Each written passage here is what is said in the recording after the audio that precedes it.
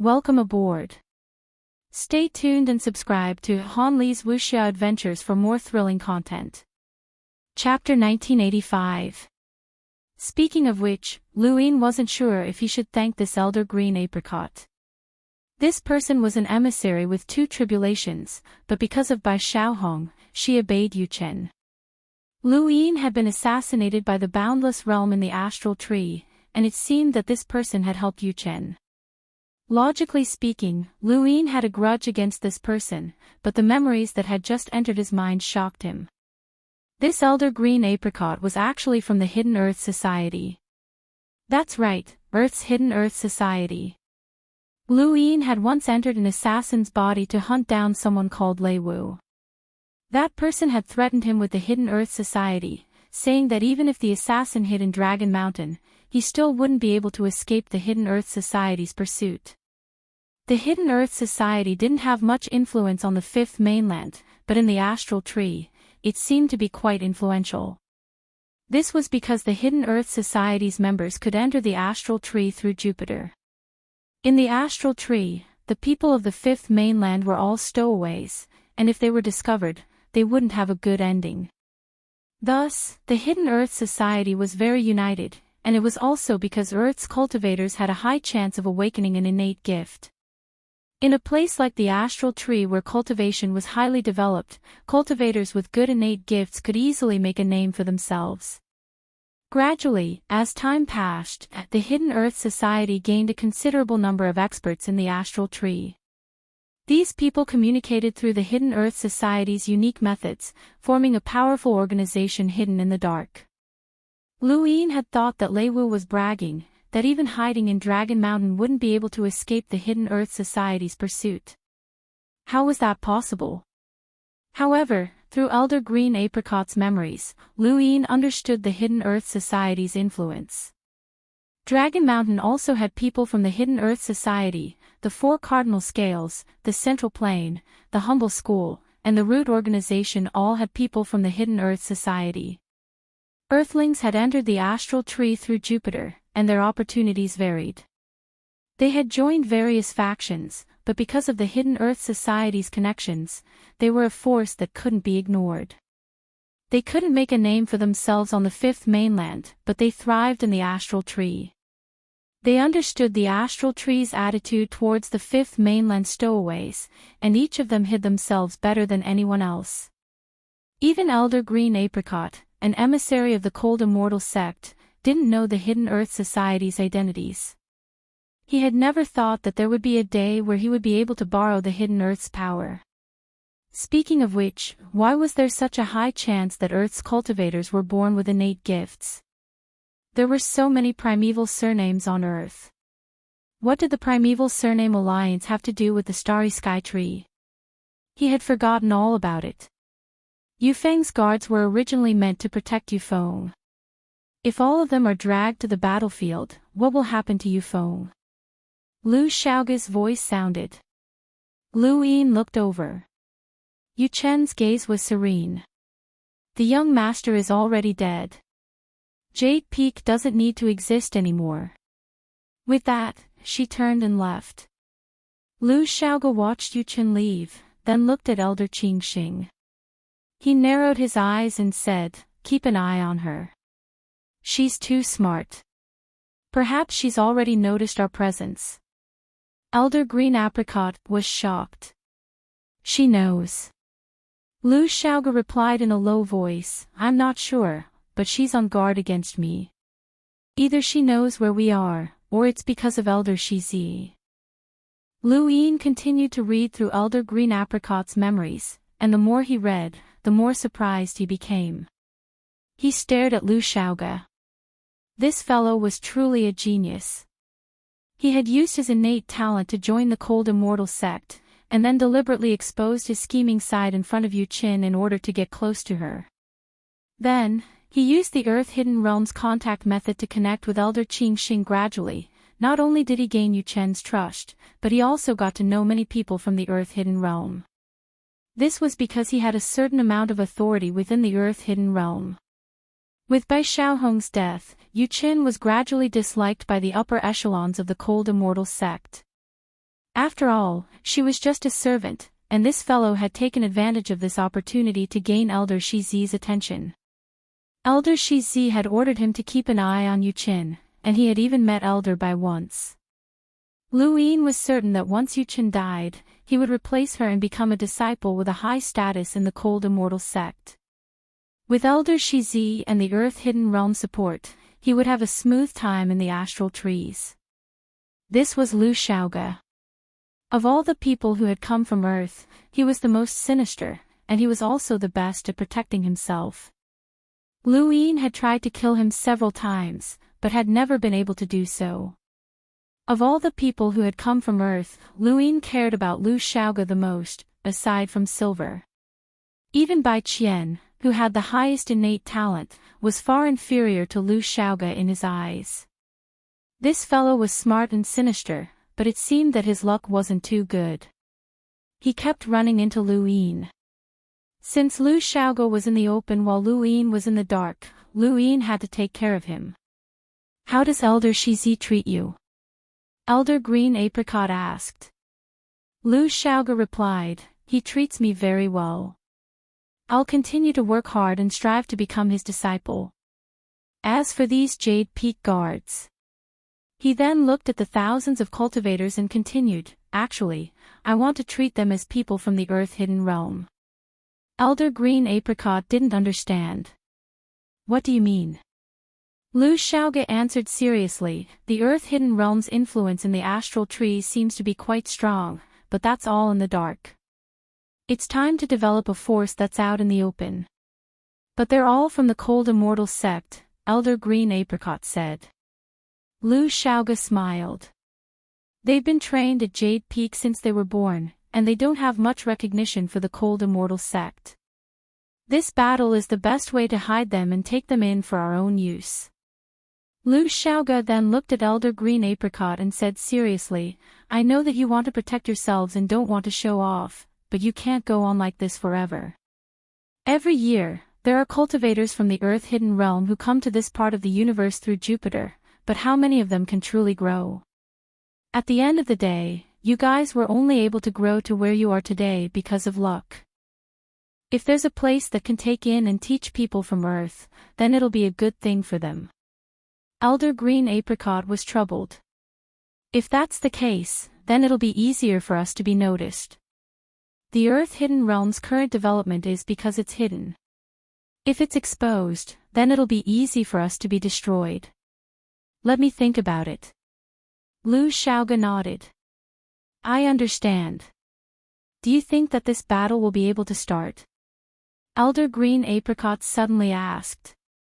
Lu Xiaoge looked into the distance and saw that there were many cultivators everywhere. "That depends on Lu Xiaoshuan's status in the Fifth Mainland.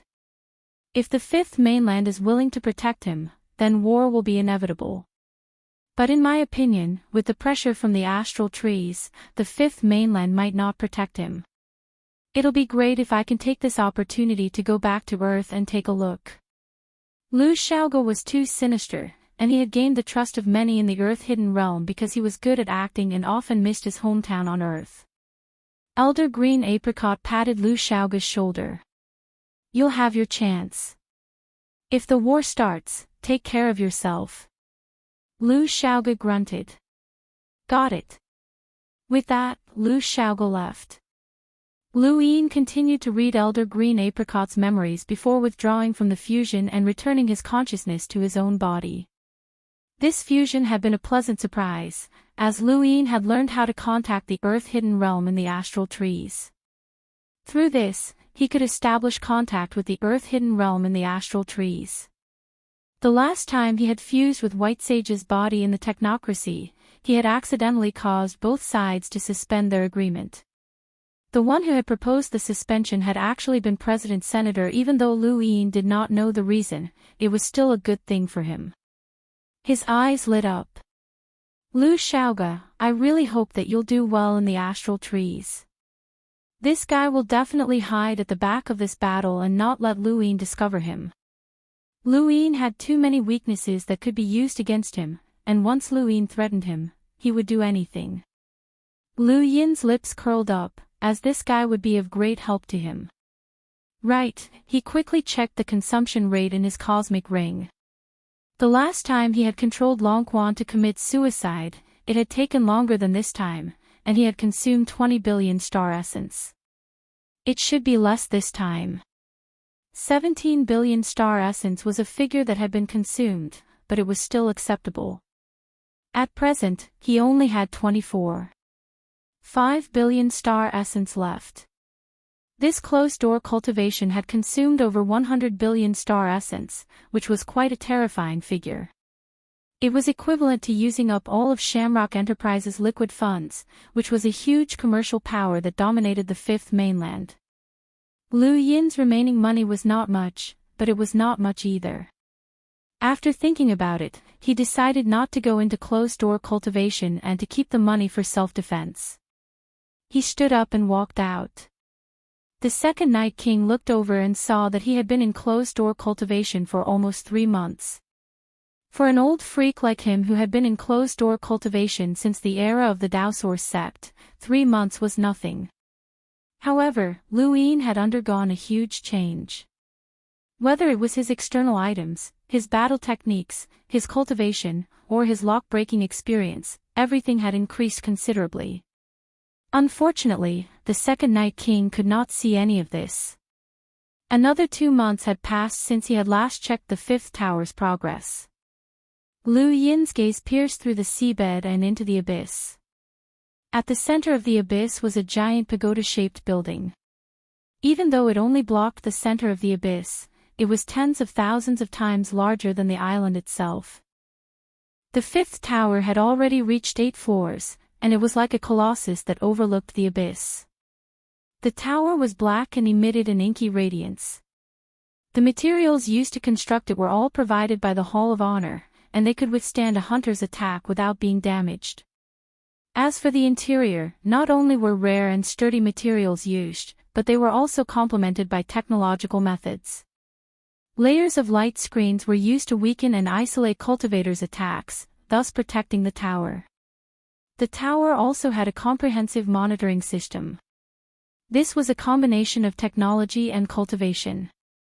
After the diagram of the fifth tower had appeared, the Board of Overseers had discussed the matter and wanted to order the World Alliance to construct a major world within the fifth tower. Every floor would be a major world to protect the fifth tower and allow cultivators to fight without restraint. However, building the fifth tower in the cosmic sea would violate the Hall of Honor's rules, which forbade major worlds from appearing outside of Mount Honor. Furthermore, Liu Yin was not willing to do so. If every floor was a major world, how could he operate it? He would not be able to take the final step. Thus, this proposal was not passed by the Board of Overseers, and it was unanimously rejected. Even Yang Ji, who had proposed this topic, voted against it after seeing the opposition from the unyielding old man and the others. Even the newly appointed director named Xia Xing had voted against it. He knew that the unyielding old man and the others were Liu Yin's subordinates. However, Liu Yin did not care about Xia Xing. He was alone, and he could not cause much of a stir in the Board of Overseers. Even Nan Yuan, who had a lot of experience, had been kicked out by Liu Yin. It was said that Nan Yuan's fate had been miserable, and the Xia family was not satisfied with his performance. Welcome aboard. Stay tuned and subscribe to Han Li's Wuxia Adventures for more thrilling content. Chapter 1986. Although Xia Xing represented the 7 courts and was rumored to be Xia Yi's illegitimate son, his friendly attitude towards Liu Yin surprised Old Man Bu and the others. He spoke well of Liu Yin, as if he was afraid that others would not know that he wanted to rely on Liu Yin. Liu Yin knew this as well, but he did not care. There were too many people who wanted to rely on him, and he had no value. No matter how well he spoke, it was useless, even if he was a director. As the fifth pagoda's construction neared completion, more and more people gathered outside the abyss. Those who could come to the abyss at this time were not ordinary cultivators. The cosmic sea was still the same, and it would not become gentler just because there were more people. Even the behemoths in the Neoverse had to rely on the strength of the cosmic sea's battle groups to pass through without a powerhouse leading them. This showed just how cruel the cosmic sea was. Almost all of the cosmic sea's battle groups were gathered outside the abyss, so no one had the time to bring other cultivators here. They also wanted to be the first to enter the fifth pagoda to obtain the inheritance, so the fewer people there were, the less competition there would be. Under these circumstances, those who could reach this place without a battle group leading the way had to go through a lot of hardships and sacrifices. This was within Lu Yin's expectations. Although the fifth pagoda was meant to educate the masses and increase the strength of the fifth mainland, not everyone had the qualifications to enter. The cosmic sea was the first trial, and those who could reach the abyss had passed the first trial. The next step was to pass through the abyss and enter the fifth pagoda, which was the second trial. Currently, the battles outside the abyss were considered the second trial to enter the fifth pagoda and receive the inheritance. Everyone wanted to eliminate the others, and the battles were never-ending. It was worth mentioning that the Mavis Bank, Aurora Corporation, Shamrock Enterprises, and so on had all established branches outside the abyss. After Lu Yin walked out of the abyss, the first thing he did was go to a certain Mavis Bank branch on an island outside the abyss. It was still a towering tree with universal coins hanging from it, swaying in the wind and emitting an aura of wealth. Lu Yin still remembered the first time he had seen such a scene on the Great Yu Empire's Xenu star. The shock he had felt then was still fresh in his mind. He had never thought that he would actually see money being thrown around one day, and it was done all the time. It allowed the money to fall with the wind and be picked up by others, showing off its nobility and grandeur. But now, that tree was nothing special in his eyes. With the exchange rate of star essence to universal coins, those who could come to the abyss would not even bother to pick up the money. Every branch of the Mavis Bank had the same environment, and Lu Yin directly tore through the void to enter. At this moment, there wasn't anyone inside. Everyone in the Mavis Bank stood up in shock when they saw Lu Yin arrive, their gazes filled with reverence and respect. Lu Yin! There was an exclamation. He turned around and smiled. I didn't expect you to be in charge of this place, Lulu. It was Lulu Mavis who had appeared in front of him, and there was another person besides her, Grandine Mavis. They were the ones in charge of this branch of the bank. Student Lu, long time no see, Grandine Mavis greeted him with a smile. Lu Yin nodded. Are you two in charge of this? Lulu rolled her eyes. I don't know what the elders are thinking, but they're making the two of us responsible. Grandine Mavis smiled. Of course it's because I'm afraid that you don't have any experience, so I'm here to supervise you. Lulu bared her teeth. I'm responsible for more than 20 bank branches. Grandine, you want to fight? No. Grandine Mavis rolled her eyes. Lu Yin was amused. The two of them had never gotten along in the Astral Combat Academy. I'm here to withdraw money. How much can I withdraw from this branch? Lulu and Lulu looked at him. How much do you want? How much can I withdraw? Lu Yin repeated. Grandine Mavis replied, 1 billion star essences. Lu Yin was shocked. That much? A typical Mavis Bank branch could withdraw 100,000 star essences at most, and the branches of the 8 great flow zones in the Innerverse could withdraw 10 million star essences. Some of the more important branches could only withdraw tens of millions of star essences at most. But this branch could withdraw 1 billion. Lulu explained, the 5th tower is right next to it, and it's currently the most dazzling place in the entire 5th mainland. It attracts countless people from the 5th mainland, so of course we have to prepare more funds in case we don't have enough. How about 1 billion star essences? Is that enough? Lu Yin smiled and took out the gray crystal card that Cloud Shadow had given him. Sorry, it's not enough. A gray crystal card. Grandine exclaimed. Lulu was shocked as well. When Cloud Shadow had given Luine the card, she had gone to the ancestral turtle and hadn't seen it. There are 5 billion star essences here, and I can use another 20 billion in an emergency. I'll take all of this. Also, help me ask Elder Cloud Shadow how much I can borrow from the Mavis Bank with my status. I'll use the maximum amount that I can borrow. Luine clasped his hands behind his back. Every single number that he said shocked the two girls, as well as the other Mavis Bank employees who heard him. These employees were all capable and experienced, and they could calmly face tens of thousands, or even hundreds of thousands, or even millions of star essences. However, Luine had said that he could borrow hundreds of millions of star essences, which made them stop breathing. This was basically emptying the entire Mavis Bank. Lulu asked seriously, "Are you sure you want to withdraw that much?" Luine nodded, as he had no other choice. It was too expensive. Ask away. Lulu nodded and turned to leave. At that moment, sounds of fighting could be heard outside the Mavis Bank. Lu Yin's domain spread out, and with his strength, there weren't many people who could detect it. There were quite a few people fighting outside, and Lu Yin even saw a familiar face, Wen Yao from the Wen family. Lu Yin was curious when he saw Wen Yao, and he walked over to the bank's entrance.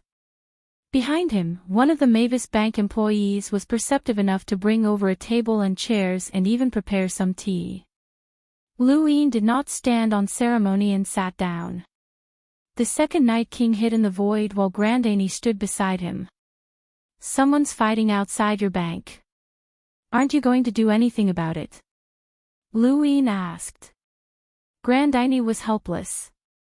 Things like this are too common. Everyone wants to eliminate others.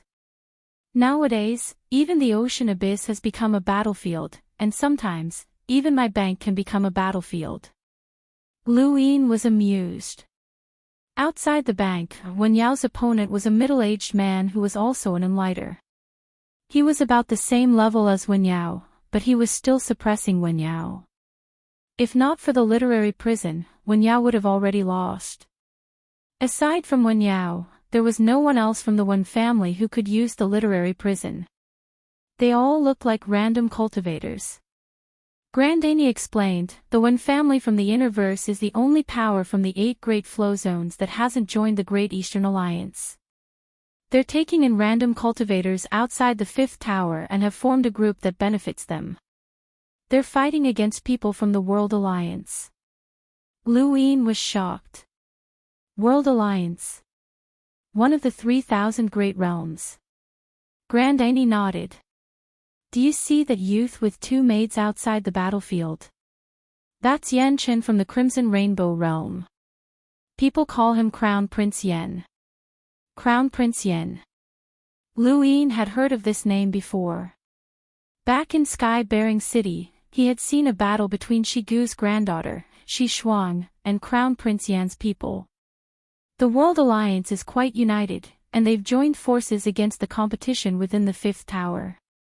They don't rely on the Neoverse, but they aren't afraid of them either. The Wen family can't rely on the Great Eastern Alliance, so they can only rope in random cultivators. They don't have many experts, but they have many spies and eyes.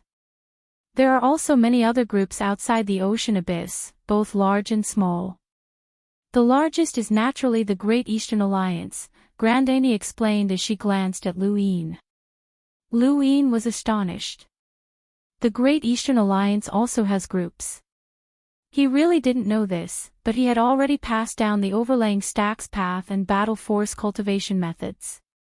Many of the Great Eastern Alliance's upper echelons had already learned them, but the Great Eastern Alliance still ruled over the innerverse and outerverse.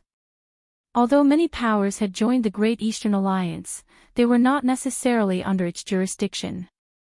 The Great Eastern Alliance is currently the largest group in the ocean abyss. It's not that they're very strong, but rather that no one dares to provoke them. After all, you were the one who built the 5th tower, Grandani explained. The battle outside the bank quickly ended. Wen Yao and the rest had been defeated, and many of the random cultivators had been heavily injured. Some had even died, and Wen Yao himself had retreated. Even further away, the Yen Crown Prince sneered. What a motley crew! Behind him, a beautiful maid hurriedly handed him some fruits and praised him. Crown Prince, the cleanup is complete. We can go in now, the middle-aged man who had fought with Wen Yao said respectfully. The Yen Crown Prince grunted. They were unlucky to have run into us. Keep an eye on the Wen family. If they dare to offend me, I'll make sure that they'll never be able to enter this Mavis Bank branch for the rest of their lives. The middle-aged man grunted in response. The Yen Crown Prince walked step by step towards the Mavis Bank branch. Above his head, universal coins were falling in the breeze. He raised his hand to catch them and casually tossed them away. To him, universal coins were no different from white paper. No, they weren't even as useful as white paper. At least he could write on white paper. The closer he got to the Mavis Bank, the more the Yen Crown Prince's gaze was attracted to the young man who was leisurely sipping tea inside the bank. He frowned at first. Who was so daring to watch him? However, when he saw who it was, his body trembled and the arrogance in his eyes faded away. He growled and had the maid retreat as well. He hurriedly entered the bank and arrived in front of the young man. He said respectfully, "So it's Alliance Master Lu." Yen Chen greets Alliance Master Lu. Lu Yin sized up the Yen Crown Prince. The World Alliance managed the 3,000 major realms, and there were also experts and emissaries within them. The Yen Crown Prince's father, the Yen Emperor, was one of them. An emissary was an expert in the Fifth Mainland, so it was normal for the Yen Crown Prince to be arrogant. I've heard of you more than once, Yen Crown Prince. Lu Yin stood up and looked at Yen Chen calmly. Yen Chen was startled and looked terrified. He said respectfully, "It's my good fortune to be heard by Alliance Master Lu." Grand Annie glanced at Yen Chen. This Yen Crown Prince was very arrogant. Even when he came to the Mavis Bank, he acted superior. He didn't seem to care about the Mavis family at all. This was the first time she had seen Yen Chen like this. Lu Yin smiled. You did it just now. He paused at this point. Yen Chen couldn't help but lower his head even more. He looked at Lu Yin's feet nervously, not knowing what Lu Yin wanted to say. Lu Yin looked at Grand Annie. Isn't someone like that useful? Grand Annie gave Lu Yin a deep look. Ever since we parted ways at the Astral Combat Academy. She hadn't interacted much with him before, but now it seemed that he had changed a lot. He was a completely different person. The high-spirited youth from back then had now become a person of great power and authority. Even the Mavis family had to take the initiative to form an alliance with him. Right, where's Ascension Mavis? Why didn't he come? Grand Annie Mavis replied, Sister Yuhua is in seclusion. The Mavis clan has its own cultivation methods, so there's no need for us to obtain any outside inheritance. Her words reminded him of the ancestral turtle. The Mavis family still had many secrets. At this moment, Lulu arrived. Elder Cloud Shadow said that in addition to the 20 billion crystal essences you overdrew on your crystal card, he can also lend you 80 billion crystal essences without interest. Grand Annie was not surprised. Both sides had already formed an alliance, so how could there be any interest? However, Lu Yin was thinking about something else. If he could borrow 80 billion star essence without any interest, then that meant that the Mavis Bank wouldn't feel any pressure. What did that mean? This meant that the total assets of the Mavis Bank were extremely exaggerated. It was so exaggerated that they could use 80 billion crystal essences as a favor loan. This meant that he could obtain more than 100 billion crystal essences from the Mavis Bank, which was all of Shamrock Enterprises' liquid assets. As expected, the Mavis Bank was the richest. Lu Yin's eyes lit up. When can you give me this money? This was Lulu's first time encountering such a large flow of funds. The clan will send someone to deliver it, but it'll take some time. Lu Yin smiled. Of course, I won't be leaving the cosmic sea for now. Lu Yin left. Grand Annie was confused.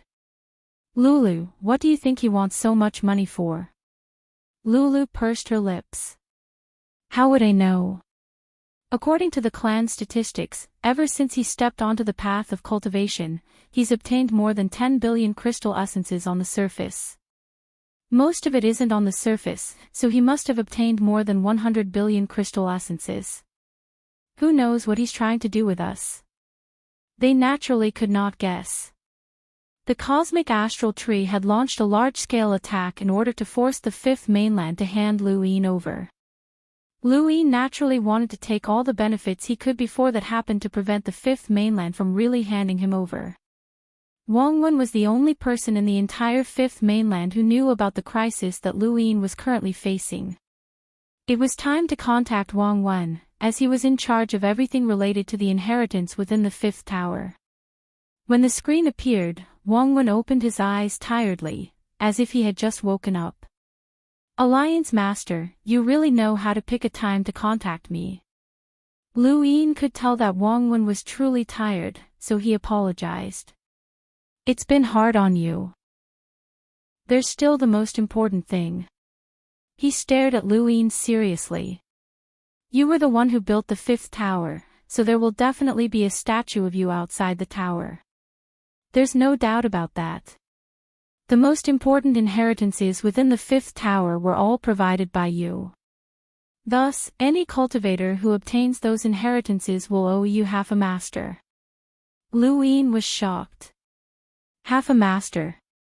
Wang Wen replied, that's right.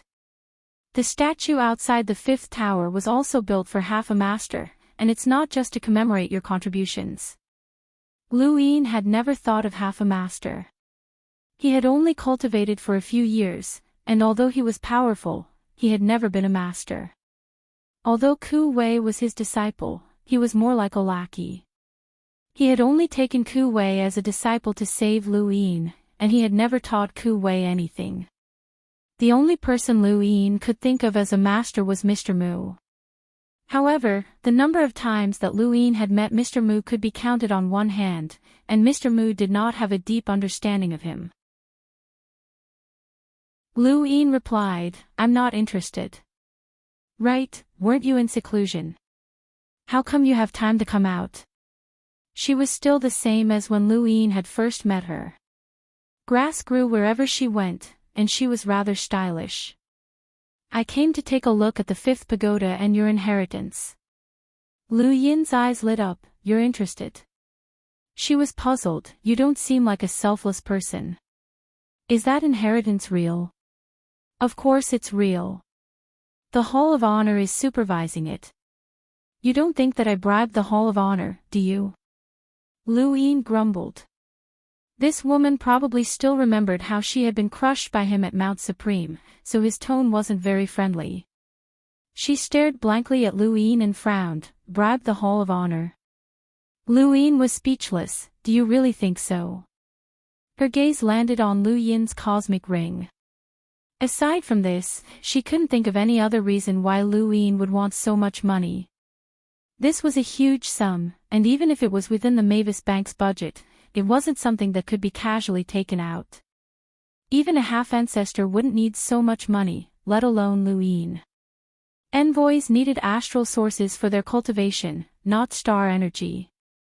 Star energy was of little value to envoys, and even though Lu Yin was the Great Eastern Alliance's leader, the Great Eastern Alliance had its own transportation companies, the giant financial group, and the 4 largest financial groups in the Outerverse.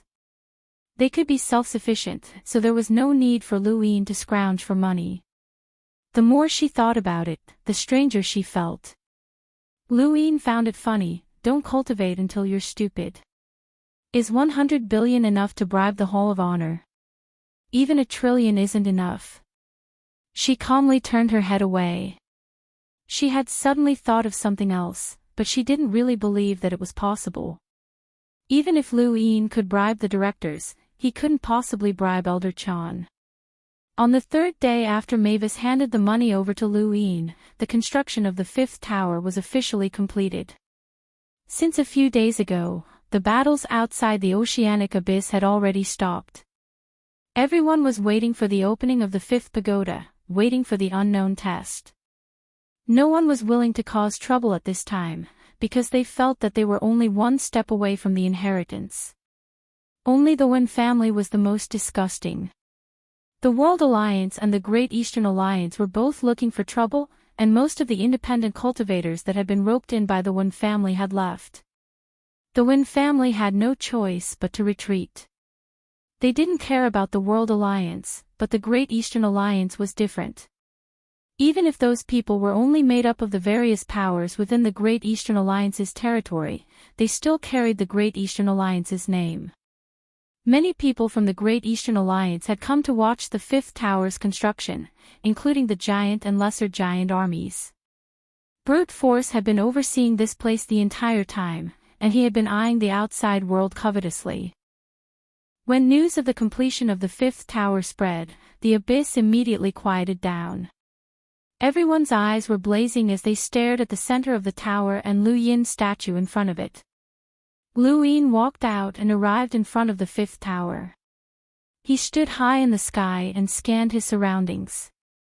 I know that you've all been waiting for the fifth tower to open so that you can obtain the inheritance and improve your cultivation.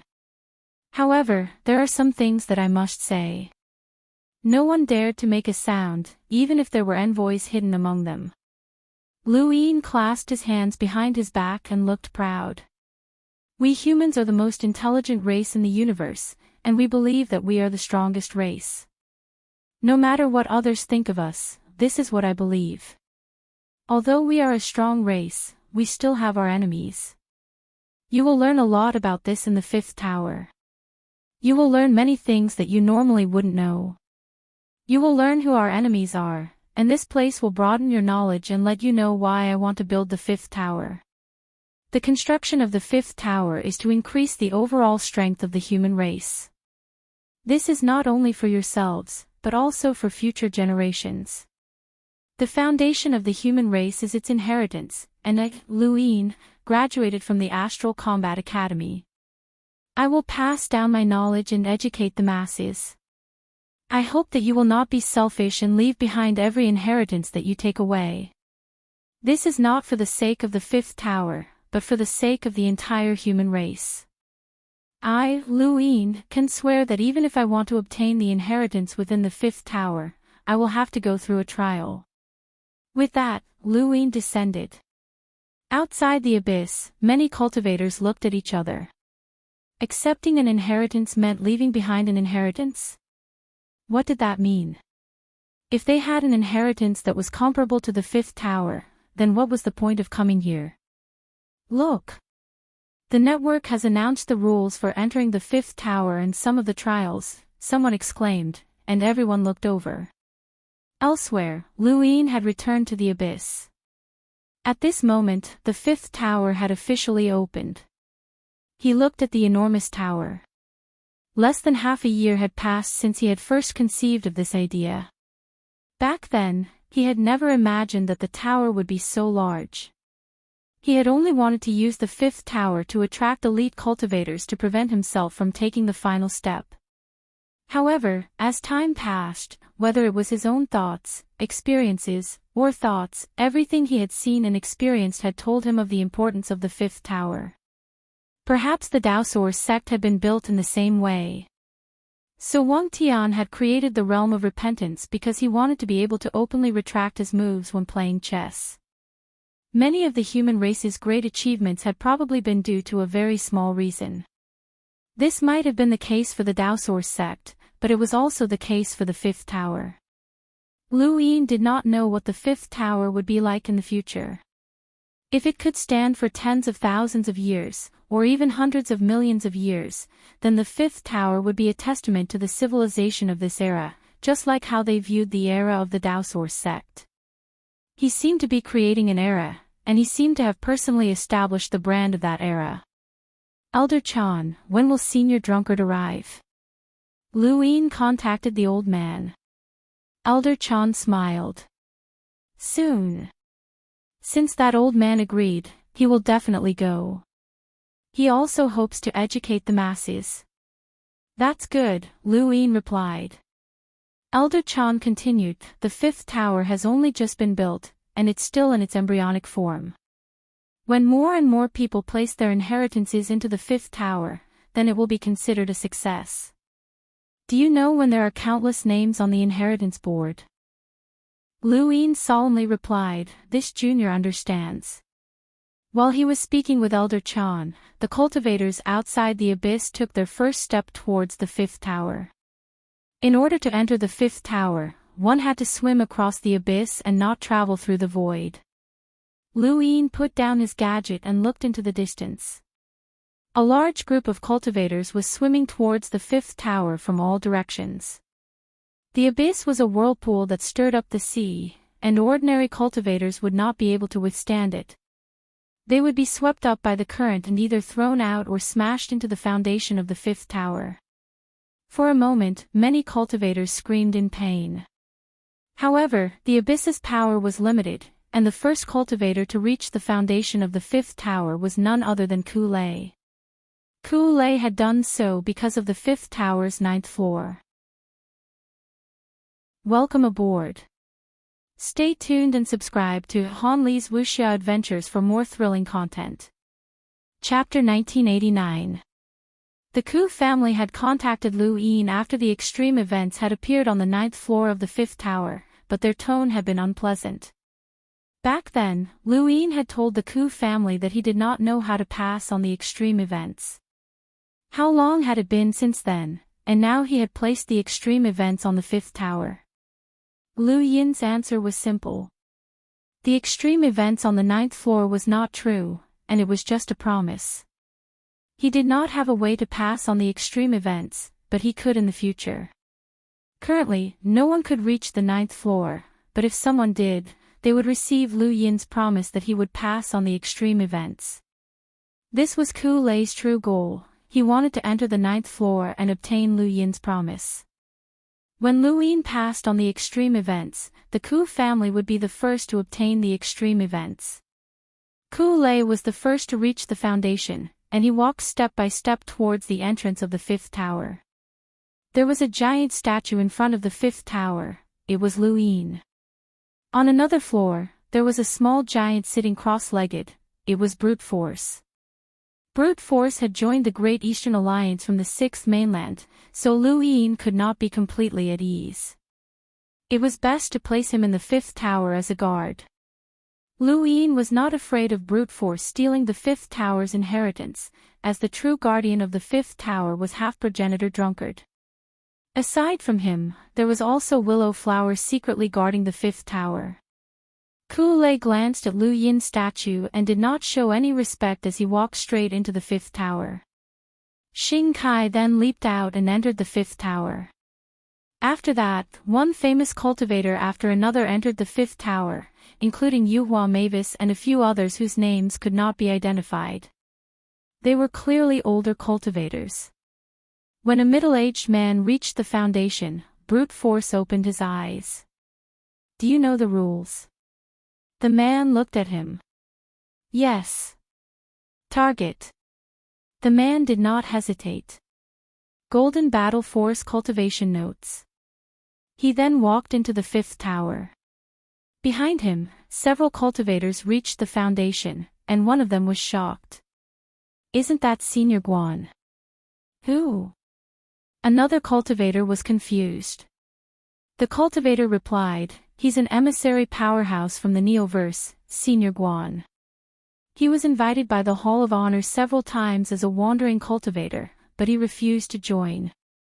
I remember now. He's one of the few wandering cultivators who can become an emissary. I heard that he refused to join the Hall of Honor because he wanted to maintain his status as a wandering cultivator. Yes, that's him.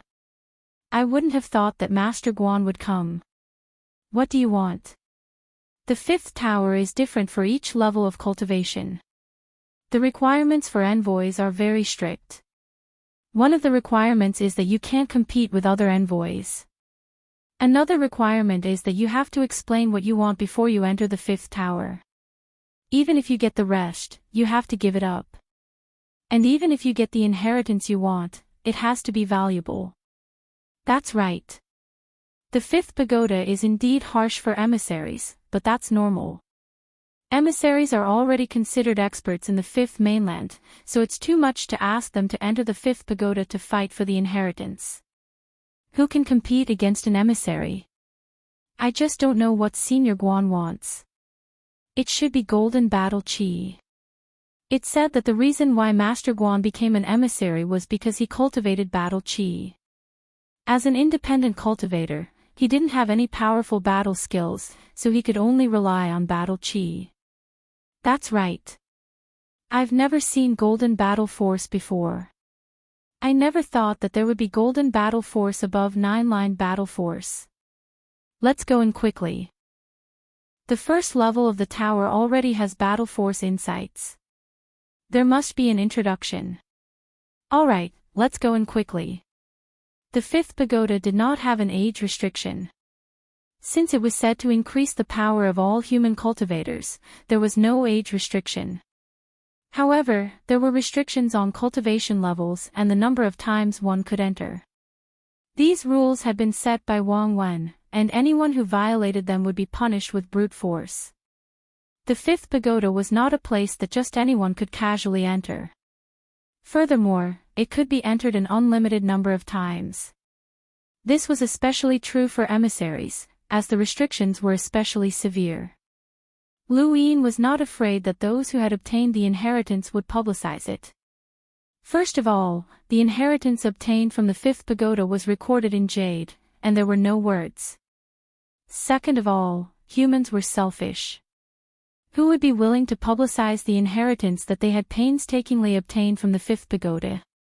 Outside the abyss, a screen rose up, and the scene within the fifth pagoda was displayed. The fifth pagoda was being monitored from all angles. Although it did not forbid death and slaughter, it also prohibited the formation of factions. Lu Yin had established the fifth pagoda for himself and the Great Eastern Alliance, not for the sake of helping others. If the heirs of the seven courts teamed up, who would be able to defeat them? The emissaries also had to be monitored, but the emissaries would not arrive so early. There's an emissary. Lu Yin was astonished, as emissaries had actually entered so early. He looked at one of the scenes on the screen and saw a middle-aged man. Did this person require golden battle force? Actually, the cultivation of battle force depended on whether or not one's heart could break through a certain limit. The fifth mainland could cultivate battle force as well, but because there was a lack of common knowledge on how to surpass 9-line battle force, even some powerhouses with strong willpower could not take that final step. They did not know what was possible or how to break through. Lu Yin had only broken through because he was standing at the peak of his peers and could not control himself. How many people in history had been able to achieve such a feat? This middle-aged man should have reached 9-line battle force long ago, which was why he wanted to obtain the cultivation method for golden battle force. Actually, he only needed to obtain the first level's battle force cultivation experience. The first level's battle force cultivation experience introduced the Warring States period, and the first level had a lot of information about the Eternals, the fifth mainland, and the sixth mainland. Just as Lu Yin had said before opening the pagoda, these cultivators would understand why they needed to increase the overall power of the human race. The golden battle force cultivation experience was on the fifth level, and with an emissary's strength, it was reasonable to say that they could reach it. However, whether or not they could reach the next level of the fifth pagoda depended on both strength and luck. If a normal cultivator wanted to reach the next level, they would either have to find a stairway that randomly appeared or rely on their own strength. There were barriers between each level, and if one was not strong enough, they would not be able to reach the next level. But if one was strong enough, they might not be able to reach the next level due to other reasons. Just as Lu Yin was thinking about this, Ku Lei encountered another scene on the screen. This unlucky child was the first to enter the fifth pagoda, and he was also the first to break through the barriers between the first and second levels with his own strength. He was about to break through the second barrier and enter the third level when someone could not stand by and watch. Just as Ku-lei was about to break through the barriers between the second and third levels, his body suddenly froze, and the void froze. This was Ku-lei's innate gift, and Lu-yin had suffered from it before. Now, it was Ku-lei's turn. Ku-lei looked down and saw a sword chi inexplicably appear below him. It was extremely sharp and fast, and its power surpassed that of an enlighter's. Ku-lei's eyes trembled, and lightning flashed as he shattered the sword chi. In front of him, a figure tore through the void and sent a palm strike at him. The figure's appearance could not be seen, and all that could be seen was a set of universal armor. Ku-lei's void froze, but it could not trap Ku-lei.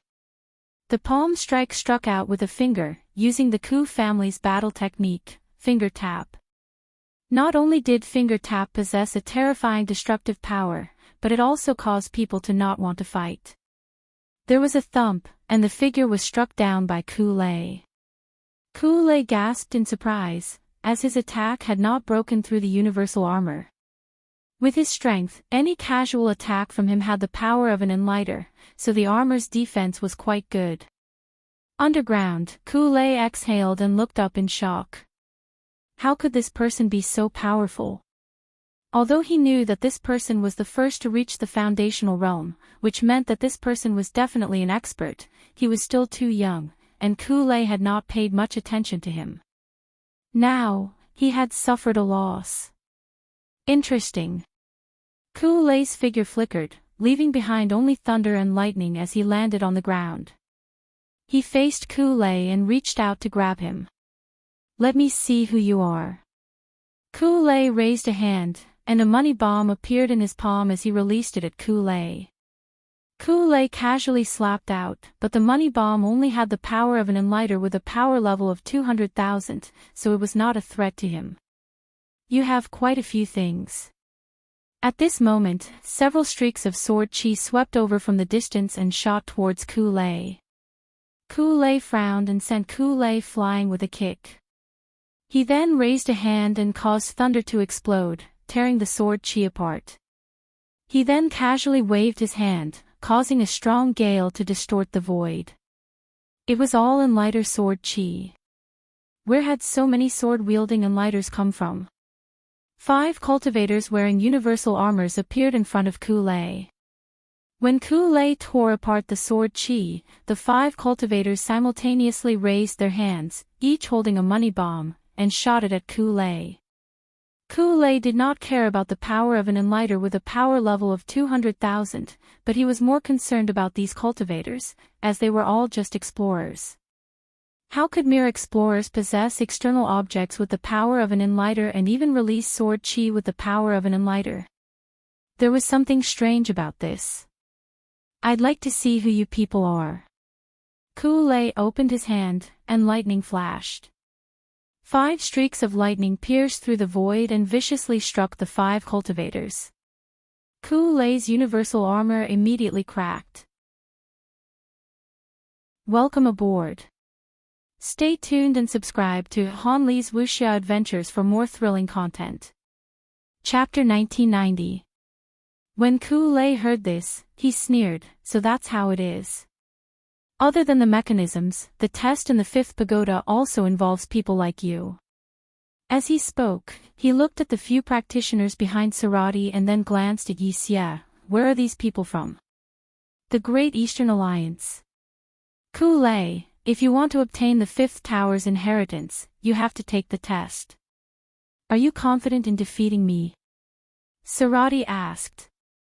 Ku-lei sneered, Lu-yin is such a hypocrite.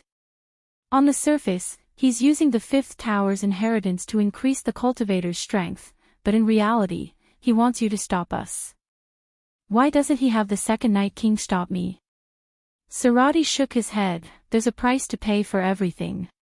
In the 5th tower, some people gain while others lose. It's normal, especially for people like you who want to reach the top. The test is even more difficult. You think you can stop me? Try it. Ku-lay barked, and thunder rumbled as he charged toward Sarati. Sarati's lips curled up as flames burned the sky and collided with the thunder. Outside the abyss, Luin looked at the screen. Some people hoped for fairness, but fairness had never existed. The fifth tower was no different. Some people were lucky enough to be able to kick out an inheritance while walking on the road, but others simply couldn't obtain it. Karmic craftiness had only acted because he didn't like Ku-lay, not because of Lu Yin's instructions. The fifth tower's inheritance had its own rules, and Ku-lay obviously wanted to break them, so he had to be kicked out. If the middle-aged emissary had tried to rush to the 9th level, someone would have interfered as well, but he was smart enough to wander around the first level. If he was lucky, he might encounter a random staircase to enter the 2nd level, so no one would stop him. However, the 6th level and above were different. One had to pay a price to obtain the inheritance. After the battle with Ku-lay, Luin had also seen the Lu Xuanjuan's shortcomings. They could deal with ordinary cultivators, but they were still no match for a genius like Ku-lay. They should increase the defenses of their universal armors so that they wouldn't be wiped out by the emissaries. Wang Wen had done a good job, this was training. Luin was looking for the Lu Xuanjuan's shortcomings, but he didn't know that Ku-lay's emotions were in turmoil. Who was he? It was Ku-lay, a genius of the Neoverse and a direct descendant of the 7 Quartz Ku family. Not even the 10 arbiters were worthy of his attention, and he was one of the top experts of the 5th mainland's younger generation. Unless he faced a genius of the same level, he could easily crush anyone else. However, just now, he had faced an ordinary enlighter with a slightly strange innate gift and 5 explorers. He had not been able to take them down in a short amount of time, and he had even been counterattacked multiple times. This was something that had never happened before in his life. But now, it had appeared. What he saw from those few cultivators was not the possibility of a genius challenging someone of a higher level, but the scale. Those few cultivators wore the same universal armor and released the same attack. What if there were not just a few of them, but dozens or hundreds of them? Or even thousands of them? Who was still a match for the Great Eastern Alliance? At least at this level, the Great Eastern Alliance was invincible. As he fought with Sarati, he wanted to know who those people were. In the end, he still managed to ask. Lu Xianjun. Ku-lay retreated 1,000 meters. Shocked. Army. A pair of flaming wings spread out behind Sarati. That's right. They're the Lu Xianjun army, an army made up entirely of space-exploring cultivators. They're one of the strongest armies in the Great Eastern Alliance. Ku-lay's eyes flickered. How many? Sarati's lips curled up. Ask them yourself. There was no need to hide the Lu Xianjun army's existence, as this was one of Wang Wen's goals. He wanted to expose the Lu Xianjun army and intimidate the 5th mainland. At the same time, he wanted to attract more cultivators to join him.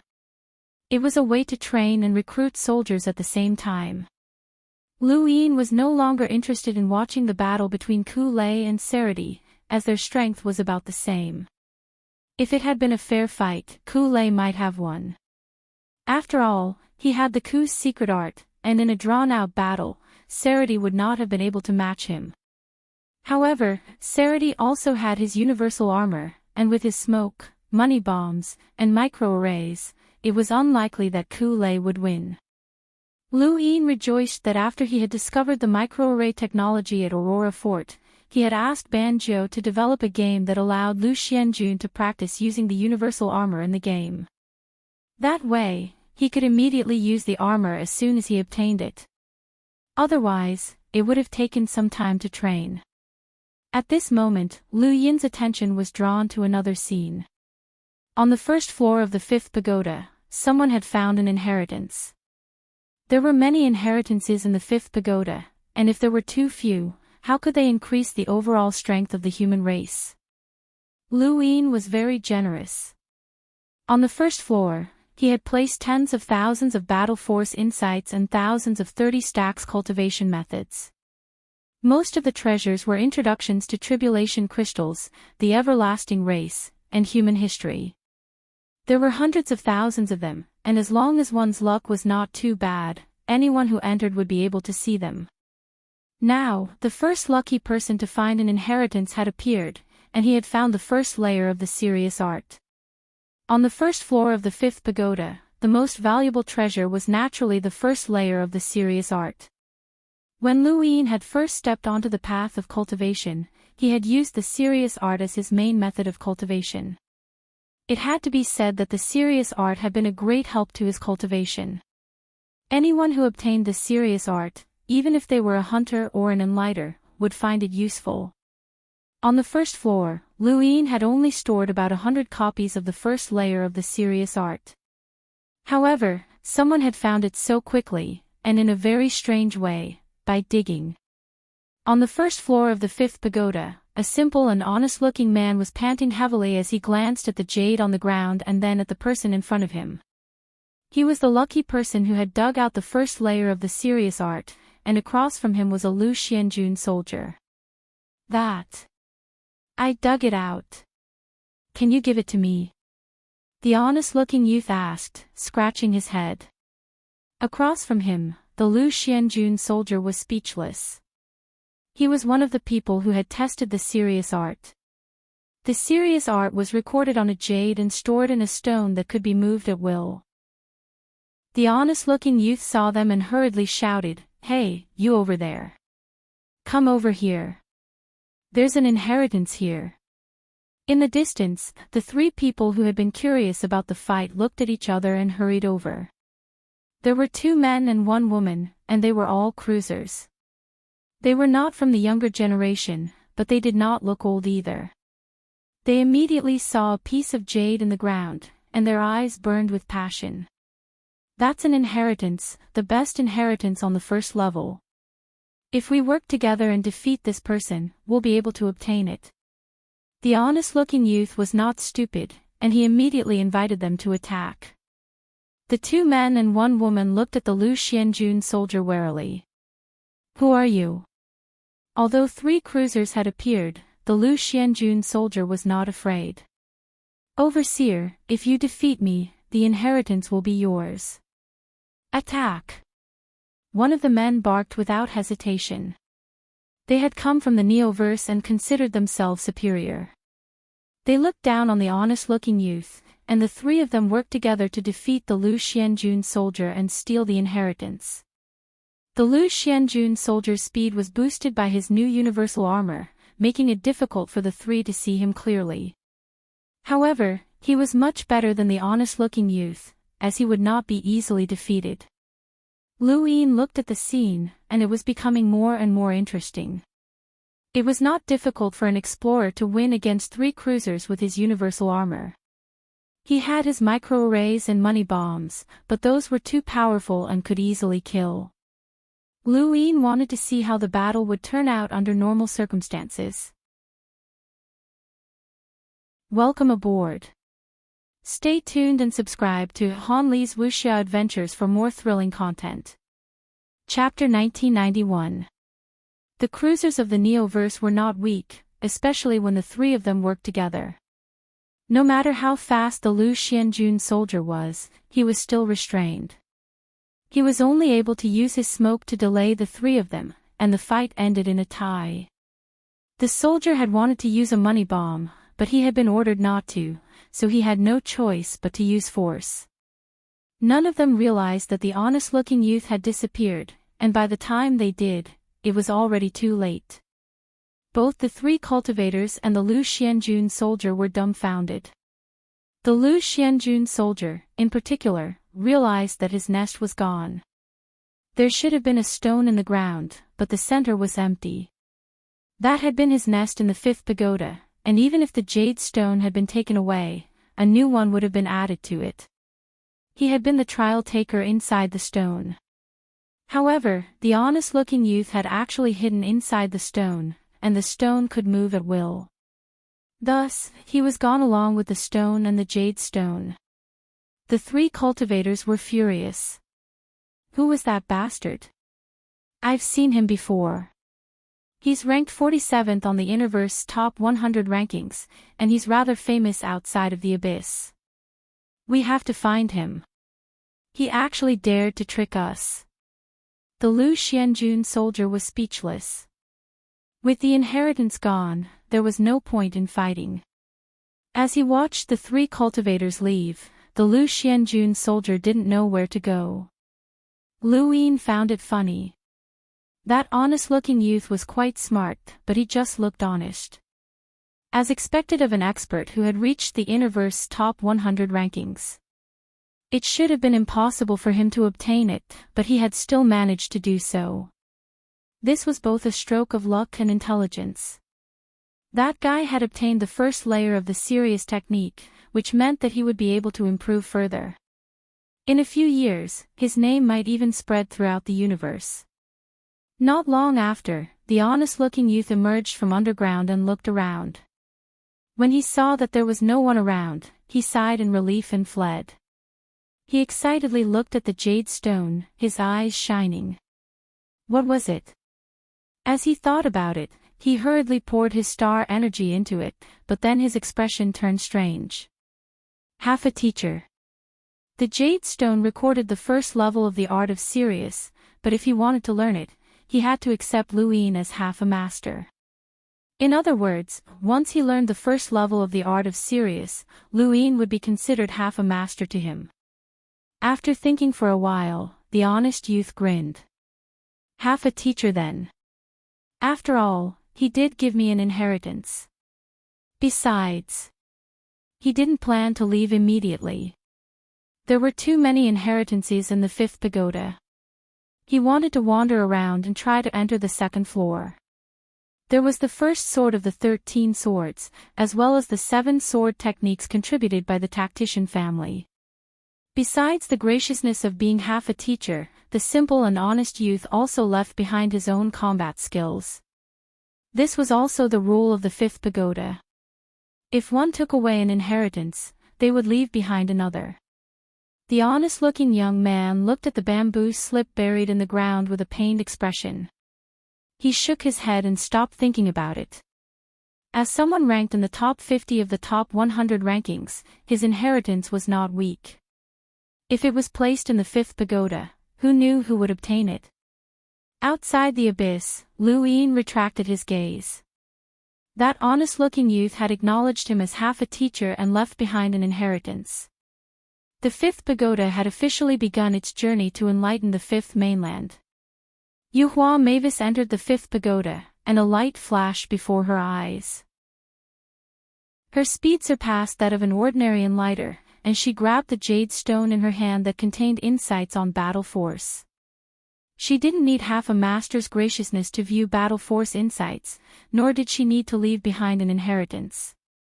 She had been to the astral tree domain before, and she knew that there was something above 9-line battle force, but she didn't know any specific cultivation methods.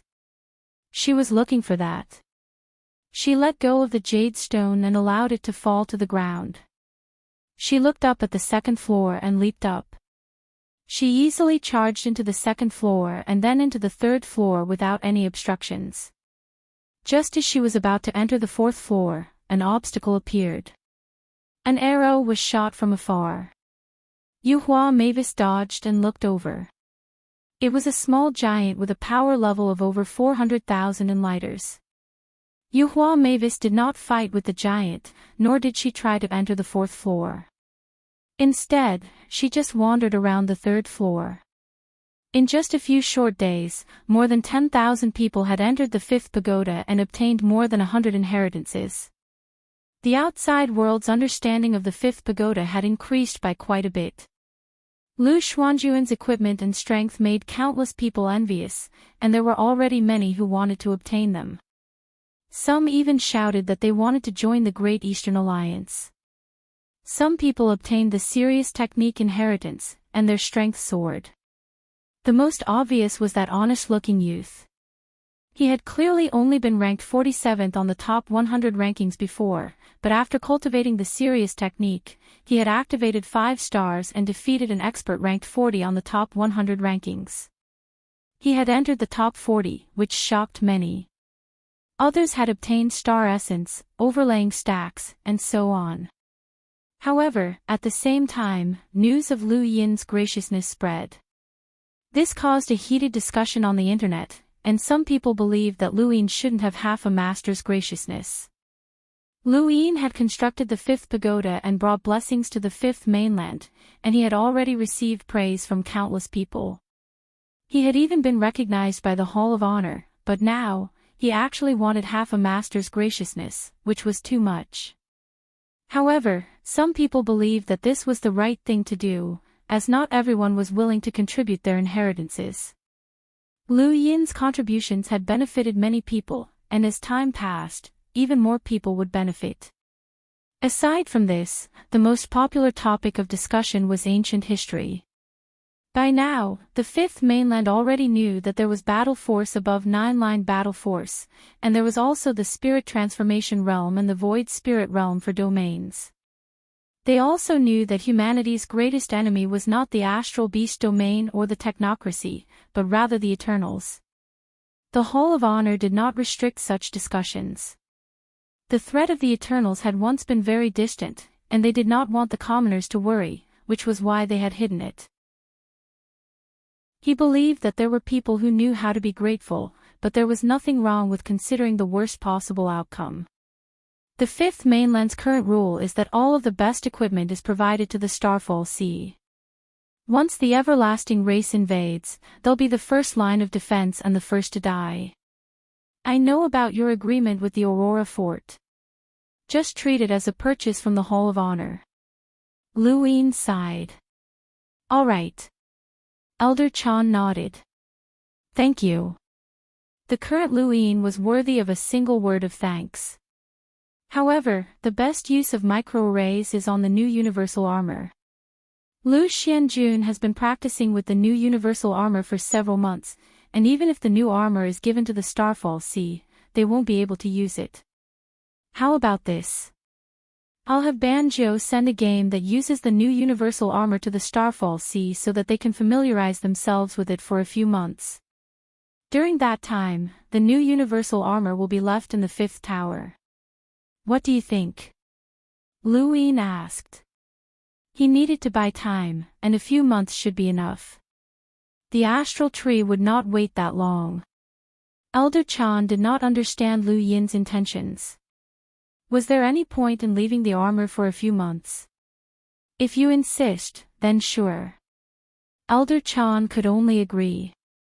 He had already felt that he had let Lu Yin down by making such a request, but such a small request was insignificant.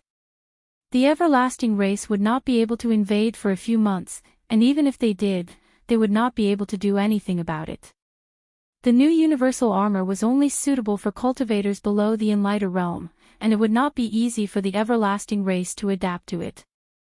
Moreover, even if the new armor was added, it would not be enough to reverse the situation against the everlasting race. It would just be accumulating a lot. Elder Chan was right. Regardless of whether it was the 5th mainland or the 6th mainland, they had to give the best equipment and medicine to the Starfall Sea first. This was a rule. Welcome aboard. Stay tuned and subscribe to Han Li's Wuxia Adventures for more thrilling content. Chapter 1992. Just as he was about to end the call, Elder Chan said, "There's one more thing. Someone has something to say about the 5th pagoda's half-master." Lu Yin's heart sank. It had only been half a month, but even Elder Chan had been alerted. Who? Xia Ji, Elder Chan replied. Lu Yin's head hurt. If someone else had something to say, it would be pointless to cause a ruckus. However, Xia Ji was a half-step ancestor. Senior, are you asking me to cancel the half-master's favor? Lu Yin asked. Elder Chan smiled. That was my original plan, but since you've contributed more than 10,000 sets of new universal armor, I'll take responsibility for you." Lu Yin was shocked. "Senior will take responsibility for me?" Elder Chan sighed. Throughout history, who would selflessly contribute their own inheritance? The establishment of the fifth pagoda is similar to the establishment of the Daosuo sect in ancient times, and it has contributed greatly to humanity. What's a half-master's favor? It's not like I'm taking you as my master. Lu Yin had not expected such an unexpected gain. He had not planned on giving away the new universal armor, and even if the cosmic tree had called, Elder Chan would not have asked for it back. However, at that time, he had guessed the significance of keeping the armor for a few months. When he thought about it, he felt a little upset. Forget it, if the fifth mainland had not betrayed him, then he would give the armor to the Hall of Honor after the matter with the cosmic tree was resolved. "Thank you, Senior," Lu Yin said with mixed feelings. Elder Chan smiled. "Your appearance has changed history more and more. Let's pretend that the incident with Yi King never happened." Lu Yin was calm, as he knew that he could not hide this from Elder Chan. "Thank you, Senior. But there's one thing I need to remind you, Shamrock Enterprises cannot be changed. The largest supplier of medicine to the Starfall Sea is Shamrock Enterprises. Those medicines cannot be cut off," Elder Chan cautioned. Lu Yin replied, "I understand. Aside from Yi King, the rest of Shamrock Enterprises will not change. Don't worry, Senior." "That's good." Elder Chan then ended the call. Lu Yin lowered his arm and looked up at the sky. Elder Chan's attitude had given him more confidence in the fifth mainland, and he hoped that they would not take the final step. However, Xia Ji was a big problem. Lu Yin's gaze turned cold, as he needed to find a chance to deal with him. Only a half-step ancestor to deal with him. Ever since he embarked on the path of cultivation, Lu Yin had offended many people along the way, and he was best at diverting trouble to others. The current Xia Ji was just as powerless as the Day-Night clan had been, but that didn't mean that there was no way to deal with him. Outside the fifth pagoda, a figure stepped through the void and appeared. Many cultivators who were swimming towards the fifth pagoda raised their heads. There was actually someone who dared to violate the rules of the fifth pagoda. Brute Force opened his eyes and stared over with a cold gleam. That cultivator did not land on the foundation of the fifth pagoda. Instead, he stopped some distance away from the fifth pagoda and threw in a crystal card. Then, he turned around and left.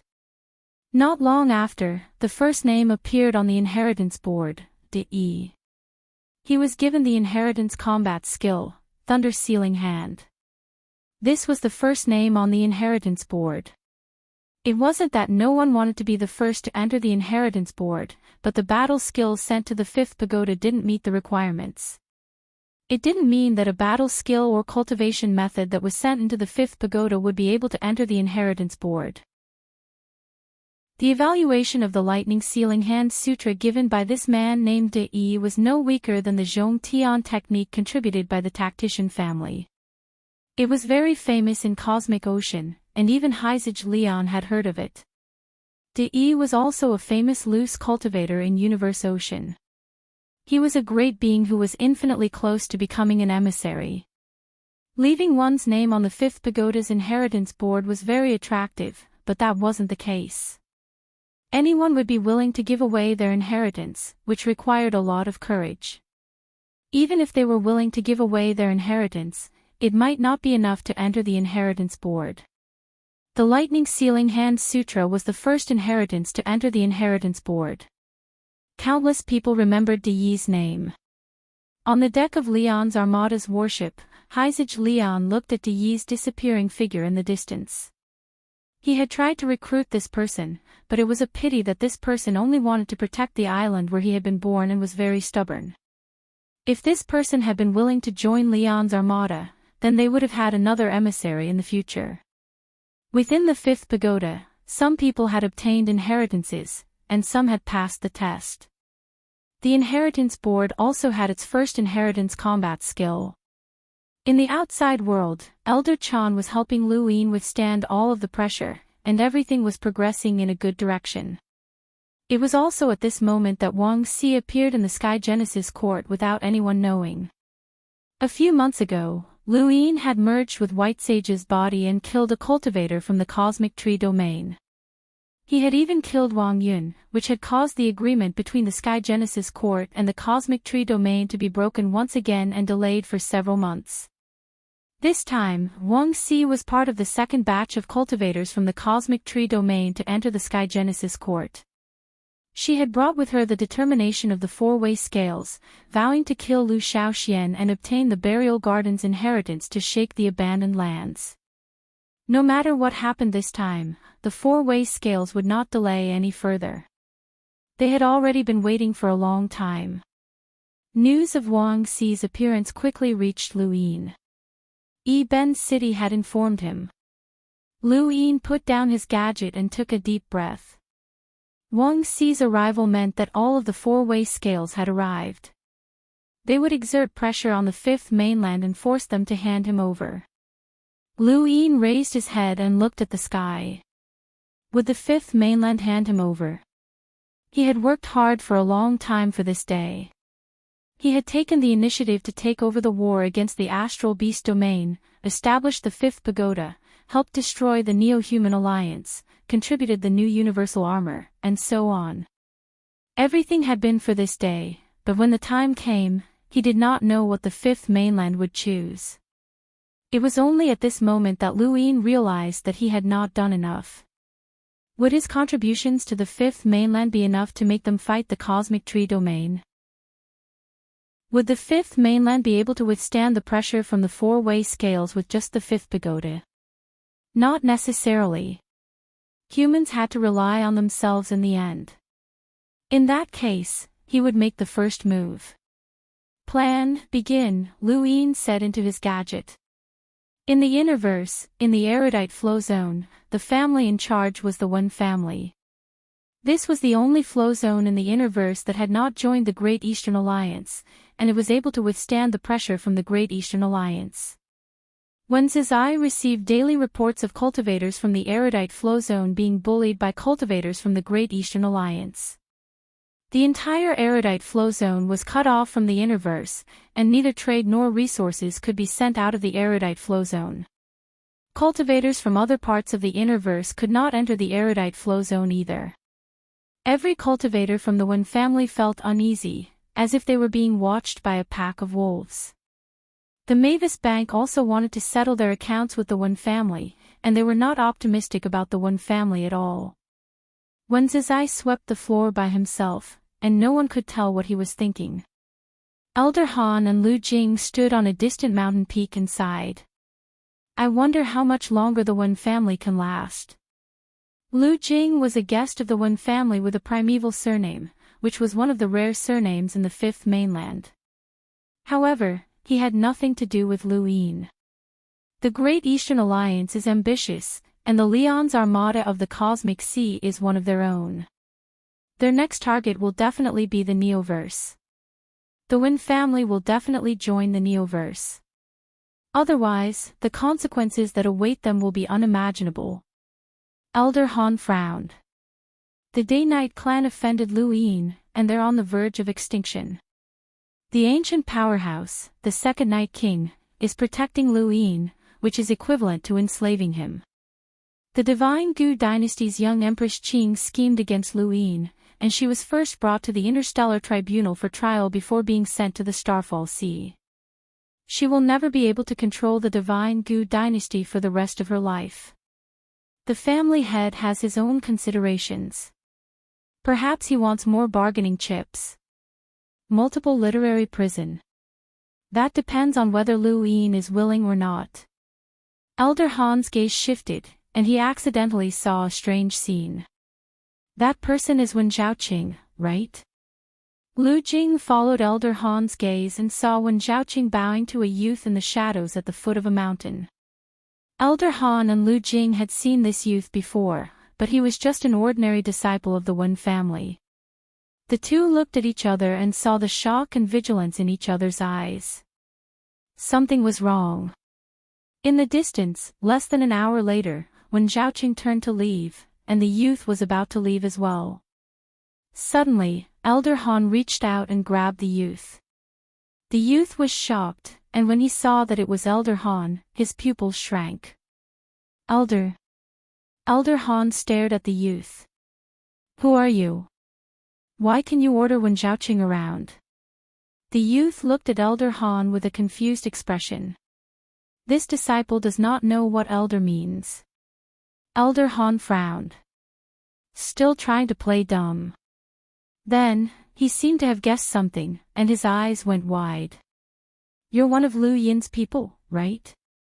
The youth's eyes shifted, and he raised his head. That's right, this disciple is one of Alliance Head Lu's people. Elder Han, the Wen family is determined to not submit to the Great Eastern Alliance, and when Zhaoqing has tactfully agreed. There's no need for you to be so stubborn. Otherwise, Alliance Head Lu will not let you off. Elder Han's face sank. If this youth was one of Lu Yin's people, then it was unlikely that he would address Lu Yin as Alliance Head Lu. This was an attitude, and this person had subconsciously addressed Lu Yin as Alliance Head twice. Something was off. In the distance, Lu Jing arrived. When Zhaoqing is being controlled, and his expression is sluggish. It's obvious that he's been poisoned. There's something wrong with this kid. As soon as he finished speaking, the young man suddenly made a move and pointed at Old Han. Immortal guides the way. Elder Han casually waved his hand, and the youth's arm was torn apart. The youth's body crashed into the mountain wall and spat out a mouthful of blood. He stared at Elder Han with a miserable expression and gritted his teeth. You dare hurt me. Alliance Head Lu will not let you off, and your Wen family will be buried with me. Then, the youth's eyes dimmed, and he collapsed to the ground. Lu Jing hurried over. Not good. He grabbed the youth's neck, only to discover that the youth was already dead. What a strong poison. This kid was an explorer, but he couldn't even last a second. Elder Han walked over. I never thought that Lu Yin had already planted someone in my Wen family. Do you really believe that Lu Yin did it? Lu Jing asked. Elder Han frowned. What do you mean? Let's report this to the family head first. One day later, Wen Zizai, Elder Han, and Lu Jing faced Wen Zhaoqing. Wen Zhaoqing was at a loss. Family head, why am I here? Do you remember what happened yesterday? Wen Zizai asked as he looked deeply at Wen Zhaoqing. Wen Zhaoqing shook his head, but then he frowned. Yesterday. I had a dream, and in my dream, I kept repeating 3 words. Which 3 words? Elder Han asked. Wen Zhaoqing thought for a moment. The frigid immortal sect. Shi Shuang fell into a daze as she thought about him. Suddenly, the void split open, and a woman walked out. Her eyes were cold as she looked at Shi Shuang. Come with me. As she spoke, she clapped her hands, forcing back the cultivators protecting Shi Shuang. My Wang family's 4 uniques, how can you resist it? She then tried to grab Shi Shuang. Shi Shuang's face paled. Just as the woman was about to grab her, the void split open, and an elder walked out. He faced the woman and slashed out with a sharp blade. Although the woman was not weak, she was only a hunter. She was injured by the elder's attack and fell into the sea. The elder looked down from above. How dare you attack Miss Shi Shuang? Who are you? The woman clutched her shoulder as fresh blood flowed into the sea. She glared at the elder with a ferocious expression. Tell Shigu to listen to the Wang family's orders. The Wang family will allow him to become a 3rd origin tribulation cultivator and guarantee that he will become the master of this wasteland. The elder was bewildered. Who are you? The woman turned around and left.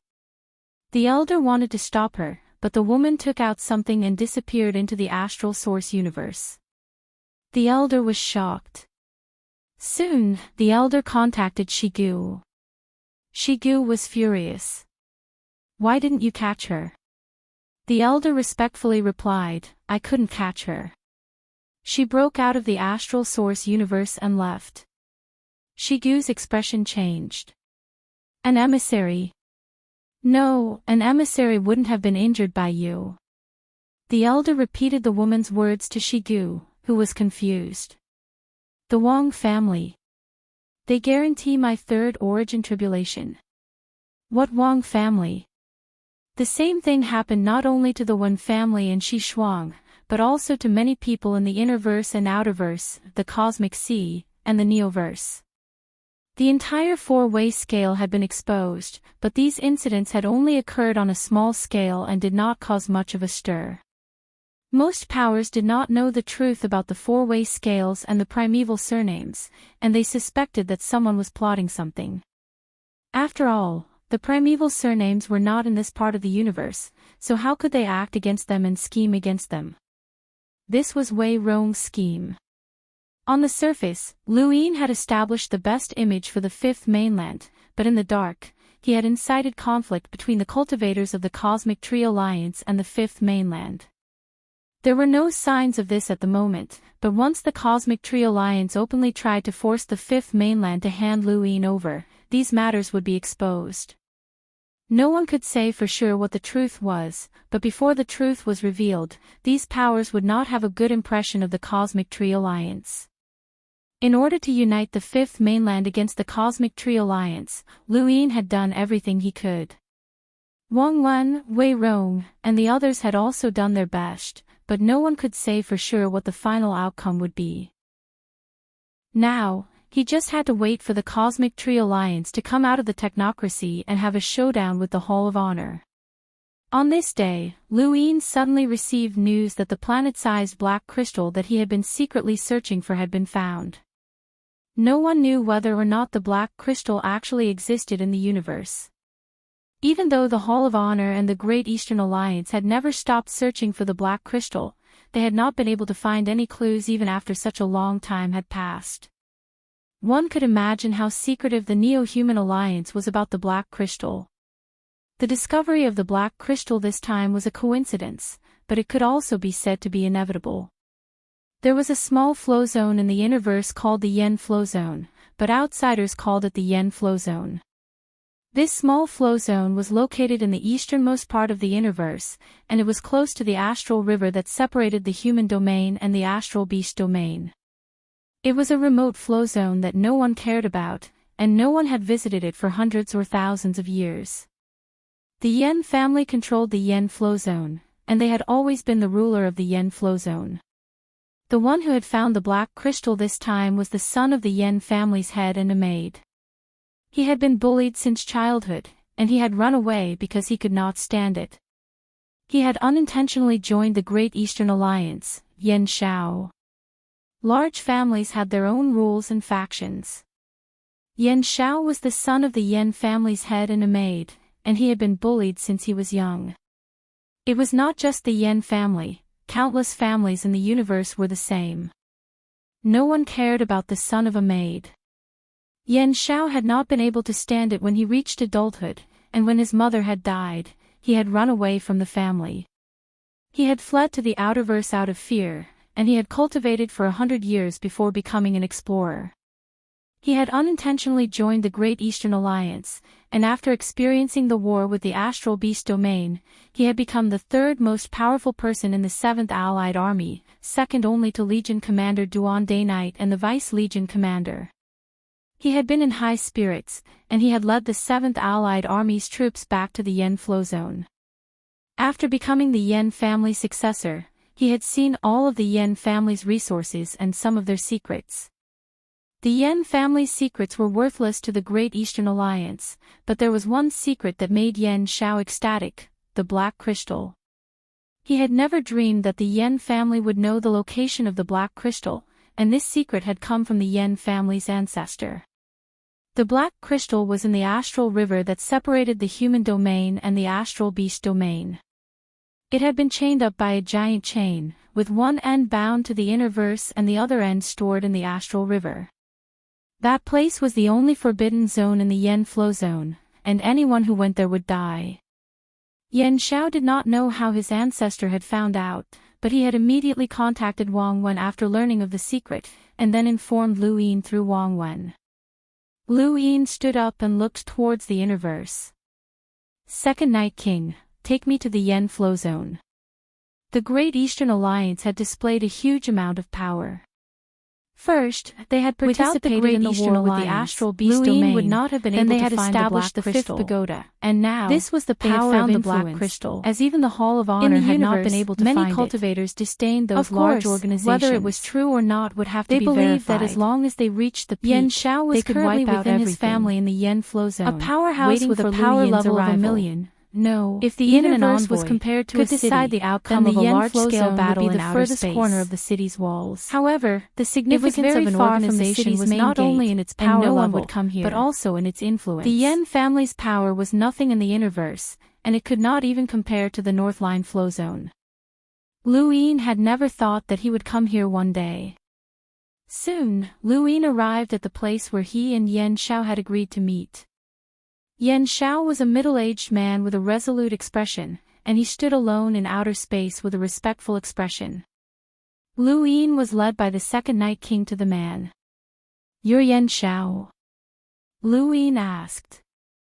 When Yen Xiao saw Lu Yin arrive, he hurriedly bowed respectfully, his gaze filled with fanaticism and reverence. Yen Xiao of the Great Eastern Alliance's 7th Allied Army greets the Alliance leader. Lu Yin nodded. "Lead the way." "Yes, Alliance leader." Yen Xiao respectfully led the way. The yen flow zone was not large, and it did not take long for them to arrive at the forbidden zone. Lu Yin looked into the distance and saw a dark sky that was no different from the normal sky. He also saw a huge astral river that separated the human domain from the astral beast domain. As long as he crossed the astral river, he would reach the astral beast domain. Welcome aboard. Stay tuned and subscribe to Han Li's Wuxia Adventures for more thrilling content. Chapter 1994. Logically speaking, the borders of the astral river were all guarded by troops, but the glory flow zone's forbidden area was not. Anyone who entered this place would die. Alliance leader, this is the glory flow zone's forbidden area. According to the family's ancient records, no matter who enters, no one can leave alive. The Hall of Honor once sent an emissary in, but none of them came out alive. The only time was when my ancestor followed someone from the Hall of Honor in and out, and only he saw the black crystal, Yen Xiao said. Lu Yin was puzzled. Why did they die? He guessed that it was the doing of a corpse king. Just like the Gu flow zone's forbidden area, the black crystal was so important to the everlasting race that they would definitely send someone to guard it. But if it was a corpse king, then why hadn't the Hall of Honor dealt with it? According to my ancestors' records, there's a giant, strange fish here that almost swallowed them whole. This is its nest, Yen Xiao said. Lu Yin was astonished. Strange fish. Yen Xiao hurriedly retrieved one of the Yen family's ancient records from his cosmic ring. Lu Yin looked at it and saw that there was indeed a drawing of a giant, strange fish. The Yen family's ancestor had only been an enlighter, so he didn't know the fish's true strength. However, for the Hall of Honor to give up and hand over this place to that strange fish, it proved that it was extremely powerful. It wasn't a corpse king. Lu Yin's eyes flashed. It was no wonder why the everlasting race had placed the black crystal here. The Hall of Honor wouldn't care about a strange fish, and it could also help them guard the long border. I understand. You've contributed a lot, so from now on, you're the 7th Allied Army's vice commander, Lu Yin said, and then had Yen Xiao leave. Yen Xiao suppressed his joy and respectfully left. What happened next was not something he was supposed to know, but it didn't matter. The 7th Allied Army could have 3 vice commanders, and now, he was the second. A vice commander could do whatever he wanted in the Northline flow zone and Tempest flow zone, let alone the Glory flow zone. It's your turn. Luin glanced at the second Night King. The second Night King stepped into the forbidden area. Luin didn't want to take any risks. Although the second Night King's protection was very safe, he didn't want to take any risks. After a period of time, the void within the forbidden area exploded, and a faint roar could be heard. Lu Yin's eyes trembled. The second Night King had made his move.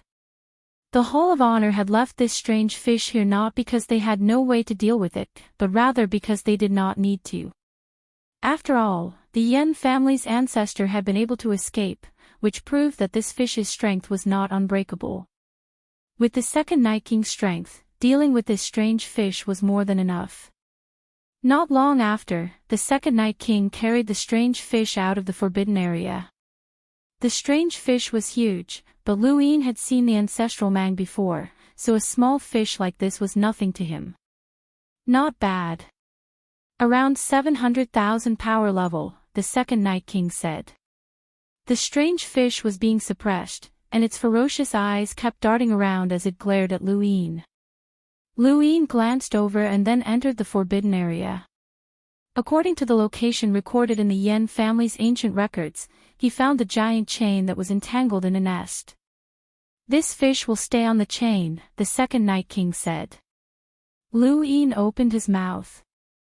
Pull. The second Night King's eyes narrowed, and he very naturally grabbed the chain with one hand and pulled it up. Piece by piece, the chain extended into the astral river. Luin could not tell what the chain was made of, but since it had not corroded even after such a long time, it was clearly not an ordinary material. He looked at the chain. Luin found it strange that the Eternals were not afraid that the black crystal would be eaten by the creatures of the astral river. After all, the astral river was not a friendly place, and there were many powerful creatures within. Not long after, the giant black crystal was dragged out of the astral river. Outside of the black crystal was an apparatus similar to the one Luin had seen at Autumnfrost's house. It looked like a pot with a decaying exterior. Lu Yin's eyes lit up. It really was the black crystal. He had found it.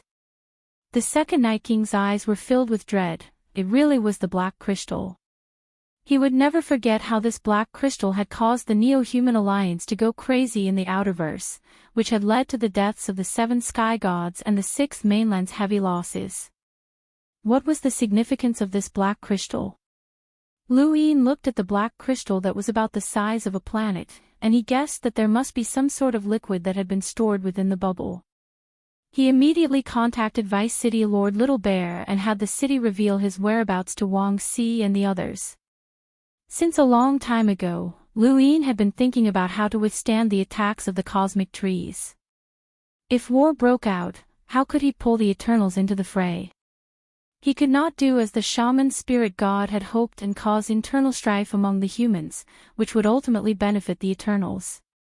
However, even after the completion of the 5th tower, he still did not know what to do. If the 5th mainland wanted to protect him, then war would inevitably break out.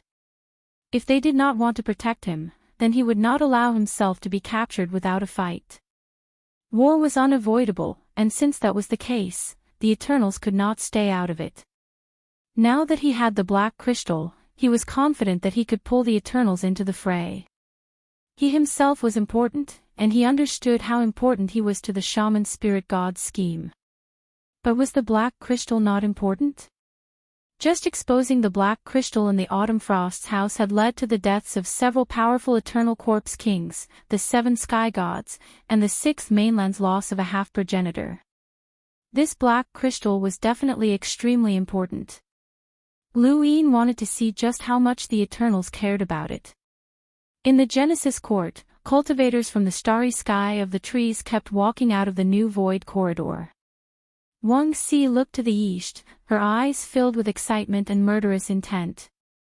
She had been waiting for this moment for a long time.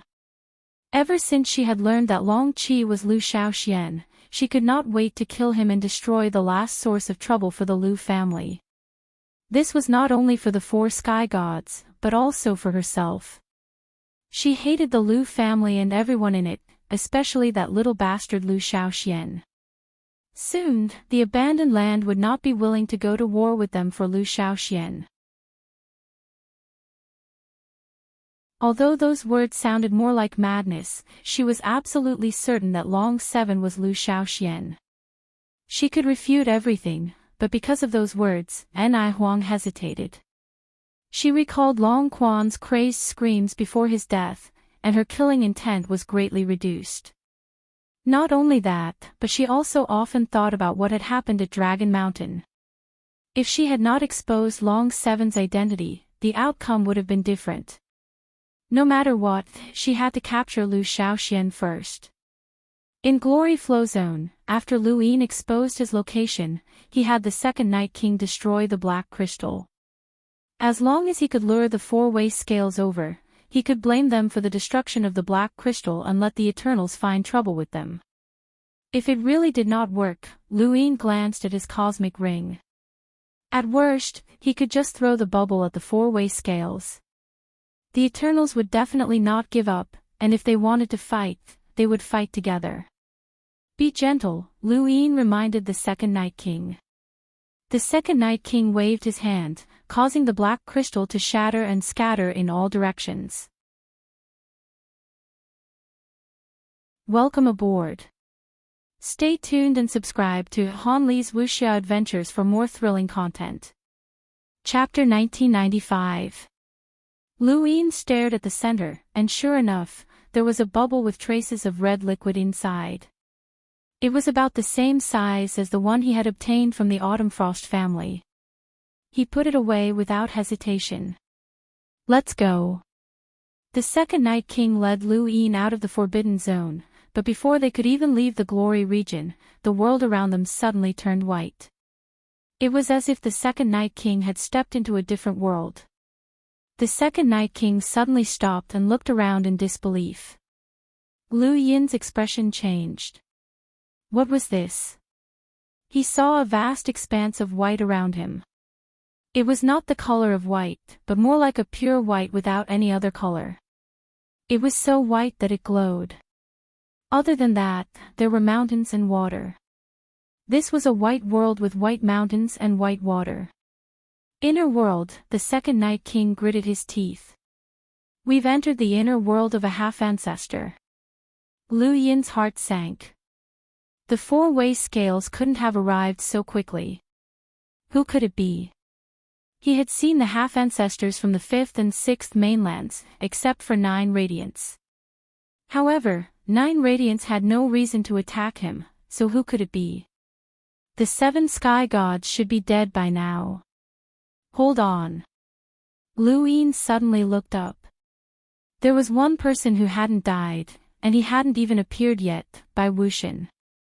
Everything around him was white, and even the planet was submerged in white water. Lu Yin didn't know if the people on the planet knew about this. How could they be so fast? Lu Yin's expression turned ugly. According to his calculations, the four-way scale should have arrived faster than the Eternals. Even if they were slower than the Eternals, as long as he withdrew and tossed the Black Crystal and the bubble at the four-way scales, the Eternals would still attack the four-way scales. They wouldn't suspect him. He should have withdrawn, and he had to do so. But what was going on now?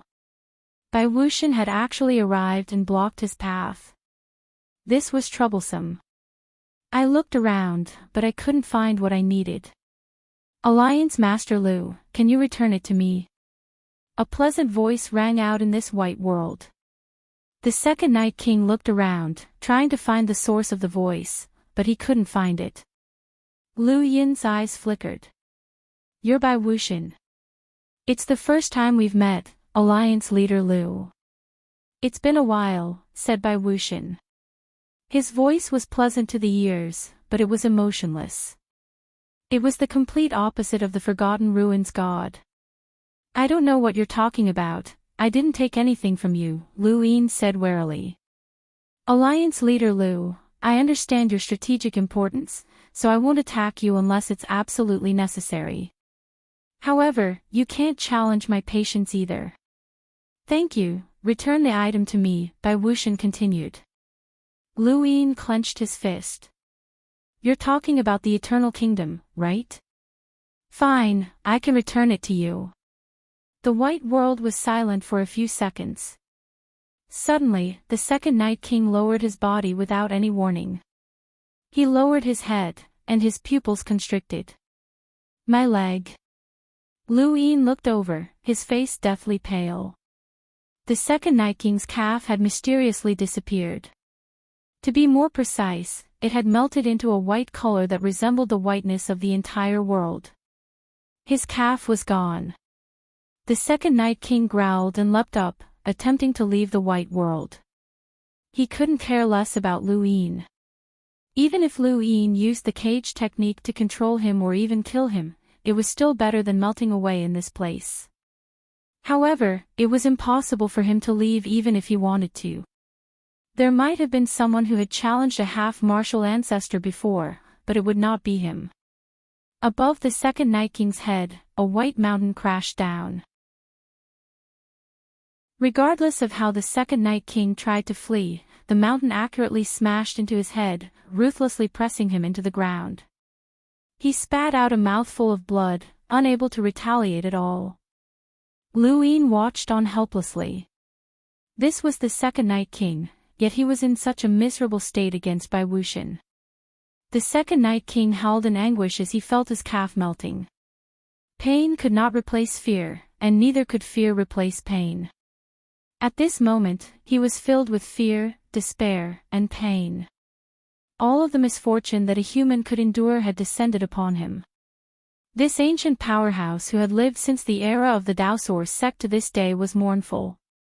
A chill spread from the soles of his feet, causing Lu Yin's entire body to shiver. This feeling was the same as when he had first seen the truth of the Eternal Kingdom. The second Night King was about to melt, or rather, be eaten by this white world. Alliance leader Lu, I won't hurt you. I definitely won't. Don't worry, you should be very sure that you know how important you are. However, he's different. The second Night King was once a slave of the Bai family from the Cold Immortal sect. No one would care about the death of a slave, right? Bai Wuxian's voice was still pleasant to the ears, but at this moment, it was incomparably horrifying to Lu Yin. The second Night King was crushed beneath the white mountain, and he looked at Lu Yin pleadingly. Save me. I don't want to die, I don't want to die. Lu Yin's fingers trembled, and he gritted his teeth so hard that they almost shattered. He raised his head and shouted, Come out, Bai Wuxian. Even if you want me to hand over the item, you should at least come out and meet me. You want to meet me? Why? Bai Wuxian was curious. Lu Yin gritted his teeth and shouted, Legend has it that the leader of the 7 sky gods is the ancient god, but the most mysterious one is Bai Wuxian. Now, 6 of the sky gods are dead, and I want to see who exactly you are. What do you look like? Come out and let me see, and I'll give you the item. Bai Wuxian calmly replied, We'll meet one day, but not now. You have the list of immortals, don't you? Lu Yin barked. He was stalling for time, waiting for the people from the 4 cardinal scales to arrive. He had never thought that he would actually hope that his enemies would arrive as soon as possible. He had never wished for them to come so much before. Humans are too evil. Just a few words can get a large group of people to pledge their loyalty. Mutants are all like this. Since ancient times, many progenitors have betrayed humans. Alliance Master Lu, do you want to see the list of immortals? Bai Wuxian asked. Lu Yin's eyes flashed. Yes, I do. Alright, but... He paused. There's only one condition, your name has to be engraved on the list. Lu Yin raised his brows. You want me to betray humans? Is that even possible? It's possible for anyone, and your Lu family is no exception, Bai Wuxian said. Lu Yin frowned. What did he mean? Did he mean that Lu Yin could be tempted to betray humans, or did someone in the Lu family betray humans? Alliance Master Lu, if you don't give me the item, he'll die, Bai Wuxian said. Lu Yin looked at the second Night King. At this moment, half of the man's body had melted, and his eyes were filled with despair and pleading. He was in great pain. Lu Yin clenched his fists. Let him go, and I'll give him to you. All right, thank you. Alliance Master Lu, I don't like liars.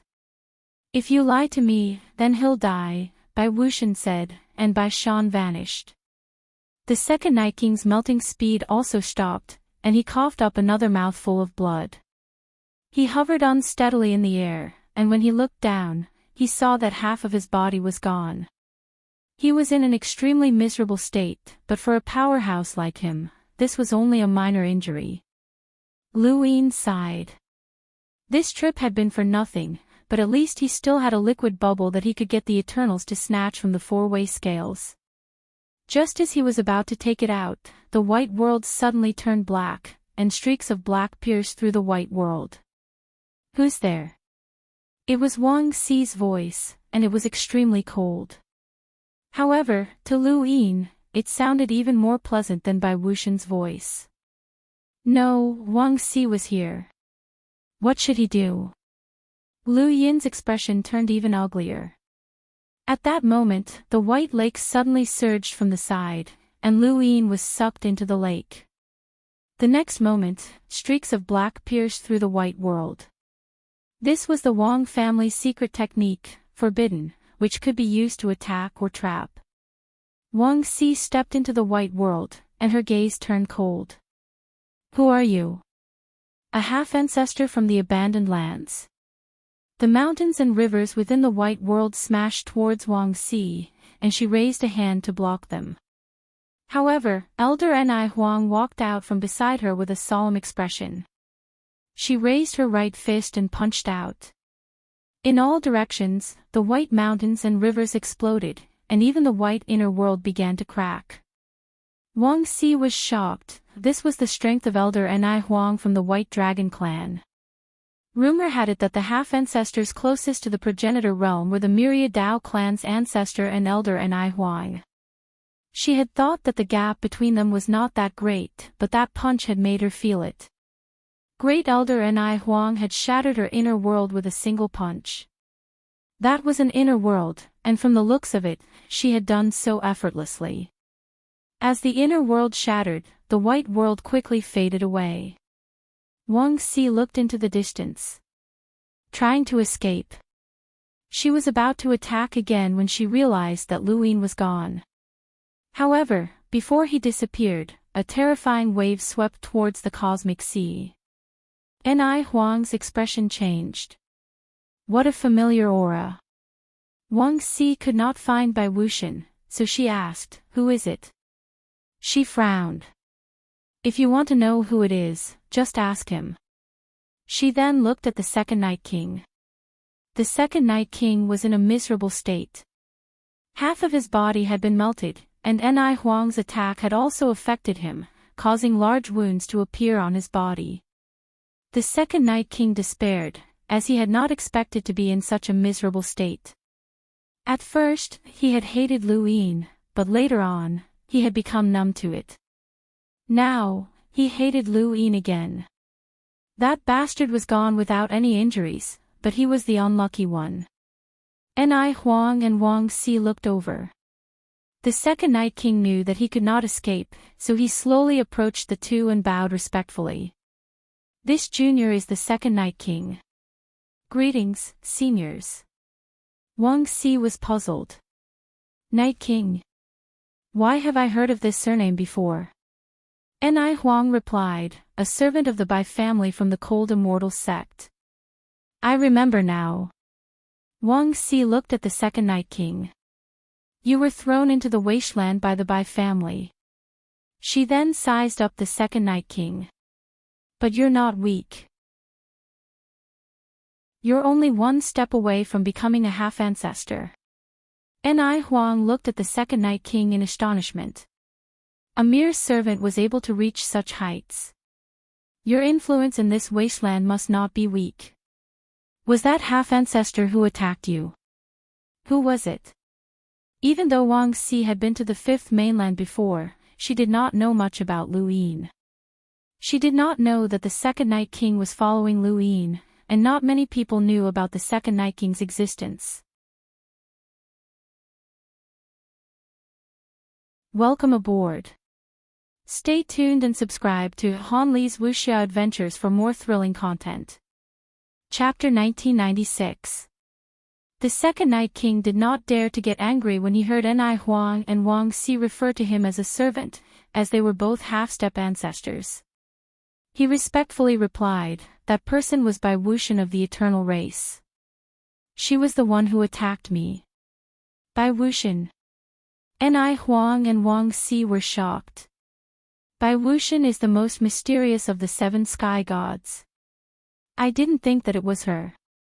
Wang Si was confused. Why would Bai Wuxian attack you, and why are you here? The second Night King did not try to hide the truth, as he knew that he could not. It was that despicable Lu Yin. Wang Si raised her brows.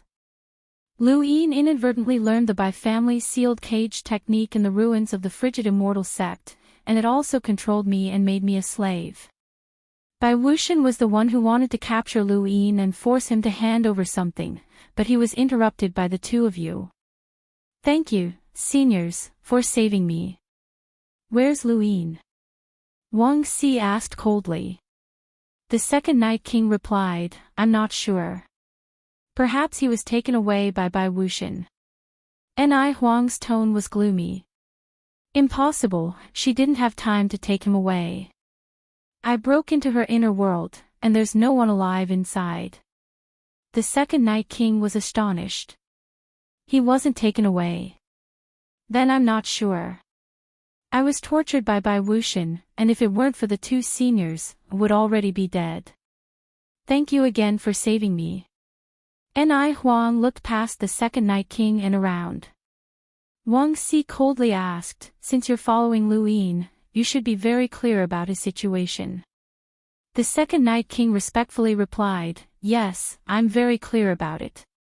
If there's anything you want to know, I'll tell you everything.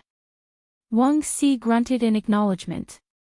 Although the second Night King's attitude was respectful, he was still being controlled by Lu Yin's cage technique, so there was a chance that he might be lying. She decided to bring the second Night King back to the frigid immortal sect and have someone from the Bai family control him again. If Lu Yin wasn't taken away by Bai Wuxian, then he's definitely hiding somewhere nearby. Ni Huang looked around.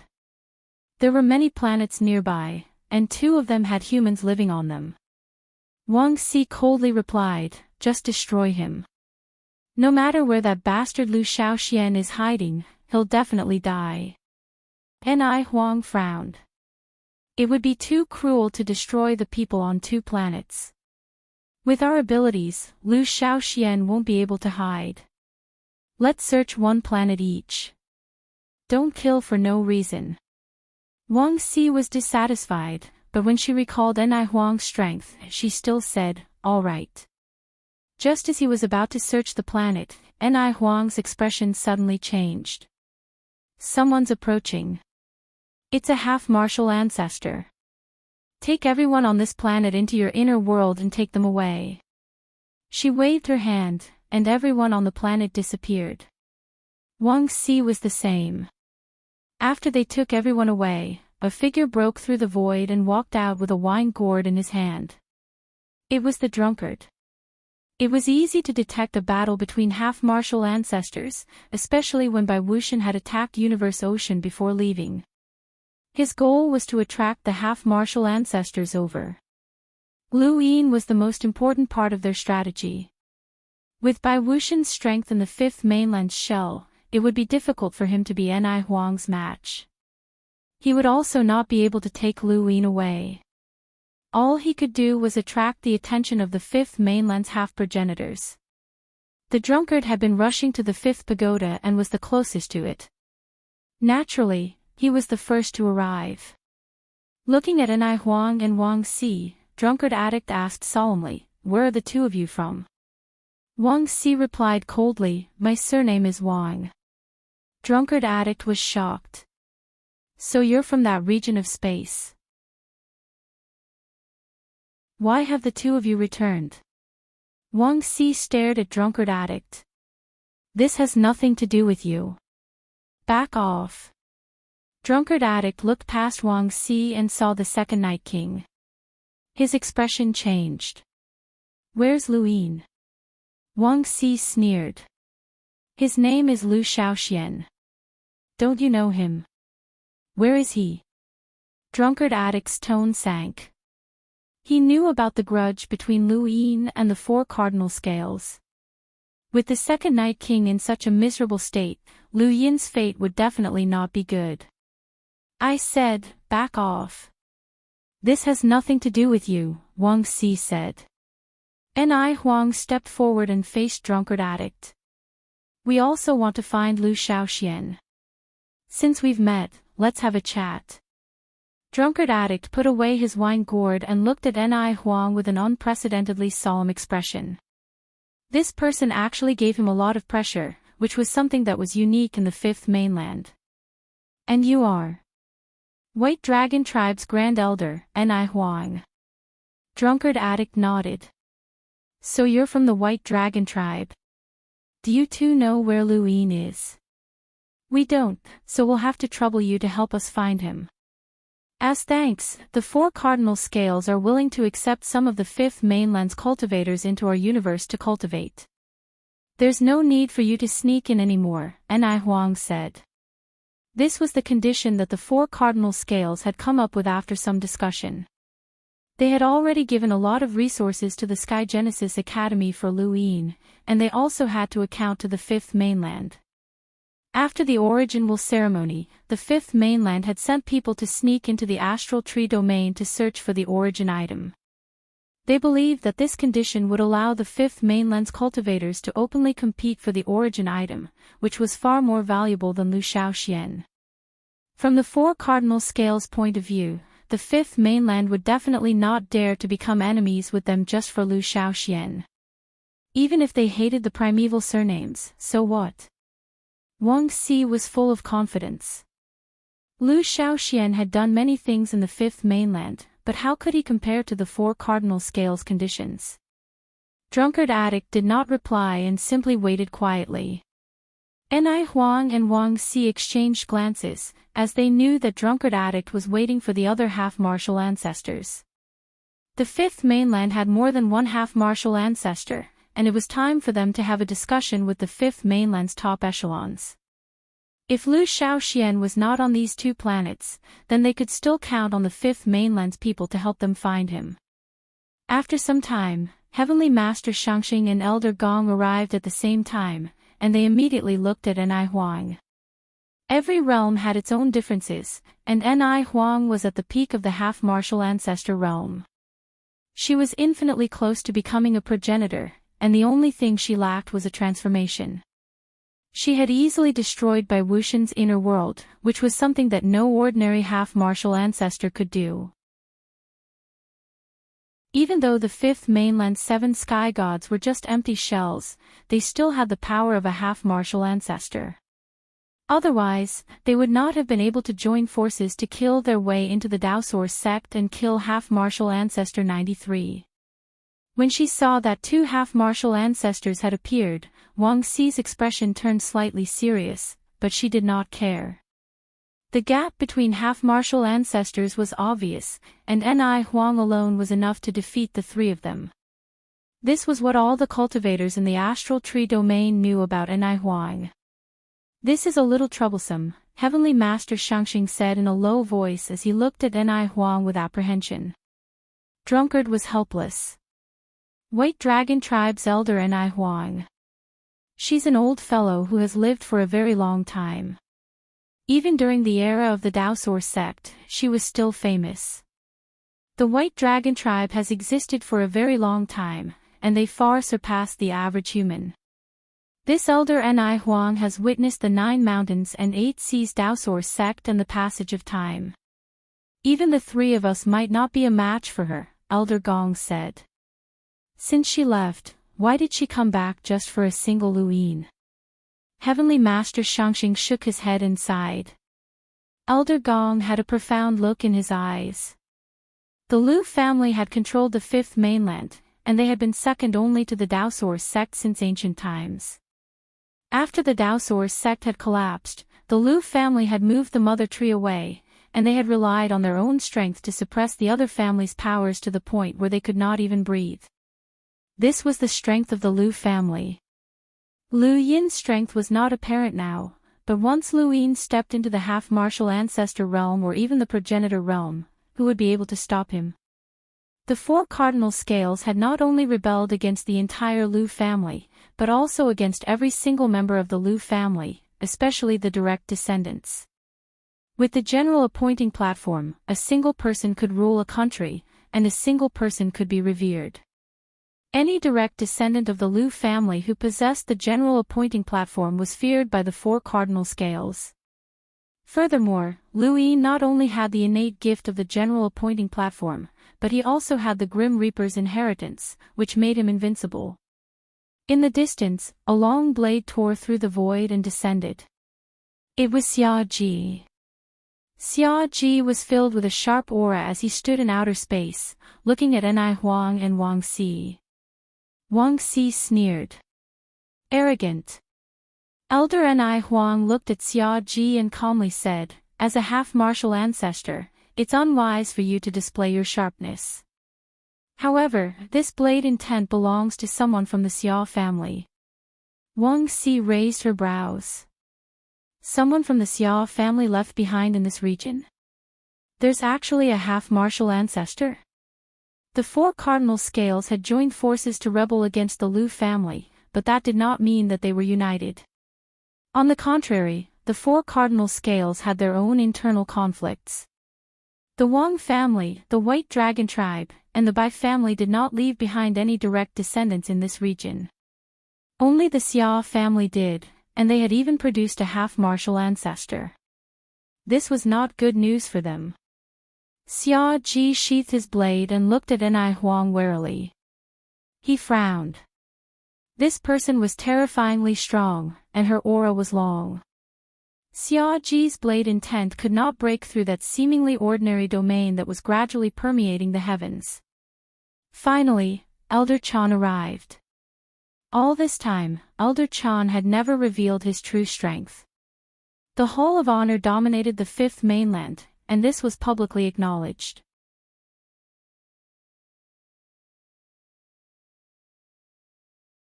Welcome aboard. Stay tuned and subscribe to Han Li's Wuxia Adventures for more thrilling content. Chapter 1997. Elder Chan clasped his hands behind his back and seemed to be reminiscing. During the era of the Daosaur sect, there was a decisive battle with the sixth mainland. Does Great Elder still remember that group of wandering cultivators who were unafraid of death? Elder Ni Huang was confused at first, but then her expression changed. She stared at Elder Chan. You were one of them. Elder Chan nodded and sighed.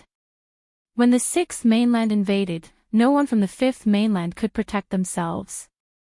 Even the children who had just stepped onto the path of cultivation picked up weapons to fight, and the wandering cultivators were no exception. There was a group of wandering cultivators who knew that they were weak, so they entered the battlefield as cannon fodder. Fortunately, they were led by a powerhouse from the White Dragon tribe, and they were almost completely wiped out. He then looked at Elder Ni Huang and sighed. This junior still remembers Great Elder's heroic bearing. Elder Ni Huang sighed. At that time, I had just stepped into the astral realm. Elder Chan smiled. This junior is a Lamiter. Elder Ni Huang nodded, and her tone was filled with admiration. I remember that group of wandering cultivators. There were only a few 100,000 of them, but almost all of them died in battle. Their spirit was admirable. Elder Chan laughed. It was just a single exchange. Against the sixth mainland's emissary powerhouse, our group of wandering cultivators couldn't even last a single breath. We've made a fool of ourselves. Elder Ni Huang solemnly said, since you dared to enter the battlefield, you are worthy of the White Dragon tribe's respect. Heavenly Master Shangxing and the others had not expected Elder Chan to have such a past. Elder Chan had not told them about this, and in fact, they did not know much about Elder Chan ever since he had stepped onto the path of cultivation. Elder Chan had been Elder Chan, and his seniority far surpassed theirs. Even so, they had not expected Elder Chan to have experienced the decisive battle of the Fifth Mainland, even though he was only a Lammeter. Elder Ni Huang laughed. I never thought that I would meet a former comrade in this wasteland. This is a pleasant surprise. After this matter is over, I will definitely have a good chat with you. There are too few people who survived that battle. Elder Chan sighed. Yes, too few. Wang Si frowned and stared at Elder Chan. Where's the progenitor from the wasteland? Why isn't he coming out? Elder Chan did not understand. Progenitor.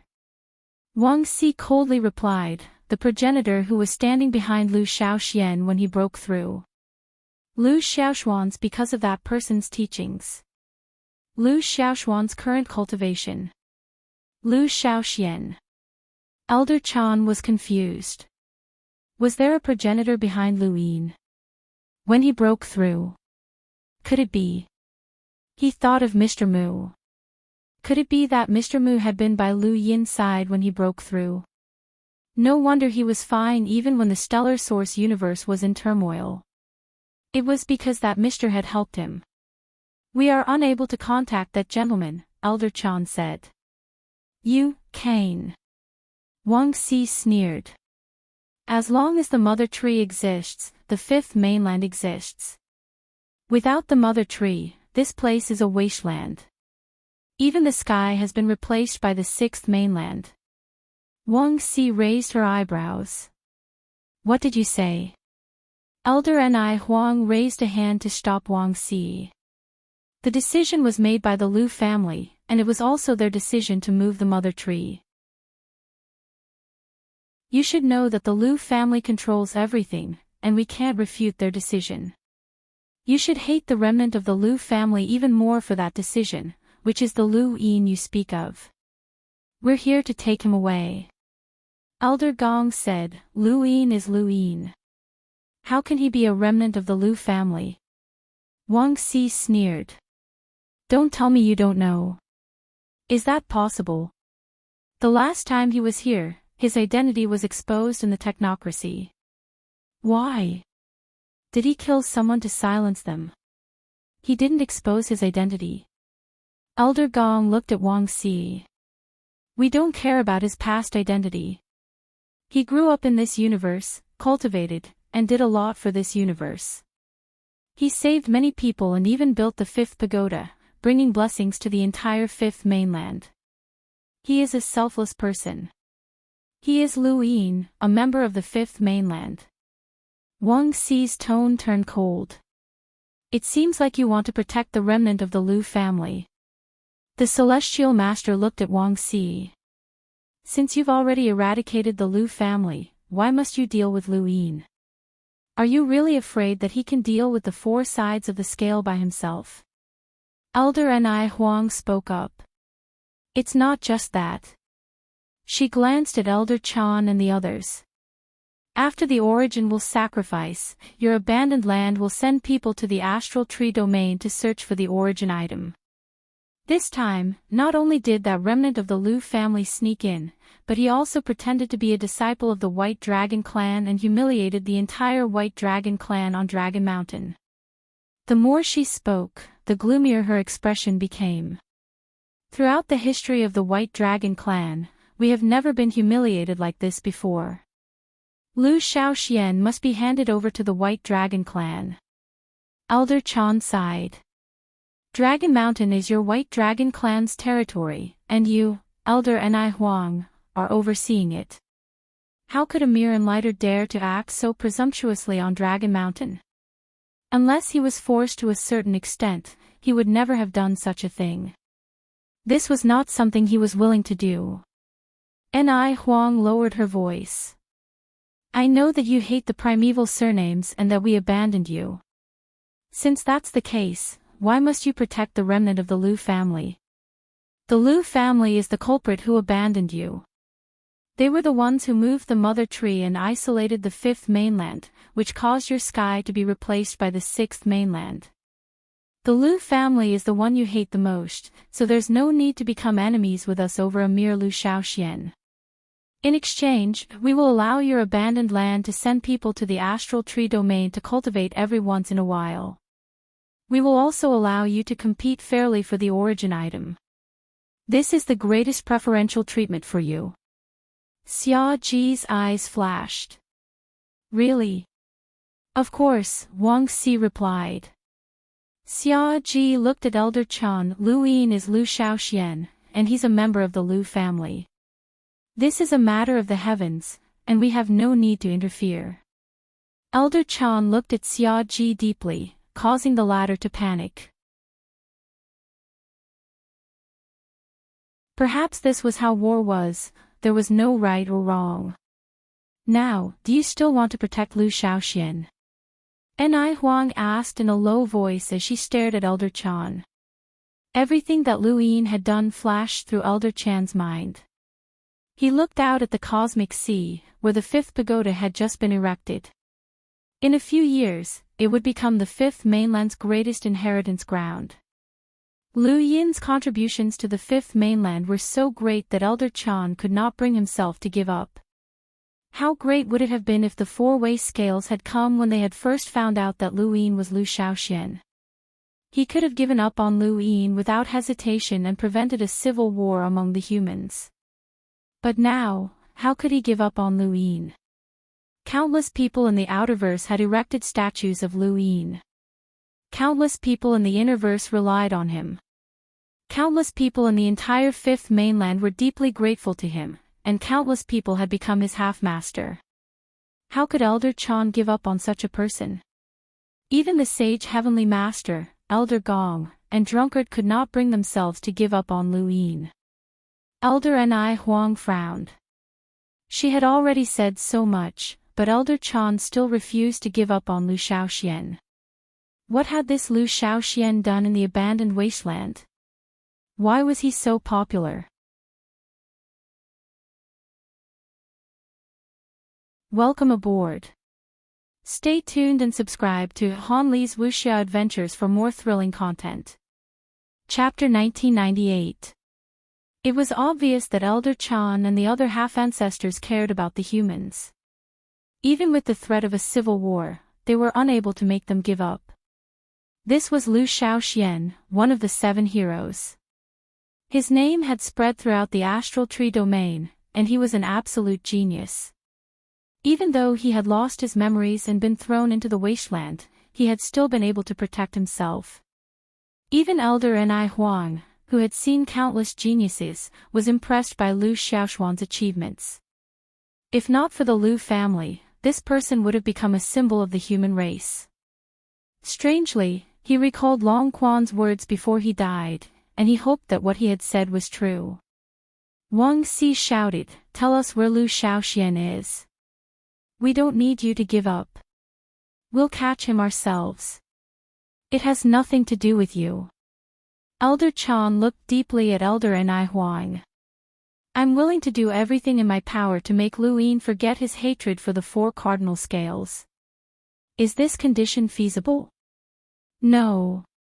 Wang Xi immediately objected and glared at Elder Chan. Lu Shaoxian was stripped of his innate gift and memories, and he was left in the wasteland.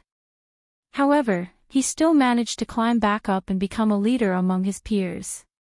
Someone like him cannot be suppressed. He must be eliminated. Elder Chan's tone was low. "I don't want to see a civil war between the humans, but I also don't want to see you capture Lu Yin. So we can't come to an agreement."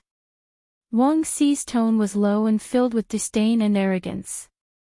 The drunkard looked at Wang Xi. "You look very ugly." Wang Xi was stunned. The heavenly master, Elder Chan, and the rest were stunned and looked at the drunkard strangely. The drunkard had always acted as if he had drunk too much. Although he was drunk, he did not speak much. However, his words shocked everyone. Even Elder Ni Huang was shocked. Wang Si was stunned at first, but then she became furious. What did you say? You're courting death. The drunkard was about to attack, but Elder Ni Huang stopped him. She stared coldly at the drunkard. You're a half-ancestor, yet you speak so rudely. You're an insult to your status. The drunkard took a swig of wine. I'm just speaking the truth. I don't lie. This was the first time Elder Ni Huang had met a half-ancestor, and she did not know how to respond. Don't lie. No one had asked you if she was ugly, so why did you suddenly say that? Wang Si's eyes flamed. Old man, you're courting death. The drunkard looked at her calmly. The more I look at you, the uglier you become. You didn't look like this when you were young, did you? Wang Si's eyes widened as she attacked furiously. This time, Grand Elder Ni Huang did not stop her. She also stared coldly at the drunkard. This was too much. Elder Chan walked out and stopped Wang Si. I want to know why you're here. Wang Si roared, his eyes filled with madness. Scram! I'm going to kill that old bastard. Elder Chan frowned. He drank too much. He's drunk. Wang Si roared, Scram, you bunch of trash from the wasteland. Elder Chan's face darkened. Great Elder Ni Huang's expression changed as well, and she pulled Wang Si back. What nonsense are you spouting? Elder Chan's gaze turned cold. It seems that this is how you view us. No wonder you call this place a wasteland. Great Elder Ni Huang hurriedly replied, the Lu clan calls this place abandoned land. It has nothing to do with us. Drunkard sneered. She keeps talking about the Lu clan. The Lu clan abandoned the fifth mainland, and the Lu clan called this place a wasteland. The Lu clan is no more, yet that ugly woman is still saying that this is the Lu clan's problem. What are you talking about? You're protecting the humans, but the Eternals outside the Starfall Sea are about to invade, and yet you're only targeting Lu Shaoxian. Is this also the Lu clan's problem? Even if Lu Shaoxian wants to take revenge on you in the future, that will be a long time in the future. Since we're standing on the side of humanity, we'll have to trouble you to deal with the Eternals outside the Starfall Sea first. Great Elder Ni Huang's expression turned ugly. Everything had been fine, and no matter how much the fifth mainland tried to protect Lu Shaoxian, they would have been rendered speechless. Why had the situation suddenly changed? She stared at Drunkard. This person spoke without thinking, but she could not refute him. Elder Gong, Xia Ji, and the rest looked at Drunkard strangely. They had not realized that this guy was so talkative, and he had even cursed that woman to the point of insanity. If that woman had not called them trash, they would not have been able to refute Great Elder Ni Huang. Elder Chan said, Drunkard is right. Regardless of whether Lu Yin will take revenge on you in the future, at least for now, he's no threat. Since you're here, please deal with the Eternals outside the Starfall Sea first. We're in grave danger, and we could be slaughtered at any time. Wang Si sneered. What does your slaughter have to do with us? Shut up. Great Elder Ni Huang barked, glaring at Wang Si. Although Wang Si was wary of Great Elder Ni Huang, she was not afraid of her. Furthermore, she was from the Wang family, not the White Dragon tribe. Why are you still spouting nonsense? These trash from the wastelands are clearly protecting the remnants of the Lu family. Since that's the case, let's deal with them first. As long as these half-progenitors are gone, the wastelands will become our slaves. What arrogance! You want to enslave us. It looks like dealing with Lu Yin is just a pretense, and you want to enslave the fifth mainland. Drunkard wiped his mouth and glared at Wang Si. Not only do you want to enslave us, but you also want to take us to the battlefield behind the wastelands and use us as cannon fodder. Wang Si raised her brows. She did not think that way. At most, she wanted to enslave these people, just like how the Wang family had enslaved their servants. However, she was proud and did not want to refute him. So what if I do? Elder Chan sighed. You came with ill intentions. Lu Yin was just an excuse. Great Elder Ni Huang had not expected things to turn out this way. They had clearly come to capture Lu Yin, so how had they ended up enslaving the wastelands? What was there to enslave in this wretched place? Helpless, he could only say, let's leave it at that for today. We don't want to start a war, and the final decision will depend on the progenitor behind Lu Shaoxian. In any case, the bottom line of the four-way scales is that we must take Lu Shaoxian away. Even if we don't kill him, we must imprison him. I hope that you don't make a mistake. With that, he led Wang Si and the second Night King away. He regretted coming with Wang Si. This woman's temper was too explosive, and she would explode at the slightest provocation. No matter what he said, it was useless. After Ni Huang and the others left, Elder Chan looked at Drunkard. Where's Lu Yin? You really didn't see him? Drunkard shook his head. They were the only ones I saw when I arrived. The second Night King is always following Lu Yin around. Could he have been captured? Heavenly Master Shangxing was worried. Elder Chan shook his head. If he's been captured, then there's no need for them to talk to us. After a moment of silence, Elder Chan and the others looked at Drunkard. You're acting very strange today. Drunkard took a sip of wine. It has nothing to do with me. Someone taught me to say that. Everyone was shocked. This was especially true for Elder Chan, who had not sensed anyone else. Who? Drunkard replied, the half-ancestor who's close to Lu Yin. He said that he had a way to scold those two away. Elder Chan was speechless. Luo, it really was him. The way he spoke was just like him. It seemed like Kuei Luo really cared about Lu Yin and was trying his best to protect him. However, this person's strength should not have reached the level where Elder Chan could not detect him. Either he was hiding his strength, or he had a unique method. Looking past Drunkard, Elder Chan saw Kuei Luo appear in the distance. Unlike before, his expression was solemn and even a little ugly. You still understand them and know how to deal with them, Elder Chan said to Kuei Luo. Kuei Luo's tone was gloomy. Where's that brat? Elder Chan shook his head. I don't know. Kuei Luo looked at Drunkard, who shook his head as well. I was the first to arrive, but when I arrived, I saw the second Night King following behind them. I didn't see that brat. Kuei Luo looked in the direction of the technocracy and felt apprehensive. He was afraid that Lu Yin had been captured, but logically speaking, if he had been captured, Ni Huang and Wang Si would not have wasted so much time talking. They were not afraid of the half-ancestors here. Even if the two sides fought to the death, Ni Huang should have been able to escape with her strength. Where in the world had that brat gone? The second Night King had been severely injured, so he couldn't have died, could he? Let's not talk about Lu Yin's whereabouts for now. The astral trees have come with ill intentions. If they don't find Lu Yin, they'll definitely think that we've hidden him away, which might lead to a war, Celestial Master Shangxing said. Xia Ji coldly replied, I knew that brat would cause trouble for us. A civil war between humans will only benefit the Eternals.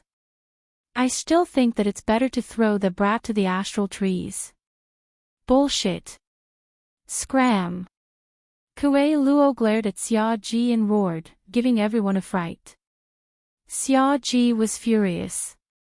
What did you say? Kuei Luo glared at him coldly. If you want to hand him over, hand over your son. That brat is more important than your son and your entire Xiao family. Don't think that I don't know that you've attacked him. Just you wait, it'll be fine if he's safe, but if something happens to him, I'll make sure that you suffer a fate worse than death. Whether you sleep on your side or lie down, I'll expose you naked. Xiao Ji was furious and panted heavily. A long blade appeared in his hand and he was about to attack. Elder Chan was helpless. Kuei Luo's ability to infuriate others was incredible. That's enough, Xiao Ji. If we really hand him over to them, they'll treat us like a wasteland. We're the fifth mainland, and if we can't even protect Luyin, we'll be cursed by countless people. Xiao Ji gripped his blade tightly and glared at Kuei Luo.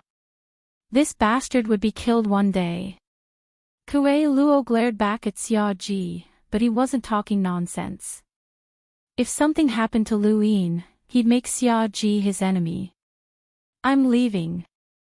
If you find that brat and fight with the primeval surnames because of him, don't come looking for me. I won't help, Xiao Ji said coldly and stepped out of the sky. Kuei Luo sneered, you won't help. I'll make sure to kill you for the rest of my life. Xiao Ji glared coldly at Kuei Luo and left. We're leaving too. We'll use everything we have to find that brat, Celestial Master Shangxing said. Elder Gong was even more worried about Lu Yin's safety. Drunkard was helpless. Something like this happened right after the fifth tower was completed. Sigh. He then left for the cosmic sea. The speaker didn't mean it, but the listener did. Drunkard's words stunned Elder Chan. The fifth tower had just been completed, and the astral tree had already come looking for Lu Yin. Was this a coincidence? Or had they already predicted this?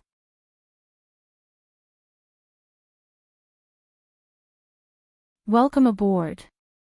Stay tuned and subscribe to Han Li's Wuxia Adventures for more thrilling content. Chapter 1999. He recalled many things that Lu Yin had experienced, and no matter how he looked at it, that kid did not seem like a selfless person who would willingly share his battle techniques. However, he had still done so. When the fifth pagoda was built, all of the inheritances had been shared, attracting the most elite cultivators of the fifth mainland. Once they obtained the inheritances, they would have to acknowledge Lu Yin as their master. In the past, Elder Chan had assumed that Lu Yin did not want to be taken advantage of, but now it seemed that if Lu Yin had known that the astral trees would come looking for Lu Yin, then it would have made sense. In the past, Elder Chan had not understood why Lu Yin had insisted on keeping the new universal armor for half a year, but now it seemed that Lu Yin wanted to resist the astral trees. Once the cultivators of the astral trees went to war with the Great Eastern Alliance, then the new universal armor would be of use. Elder Chan immediately understood many things, but there was still one big question: how had Lu Yin known about the astral trees' movements? That was the astral trees, and even the Hall of Honor could not monitor them. Lu Yin should not have been able to do so either.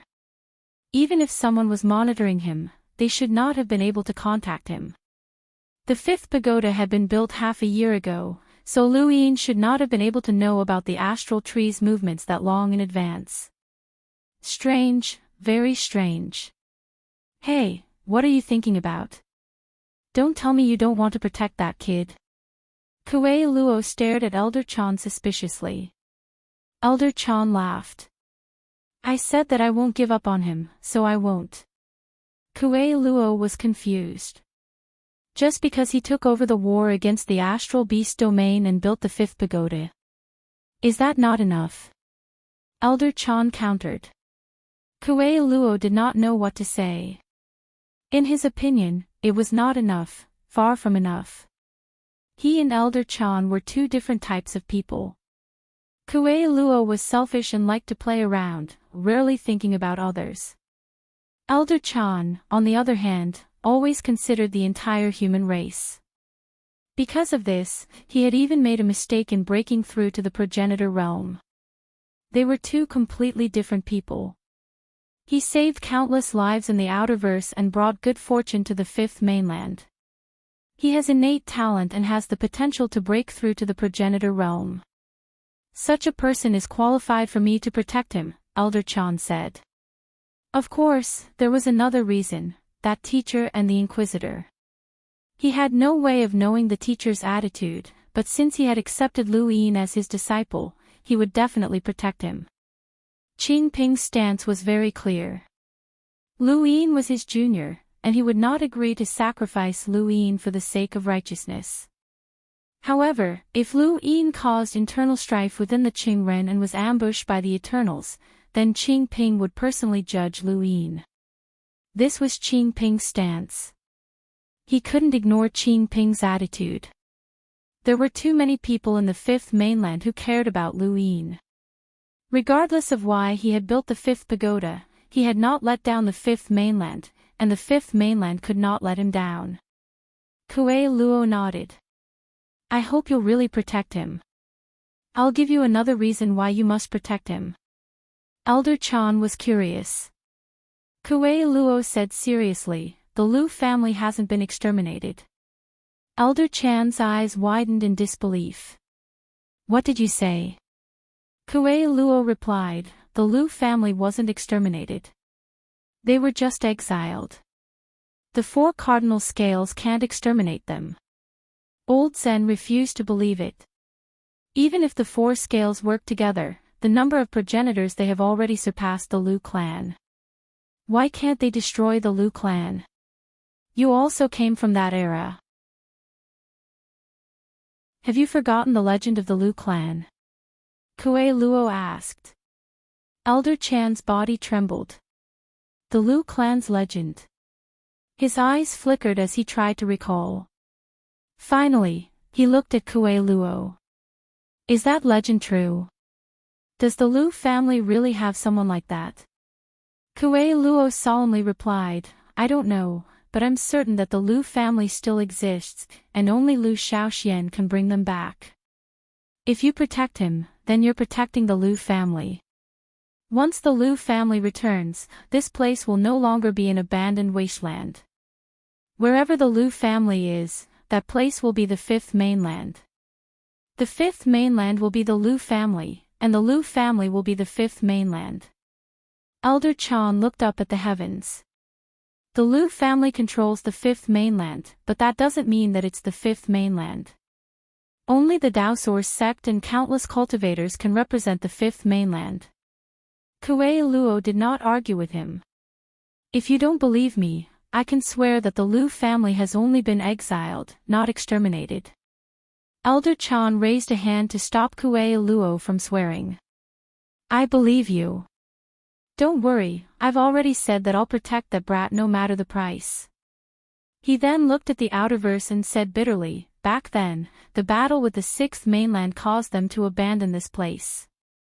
Now, I have to join forces with them to chase them away. Fate is preordained, and there's nothing I can do about it.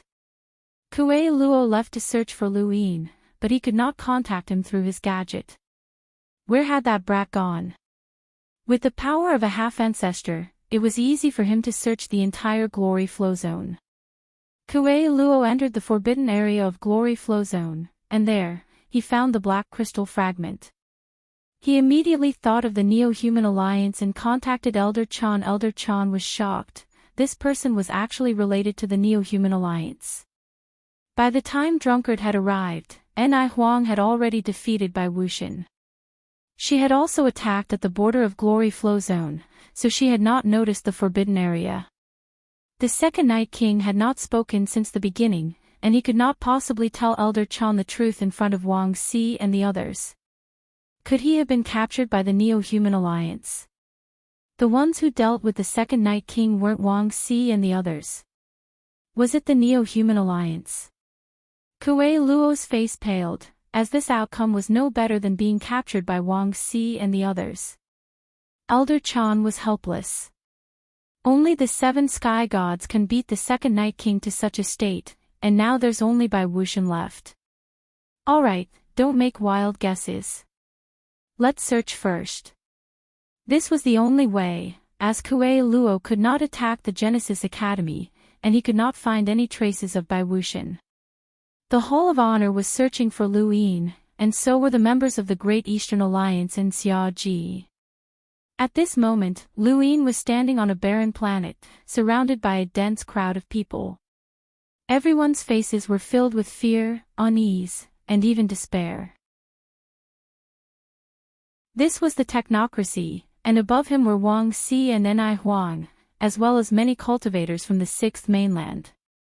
The moment Wang Xi and the others had appeared, Bai Wuxian had thrown Lu Yin onto a planet in Glory Flow Zone so that he would not be discovered. Perhaps Bai Wuxian had been too heavy-handed, but when Lu Yin landed on the planet, his mind went blank. Fortunately, he had not been unconscious for long, and when he recovered and wanted to take his futon to enter the Daosaur sect's ruins, Wang Xi had swept everyone on the planet into her inner world. This was different from when Xia Ji had dealt with Lu Yin. At that time, Xia Ji had not made a move, and Lu Yin had taken the opportunity to sit on his futon and escape.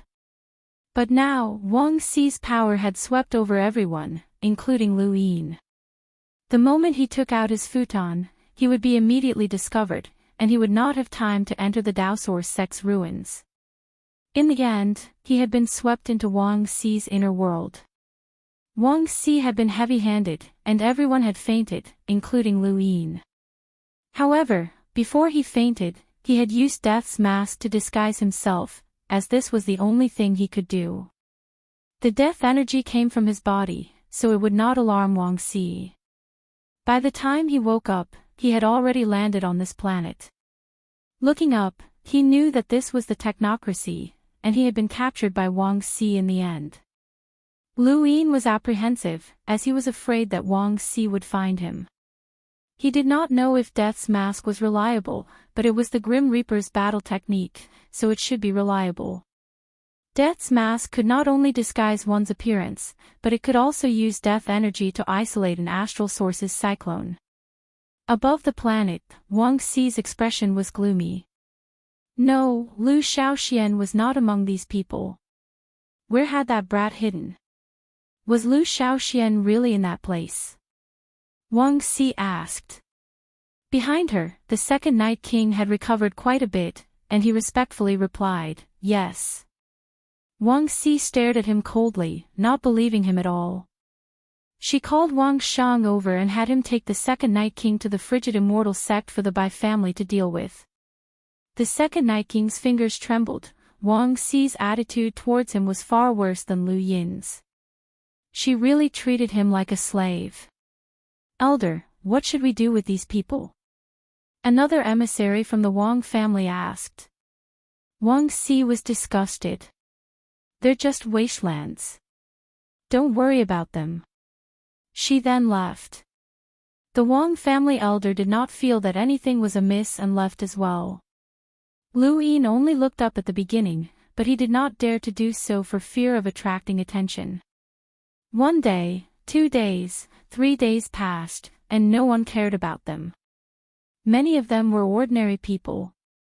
On this barren planet where the oxygen was thin, many people suffered from all sorts of strange illnesses. The most miserable ones were hunger and thirst, and no one cared about them at all. There were very few cultivators, and even fewer of them had cosmic rings, which rarely stored food in them. Lu Yin could not bear it and wanted to save these people, but he could not even protect himself. Finally, on the 5th day, someone from the Genesis court arrived. They were humans, not androids. There were also many people living in the technocracy. Since ancient times, there had been no lack of traders, and those traders who had sided with the technocracy naturally lived there as well. The person who arrived was an enlighter, and he led hundreds of cultivators to distribute food. He also informed them that they would never be able to return to Glory Border and would have to live in the technocracy for the rest of their lives. This was already the 5th day, and half of the people had died of thirst and hunger. These people did not care about whether they could return to Glory Border or not, all they cared about was surviving. Lu Yin finally relaxed. It seemed that Death Face had successfully fooled Wang Xi and the others. He did not know whether Death Face's effects were too powerful or if Wang Xi was too arrogant, but Lu Yin guessed that if Wang Xi had faced him alone, she would have been able to see through his trick. No matter how powerful a battle technique was, it could not bridge the gap between an emissary and a half-progenitor. Besides, he had just become an emissary not too long ago. He could only say that he was lucky. One by one, the people numbly boarded the spacecraft under the technocracy's arrangements. Just as the spacecraft was about to depart, it suddenly stopped. For some reason, everyone was being chased off the spacecraft again. Lu Yin's heart sank. What had happened this time? Above him, a group of cultivators appeared, and they looked down at everyone. One of them surprised Lu Yin, Lu Xiaoge. He had not expected Lu Xiaoge to suddenly appear, and it seemed like he was the leader of this group. Lu Yin looked at Lu Xiaoge, and Lu Xiaoge suddenly looked over and met Lu Yin's gaze. When their gazes met, Lu Xiaoge's pupils shrank imperceptibly, and he looked away. Lu Yin stared at Lu Xiaoge, as the man had definitely recognized him. His appearance could be changed, but it was difficult to change one's gaze. The more familiar one was with someone, the more one understood that gaze.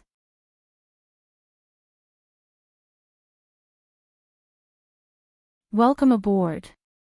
Stay tuned and subscribe to Han Li's Wuxia Adventures for more thrilling content. Chapter 2000. Lu Xiaoge was a scheming person, and he had been able to climb from a normal person to his current position. He had even joined the frigid immortal sect, gotten close to Old White Ghost, suppressed Yu Qin, and even contacted Hidden Earth. This person's intelligence was definitely not below Wei Rong's. Lu Yin believed that Lu Xiaoge had recognized him, but Lu Xiaoge had not dared to expose him. If Lu Yin had been exposed, he would have dragged Lu Xiaoge down with him before he died. Lu Xiaoge did not dare to do such a thing. However, that did not mean that Lu Yin would not do the same. Rather than being brought to a human planet in the technocracy, Lu Yin would rather follow this group of people from the astral trees. In any case, he would be under the technocracy's surveillance, and it would be difficult for him to escape back to the human domain even if he left. Lu Yin stared at Lu Xiaoge for a long time. "Hey, you, what are you looking at?" one of the cultivators shouted at Lu Yin. Everyone else was submissive, and Lu Yin followed suit. However, he continued to stare at Lu Xiaoge. "I'm talking to you. What are you looking at?" The cultivator raised his hand and whipped Lu Yin with his star energy. Lu Yin pretended to fall. The commotion attracted Lu Xiaoge's attention, and he looked over and met Lu Yin's gaze once more. His heart sank. "Take him with us."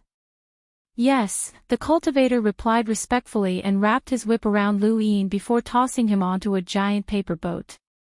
There were a total of 100 people on the boat, and they were all taken in a certain direction. The remaining people were brought back onto the spacecraft and headed towards the human planet. Half a day later, Lu Yin and Lu Xiaoge looked at each other with surprise and scrutiny. "I thought you were from Earth. I didn't expect you to be a direct descendant of the Lu family." Lu Xiaoge was the first to speak. Lu Yin replied, "I didn't expect you to reach your current height either. It looks like even Yu Qin was suppressed by you." Lu Xiaoge sighed and took out 2 wine glasses from his cosmic ring. He poured 2 glasses of red wine and handed one to Lu Yin. "No matter where I am, I still like Earth's wine. It's elegant." Lu Yin swirled his glass and sat down. "Did no one notice me here?" Lu Xiaoge laughed. "Of course. Otherwise, how would I answer to the expeditionary army that came from so far away? We're here because of you." Lu Yin shook his head. "That shouldn't be the case. If it's just for me, a half-ancestor would be enough." Lu Xiaoge sat across from Lu Yin. "Brother Lu, let's talk." Lu Yin set down his cup. "I'd like to hear the details." Lu Xiaoge looked up. "It wasn't easy for me to get to where I am today. I hope Brother Lu will let me go." Lu Yin was puzzled. What are you talking about, Brother Lu? I've never dealt with you before. Lu Xiaoge couldn't help but laugh. We can obviously pretend that we don't know each other. Why does Brother Lu want me to take you away? Isn't it better to stay away from Wang Xi and the others? Lu Yin nodded. All right, of course, but I don't want to be too far away from them. How will I deal with them if I'm too far away? Lu Xiaoge shook his head helplessly. So Brother Lu wants to drag me down with you. Don't make it sound so tragic. We're both from Earth, so we should help each other. Lu Yin smiled and picked up his glass again to take a sip. You're right. Earth's wine is delicious and elegant. Lu Xiaoge raised his hand and held the wine glass, slowly turning it. Brother Lu, do you know the price I've paid to get to this point?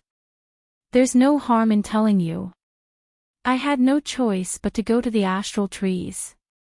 Brother Lu has always been prejudiced against me and wants to kill me. If I don't leave, I'll definitely die in the fifth mainland. I helped Brother Lu once in the astral trees, and Brother Lu said that the grudges between us would be ridden off.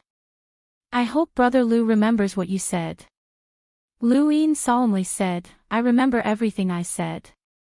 Don't worry, you're no longer my enemy, and all our grudges are ridden off. I hope Brother Lu can leave as soon as possible. I'll think of something, Lu Xiaoge said, looking at Lu Yin. Lu Yin's lips curled up. You have a way to send me away. There are rumors that Lu Xiaoxian has gone missing. Ancestor Wang Xi and the others will definitely send people to the fifth mainland to search for him. That will be your chance. Of course, if Brother Lu is worried about being abandoned by the fifth mainland and becoming a public enemy, I can also think of a way to take you to the astral trees. Lu Yin smiled at Lu Xiaoge. To be honest, I rarely admire someone. You're half an example. Lu Xiaoge's eyes narrowed. Lu Yin continued, it's really rare for an ordinary person to reach your level. You have no resources, no backing, no powerful innate gift, and no miraculous opportunities. You relied entirely on your own efforts. You deserve my admiration, but you're too scheming and you're not pure. What do you mean? Lu Xiaoge did not understand. Lu Yin stood up and looked at the sky. The person who deserves my admiration is Ancestor Ku. He started out weaker than an ordinary person, but he walked step by step to become a progenitor. Progenitor Qin went against the orthodox path to cultivate the 9 clones technique, and he didn't hesitate to turn one of his clones into a giant, which made him a public enemy of the Daosource sect. The symbol progenitor carried the civilization on his back and went against the current to resist the 6th mainland. Lu Xiaoge fell silent. Everyone has their own path, and you have your own difficulties. You can't be Ancestor Ku or Progenitor Qin, and I'm the same. Lu Yin then looked at Lu Xiaoge. I'm telling you all of this because I want to tell you that even if we're on different sides, even if we're enemies in the end, there's one thing you have to be clear about, you're human. Lu Xiaoge frowned. Brother Lu, I don't understand what you're talking about. Lu Yin laughed. Maybe I'm overthinking things. I don't know why, but when I think back to the time I've known you, I suddenly feel like you might betray humanity one day. Lu Xiaoge's gaze turned cold. Brother Lu, are you using this as an excuse to kill me? I'm just saying, don't take it seriously. Lu Yin waved a hand. Lu Xiaoge took a deep breath. Under the current circumstances, I can only send you out of the technocracy, but I can't help you with anything else. Brother Lu, it's best if you stay here and hide your tracks. I'll notify you immediately if there's any news from the outside world. Lu Yin suddenly raised a hand and tapped Lu Xiaoge's forehead. I don't need you to notify me. I'll go take a look myself. He then knocked Lu Xiaoge unconscious, took out Mount Supreme, and tossed it inside.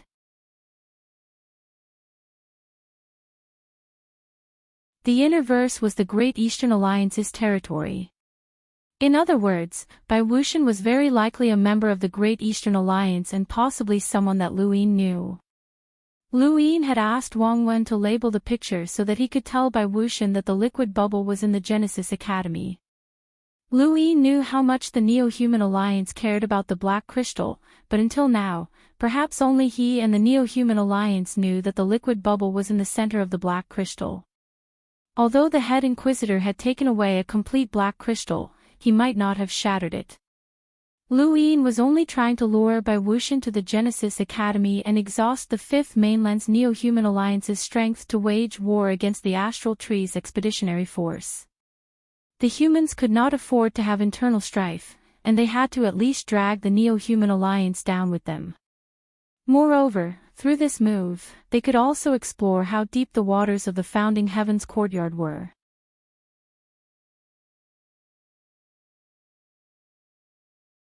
Welcome aboard. Stay tuned and subscribe to Han Li's Wuxia Adventures for more thrilling content. Chapter 2001. Of course, all of this was just a guess. Perhaps Bai Wuxian had coincidentally arrived in Brilliance region. Lu Yin wasn't a god, so he couldn't predict the future. He could only do his best and leave the rest to fate. All he had to do now was wait. Once the Astral Tree Expeditionary Army entered the Fifth Mainland, he would be able to leave. Before that, he might be able to meet up with some old friends or gather some resources, such as the bark of the Mother Tree. With Lu Xiaoge's status in the Frigid Immortal sect, Lu Yin wasn't worried about running into a top expert.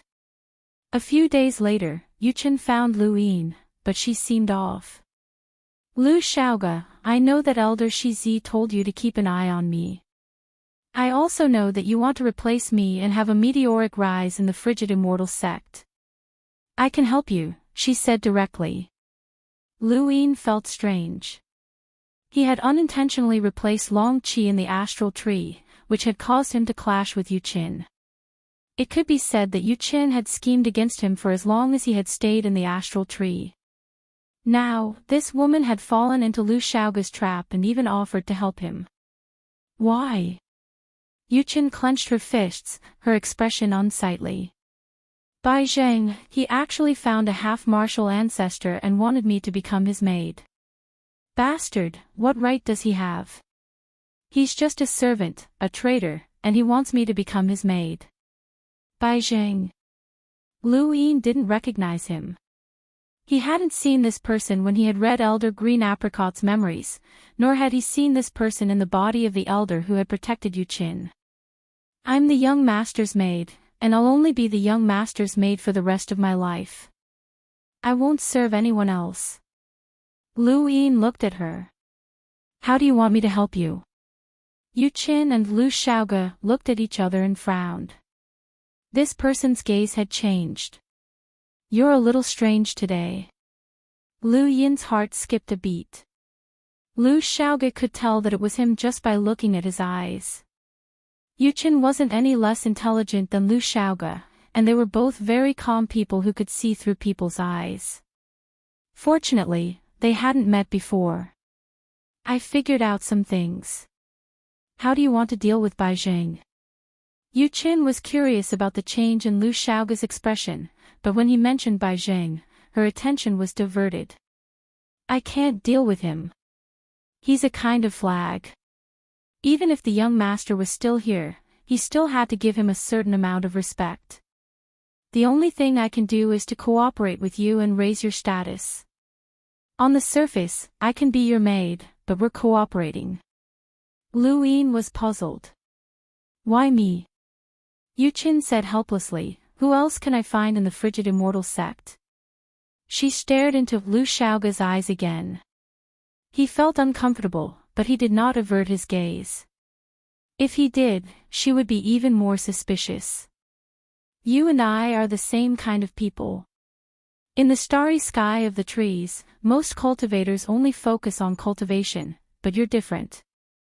You have ambition and you have a plan. I can see that although your eyes have changed today, your desire to take over everything is even stronger. Yu Chen looked at Lu Xiaoge deeply. I need that ambition. I can help you, and only I can. I know that Elder Shizi asked you to keep an eye on me, and I know that you have a good relationship with Elder Qing Xing, but they can't help you. They only see you as a disciple of the frigid immortal sect. What do you mean? Lu Yin was curious. Yu Chen said solemnly, I know many secrets of the frigid immortal sect, whether it's a disciple or an elder. As long as you're willing, I can share these secrets with you so that you can advance without any obstacles. I can even find a way for you to learn secret techniques. Apart from the frigid immortal sect, I also know many secrets of the other 4 scales, and I secretly control a group of people for my use. Lu Yin was tempted. Yu Chen was very valuable. She was Bai Xiaohong's maid, and even Elder Qing Xing had to listen to her orders. It was normal for her to know the secrets of the frigid immortal sect. Back in the humble Huayuan sect, Lu Yin had intercepted a group of gifted children that the frigid immortal sect had secretly taken away. Those children had been brought to the frigid immortal sect's jade peak to cultivate, and Yu Chen was in charge of this. She definitely had many gifted cultivators under her control, just like Shamrock Enterprises' hidden seeds. Lu Yin trusted her words. If it had been Lu Xiaoge, he would have cooperated with her since there was no harm in doing so. Unfortunately, he was Lu Yin, and if there was an opportunity in the future, he would seize this Yu Chen and use her, but now was not the right time. You can go back, Lu Yin said. Yu Chen was shocked, as she hadn't expected Lu Xiaoge to refuse. What did you say? Lu Yin looked at her. I said, you can go back now. I'll think about it. Yu Chen stared at Lu Xiaoge. You refuse. Lu Yin shrugged and turned to look at the sky, not saying anything. Yu Chen didn't understand. What did Elder Shizi say to you? Aside from spying on me, there must be some other reason. Otherwise, you wouldn't refuse my offer. Lu Yin's back was still facing her, and he remained silent. Yu Chen took a deep breath and said, all right, it seems like I've been deserted by everyone. The young master is dead, and I can guess that this is the result. If that's the case, then if I say that I have a way to contact senior sister Xian, will you still refuse to cooperate? Lu Yin suddenly turned around and stared at her. What did you say? Yu Chen confidently replied, senior sister Xian, the entire frigid immortal sect, and even the sect itself, can't contact her directly, but I can. Lu Yin stared at her in shock. You can actually contact her. Yu Chen's eyes narrowed imperceptibly, but they quickly returned to normal. She smoothed her hair. It's just an attempt, and it might not actually work. Lu Xiaoge, think about it. I sincerely want to cooperate with you, and I'll come find you tomorrow. Lu Yin placed a hand on her shoulder. Why are you in such a hurry? I can cooperate with you. Let's talk about the details and what you can help me with. Yu Chen's body stiffened, and she slowly turned around with a calm expression. With my help, you can learn a secret technique within 10 years. You'll be infinitely close to Dong Shan's strength and become one of the top disciples of the frigid immortal sect. 10 years is too long. Lu Yin shook his head. Yu Chen continued, your cultivation is too weak, and that's your shortcoming. The difference between you and Dong Shan is too great. I can provide you with resources and shortcuts to increase your cultivation, but 10 years is the shortest amount of time. That's enough. I'm leaving now. It wouldn't be appropriate if others saw me staying with you for so long. Lu Yin smiled. How interesting. It's too late to leave now. Yu Chen didn't understand. What do you mean, Lu Xiaoge? Lu Yin took out Mount Supreme and threw her inside. Lu Xiaoge is there. Go talk to him. Within Mount Supreme, Longxi opened her eyes and looked up to see a girl fall. She didn't care at first, as it was normal for people to come and go from Mount Supreme, but when she saw the girl's face, she suddenly stood up. Yu Qin. It wasn't just Long Shi, Yun Tingting, Lu Hao, Wen Di1, and Gue Qian were all shocked. Yu Qin was a famous person in the astral trees, and she represented by Xiaohong everywhere. Who didn't know her?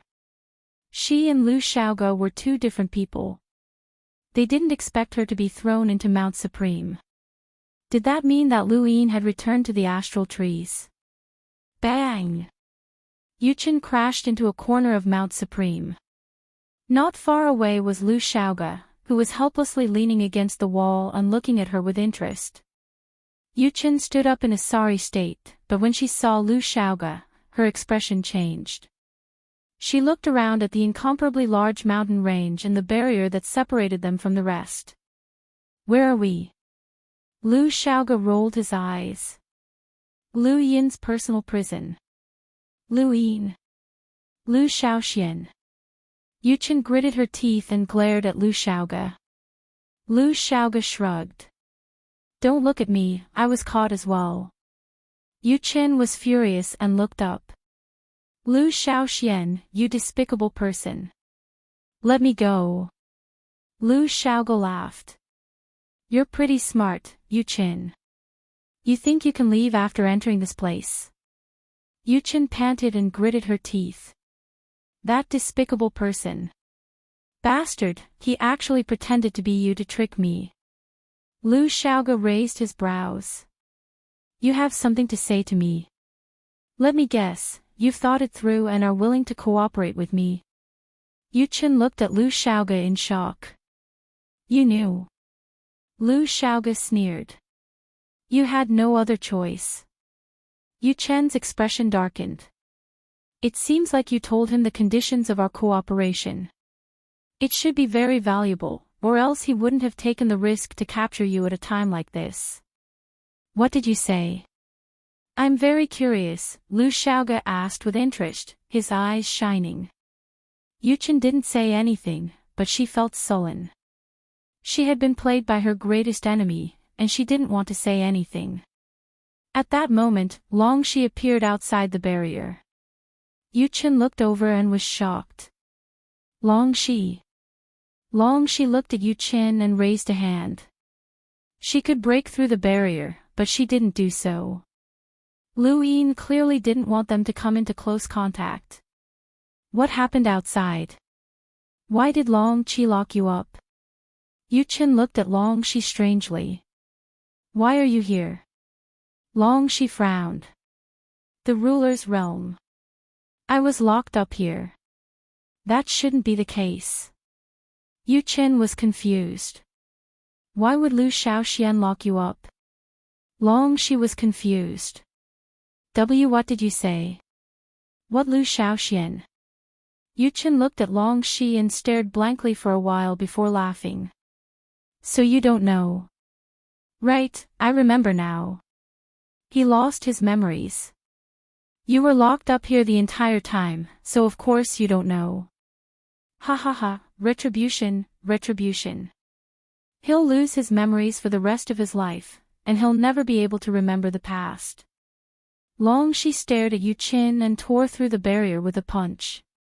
She rushed in front of Yu Qin and grabbed her hair. What did you say? What Lu Xiaoxian?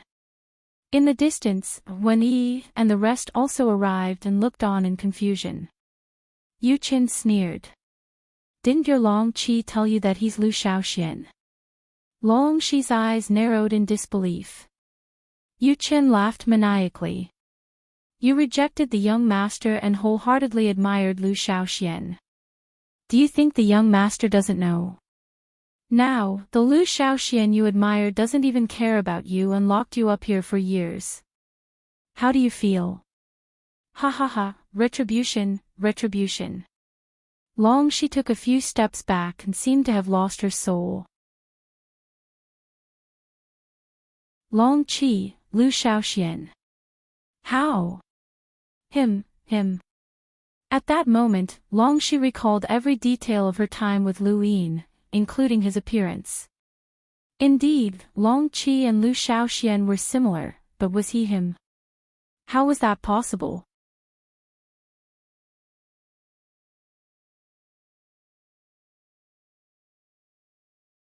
Had Lu Shaoxian encountered such danger? What about you? Why were you locked up? When first scholar asked again. Yu Qin did not answer. Lu Shaoge slowly explained what had happened. In the outside world, Lu Yin didn't care about what was happening inside Mount Supreme. This was the technocracy, and he was afraid that taking out Mount Supreme for too long would attract attention. Thus, he put it away after throwing Yu Qin in. However, the moment Yu Qin was thrown in, he had guessed that Long Shi and the others would find out the truth. Whatever, it was time to find out the truth. Perhaps he could learn more about Lu Shaoxian from Long Shi. The last half-ancestor arrived outside the Sky Genesis Court. At this point, the expedition army of the Cosmic Tree Tribe had all arrived at the Sky Genesis Court. 4 half-ancestors had gathered. What? Lu Shaoxian escaped even after the 2 of you attacked. The last half-ancestor was Xia De. When he was young, he liked to call himself a hero, and many people called him Hero Xia. As time passed, this title became more and more like a joke. Wang Si said coldly, he must have been hidden by the abandoned land. Otherwise, the remnants of the Lu family wouldn't have been able to escape from us. Ni Huang frowned, but you and I arrived earlier than the abandoned land's half-ancestor. Old White Ghost said, it's not impossible. You know how cunning the remnants of the Lu family are. They worked together with Kuei Luo to turn the middle realm and the top realm upside down. Even now, the humble school is still unhappy with us because of this. Because of him, the unity of the Cosmic Tree Tribe has been broken for many years. Even Gui Yuan has made a move. Ni Huang didn't understand. Could the abandoned land really have hidden him? It doesn't matter if the abandoned land has hidden him or not. We'll let them find him and force them to find him. I don't believe that the abandoned land would dare to start a war with us over a mere emissary, Old White Ghost said sternly. Xia De frowned, if we can avoid a war, then let's avoid it. It's never a good thing for humans to have internal strife. Don't forget that the 5th mainland was defeated because the 6th mainland was holding back too much of our forces. Wang Si said coldly, it's not us who wants internal strife, it's the abandoned land. Lu Shaoxian must die. This is our bottom line. Since you're all here, then let's have a showdown with them. She then looked at Xia De. I almost forgot that the Xia family left a half-ancestor in the abandoned land. He's actually willing to hand over Lu Shaoxian. Xia De wasn't surprised. It's normal for the Xia family to have a half-ancestor. You want me to find him? Ni Huang said, there are only a few half-ancestors in the abandoned land. If we can get one to defect, our chances of victory will increase. Wait. Old White Ghost looked at Ni Huang, don't tell me that we won't have a chance of victory if that half-ancestor from the Xia family doesn't defect. Senior, you're a powerhouse second only to the progenitor realm, and you're as famous as the Myriadao ancestor. You alone should be enough to deal with them, right? Wang Si's expression changed, and she became much gloomier. Ni Huang was helpless. The abandoned land isn't easy to deal with. One of them is about the same as me, so I won't be able to defeat him in a short period of time. Everyone was shocked when they heard this. Right, where's the burial garden? Didn't you say that you wanted to obtain the ancient inheritance there? Xia De suddenly asked. Wang Si said unhappily, the burial garden is gone. It's been sealed by the Eternals and can't be opened. Xia De cursed, the Eternals again. Why are they everywhere? Old White Ghost laughed strangely and pointed in the direction of the Starfall Sea, the Eternals are there too. The 7 sky gods have personally made a move, and even a progenitor from the 6th mainland has defected. Xia De's face twitched. Even a progenitor has defected. Ni Huang replied, don't worry about the Eternals. In the abandoned land, their strength has practically been crippled. Wang Xi said, let's deal with the remnants of the Lu family first. Immediately send someone to the abandoned land to search for Lu Shaoxian, especially the Innerverse. Lu Shaoxian founded the Great Eastern Alliance, and I want to capture every member of that alliance. Let's see how long he can hide. Soon after, the half-ancestors' orders were issued, and the Cosmic Tree expedition was to leave the technocracy and head to the abandoned land to capture the target. Lu Yin also received the notice, and he looked at Elder Green Apricot with an ugly expression. Let's go. The half-ancestor wants to meet you personally, so he must have some expectations for you. And Yu Chen as well. Right, where is she? Elder Green Apricot was puzzled. Lu Yin had not expected that old white ghost from the frigid immortal sect would want to meet him and Yu Chen in person. More accurately, he wanted to meet Lu Shaoge. Elder, what happened? Lu Yin asked. Elder Green Apricot replied, the half-ancestor has issued an order to capture the upper echelons of the Great Eastern Alliance that Lu Shaoxian founded. You too will be needed. This is not a war, so we need to discuss how to capture them. You and Yu Chen are good at this. Lu Yin's eyes flashed coldly. The half-ancestor had actually attacked the Great Eastern Alliance. Fortunately, he had been prepared. Hurry up and meet the half-ancestor. I'll go find Yu Chen, Elder Green Apricot urged before leaving. How could Lu Yin possibly meet Old White Ghost? He had no confidence in being able to deceive a half-ancestor at close range. No matter how mystical Death Mask was, it could not be that powerful. It was best to find someone else to replace him. The person who replaced him had to be of a moderate status, so they would not attract any attention and could also leave the technocracy. Soon, Lu Yin found his target, Wang Yi. Wang Yi had not appeared since the Sovereign's tournament, and it was rumored that he had been severely injured by the 7 sky gods. After returning to the Wang family in the Cosmic Tree realm, he had been in seclusion. If not for Wang Yi's seclusion, the stowaways would have been exposed long ago. Brother Wang, Lu Yin called out. In outer space, Wang Yi looked over and saw Lu Shaoge. Who is it? Although Lu Shaoge was doing quite well, that was only limited to the frigid immortal sect and had yet to step onto the stage. Unless he replaced Yu Chen, he did not have the qualifications to enter Wang Yi's eyes. Wang Yi was a direct descendant of the Wang family, and he was in existence second only to Wang Su. I'm Lu Shaoge. I have something to ask Brother Wang, Lu Yin said politely. Wang Yi was cold. I'm not free. He then turned to leave. Lu Yin hurriedly said, it's about Lu Yin. Wang Yi paused and looked at Lu Shaoge in astonishment. Speak. Lu Yin gestured for Wang Yi to enter. Wang Yi's eyes narrowed, and he took a deep look at Lu Yin. He then descended without a care and entered the sealed space that Lu Yin had specially folded with a piece of white paper. Just say what you have to say, Wang Yi said. He did not care about Lu Shaoge since he was just a hunter.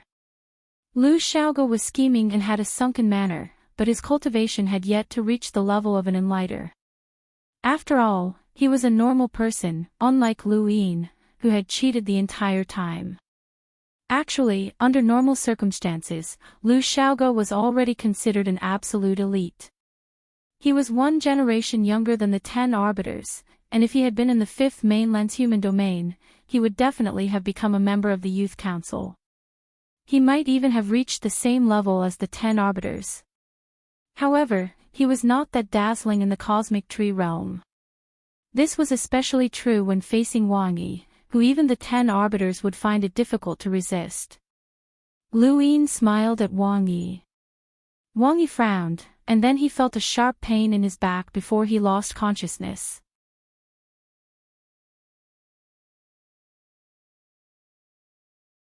Welcome aboard. Stay tuned and subscribe to Han Li's Wuxia Adventures for more thrilling content. Chapter 2003. Lu Yin changed his appearance, and Death's mask took on Wang Yi's appearance. He took out Mount Supreme and tossed Wang Yi inside before swaggering out of space. Although Wang Yi was a direct descendant of the Wang family and had a high status, it was unlikely that he would be summoned by a half-step ancestor with his strength. After all, he was still a member of the younger generation. However, his status allowed him to go to the Fifth Mainland, as he had been here before. Within Mount Supreme, Wang Yi fell down and landed next to Yu Qin. Wen Yi and the others saw this and were speechless. Wang Yi had also entered. Lu Yin had not used too much strength, and he had only made Wang Yi lose his ability to resist. Wang Yi only reacted after crashing to the ground, and he hurriedly stood up despite the intense pain in his back. He looked up and saw Yu Qin, but before he could even react, he saw Lu Xiaoge. His expression changed, and he became vigilant as he prepared to attack. Lu Xiaoge was afraid that Wang Yi would attack him, so he quickly asked, "Did I hit you?" Wang Yi frowned. "I didn't expect the frigid immortal sect to have someone like you." Lu Xiaoge was helpless. "It wasn't me who hit you, it was Lu Yin." Wang Yi did not understand. "What did you say?" Lu Xiaoge sighed. "I don't know how Lu Yin came to the technocracy, but he used a disguise that even a half-step ancestor could not see through to replace me. That's how he captured Yu Qin." Wang Yi looked at Yu Qin. Yu Qin was much calmer now, and she nodded. Wang Yi's eyes narrowed, as he had not expected it to be Lu Yin. His initial impression of this person had been during the Sovereign Tournament, and his invincibility during the final battle had shocked him. His terrifying strength that could rival the four young ancestors had given him a new understanding of the abandoned lands. However, after coming out of seclusion some time ago, his impression of this person had changed once again. This person was actually Lu Xiaoxian, who had used his strength as an enlighter to cause chaos in the cosmic tree domain. He had broken through to become an emissary and crossed the void to provoke the cosmic tree domain, which had even led the cosmic tree domain to form an expeditionary force to suppress him. This person's innate talent and cultivation were at the same level as his peers, and his ability to cause trouble was also at the same level. Wang Yi had thought that it would be difficult for him to fight Lu Yin since Lu Yin had broken through to become an emissary, and their strength was on a completely different level. Lu Xiaoge raised his head and wondered how many more people were going to be locked up. He was going to become famous. "Wait," he suddenly looked at Wang Yi. "Why did Lu Yin attack you?" Wang Yi replied indifferently, "I don't know." He didn't say why. Lu Xiaoge was surprised. Wang Yi shook his head. Lu Xiaoge smiled. "That's good." Wang Yi didn't understand. Lu Xiaoge replied, "He'll only attack you if you look for him and see through his disguise. If he attacks you for no reason, then there's only one reason. He's going to replace you." Lu Xiaoge took pleasure in Zhao Fu's misfortune. Wang Yi's expression changed. "Disguise yourself as me." Lu Xiaoge nodded. "Congratulations, you're going to be famous." Wang Yi's expression turned ugly. He had a cold personality and was not good with words, but at this moment, he had the urge to curse at someone. He inexplicably understood why so many people hated Lu Xiaoxian. It wasn't just Lu Xiaoxian, many people hated Lu Yin as well, such as Wang Deshuai. In the outside world, Lu Yin disguised himself as Wang Yi and swaggered through the heavens. He guessed that it wouldn't be long before he left the technocracy. Wang Su appeared before him. The Starry Sky of Trees Expeditionary Army was operating in this area. Apart from half-martial ancestors and powerhouses with 1,000,000 battle prowess, no one else was allowed to leave. It was not unusual for Yin to meet anyone. "Wang Yi, come with me. The elder wants to see us," Wang Su said when he saw Wang Yi. Lu Yin blinked. "Elder? Who is it?" Wang Su looked at Wang Yi strangely. It's Elder Wang Si, of course. Lu Yin was speechless. Another half-martial ancestor. Damn it, why did it sound like everyone wanted to meet a half-martial ancestor? Was it so easy to meet a half-martial ancestor? Why does the elder want to see me? Lu Yin asked. Wang Su felt even more strange, and he stared at Wang Yi. With your personality, you wouldn't ask such a question. What's wrong? Lu Yin revealed a pained expression. I need to go into seclusion for a few days. My old injuries have flared up. Wang Su frowned. Come with me. He then grabbed Lu Yin's shoulder and brought him to a distant planet where the Wang family's cultivators were staying. The expeditionary army included many powers in the starry sky of trees, but the four cardinal scales lived alone. Lu Yin was brought to a dark canyon on the planet by Wang Su, who had a tight grip on his shoulder. Wang Su's expression was cold as he stared at Lu Yin. He suddenly attacked, and a black rope descended from the void to bind Lu Yin's limbs. He could tell that there was something wrong with this Wang Yi, and no matter who it was, he had to control him first. Lu Yin had no choice but to attack. He took a step forward and appeared behind Wang Su. With a palm strike, Wang Su fell to the ground in shock. Why are you so smart? Why did you have to force me to attack? The more people I capture, the easier it will be to expose the problem. It's troublesome, but I can't replace you, Lu Yin muttered to himself as he took out Mount Supreme and tossed Wang Su inside. Wang Su was very strong and was one of the four young ancestors, but the difference between him and Lu Yin was too great.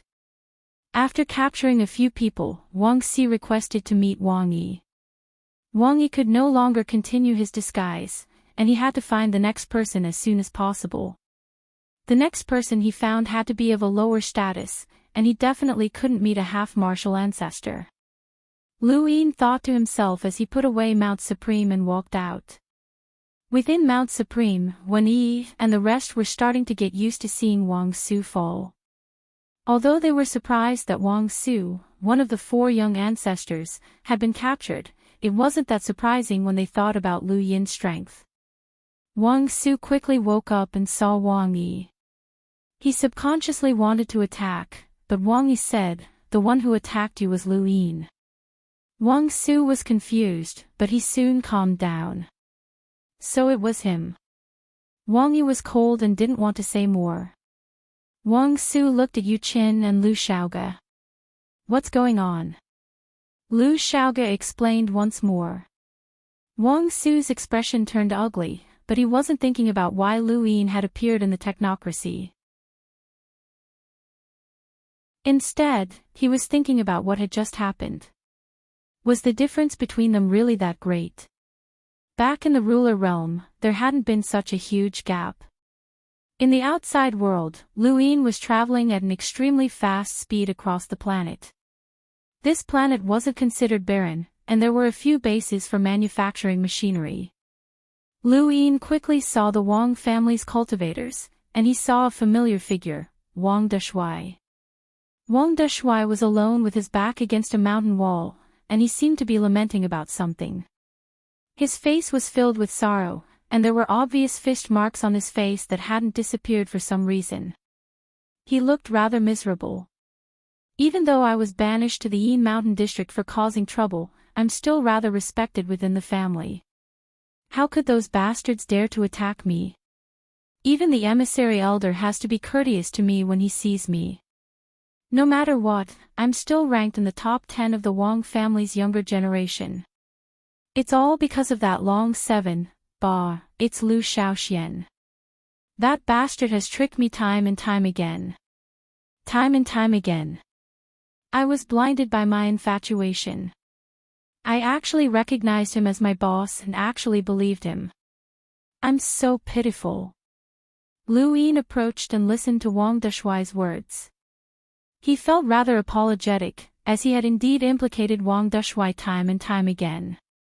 This guy was really tenacious, and anyone else would have ended up in an even worse state. Now, after hearing Wang Dushui's miserable story, Lu Yin felt even more apologetic because he wanted to replace this guy.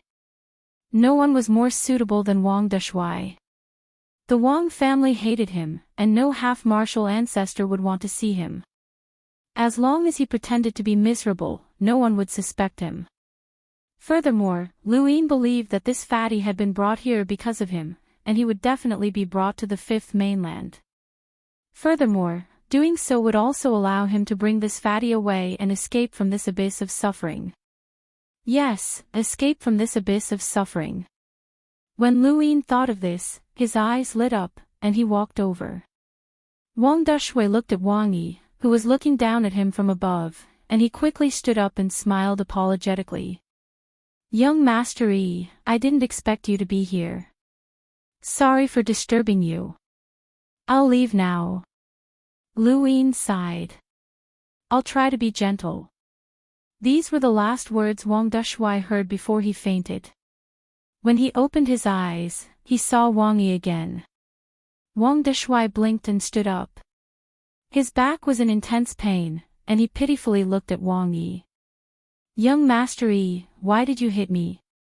Many people in the Wang family had bullied him, but Wang Yi was not one of them.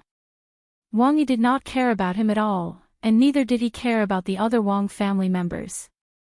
Wang Yi coldly replied, "It wasn't me." Wang Dushui was confused, and it was only then that he could clearly see his surroundings. Where am I? He saw Wang Su, Yu Chen, and Lu Shaoge, and was stunned. "Why are you all here?" No one explained anything to the fatty, and not even Lu Shaoge, who was too lazy to bother with him. Wang Dushui hid in a corner with a bewildered expression and continued to lament and curse Lu Yin. In this manner, Lu Yin disguised himself as Wang Dushui and walked around the planet. One day later, he arrived at the place where Wang Dushui had lament and refused to go out. This damned fatty was too hateful. He had only gone out for a stroll, but he had been beaten up by several people who cursed him as they beat him. Lu Yin could understand Wang Dushui's feelings, and he felt even more apologetic. However, this was not entirely his fault, as this was fate. Old White Ghost was extremely dissatisfied. He had clearly told Elder Green Apricot to inform Lu Shaoge to meet him, but Lu Shaoge had not come. Wang Si had also informed Wang Su and Wang Yi to meet him, but those two had not come either. Just as they were about to head out to look for Lu Yin, Elder Chan, the Sage Heavenly Master, Elder Gong, and the drunkard appeared outside the technocracy and requested to meet with them. Ni Huang immediately led them to the border of the technocracy to meet with Elder Chan and the others. "What? Have you thought things through? Are you willing to hand Lu Shaoxian over to us?" This was the first thing Wang Si said to Elder Chan and the others. The drunkard looked at Wang Si. "The fifth mainland swears not to be enslaved." Wang Si's brows rose as she recalled what the drunkard had said to her the last time they had met. Her temper flared up, but fortunately, Ni Huang stepped forward and faced Elder Chan. "If we wanted to enslave you, we wouldn't have waited until now. Also, we wouldn't have been the only ones here. Tell me clearly, are you going to hand Lu Shaoxian over or not?" Elder Chan replied, "We really don't know where he is, so we can't hand him over." "Then just wait for the war to start. Let's see how much power your wasteland has left," Wang Si sneered. Elder Chan glanced at Wang Si. "Do the four scales only know how to fight amongst themselves? First, you annihilated the Lu family, and now you want to deal with us. You keep talking about war. I think you're a spy planted by the Eternals." Wang Si was furious. "You..."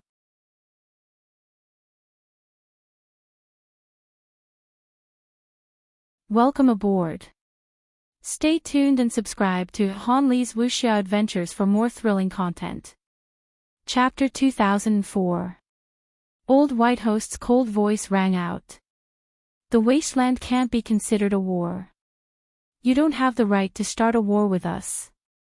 Even if you have 5 half-ancestors, we can send 10 half-ancestors or even progenitors at any time. You can try. When the 6th mainland invaded our 5th mainland, even the martial ancestors were defeated, Heavenly Master Shangxing said. Elder Gong glanced at Enai Huang and the others. This is the 5th mainland, your ancestral land. Humans have progenitors, and so does the land. Don't underestimate the ancestral land. Xiaoda asked, where's the Xia family's half-ancestor? Why isn't he here? Elder Chan looked at Xiaoda. There's no need for him to come. The 4 of us are just enough. It seems like you really want to start a war. Enai Huang asked. Elder Chan and Enai Huang exchanged glances. Of course not.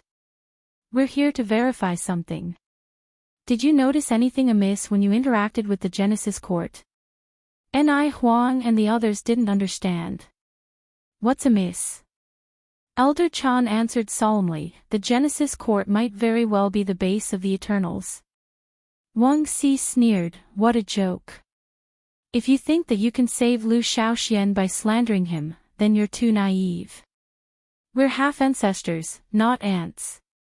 If the Genesis Court is related to the Eternals, then how could we not have noticed it? Enai Huang shook her head. Don't try to split us up.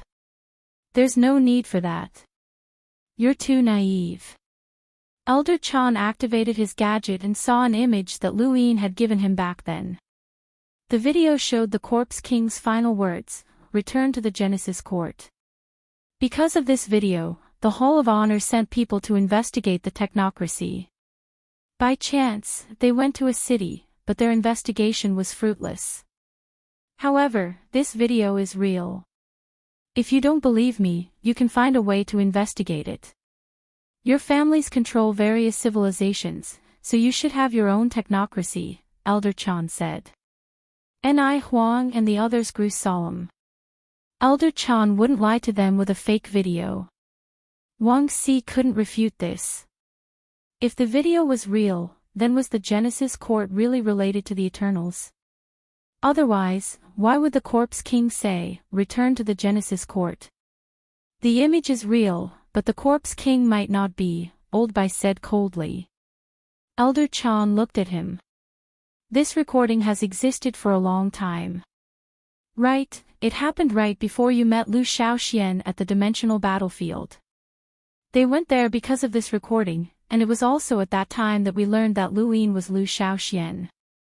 Was it that time? Wang Xi was shocked. Enai Huang looked at her and asked, was it the last time you were here? Wang Xi's expression darkened. That's right. I met Lu Shaoxian in the Vientiane battlefield with Old White. I remember now, no one here knew that he was Lu Shaoxian. Xiaoda said solemnly, it seems that the timing matches. That means that the image is real, and the eternal race will never have internal strife. If the Corpse King really said this, then it means that the Heaven Creation Court is most likely related to the eternal race. Otherwise, we wouldn't have risked sending people into the technocracy to investigate. Before we know that Lu Yin is Lu Shaoxian, he's a paragon of the 5th mainland's younger generation. Let me ask you, would any of you allow your direct descendants to take the risk of investigating an enemy territory? It's especially difficult to hide in the technocracy. Even you half-ancestors were trapped there. For a moment, everyone fell silent. We can't conclude with just one image. The Genesis Court is related to the eternal race, Wang Xi said. Elder Chan said, of course, that's why I hope that you can investigate the Genesis Court.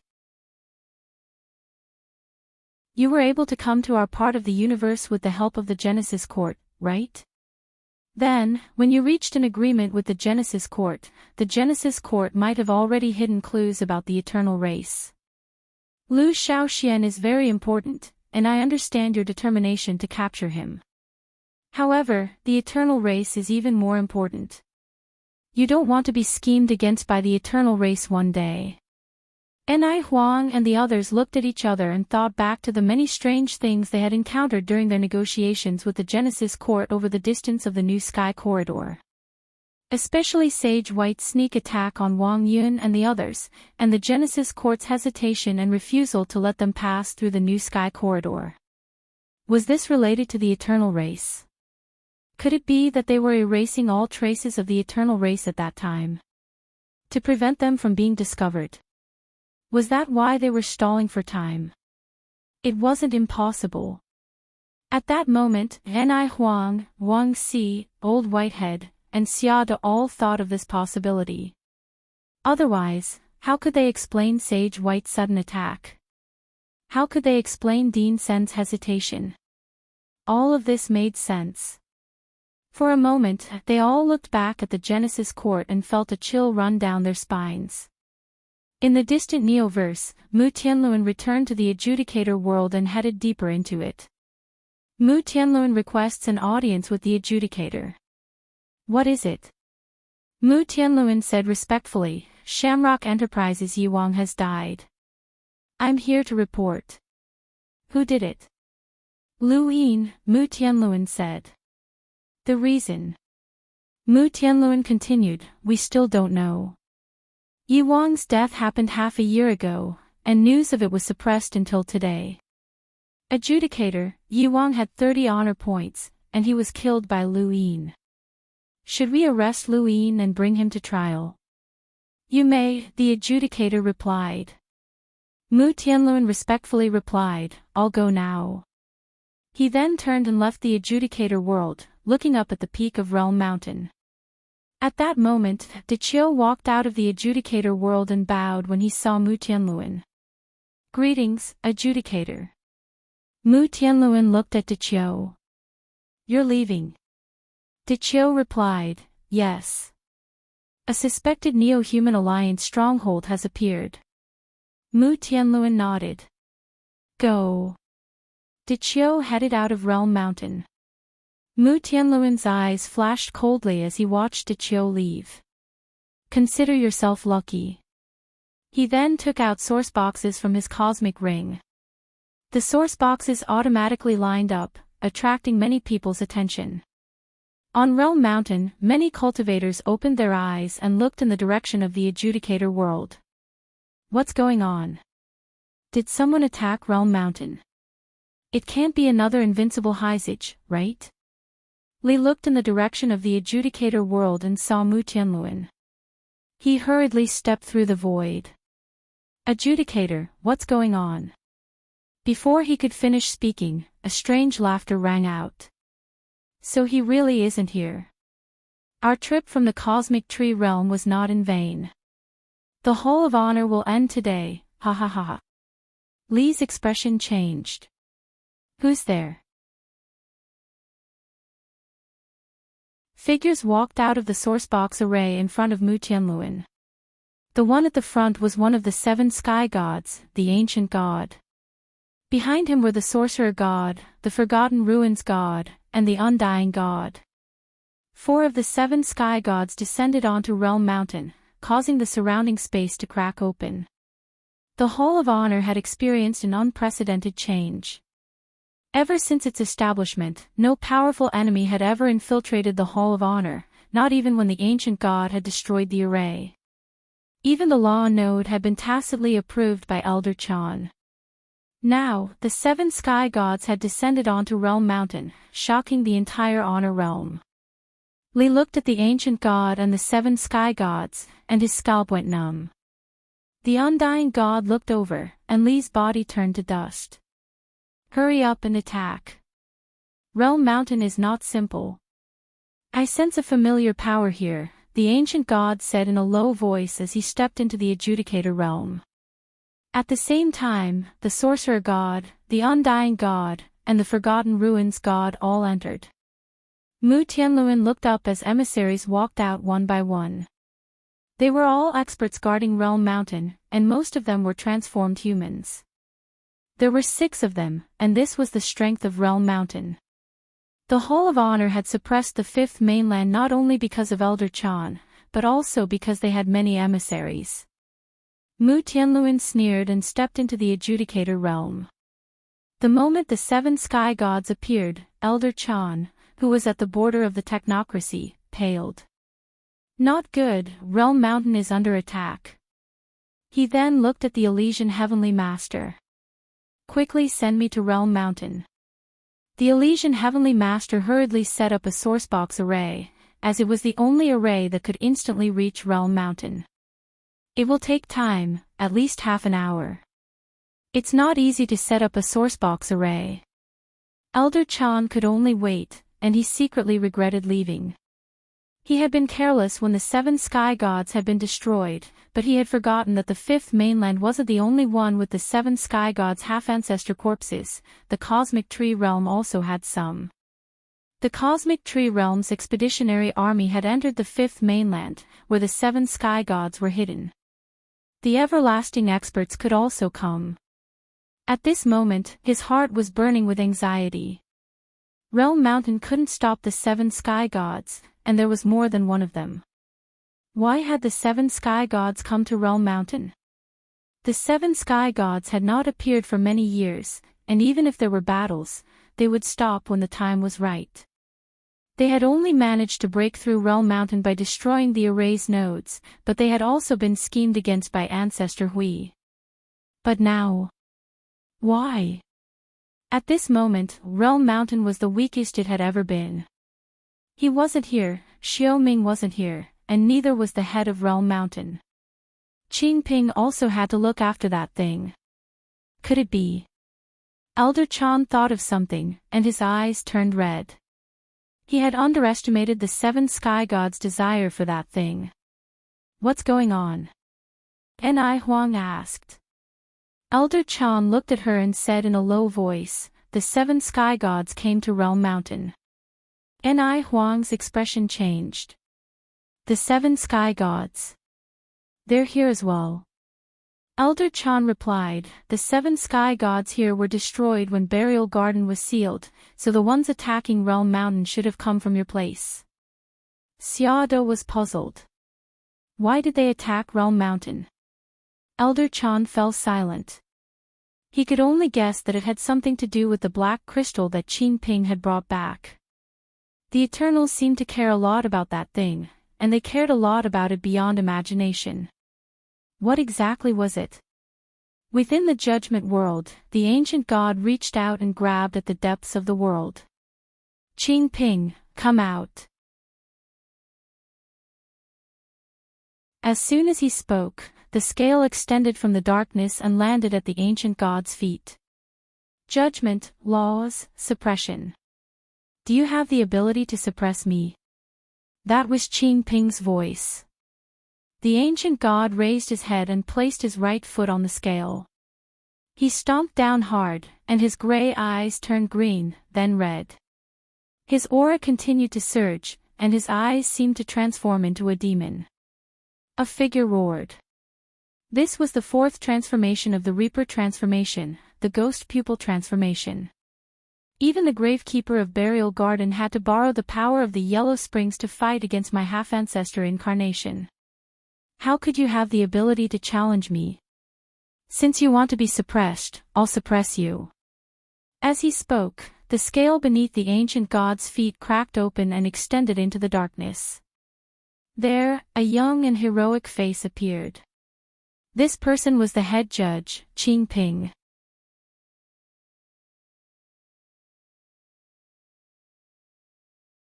Welcome aboard. Stay tuned and subscribe to Han Li's Wuxia Adventures for more thrilling content. Chapter 2005. Who would have thought that the head inquisitor of the Galactic Arbitration would be so young and valiant? His chiseled face caused the god of forgetful ruins to gasp in surprise. You are the true genius of this era. As an emissary, not many have been able to challenge a half-ancestor. You are qualified to become the leader of the Heavenly Gate. Unfortunately, you will have to die here. As he spoke, a mountain appeared above his head and pressed down on Qing Ping. The witch spirit god laughed strangely. He didn't attack Qing Ping. Instead, he was arranging something.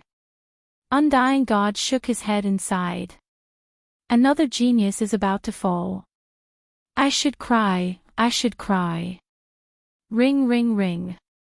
The blood-red bell rang, and Qing Ping glared at the ancient god. You won't be able to suppress me.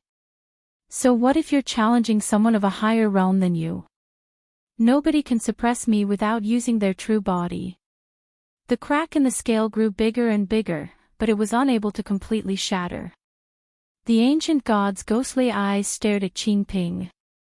I have to admit that you are indeed a genius, comparable to Xia Shang and Ku Jia of the same generation.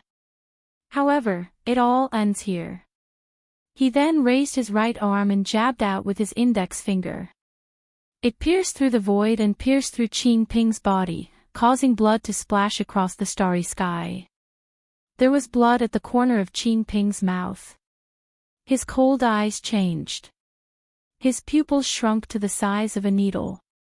Behind him, an illusory divine eagle appeared. The 7 heavenly gods were shocked. Mother Tree Godly Hawk. Along with the cry of the divine eagle, Qing Ping's pupils changed completely, becoming like the eyes of an eagle. A terrifying aura soared into the sky. The scale that was originally cracked suddenly recovered. Cracks appeared on the surface of the ancient god's body as he spat out a mouthful of blood. He had been judged. The god of forgotten ruins was shocked. It was already terrifying for an emissary to challenge a half-martial ancestor, but to be able to fight against an ancient god's half-martial ancestor incarnation was unimaginable. The ancient god was the head of the 7 heavenly gods, and his strength was limitless.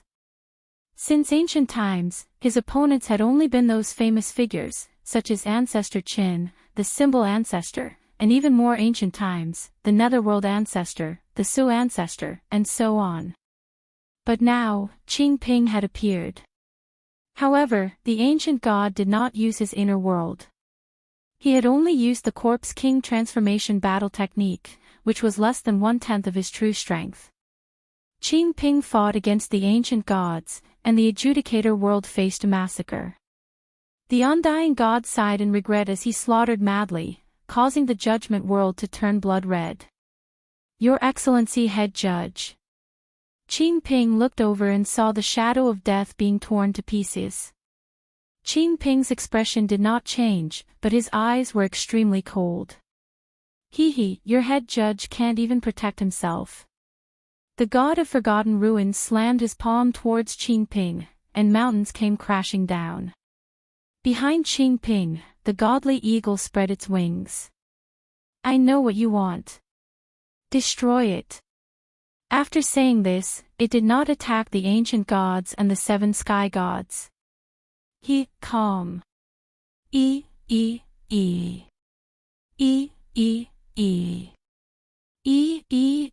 Qing Ping ignored the ancient god's attack. He raised his hand and said, Skyless. As soon as he said this, the darkness that had enveloped him suddenly dispersed. The space around him shattered, and the judgment world was completely destroyed. 2. The ancient god's palm landed on Qing Ping's forehead, but his attention was not on Qing Ping. Instead, it was on the shattered black crystal and the liquid bubbles. The undying god, the forgetful ruins god, and the shaman spirit god all looked towards the depths of the great world and saw the bubble shatter. They saw the drop of red liquid being exposed in the starry sky. In that instant, even the 7 heavenly gods had a change in expression. Everything happened too quickly for them to stop. They did not expect Qing Ping to break the black crystal even at the cost of his life. Any normal person would have dodged the ancient god's attack, but Qing Ping did not. He's exposed, the undying god muttered. The ancient god clenched his fists. The scale disappeared from under his feet. He watched Qing Ping's body fall and wanted to give him another palm. He had underestimated this person. Suddenly, Qing Ping opened his eyes. The injury he thought would kill him disappeared as the ancient god retreated. This was the plan's secret word, realm of repentance. He thought the ancient god would continue to attack, but strangely, the ancient god did not move. The other 7 gods did the same. They just stared at the depths of the judgment world. The judgment world was shattered, and the realm mountains were shaking. There was a drop of red liquid there. The next moment, the ordinary-looking drop of liquid stopped in the starry sky. Then, an unimaginable scene appeared. The astral source universe distorted and boiled. The drop of liquid absorbed the astral source universe frantically, forming a vortex that distorted the entire judgment world and everything that was visible to the naked eye. Qing Ping could not believe it. This absorption speed far surpassed his own, and even Elder Chan's. How was this possible? This speed should be comparable to a progenitor's absorption speed. The judgment world distorted the realm mountains and the neoverse starry sky. In the neoverse, endless astral source universe flowed toward the realm mountains and was absorbed by the drop of liquid. Although it was just a drop of liquid, it seemed to contain the starry sky. Countless people looked up, unable to understand what was happening. In the 7 courts, Xia Ji suddenly stood up. This speed. Could a progenitor be born? The Sirius sect, Aurora Stronghold, home of the gods, and others all looked in the direction of the realm mountains. The ancestral turtle that belonged to the Mavis clan also turned to look at the realm mountains. No one noticed that its originally dull expression had changed. It had become complicated and aggrieved, as if it had sensed something. The judgment world was completely shattered and exposed above the realm mountains.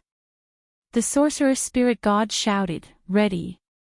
The ancient god looked deeply at Qing Ping. You personally destroyed your human race, so the plan has been brought forward. The ancient god then disappeared and reappeared not far from the sorcerer spirit god. The sorcerer spirit god had been preparing a sourcebox array all this time, a teleportation array that could traverse long distances. It was similar to the one that the Elysium Heavenly Master had prepared, and it could traverse the void. Beneath Qing Ping's feet, the scale extended in an attempt to prevent them from leaving. The ancient god wanted to wait for Elder Chan to return so that he could destroy the 7 gods in one fell swoop. The scale was blocked by the sorcerer spirit god. "Kid, I'll play with you." Keek keek. There was blood at the corner of Qing Ping's mouth, and he looked at the ancient god with resentment. The forgetful ruins god and the undying god had disappeared under the teleportation array. Just as the ancient god and the others left, Elder Chan appeared. He looked at the liquid that was crazily absorbing the astral source, and his face went pale. What was that?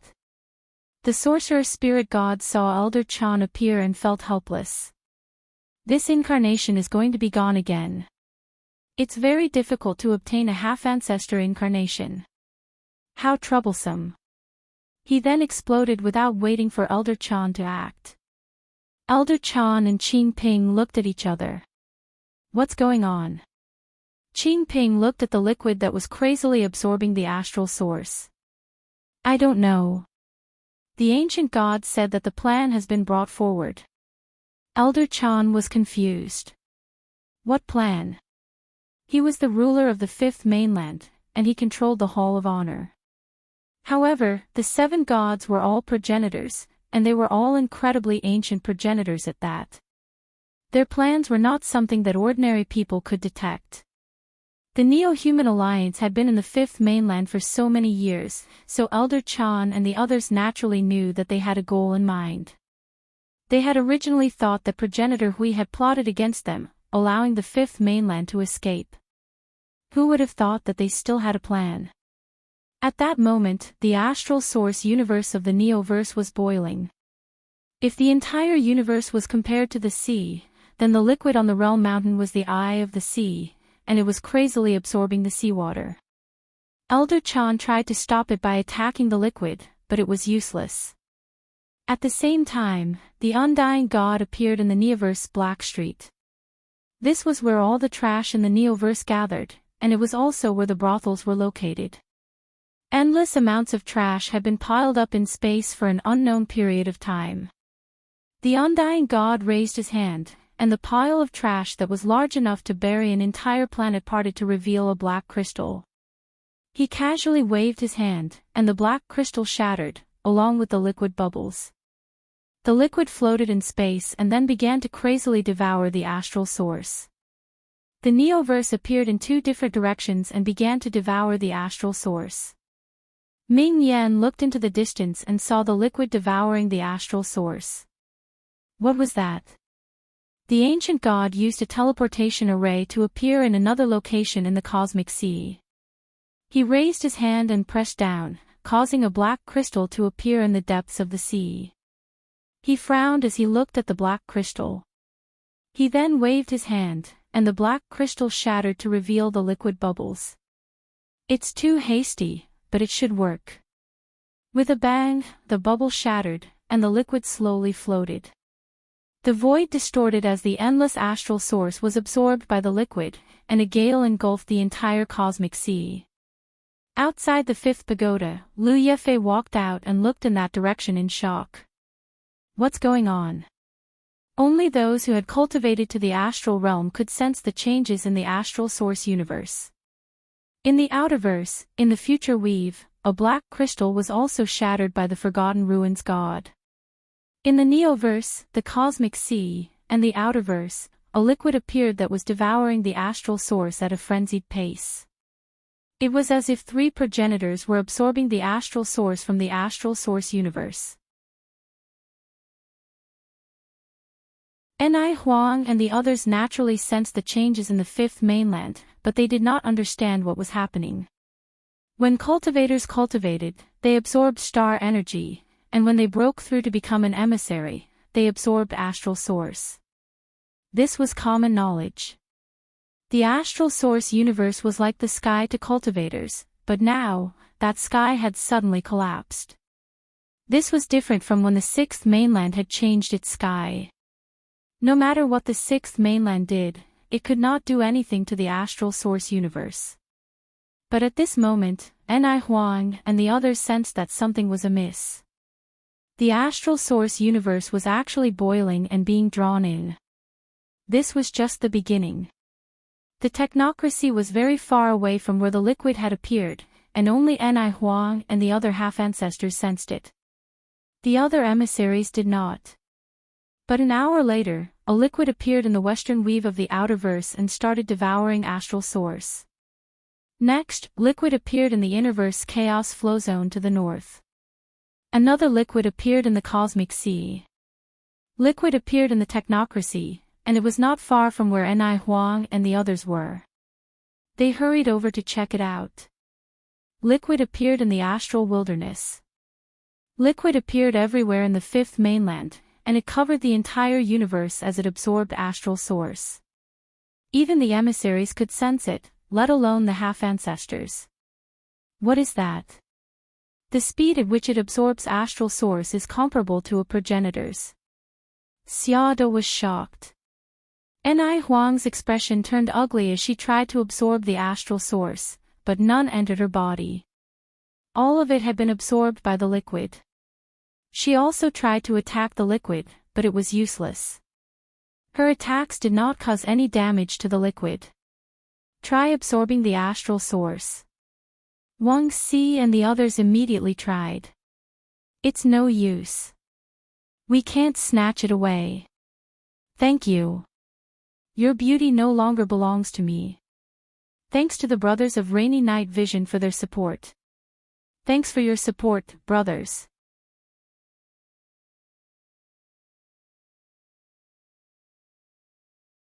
Welcome aboard. Stay tuned and subscribe to Han Li's Wuxia Adventures for more thrilling content. Chapter 2006. White Old Ghost frowned. Something's not right. From the looks of it, this should be the handiwork of the Eternals. What are they up to? Ni Huang said in a low voice. Why would an emissary suffer a backlash from absorbing stellar sources during her cultivation? Why is there an origin tribulation? Because the astral source universe doesn't want to absorb too much astral source. Many people have tried to study the astral source universe, and the conclusion they reached is that the astral source universe has a fixed amount of astral source, and it's not endless. Are you saying that the liquid wants to drain the star source universe? Xiaoda was shocked. Ni Huang nodded. That's very likely. Once the stellar source universe is sucked dry, what will happen to the cultivators? This wasn't just an astral source, it was also star energy. Star energy came from an astral source, and without an astral source, how could humans cultivate? Even we will run out of astral sources one day, so what's the difference between us and ordinary people? Old White Ghost said hoarsely. Ni Huang looked in the direction of the human domain.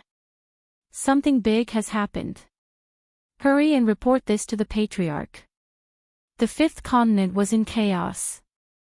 A total of 16 drops of liquid were scattered across the fifth continent, madly devouring stellar sources. Elder Chan and the others had also guessed the Eternal's intentions, but there was nothing they could do. The only thing they could do was hope that the progenitors could destroy the liquid. Outside the Starfall Sea, the martial ancestor and blood ancestor were in an unprecedented battle. He Wuxian had suppressed both progenitors by himself to the point that they were unable to catch their breath. Earlier, the sixth mainland's three progenitors had to join forces to stop He Wuxian, but now, the two of them were unable to stop him at all. They were also aware of what had happened in the fifth mainland, but He Wuxian's attack had left them with no time to care about it. Taking advantage of this opportunity, Secret Ancestor broke through the two's obstruction and rushed into the fifth continent. With the power of the progenitor realm, it was enough to sweep through the entire fifth continent. Just as Secret Ancestor charged into the fifth continent, an unimaginable force descended, not only knocking him back, but also shattering half of his body. The martial progenitor and the blood progenitor were shocked. They didn't see who did it, but they could guess who it was. Blacklist God's expression changed. So what if you can block this place? Let's see how long you can last, old thing. He then retreated. The martial progenitor and the blood progenitor let out a sigh of relief. They still could not see anyone, but they knew who it was. In the distance, Mr. Mu gazed at the starry river. This is the plan of chaos. In the end, it's still too late. After saying that, Lu Yin's figure disappeared. When he reappeared, he was already in the northern part of Chaos Flow Zone, which was closest to him. He looked at the drop of liquid that was within his reach, but even he could not destroy it. A tiny drop of liquid had the power to bury a human being. The 16 drops of liquid frantically absorbed the star source, and as time passed, even the Lemeters and Melders began to feel that something was amiss. They could no longer easily absorb star energy, and it felt like a normal person who had arrived on a planet with very little oxygen and was unable to breathe. Under such circumstances, countless corpse kings appeared from all over and began to attack the humans. In Universe Ocean, on an island not far from Ocean Abyss, several children were laughing and playing. This place used to be desolate, and very few outsiders came here. However, with the construction of the fifth pagoda, this island had become a material transfer center. In just a few months, it had become extremely prosperous. All the major businesses had set up branches here, and there was even an auction house. Everyone on the island saw the light at the end of the tunnel. They were sure that the future would be beautiful. However, when pairs of scarlet vertical eyes appeared, that beautiful feeling was destroyed and torn apart. What replaced it was a blood-red sky. There was a large world on this island that was home to countless corpse kings from the Neo-Human Alliance. There were many such large worlds on the fifth mainland. Even though the 7 heavenly gods had been destroyed, the Hall of Honor had joined forces with the major powers of the fifth mainland. They had suppressed the Neo-Human Alliance and caused them to suffer heavy losses. Bai Wuxian had no choice but to take action, which led to the astral beast domain invading the human domain. However, the Neo-Human Alliance's true foundation was these great worlds. Countless corpse kings appeared and charged towards the fifth pagoda. They were led by several corpse kings with power levels in the hundreds of thousands, and they all punched at the fifth pagoda. Lu Yi appeared and blocked the fifth pagoda. Lu Yi looked into the distance and was stunned. Where did so many corpse kings come from? Be careful, it's very difficult to absorb the astral source, Fei Hua warned. Lu Yi sighed. This is going to be difficult. We can't replenish the astral source. This is the first time we've encountered such a situation. Be careful. Fei Hua nodded. An arrow was shot into the distance by brute force. His arrow hit the corpse king without missing, but it only caused the corpse king to pause for a moment. The corpse king casually brushed aside the arrow and continued to charge towards the fifth pagoda. Brute force shouted, "Prepare for battle." This was only the cosmic sea. Corpse kings appeared everywhere in the innerverse and outerverse. A war of unprecedented scale erupted without warning. Before this, no one had expected such a war to break out. The Neo-Human Alliance had remained hidden for many years. Although they were extremely dangerous, they had never directly clashed with the human domain. Now, they had finally made their move. The endless corpse kings were like a dark cloud that covered the entire human domain. In the astral beast domain, in the celestial beast empire, a woman requested an audience with the emperor. "Xanu, what is it?" the emperor asked gently. The woman's name was Xanu, and although she looked young, she was actually from the same generation as Su Qing. She had the power of an emissary with a power level of 600,000, and she was a human who had joined the astral beast domain. "Greetings, Your Majesty. Are you aware of the upheaval in the human domain?" Xanu asked respectfully. The emperor frowned. "I know, but I don't know how the Eternals did it. They're actually devouring astral sources." His voice was calm, but he could not hide his worry. Many astral beasts cultivated by absorbing astral sources, and he was afraid that the Eternals would use this method on the astral beast domain. Xanu looked at the emperor. "Your Majesty, are you worried that the Eternals will use this method on the astral beast domain?" The emperor was about to speak when he suddenly paused. He looked deeply at Xanu. "What are you trying to say?" Xanu respectfully replied, "Your Majesty, it's time to attack the human domain." The emperor's eyes narrowed. "My astral beast domain has been trying to invade the human domain for countless years. Commander Su Qing had already reached his limit when he attacked the central weaves of the outerverse. Now, we can take advantage of this opportunity to occupy the human domain. Without astral sources, the humans won't be able to withstand a single blow." The emperor stood up and approached Xanu, watching her calmly. Xanu lowered her head slightly in fear. "When you first joined the Celestial Beast Empire, I found it strange, but you haven't acted strangely even after so many years. I originally thought that you were a spy sent by the human domain, but it seems that I was wrong." Xanu smiled. "Since I've betrayed the human domain, I won't turn back." "Then, who do you represent?" the emperor shouted as he stared at Xanu. Xanu's heart skipped a beat, and the emperor's aura caused her to panic. She hurriedly knelt down. The Neo-Human Alliance. The emperor was not surprised. "Did the Neo-Human Alliance send you to join the Celestial Beast Empire?" "Yes." Xanu did not hide anything. "My goal? To be a bridge. They only sent me as a messenger," Xanu said. The emperor looked at her. "Did the Neo-Human Alliance send you to say this as well?" Xanu replied, "Yes, but these are my heartfelt words. The human domain is nothing without its astral source. If the astral beast domain attacks now, it will be successful." The emperor fell silent for a moment. You may leave. Yuaxian gulped and respectfully retreated. Just as she was about to leave, a figure walked in. It was Imperial Tutor Skymender. Yuaxian bowed to the Imperial Tutor. Imperial Tutor Skymender walked past her and took a step forward. Yuaxian's body trembled and then exploded, blood spraying everywhere. The Emperor looked at Imperial Tutor Skymender. Why did you kill her?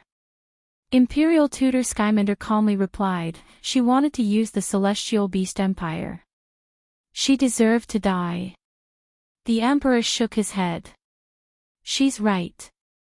Attacking the human domain now will be successful. Imperial Tutor Skymender looked at the Emperor seriously. Your Majesty, have you forgotten what we've been waiting for? The Emperor wearily replied, we've waited for too long. We still have to wait. This isn't about you, nor is it about me. It's about the Fourth Mainland. This is the Fourth Mainland's long-cherished wish.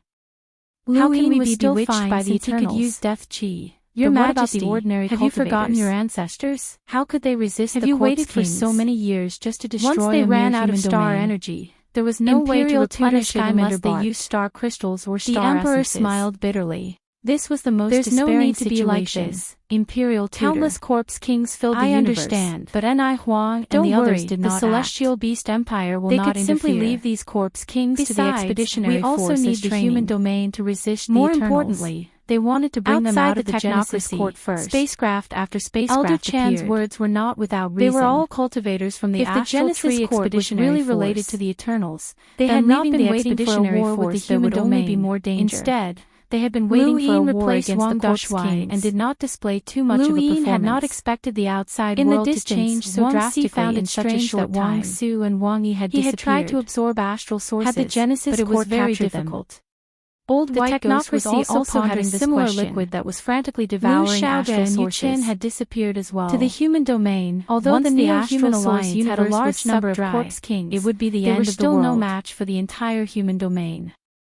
They were more like consumables that consumed the human cultivator's star energy or astral sources. Many people no longer acted as freely as they had in the past. They could not easily replenish their star energy, so their attacks were restrained. Many people were killed in this manner. The Sixth Mainland's half-ancestor Navagraha went to the Starfall Sea to seek an audience with the Martial Ancestor, hoping that the Martial Ancestor could destroy the liquid. However, he was disappointed, as even a progenitor could not destroy the liquid. For several days, Lu Yin replaced Wang Dushui in fighting against the Neo-Human Alliance.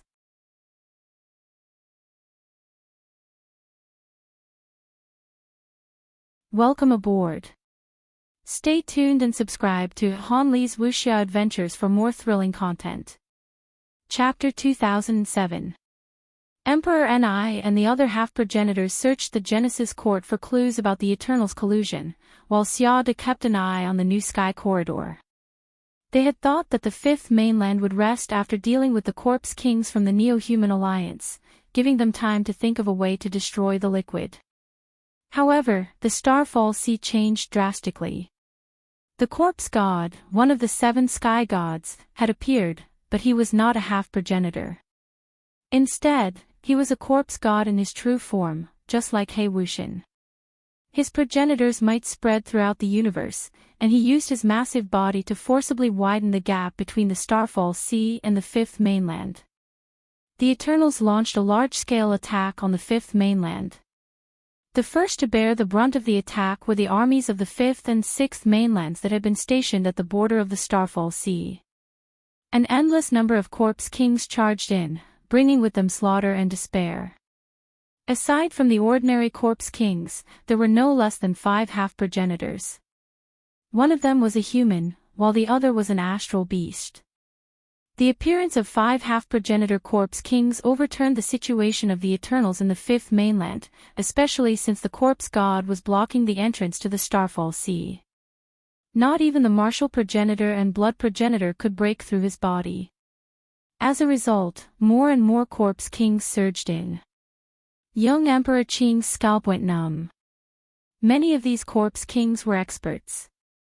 In the past, they would not have feared a battle, but now that the star source universe had been devoured, they had no way to replenish their astral sources.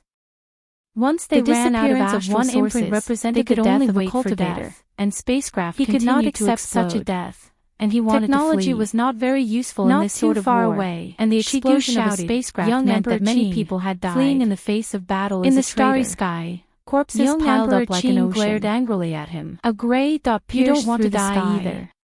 This Wait was until the Shigu's star final source attack. universe recovers. It pierced through an Do you want us emissary to die corpse for king's nothing? body, but it was still Shigu unable roared, to kill it. This is our responsibility. The corpse king stepped forward, Although he had grabbed colluded with Shigu's Director body, Tsung and Ning exerted and had his force. own plans. As Shigu the commander of the screamed as the expeditionary army, his cultivators responsibility rushed over, always came but first. they were still unable to save him. This was also why the board Without of his directors and astral Elder chi, Chan had he was allowed like him a to child continue against as the the corpse commander. king, and his body They was torn trusted in half. Shigu, And no matter what his Young character Master Qing's was, eyes he was flickered. still the commander. His face was Young deathly Emperor pale. Qing was helpless. He did not want to die The here, corpse king not in front of because him he was punched afraid out, of death, and its but eyes because turned it was not gray. worth it. A corpse He had king. cultivated for so many Young years, Master Qing but if he was most died afraid here of because he did encountering not this have kind his of astral astral king. chi, It would not be it was worth already it. difficult to deal with The this kind of two-headed corpse centipede king, screamed as so its how could body she was break torn through its apart by the defense? corpse king. With a loud Young bang, Master Qing gritted his Xiaohuang teeth was and punched turned in the to right leave. shoulder, And his body he was could sent not die flying. here. He He spat wanted out to a leave, mouthful of blood, but the corpse and his king had face no turned intention ugly. of letting him go. How unlucky. Its gray eyes The changed astral once chi again, vortex and was this in his time, right shoulder, it turned green. and he was hit by a punch. Its physical strength Almost a increased third of the tenfold, astral and chi its in speed his body increased had at the leaked same out, time, and he might as well use in it the all blink up. of an eye. It had With that arrived thought in in front of mind, young Master the two-headed Qing. centipede appeared and Young charged Master at the corpse Qing was king. shocked when he saw the The green corpse eyes king in front was of him entangled by vanish. the double-headed The centipede's next body, moment, and his his abdomen abdomen was was pierced pierced through, body, and his head shattered However, as his corpse the venom floated was into useless the air. against the corpse king. The corpse king did not Young Master hesitate to Qing's find its stellar next source target. was constantly depleting After as the she corpse panted king heavily. left, young Master Looking Qing's off head into the recovered. distance, the It expeditionary was the army was life-extending constantly butterfly being that had whittled died down. in his place. The explorers, Fortunately, cruisers, the corpse and king hunters had were not dying destroyed one the after astral another chi as they vortex fought on against his the shoulder, corpse king. so he still had the ability This was to only escape. the tip of the iceberg of the He had war to escape outside from the this starfall battlefield. field. Even Just as further he stood away, up, his head countless fell off imprints again. from the sixth mainland were An unknown constantly slash had disappearing. appeared out of nowhere and pierced through the astral universe. Whether it was cultivators, corpse kings, or stars, they were all cut down. Young Master Qing was no exception. Even though the life-extending butterfly had given him an extra life, young Master Qing had still died on this battlefield. This was only the tip of the iceberg, and countless lives had been lost. Emissaries from the 5th and 6th mainlands were dying at every moment, constantly depleting the human strength. Meanwhile, the corpse kings were still endless. At the border of the technocracy, Lu Yin and the rest retreated under Old White Host's protection. Up ahead, Old White Ghost was fighting two demi-ancestor corpse kings by himself.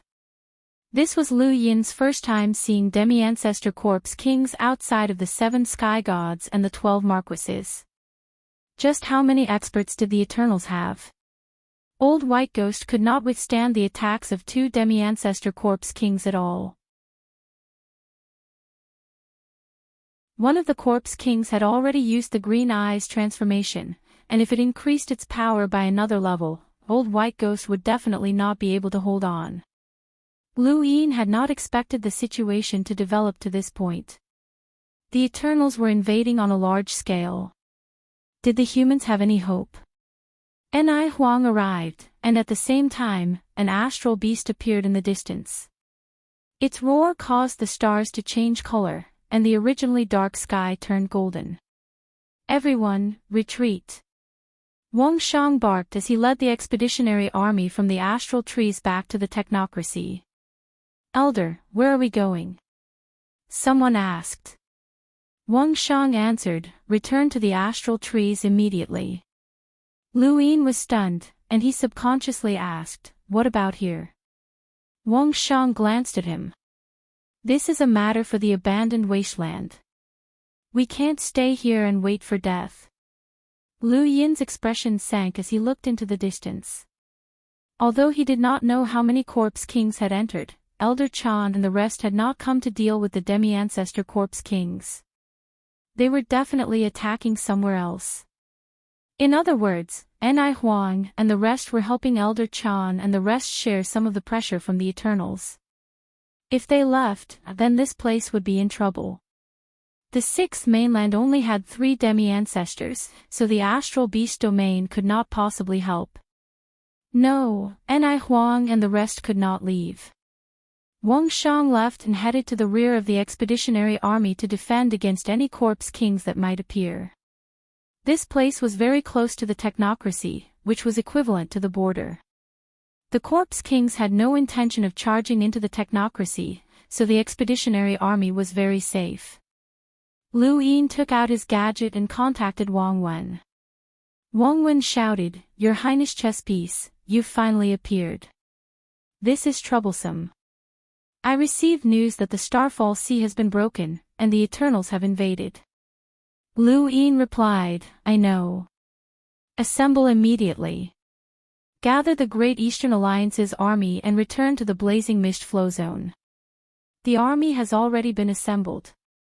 It was originally meant to deal with the Astral Tree Expeditionary Army, but Wei Rong has already provoked many powers to hate the 4 cardinal scales.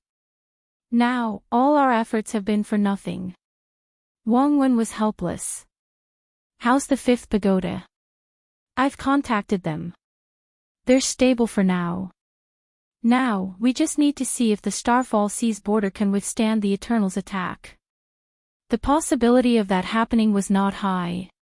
Since the Eternals wanted to launch a large-scale attack and had even revealed the liquid that could drain the astral source universe, they would not give up so easily. Lu Yin did not have time to chat with Wang Wen, so he immediately contacted Ming Yen. "Yen, head to the Blazing Mist Flow Zone immediately." "Got it, Brother Lu," Ming Yen replied bluntly. She knew how serious the situation was. "Right, Brother Lu, there are demi-ancestors fighting over here." Lu Yin was shocked.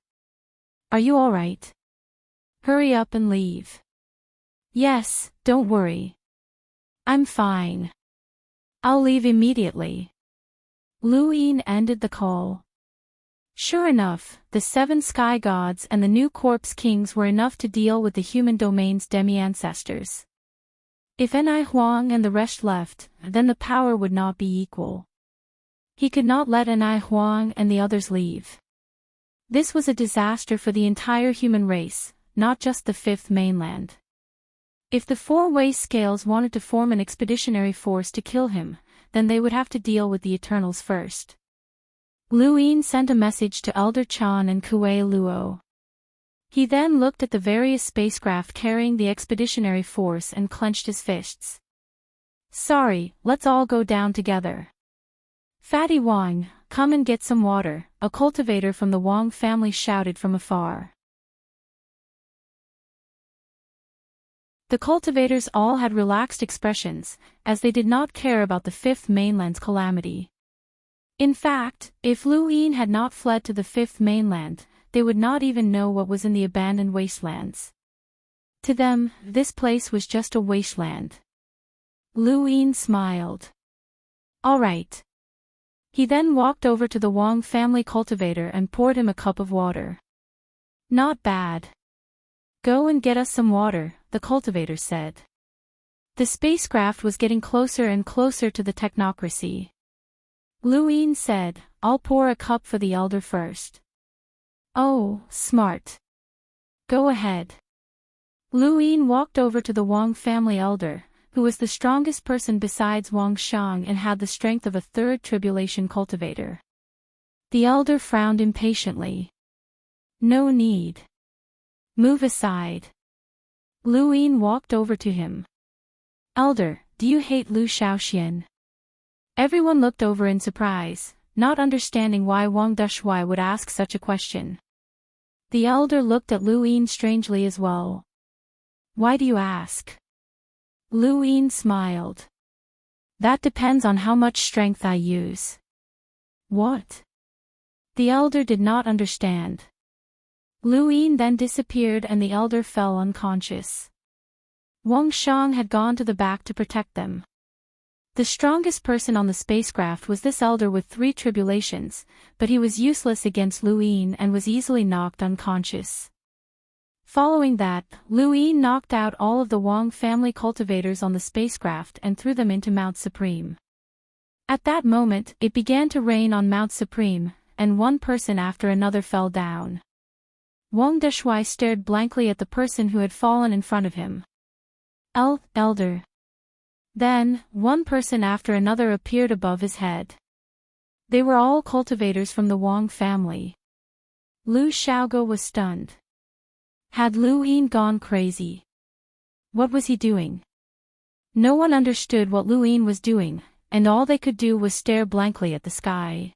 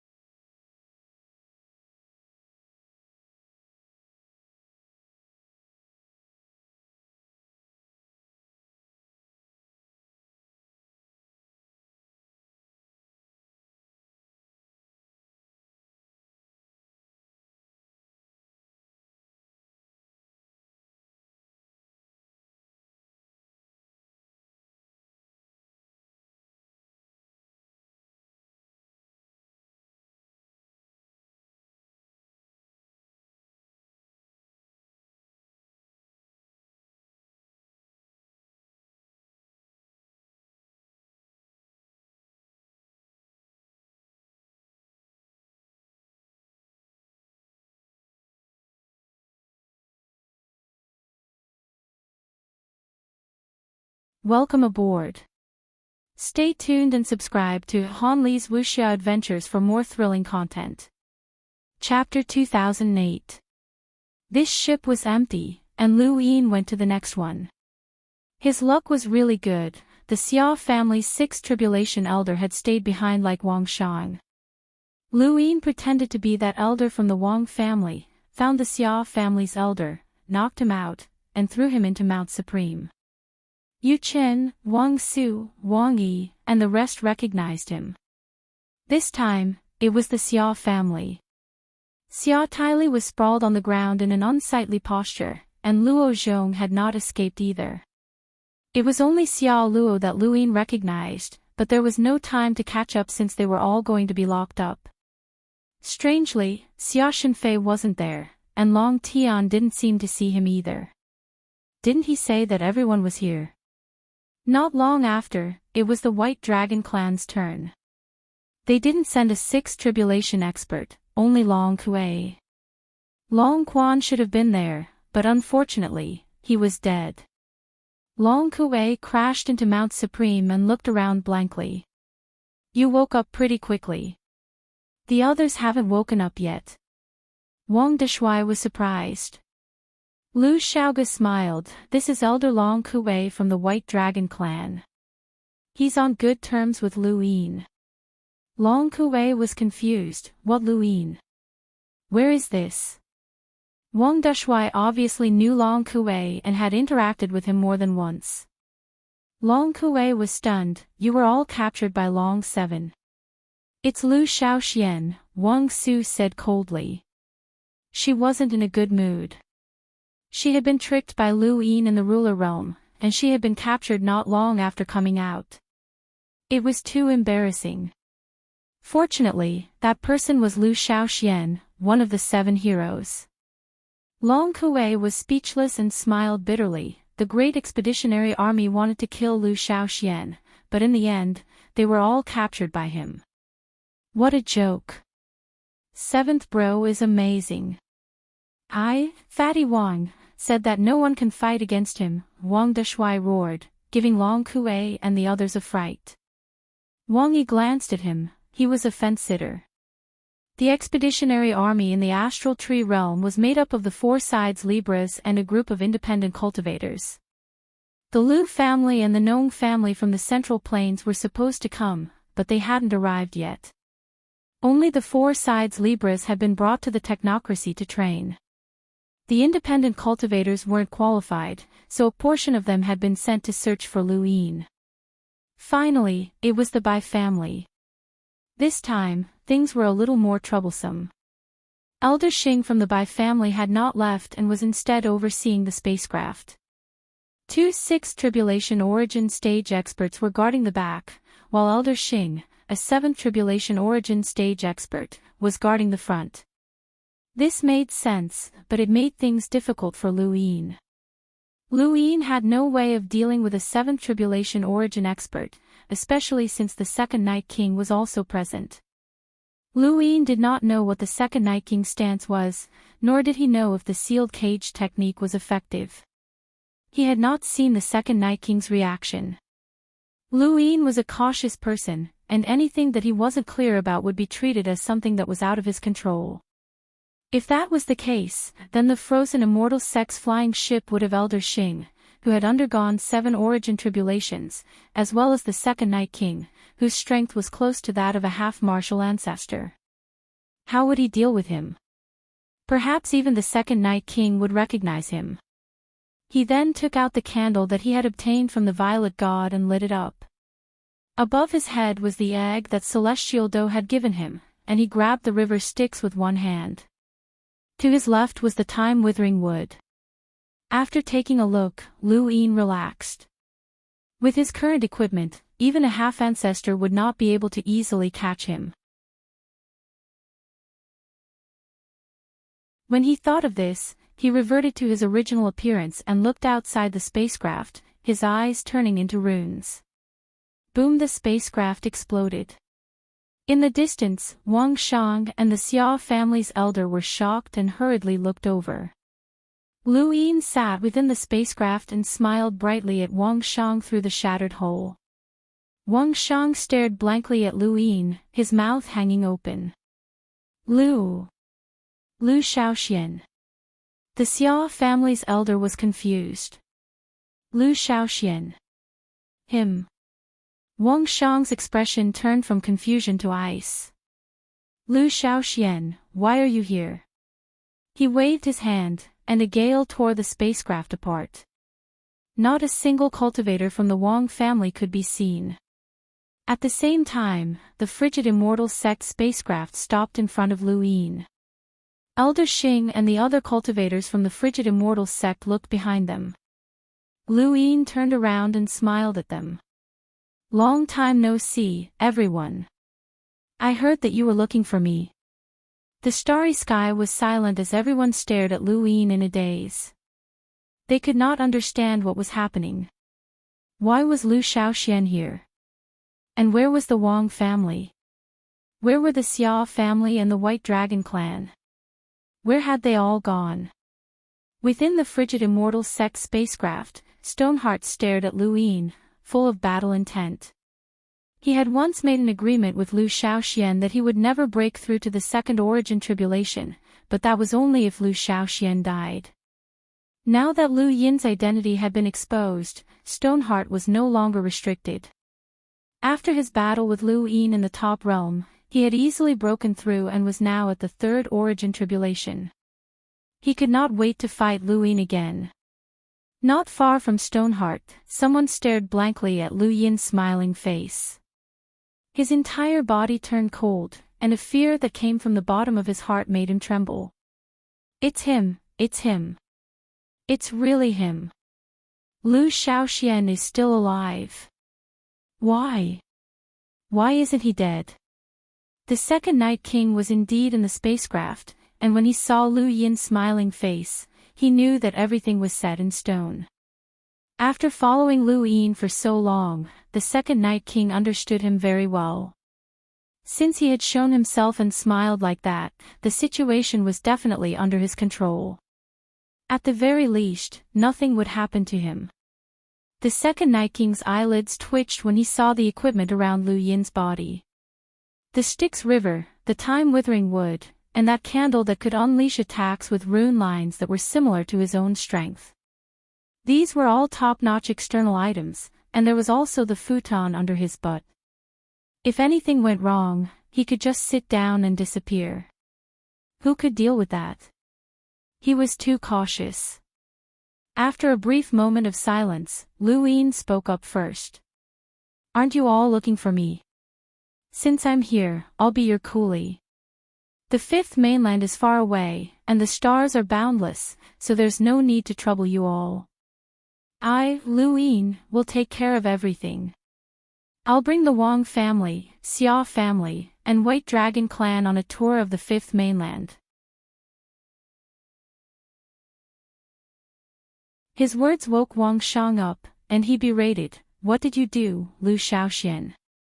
Lu Yin smiled. Nothing much. I'm just taking these people away. His lips curled up. From right under your noses. Elder Xing suddenly attacked. He did not care about the lives of the others. Lu Shaoxian was right in front of him, and as long as he killed him, he would gain a great merit. The sect would definitely think of a way to help him break through to the half-ancestor realm. Lu Yin was on guard against Elder Xing, as the frigid immortal sect would not care about the lives of others. The candle's flame flickered, and Elder Xing pointed out a finger. However, he was pushed back by an invisible force, causing him to retreat several steps with a shocked expression. Lu Yin sneered. If you attack again, I'll destroy the Wang family, the Xia family, and the White Dragon clan. Elder Xing glared and wanted to attack again. The Xia family's elder shouted, Elder Xing, please reconsider. Princess Tai Li is also with him. Elder Xing slowly relaxed his clenched fists. He did not care about the others, but Xia Tai Li was a direct descendant of the Xia family. If she died because of him, the Xia family would definitely pursue the frigid immortal sect. Elder Xing did not know what the sect's attitude would be.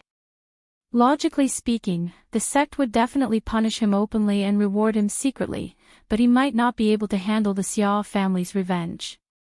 It was not worth it. Wang Su and Wang Yi are also with you, right? Wang Shang asked in a low voice as he stared at Lu Yin. Lu Yin smiled but did not reply. Elder Xing sighed. Fortunately, he had not attacked. If Wang Su, Wang Yi, and Xia Tai Li had all died because of him, he would be finished. It's not just them. Lu Yin looked around. Let me explain. I've also invited Long Shi and the #1 scholar, Lu Hao, as guests. Wang Shang's brows rose. You captured Long Shi as well? When? When I was training in the astral tree domain, of course, Lu Yin replied. The Xia family's elder stared at Lu Yin. Cut the crap. Lu Shaoxian, what are you planning to do? Lu Yin looked at Elder Xing. Why? Aren't you going to attack? Elder Xing's eyes flashed coldly. How could he attack now? The direct descendants of the Wang family, Xia family, and White Dragon clan were all in Lu Yin's hands, as well as the people from Yi Xian Academy and the Lu family. If he attacked and something happened to these people, he would be in trouble. His sect would definitely want him to attack, as exchanging these people's lives for Lu Shaoxian was worth it to the frigid immortal sect. However, he would have to face the revenge of the three families, and even a half-ancestor would not dare to do so. It's boring talking to you all. Get a half-ancestor here. I want to have a chat with him, Lu Yin said. Wang Shang sneered. You have the guts to meet a half-ancestor? Lu Yin looked at him. Wang Si has already ambushed me so many times, but nothing has happened to me. What's there to be afraid of? Alright, then get Elder Wang Si here, Elder Xing said. Of the 4 half-ancestors, Wang Si was definitely the one who wanted to kill Lu Yin the most. Lu Yin raised his brows. I want to see Xiada. Why? The Xia family's elder was puzzled. Lu Yin sneered. Xiada seemed much better than Wang Si and Old White Ghost, and he was not as tyrannical as Enai Huang. It's Xiada. I won't meet anyone else aside from him. If you force me, I'll kill a few first. Helpless, Wang Shang and the others could only report this to Enai Huang and the others and invite Xiada over. In the distance, Enai Huang and the others had not expected Lu Yin to be right in front of them. Wang Si was so angry that he wanted to return, but he was held back by a half-ancestor corpse king. Enai Huang was fighting 2 people by herself, and she could not split herself up. Old White Ghost was the same. From the looks of it, only Xiada could meet Lu Yin. 2 hours later, Xiada arrived and looked at Lu Yin in amazement. Lu Shaoxian, you're truly an absolute genius. How did you end up here? Lu Yin smiled at Xiada. Hero Xia, I've heard a lot about you. Xiada shook his head. I've met you before. Oh. Lu Yin did not understand. Xiada explained, when you were still Lu Shaoxian, it wasn't just me. You've met Old White Ghost, Enai Huang, and Wang Si. Lu Yin nodded. That's possible, but I didn't call you here to reminisce about the past. I want to make a deal. You stay here and fight alongside the 5th mainland against the everlasting tribe. In return, I won't harm anyone that I take with me. After that, your expeditionary army can capture me, but whether or not you can capture me will depend on yourselves. Xiada shook his head. You can't stay here. You can't stop the everlasting tribe. Even my cosmic tree society can only rely on the battlefield behind the mother tree and the limitless power source box array to stop the everlasting tribe. Otherwise, we won't be able to stop them either. Don't have any hope. If I die, these people will die as well, Lu Yin said coldly. Thanks to Brother Zhang Daming and Brother Zongheng for their support. Thanks. I've been on a business trip for the past few days. Thanks for your support.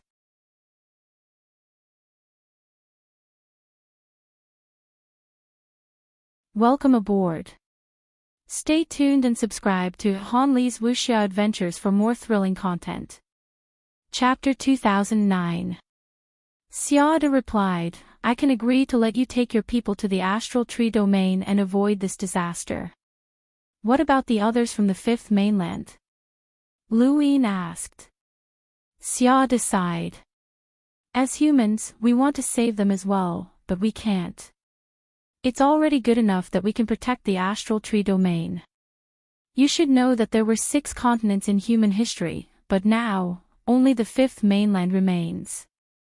Now, the 5th mainland is about to disappear as well. Humans are no match for the Eternals, so we can't help you. Lu Yin snapped, so many people call you Hero Xia, but you're more cowardly than anyone else. Xiada laughed. I can die to protect the astral tree domain, but I won't die for this wasteland. Lu Shaoxian, you're too naive if you think you can use those people to threaten us. Every few decades, or at most a few centuries, each family produces a new descendant. They're not that precious. Letting you escape to the astral tree domain is already our bottom line. Don't even think about dragging us into this war. The astral tree domain is humanity's last line of defense. Why did the Hui ancestors set up a limitless kinetic sourcebox array there? Why didn't he set it up in the fifth mainland? Because he knew that the fifth mainland would be destroyed sooner or later. Lu Yin raised his head. Nonsense. The Hui ancestor didn't set it up in the astral tree domain, but behind the mother tree. You guys were the ones who dragged the mother tree away. Xiaoda replied, that's the Lu family's problem. It's your problem, not ours. Fine, you agreed to let a group of people from the fifth mainland hide in the astral tree domain. Lu Yin did not argue further. The Lu family had dominated the fifth mainland in the past, and only the Lu family could decide who was right and who was wrong. Xiaoda nodded. Alright, I can make the decision to let a group of people from the fifth mainland follow us to the astral tree domain. You can go as well. Lu Yin laughed. I'll die if I go. You'll die if you stay here. Xiaoda did not deny it, but he also could not promise not to cause trouble for Lu Yin on behalf of the four-way scales. In the end, the people that Lu Yin had captured were not as valuable as Xiaoda himself. Lu Yin sighed. In the end, I still have to die. Not long after, Lu Yin left for the inner verse with a heavy heart. The Eternals had invaded, and the astral source universe had been devoured. The human cultivators' power had's power, and they would not be able to defend themselves. However, he would not go there from the heaven-founding courtyard, but from Jupiter. Kill Lu Yin. How could it be that easy? He wanted to hide in the starry sky of trees with the Great Eastern Alliance and find a way to make a comeback. Elder Chan and the others could only go to the Sky Genesis Court. They hoped that as many people as possible could escape and preserve the seeds of the fifth mainland. However, before that happened, a fierce battle was unavoidable. Elder Chan and the others could not possibly run away before the battle. Running away was the final step. The fifth mainland would do everything it could to resist this calamity, and so would Elder Chan. Even if he knew that he would lose and that he would have to pay with his life, he could not possibly run away before the battle. You don't want the second Night King anymore. Kuei Luo's voice rang out beside Lu Yin's ear. Kuei Luo had been the one to receive Lu Yin after he left the technocracy. Before this, Lu Yin had already informed Kuei Luo of his location in the technocracy through the wireless goo. Otherwise, he wouldn't have been able to get here so quickly. The reason why Lu Yin had dared to negotiate with Xiaoda was not only because he did not fear Xiaoda and could escape at any time, but also because of Kuei Luo. Otherwise, even if he escaped to the Daosaur's sex ruins, he would still be in the same place a month later, and he would still be guarded by the four half-progenitors of the cosmic tree realm. Lu Yin sighed. The second Night King wasn't really loyal to me in the first place. He was just being controlled by the cage technique. Now that he's come into contact with the Bai family, he might be controlled by them again. I'm worried. Kuei Luo thought about it and agreed. Besides, Lu Yin frowned. Back in Shamrock's headquarters, he was disloyal, so I wanted to find someone to replace him. That's right. He's disloyal, so you can't use him. You need to find someone to replace him. Kuei Luo sighed, but then he felt that something was amiss. He looked at Lu Yin with an unfriendly gaze. What do you mean? You're not asking me to replace the second Night King, are you? Lu Yin felt wronged. No, why would you think that? You're a senior that I respect. Kuei Luo sized Lu Yin up and then rolled his eyes. Kid, don't try that. When this old man was playing with the four cardinal scales, you were still drinking milk. You're still acting. Let me tell you, don't think that I'll replace the second Night King to protect you. That's impossible. Lu Yin sighed. Senior, you're overthinking things. Humph, Kuei Luo snorted. Lu Yin was speechless. This old man was really smart, but it was his own fault for saying too much. The more powerful a bodyguard was, the better. After all, he couldn't go back to being a normal bodyguard. The flying willow flower was the second Night King, and next would be a half-ancestor. However, this old man was too shrewd, so Lu Yin had to find someone less shrewd. Where are we going now? Kuei Luo's tone was unpleasant, as he felt that Lu Yin was treating him like a bodyguard. Even when the Lu family was at its peak, Kuei Luo had never been Lu Xiaoshuan's bodyguard, let alone the current Lu Yin. At most, Kuei Luo would protect Lu Yin from time to time. Lu Yin looked towards the south. Neoverse. I need to pick someone up. No, it's too dangerous. Whether it's the Neoverse, the cosmic sea, or the innerverse, there are half-ancestors fighting in the fifth mainland. I need to take you to the astral tree and preserve the Lu family seed. Although Xiada's words weren't pleasant, they're true. We can't protect this region of space, Kuei Luo said. Lu Yin raised his head. I still have to go. I need to pick up my woman. Kuei Luo's brows raised. Lan Xian. Isn't she in the outerverse? Right, hurry up and pick her up. Don't let the seven sky gods destroy her. It's not Lan Xian.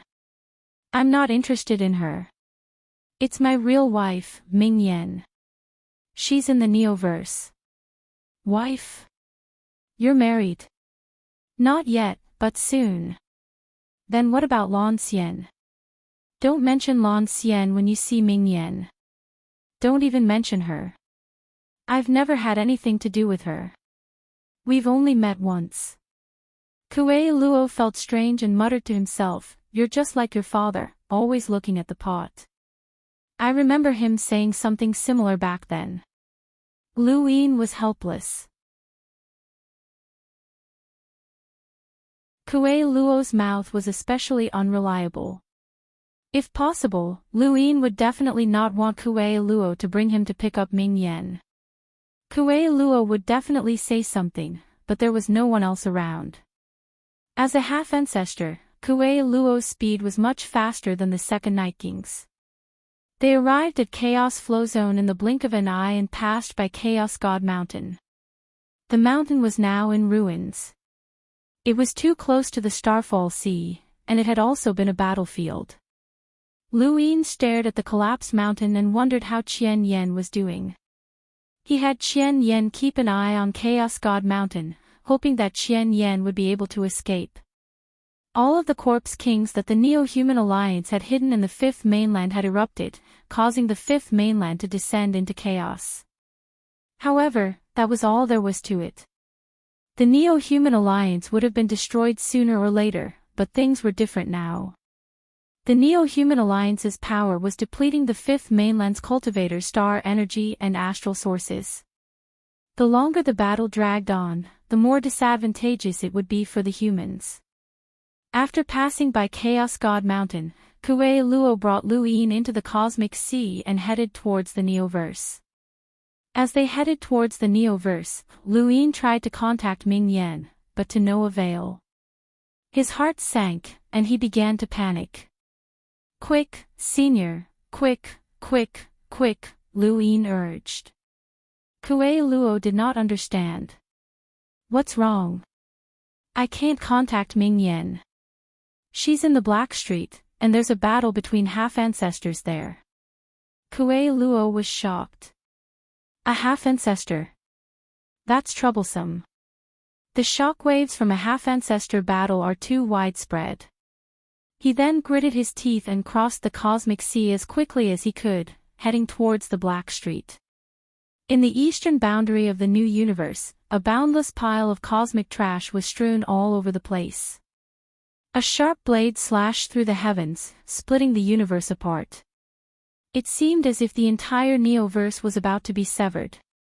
In the distance, the undying god looked up with a lazy expression on his face. His body did not move as the blade slashed down at him, and the blade brushed past him without causing him any harm. Your blade technique isn't bad.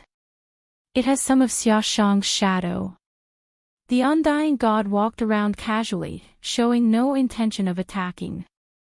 However, he did not retreat either. Across from him, Xiao Ji gripped the hilt of his blade tightly. He knew that the 7 sky gods would be difficult to deal with. These old monsters were all characters from ancient times, and even now, Xiao Ji did not know what kind of techniques they had. However, he had never thought that they would be so difficult to deal with. As he thought about this, the heavens turned upside down as an incomparably large blade covered the stars and ruthlessly slashed down. The undying god was helpless. What's the point? Even Xia Shang's blade technique is useless against me, let alone you. If he was still alive, he would definitely tell you not to use weapons against me. Xiao Ji's inner world combined with the 3 forms of blade intent had shaken the eastern boundary, but he still could not do anything to the undying god. Outside the eastern boundary, Kuei Luo waved his hand to disperse the blade intent. What a fierce attack! Lu Yin's eyes flashed. If this attack had been unleashed in the Black Street, how could it have been blocked? Quick, enter the Black Street, Lu Yin urged. Kuei Luo's expression was solemn as he tried his best to conceal himself. He entered the eastern boundary and headed towards the Black Street. Countless blades continued to slash down. Xiao Ji was determined to deal with the undying god. Lu Yin was led to Black Street by Kuei Luo, and he immediately saw that what had once been Black Street had been torn apart. The skies were filled with blade qi, and countless cracks in the void had been torn open and closed repeatedly. There was no way to restore them. Above his head, the drop of liquid was constantly absorbing astral sources. Lu Yin's face was pale as his domain dispersed. He suddenly turned around and saw a brothel. It was a brothel that had been destroyed. He hurriedly rushed over and saw Mingyu lying outside, heavily injured and on the verge of death. There were corpses all around her, and the entire Black Street had been destroyed. Lu Yin paused, not daring to approach for fear of seeing Ming Yan's corpse.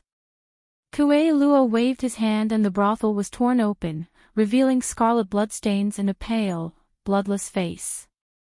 It was Ming Yan.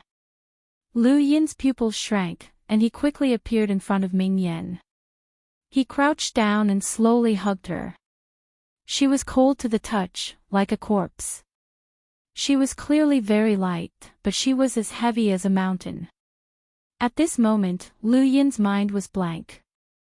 He only knew how to look at Ming Yan, not knowing what to do or what to say. Was she dead?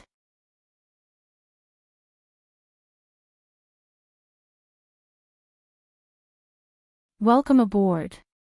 Stay tuned and subscribe to Han Li's Wuxia Adventures for more thrilling content.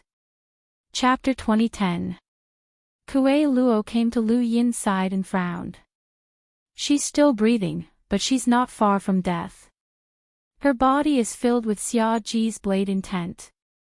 Even the second Night King would be dead by now, but there's a strange power within her that's resisting the blade intent. I can't tell what it is, but it won't last long. She'll die in the end. Lu Yin gritted his teeth, his eyes bloodshot. Xia Ji, it was Xia Ji's blade intent. He knew that Xia Ji wasn't trying to kill Ming Yan on purpose, it was just collateral damage. But why here? Why the Black Street? Why did it have to be Ming Yan? Lu Yin's body trembled as he hugged Ming Yan. Right, jade. He hurriedly took out a jade from his cosmic ring and crushed it. Mr. Mu, only Mr. Mu could save her. If it's for her own good, then kill her. Every inch of her body is being ravaged by the blade intent, but she can't die. This pain is worse than death, Kuei Luo said in a low voice as he looked at Ming Yan sympathetically. Lu Yin's body trembled as he looked at Ming Yan. Even on the verge of death, Ming Yan's brows were furrowed. She was in so much pain that it broke Lu Yin's heart. Is there any way to alleviate it? Kuei Luo sighed. Unless you can freeze her injuries and the blade intent in her body to stall for time and find an absolute powerhouse, you won't be able to save her. A progenitor. Luin was hopeful. Kuei Luo couldn't bear to hurt Luin, but he still said, progenitors aren't omnipotent. They can't live forever, and they can't make others live forever either. This child's body is being ravaged by the blade intent, and every inch of her body is being ravaged by it. Even if I'm not a progenitor, I know that an ordinary progenitor might not be able to save her. But that's for later. Even if you find an absolute powerhouse who can save her, you have to first freeze her injuries. She can only last for half an hour at most. Luin looked up at the sky. Half an hour meant that Mr. Mu would come. No, he would definitely come. In his arms, Ming Yen was in agony as blood flowed from her body. Kuei Luo looked at Luin. She's really in a lot of pain. If you don't have a way to freeze her injuries, then end them for her. Do you want her to die in agony? Luin suddenly thought of something and put Ming Yen down. He then took out an extreme ice stone from his cosmic ring. Freeze, this was it. The Ice Empress had once told him that an extreme ice stone could freeze all injuries, even the dead. Luin had not believed it at first, but after upgrading the stone a few times, he had begun to believe it. This was because upgrading an extreme ice stone required too much money. If there was anything that could freeze Ming Yan's injuries, it would be the extreme ice stone. Kuei Luo looked at the extreme ice stone in Lu Yin's hand and shook his head. It's not enough. This thing won't be able to freeze the injuries of a half-ancestor. Lu Yin did not have the time to explain. He raised his hand, and his die appeared. He tapped it, as he could not care less about hiding it. As the die slowly came to a stop at 2, Lu Yin tapped it once more. Quickly, quickly, quickly. Kuei Luo was surprised. What's this? Your talent. You have double innate talents. Lu Yin's eyes lit up, and he tossed the extreme ice stone onto the upper barrier. He then began to crazily toss star essence into the upper barrier. At that moment, Kuei Luo saw something that even a half-ancestor would find mystical. He could not describe what he was seeing. Every time the extreme ice stone landed, the chill increased slightly. The previous 7 upgrades required 400 million star essence, and the 8th cost 800 million star essence. The 9th cost 1.5 billion, the 10th cost 3 billion, and the 13th cost 30 billion star essence. When the extreme ice stone landed for the 13th time, the surrounding void froze. Kuei Luo reacted quickly and pushed the extreme ice stone towards Ming Yen. Get out of the way. Lu Yin hurriedly dodged. The moment the extreme ice stone touched Ming Yen, it formed strands of freezing air that gradually covered her and eventually froze her. Lu Yin stared at the frozen Ming Yen, and the expression on her face relaxed. Lu Yin called out. Kuei Luo replied, there's no need to shout. She can't hear you. Just like how many people are frozen, she's also frozen. This freezing force is enough to freeze the injuries of a half-ancestor. If no one breaks it open, then by the time she wakes up on her own, both you and I might have died of old age. Then she's fine. Lu Yin asked hopefully. Kuei Luo replied, of course not. It's just that her injuries are frozen. Without an absolute powerhouse to heal her, she'll die when she wakes up. Lu Yin relaxed, as Mr. Mu should be able to arrive. Kuei Luo looked at Lu Yin strangely, his gaze filled with surprise, confusion. Lu Yin sensed it. What's wrong? What you just did, was that a dice? An innate gift? Kuei Luo asked in amazement. Lu Yin replied, you're mistaken. Kuei Luo's face twitched. I'm not stupid. I know. Then what was that? In outer space, a blade streaked past and slashed into the distance. A ray of light descended vertically. Lu Yin's face turned cold. If he had not arrived, that ray of light would have shattered Ming Yen. Kuei Luo moved to block it. In outer space, Xia Ji and Undying God looked over at the same time and saw Kuei Luo. Undying God was astonished. There's also a half-ancestor. I think I've seen him before. Xia Ji's face turned cold when he saw Lu Yin, but he did not say anything and continued to attack Undying God. Lu Yin's gaze turned cold. Although Xia Ji had not attacked Ming Yen on purpose, as a half-ancestor, he had no qualms about attacking. Almost everyone on the Black Street had died, and Xia Ji had clearly been able to control the situation. He did not care about the lives of these people, and Lu Yin could not let that go. He would settle old and new grudges with Xia Ji sooner or later, but now was not the time. Gradually, the battle between Xia Ji and Undying God moved further and further away. Lu Yin was still waiting for Mr. Mu, but even after a joss stick's worth of time, there was still no sign of him. Mr. Mu should be fighting as well. The Starfall Sea had been invaded, and Mr. Mu could not sit idly by. However, he still could not stop the Eternals. The situation was more serious than Lu Yin had imagined. He had overlooked this point before, but now that he thought about it, if even Mr. Mu could not do anything, then what hope did the Fifth Mainland have? He decided to return to the inner verse and bring everyone to Jupiter. He would think about it later. Not good, Xia Ji can't hold on any longer. Kuei Luo cried out. Lu Yin looked over and saw that the boundless rune lines in the distance were constantly fading away, which represented Xia Ji. Another rune line was increasing rapidly, which represented the Undying God. The Undying God's rune lines were increasing rapidly. What was going on? Kuei Luo's expression turned ugly. Xia Ji underestimated the seven sky gods. The Eternals are too ambitious. Once the seven sky gods reveal their true strength, something will happen. What do you mean? Lu Yin asked as he put away the frozen Ming Yen. He had a bad premonition. Ever since he had started cultivating, he had gone through all of his memories regarding the Neo-Human Alliance and the Eternals, and he realized that there were some things that could not be explained.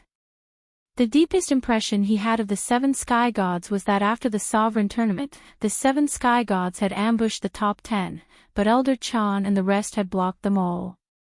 At that time, Lu Yin had not thought much of it, as they were all half-ancestors. What was wrong with blocking the seven sky gods? But now that he thought about it, he felt that something was amiss. There were strong half-ancestors and weak half-ancestors. The Yao Emperor had suppressed Lan Xian by himself, and the Medicine Immortal and Old Blood Devil had teamed up. Only Kuei Luo had been able to resist them, and Kuei Luo had said that the seven sky gods were extremely powerful. If that was the case, then how had the Fifth Mainland dealt with the seven sky gods? Their numbers were the same. Lu Yin did not believe that the drunkard and the rest had the strength to fight against the seven sky gods. Even though the drunkard and the rest had origin artifacts and were half-ancestors, it was impossible for all of them to reach Kuei Luo's level. Kuei Luo had cultivated in the cosmic tree realm, broken through 3 stages, and possessed an origin artifact. In particular, Lu Yin had fought with Xia Ji before, and Xia Ji had not given him the impression that he was as strong as Kuei Luo. Kuei Luo's gaze turned serious. Since ancient times, humans have prided themselves on their intelligence, but they are not the most intelligent. The Eternals are also intelligent since they were born from humans. Some corpse kings were even evolved from humans. Because corpse kings have lived for so long, some of their schemes are different from humans. We humans have a saying, 10 years is not too late for a gentleman to take revenge.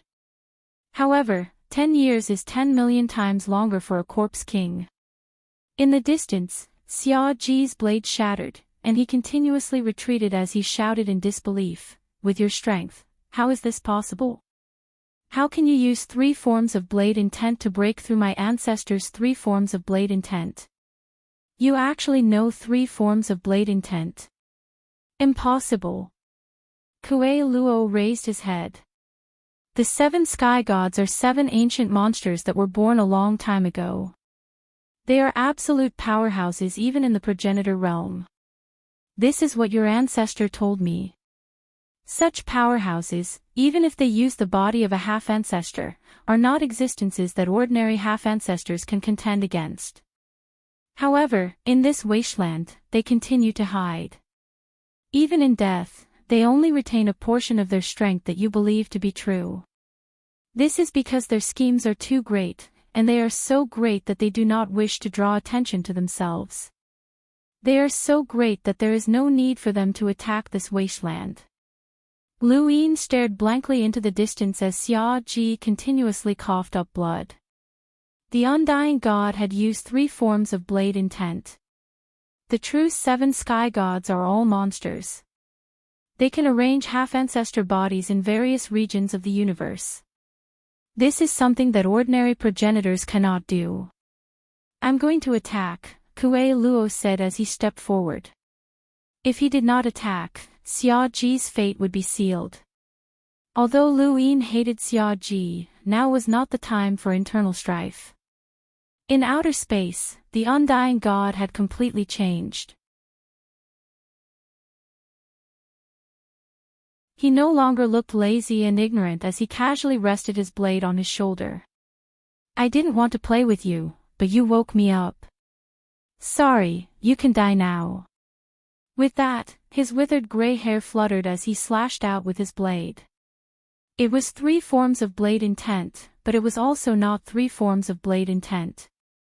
This blade intent's sharpness carried an indescribable trajectory. This blade seemed to transcend the ages and overlap with time. It was a blade from the present, but also a blade from the past. This blade was unbreakable. Xia Ji had cultivated 3 forms of blade intent and believed that he could rival progenitor Qin. His inner world had even formed a blade that was identical to progenitor Chen's clone. However, at this moment, he was unable to block this blade that had come from an unknown time period.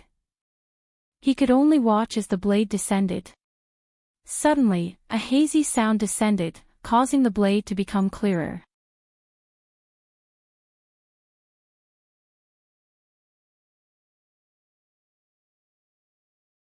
Welcome aboard. Stay tuned and subscribe to Han Li's Wuxia Adventures for more thrilling content. Chapter 2011. Just as the blade was about to hit Xia Ji, he saw it clearly and dodged it by a hair's breadth. A gaping wound appeared on his arm, and he retreated continuously. Every step he took crushed a star and tore through space. On the other side, Undying God was flabbergasted and looked to the side. "Someone's in the way." Kuei Luo's expression turned solemn.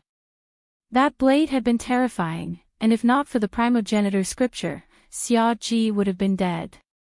The 7 gods are famous throughout the universe, but very few have actually seen you in action. I'm lucky today. Undying God rested his blade on his shoulder again and stared at Kuei Luo. Lucky, indeed. The last person who forced me to use my true strength was Ku. I've been in a deep slumber ever since, and I've just woken up. Although I'm only a half-ancestor, it's still quite interesting. Ha ha ha. Lu Yin watched Undying God laugh maniacally. This person was like a completely different person. Did he have a split personality like Yen, Kuei Luo stared at Undying God. What's wrong with you? Are you in a deep slumber? Are you saying that the previous Undying Gods were in a deep slumber? Undying God raised his blade and pointed it at Kuei Luo. Beat me, and I'll tell you. His body then turned into a blur. He was clearly retreating, but he was actually advancing. This was reverse step. Lu Yin's expression changed. Reverse step. How? Undying God's reverse step was completely different from what Lu Yin had seen progenitor Chen's clone use. He didn't know how to describe it, but it was as if the universe was a photograph, and Undying God could use reverse step to read certain parts of the photograph. He had clearly appeared in front of Kuei Luo, but he had instantly reappeared behind him. Kuei Luo believed that he had plenty of battle experience, and he had been able to evade the attacks of several half-ancestors in the astral tree domain. However, when faced with reverse step, more than a dozen wounds appeared on his back. Undying God laughed maniacally. Trash. Xia Ji's blade appeared above Kuei Luo's head and swept upwards in an attempt to sneak up on Undying God, but he couldn't even touch his shadow. Undying God's speed at this moment was too fast. Lu Yin couldn't believe it. This wasn't speed, but time. Kuei Luo's strength, but he couldn't. No matter what technique he used, it was instantly broken. This reverse step's reverse step, and even Xia Ji's combined efforts. Lu Yin's reverse steps.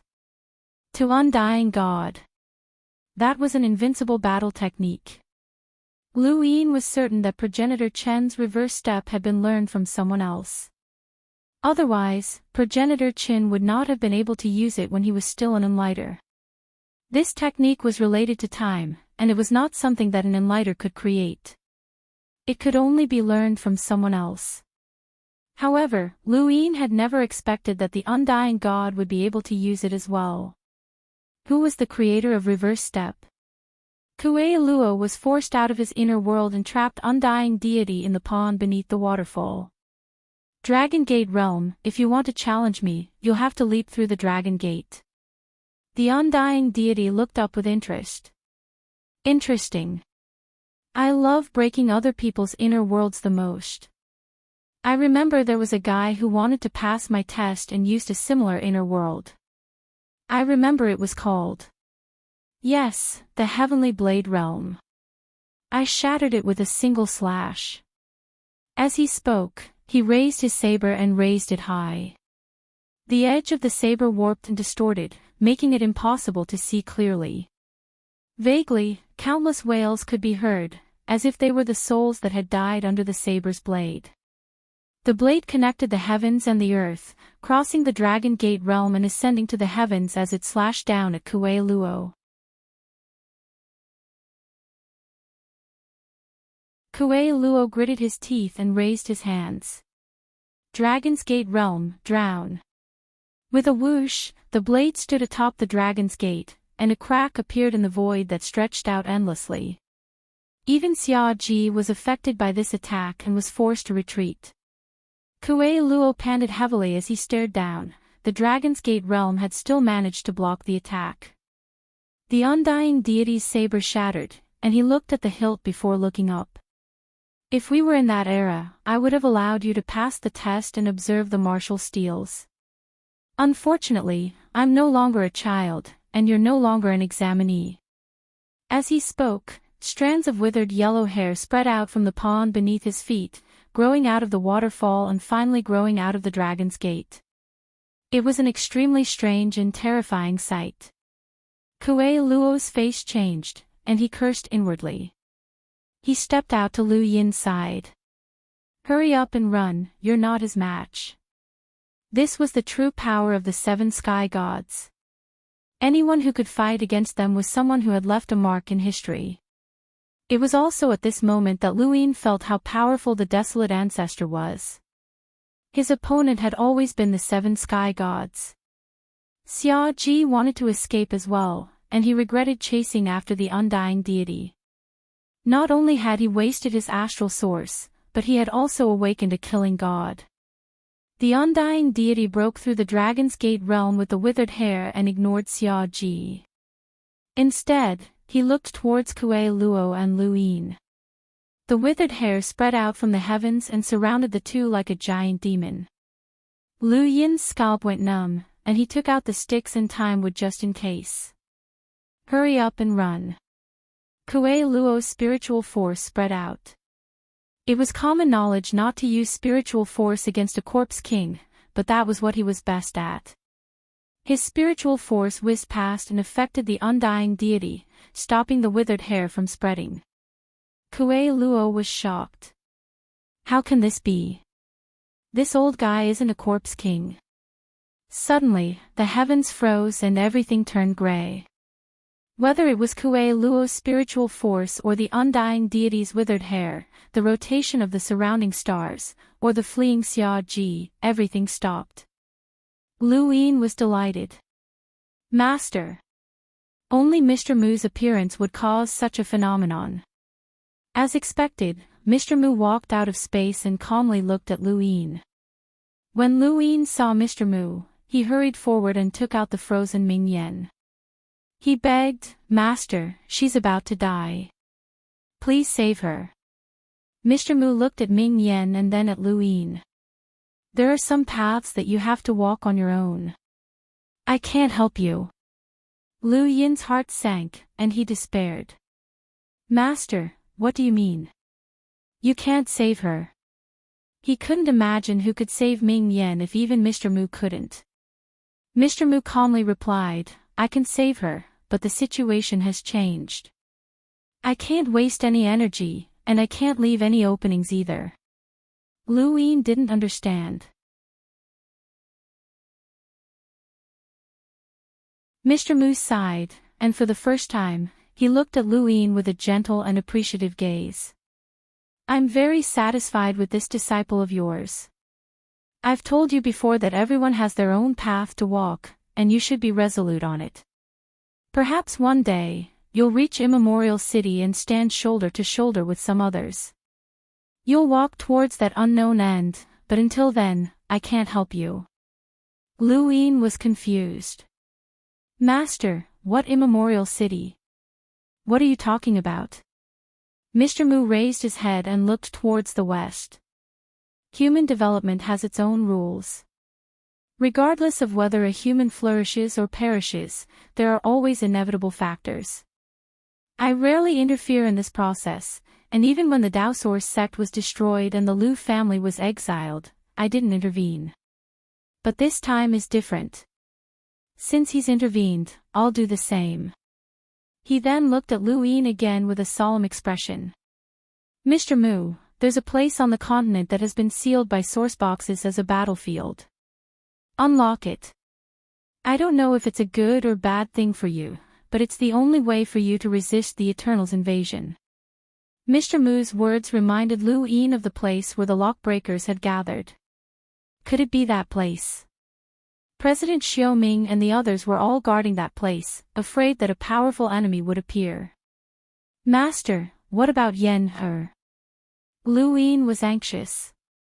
Mr. Mu replied, some people are about to appear, and I can't save her. You can only rely on yourself. I believe that you'll reach a level where you can save her in the future. Lu Yin was dejected. Even Mr. Mu couldn't save her, so he could only rely on himself. He put Ming Yen away, feeling weak all over. Mr. Mu suddenly turned to look at the undying god. Stop pretending. Wu Xing, I know you can hear me. Lu Yin looked up in surprise, and he followed Mr. Mu's gaze to the undying god. He can hear me.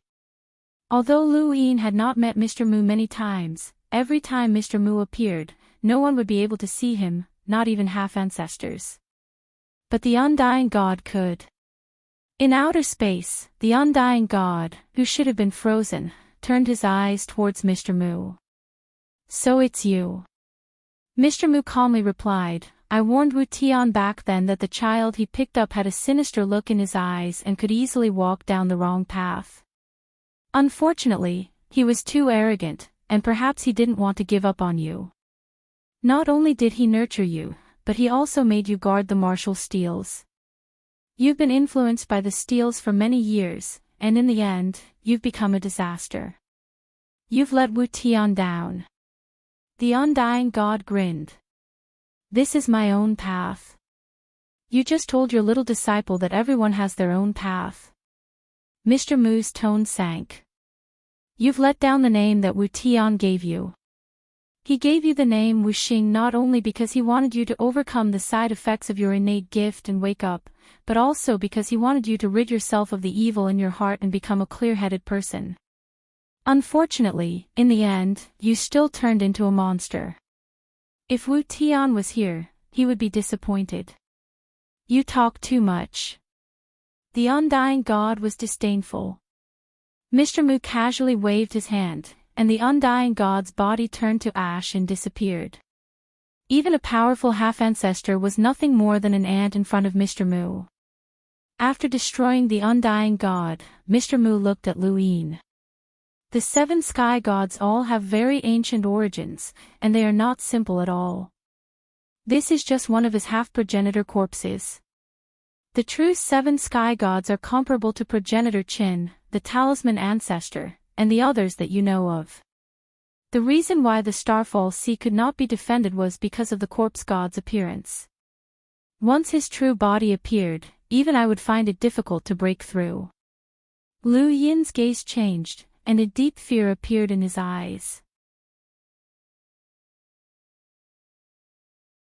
The 7 sky gods are all at the same level as progenitor Qin.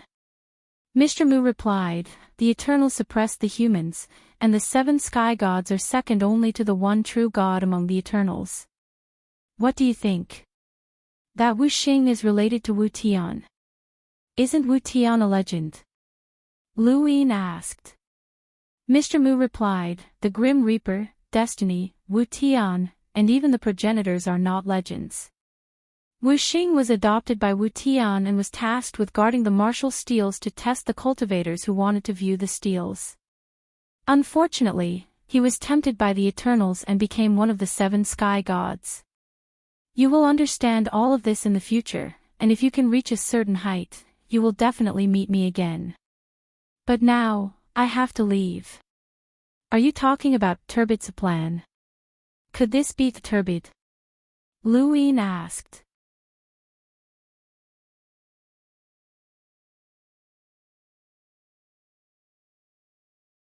Welcome aboard. Stay tuned and subscribe to Han Li's Wuxia Adventures for more thrilling content. Chapter 2012. Mr. Mu replied, that might be the case. He was personally involved in this plan, which is why I can't destroy it. If we want to survive this crisis and defeat the Eternals, we'll have to rely on something other than a stellar source. Him. Lu Yin was filled with questions. Mr. Mu looked at Lu Yin. I've been your master for so long, but I've never taught you my own battle technique. Now, I'll give you 2 battle techniques to choose from. One is tracing back, and the other is 9-yang cauldron transformation. 9-yang cauldron transformation. Lu Yin was stunned. Mr. Mu smiled. That's what you've learned. 9-yang cauldron transformation. Is there a difference? Lu Yin did not understand. Mr. Mu merely looked at him calmly and allowed him to choose. Lu Yin was not stupid. Since he had learned 9-yang cauldron transformation, Mr. Mu had still given him this battle technique, which meant that there was a difference. He recalled the legend of 9-yang cauldron transformation, which was stored in the Daosource sect. It was said to be an invincible battle technique with 9 cauldrons combined into one. The 6th mainland had wanted to learn it for countless years but had not been able to. Lu Yin had never expected that it would be Mr. Mu's own battle technique. Actually, Lu Yin had not used 9-yang cauldron transformation for a very long time. As his cultivation had increased, 9-yang cauldron transformation's power had not been able to keep up, and it had not been able to display its invincibility. But now, Lu Yin's confidence in that battle technique had soared again. Master, tracing back. What battle technique is that? Lu Yin asked. Mr. Mu looked deeply at Lu Yin. A space-time battle technique. Lu Yin's pupils shrank. Time, space-time. You've already experienced tracing back. Back then, I had you learn the secret art of plan based on tracing back. If I had not taught you the secret art of plan, but instead treated it as an offensive battle technique, you would have been able to attack enemies in a certain time period. You would have truly reached the level of transcending spacetime, Mr. Mu explained. Lu Yin subconsciously wanted to learn tracing back. A spacetime battle technique that could transcend spacetime was simply unfathomable. Although he did not know the effects of this battle technique, if Mr. Mu had given it the same choice as 9-yang cauldron transformation, then it was definitely not bad. Lu Yin was at a loss, as tracing back to the past was too tempting for him. Throughout the entire Fifth Mainland, he only knew of one person who had mastered spacetime battle techniques, Wendy Yushan. Her innate gift was tracing back to the past, and on the surface, it seemed like a healing ability. She had relied on her innate ability to backtrack to break Ziyi's Genesis Chi during the Sovereign Tournament. One had to know that when the Sixth Mainland had attacked, Ziyi had used her Genesis Chi to suffocate the 10 arbiters. This was the power of time. Master, I've actually already learned the 9-yang cauldron transformation disciple. He really wanted to say that he taught them both. Mr. Mu replied, you can only choose one. Lu Yin's face twitched. Search for the ancients, 9-yang cauldron transformation. Search for the ancients, 9-yang cauldron transformation. Which one would he choose? He was too conflicted. Finally, he sighed. I choose the 9-yang cauldron. Even though tracing back to the past was too tempting for him, he had far too many battle techniques. In addition, he also had secret techniques and sourcebox arrays. Even if he used his dies in hands to cultivate, he would not have enough energy to do so. Thus, it was better for him to choose the 9-yang cauldron transformation, a battle technique that he was familiar with. An hour later, Mr. Mu left. So, this was the true form of the 9-yang cauldron transformation, and what he had learned so far was merely the most primitive form of the technique. It was a pity that Mr. Mu had only taught him how to cultivate and battle the 9-yang cauldron transformation, and he had not given him any cauldron chi. If he wanted to obtain cauldron chi, he would have to head to the Daosor sect's ruins and absorb the remaining cauldrons. For this technique, after Mr. Mu's teachings, Lu Yin's only thought was that there was no limit to the technique's power. This was not only his opinion, but also Mr. Mu's. In Mr. Mu's words, there was no limit to this battle technique's power, and it could even open up the universe and change the heavens. Where's the undying deity? Kuei Luo exclaimed as the surrounding space returned to normal. Wisdom root. Lu Yin put away the 2 wisdom roots that had been floating in front of him. These were the jade stones that Mr. Mu had left for him before he left. Without them, Lu Yin would not be able to contact Mr. Mu even if he wanted to. And from what Mr. Mu had said, unless he reached a certain level, he would not be able to meet Mr. Mu again. Where did you get the wisdom root? And 2 of them. They're good stuff. Kuei Luo's eyes lit up. Also, where did the undying deity go? Lu Yin replied, I don't know. Kuei Luo sized him up. You don't know. Lu Yin replied, if you don't know, how would I know? Kuei Luo's eyes narrowed. No, this feeling is just like back in the technocracy when you mysteriously escaped. Something must have happened. Are you hiding something from me? Lu Yin answered matter-of-factly, if you're a half-ancestor and you don't know what happened, how would I know? Kuei Luo rolled his eyes. The wisdom root is right in front of you. The undying deity's disappearance has nothing to do with you. Only an idiot would believe that. But if you don't want to tell me, then forget it. This old man won't force you. It's best that the undying deity is dead. Let's go to the astral tree. This old man will think of a way to prevent you from being discovered. Lu Yin glanced at the shattered black street. The brothel had been completely destroyed, and Ming Yu and the others were all dead. He felt depressed. Human lives were sometimes worthless. The corpse kings did not care, and some people did not care either. In the Neoverse southern border, where the 7 courts were located, Elder Yu, Ku Rong, Hui Kong, and Siu all had power levels in the millions. The skies were filled with the corpses of corpse kings. This place had also been attacked by the Neo-Human Alliance, but it had been easily destroyed. There was also a liquid in the Neoverse southern border, and there were 4 drops of liquid in the Neoverse that were absorbing the astral source universe. At this moment, the family heads of the 7 courts had gathered. They all had solemn expressions, and from time to time, they would quarrel. My Shi family doesn't have many cultivators. We can't send that many, Xia Hua said unhappily. Xia Yi coldly retorted, now is not the time to be selfish.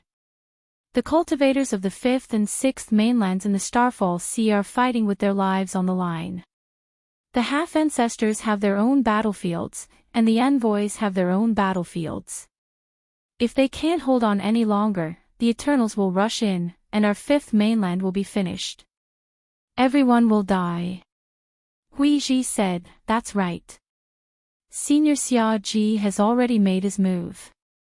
The 5th mainland has already used up all of its resources. There's only one path left, and that is to drive the Eternals out. So Lao was helpless.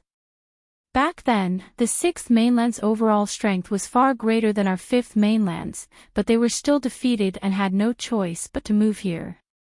Now, we can't replenish our astral sources, and we're no match for the Eternals on the envoys' battlefields. Our situation will only be worse than the 6th mainland's.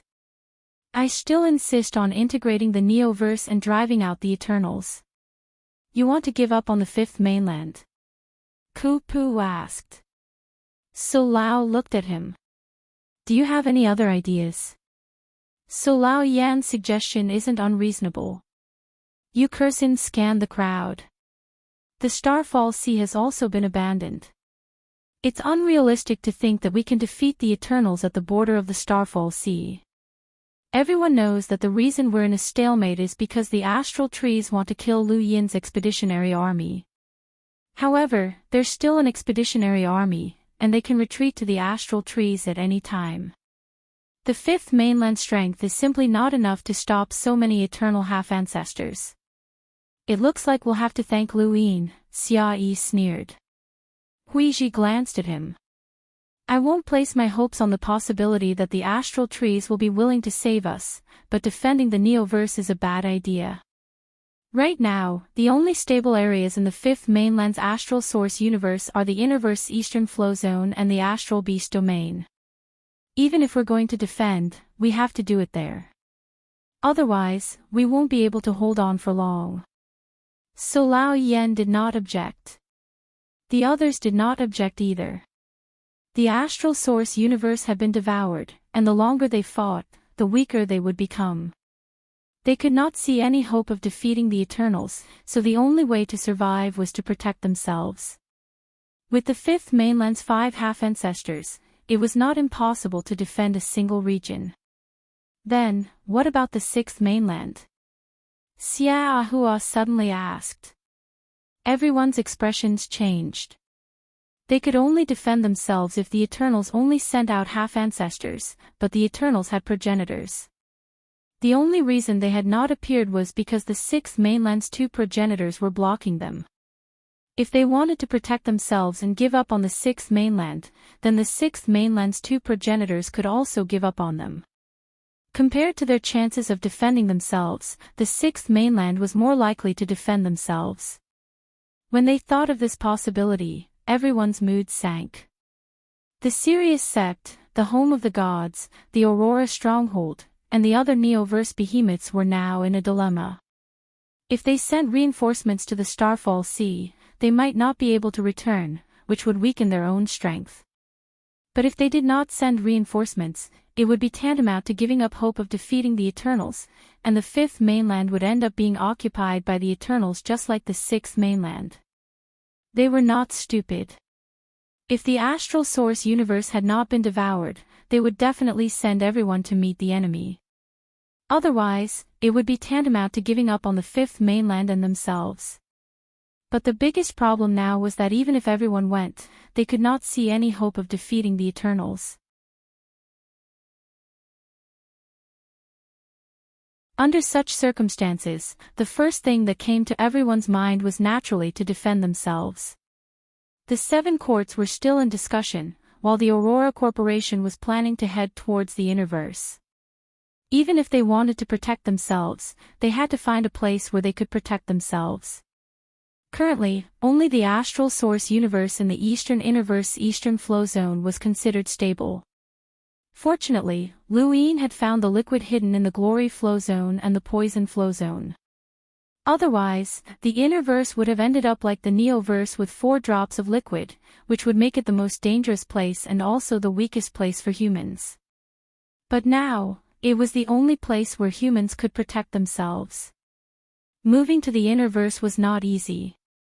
Aside from the cultivators of the various great powers, there were also the astral cities that were related to them, ordinary people, and so on. The Realm Mountain could not be moved at will, and the same was true for the Sirius sect and the Home of the Gods. The hidden corpse kings of the Neo-Human Alliance had all appeared, and countless people had begged the Home of the Gods for protection.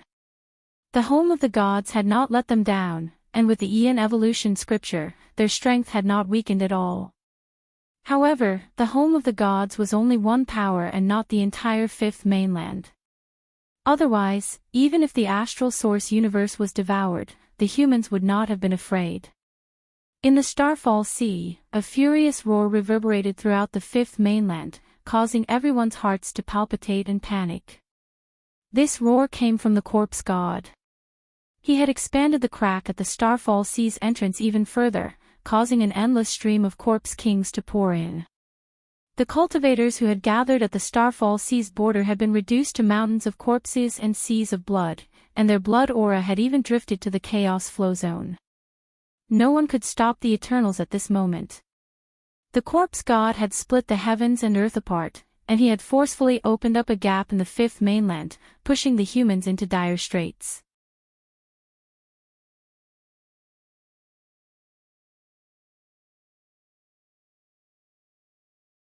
Welcome aboard. Stay tuned and subscribe to Han Li's Wuxia Adventures for more thrilling content. Chapter 2013.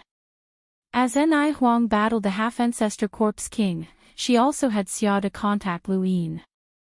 They had to return to the cosmic tree realm as soon as possible, or they wouldn't have any hope of surviving. The sudden appearance of an acquaintance caused Ni Huang's expression to change. Green Bamboo Marquis. Neon Emperor was shocked. The person who had appeared at the border of the 5th mainland's technocracy was none other than Marquis Green Bamboo, one of the Eternal Race's 12 Marquises. He looked at Ni Huang and found her rather strange. The Grand Elder of the White Dragon race is actually here in this wasteland. What a coincidence. You're destined to die at my hands. Ni Huang was anxious and contacted Xiada again. They had to leave now. Even the 12 Marquises had appeared. This proved that this place had become the main battlefield of the Eternals, second only to the battlefield on the other side. They were now equivalent to falling into a new continent and would be surrounded by the Eternals.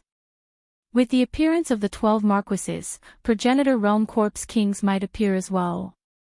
The 2 Progenitor Realm experts from the 6th mainland would not be able to hold them off. How many of the 12 Marquises have come?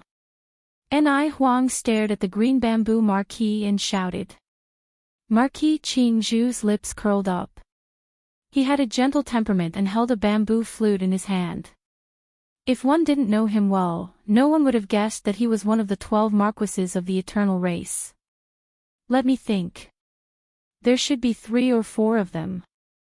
The Ni Empress's expression changed.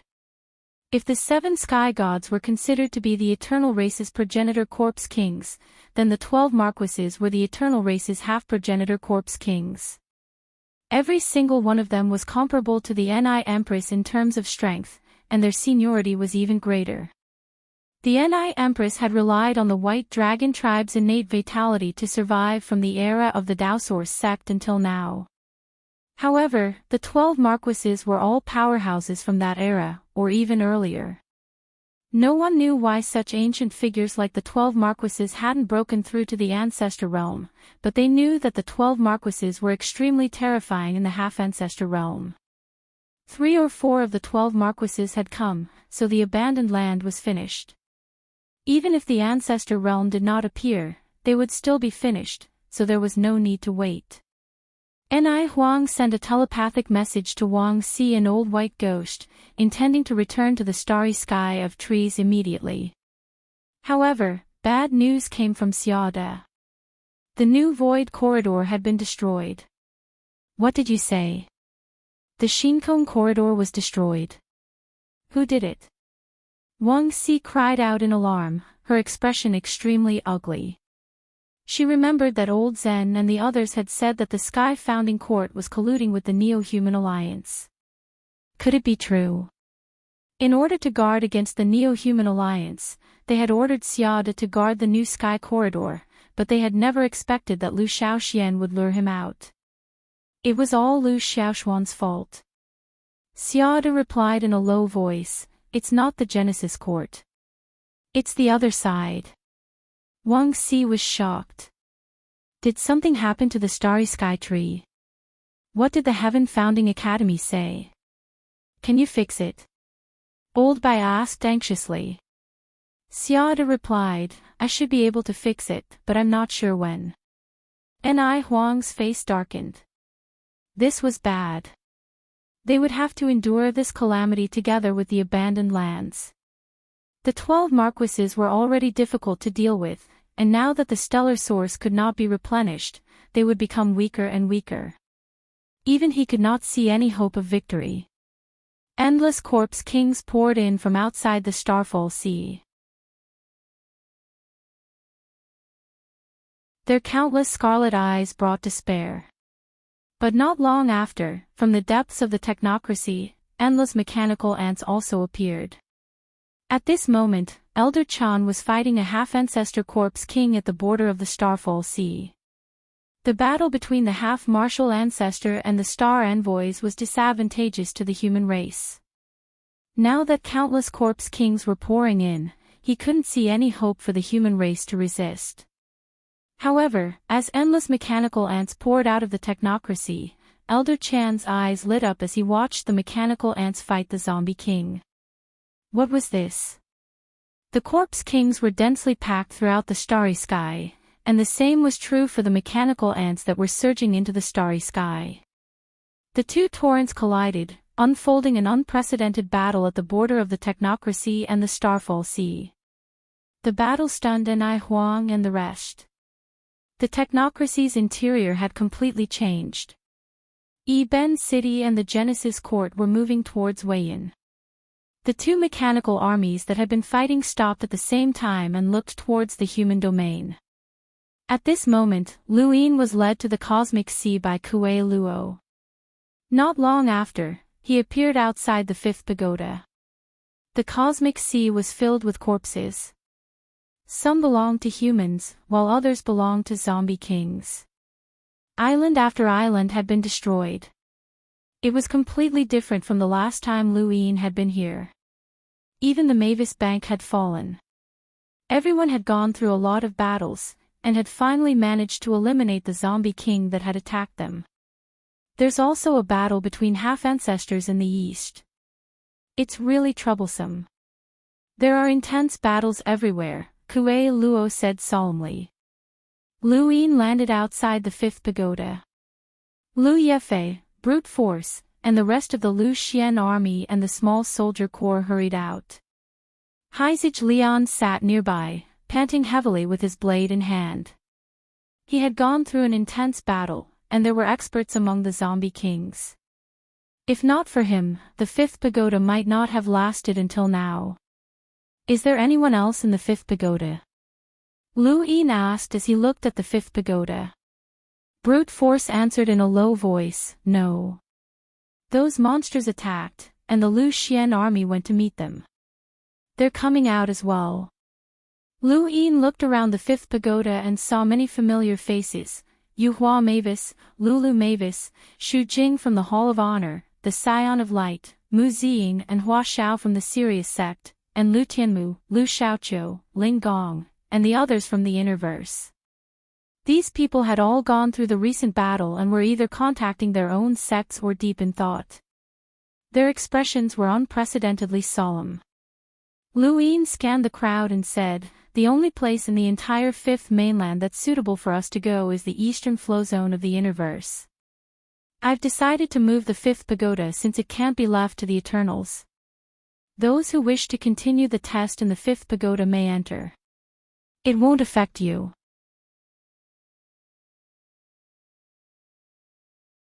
Mu Ziying hurriedly asked, "Brother Lu, what about the Sirius sect? Will they go to the Innerverse?" Lu Yin replied, "I'm not sure. Why not go to the Realm Mountain?" Xu Jing couldn't help but ask. Lu Yin looked at him. "There's no way to replenish the astral sources in the Neoverse. But the Glory Realm has 3,000 great realms and has the deepest foundations. The Realm Mountain also has its own defensive capabilities," the Scion of Light added. Lu Yin frowned. "I'm not asking for your opinions. I'm just informing you." The Scion of Light said, "Then we'll return on our own." They had wanted to return to the Neoverse before, but they had been stopped. Lu Yin raised a brow. "No." Around the fifth pagoda, a group of cultivators looked at Lu Yin blankly. These cultivators had come from all over the fifth mainland, and some had even concealed their identities to come from the sixth mainland. How could they not be allowed to leave? Lu Yin's tone was solemn. "The humans are facing a calamity, and anyone who can make it to the fifth pagoda is an elite. The trash has long since been eliminated. You are the future of the fifth mainland, and I cannot allow anything to happen to you. Why was the fifth pagoda built? It was all for you, to pick out the elites of the fifth mainland from the countless cultivators. Now that you've been chosen, there's no reason to send you to your deaths." Everyone was stunned. Lu Yin's words sounded reasonable, but they still felt that something was off. At this moment, Lu Yin looked at his gadget, and his expression changed. He looked to the west. Was this the reason for the technocracy's existence? All this time, no one knew why the Hui ancestor had created the technocracy. That was why Hui Kong had gone to the technocracy alone to find out the truth. Lu Yin had used his Dai's possession to fuse with the mechanical ants twice, and he had seen an endless number of them. The second time, he had seen the scavenger, which had given him a guess. But now, he had confirmed it. The technocracy existed to create mechanical ants to fight against the endless corpse kings, and the materials for the mechanical ants came from the sixth mainland and the cosmic tree realm. Why had Eben City and the Genesis court gone to war? If they did not go to war, then they would not have an excuse to ask for materials. Only by going to war could they openly ask for materials from the sixth mainland and the cosmic tree realm and cooperate with them. A batch of materials would always disappear from the battlefield, and the materials that the scavenger had taken away were the materials that the countless mechanical ants had been created from. From start to finish, the technocracy had been a cover for sucking blood from the sixth mainland and the cosmic tree realm. They only existed to deal with the Eternals. Under the premise of this grand plan, the humans, the sixth mainland, and the cosmic tree realm were just targets to be used. The Hui ancestor had only given the technocracy one mission, which was to resist the Eternals. When the Eternals invaded, the technocracy would explode. No one had expected this, not even the Eternals or the humans. Otherwise, Hui Kong would not have stayed in the technocracy for so long. The Hui ancestor had seen through the ages and planned for the ages, causing the sixth mainland to suffer the consequences of its own actions while protecting the fifth mainland. He had created the technocracy for the fifth mainland, leaving behind the possibility of resisting the Eternals. The cosmic tree realm's limitless power sourcebox array was also said to have come from the Hui ancestor. Without the Hui ancestor, the humans would have crumbled long ago against the Eternals. Humans excelled at intelligence and creation, and the Hui ancestor represented the pinnacle of human intelligence. It was not an exaggeration to say that he could see through history and the future. This was not divination, but wisdom. Brother Hui Kong, you should be at ease now. Even though the technocracy had erupted and appeared on the front lines against the Eternals, Lu Yin did not relax.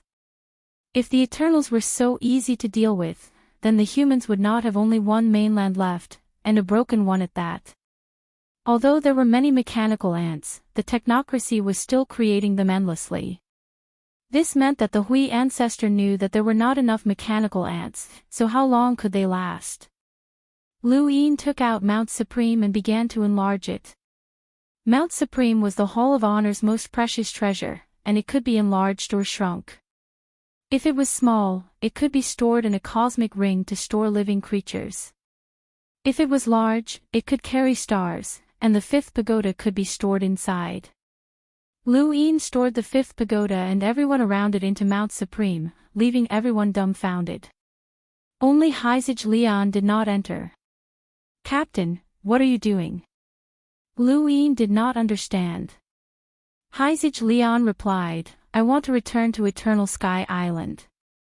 Lu Yin replied, "There are only a few people there, so they can easily enter the Innerverse.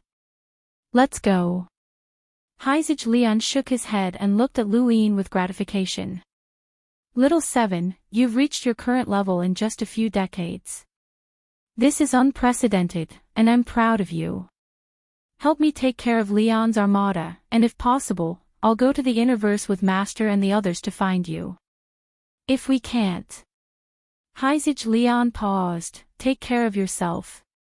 With that, Heizij Lian headed towards the Neoverse. "Thank you. Very little every day. Thank you for your support. Thank you. Thank you. Thank you."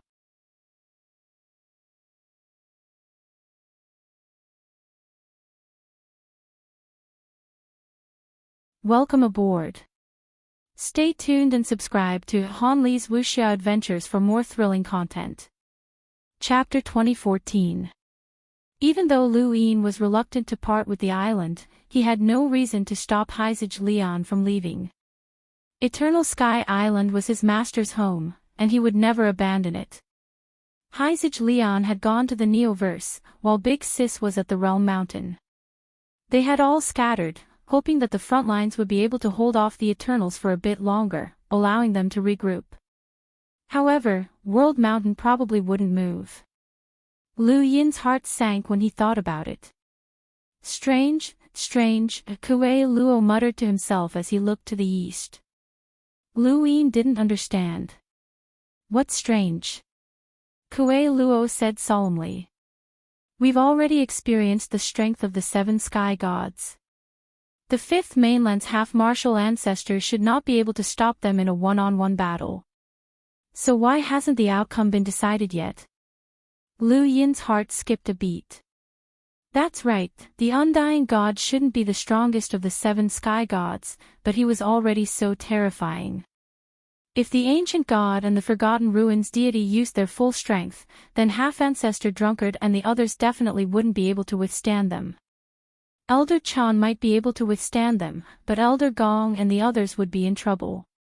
They were on the same level as Xia Ji, so how could they withstand the seven sky gods? Unless the seven sky gods were willing to be blocked by them. "Don't worry about that for now. Let's go," Kuei Luo said. He couldn't guess what the Eternals were up to. Hold on. Kuei Luo couldn't guess, but Lu Yin had a vague idea.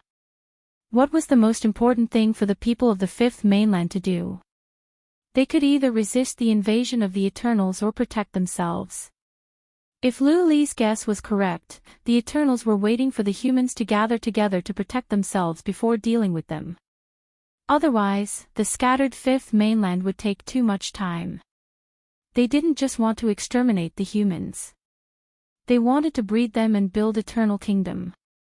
The people from the Starfall Sea were being kept in captivity in the Sea King's Dome Zeonian Kingdom. Rather than being chased away by the Sea King's dome, it would be better for the humans to gather together. The humans believed that they could protect themselves, but in reality, it would save them a lot of time. Although there was no proof, Luin felt that he had guessed correctly. If he was one of the 7 sky gods, he would have done the same.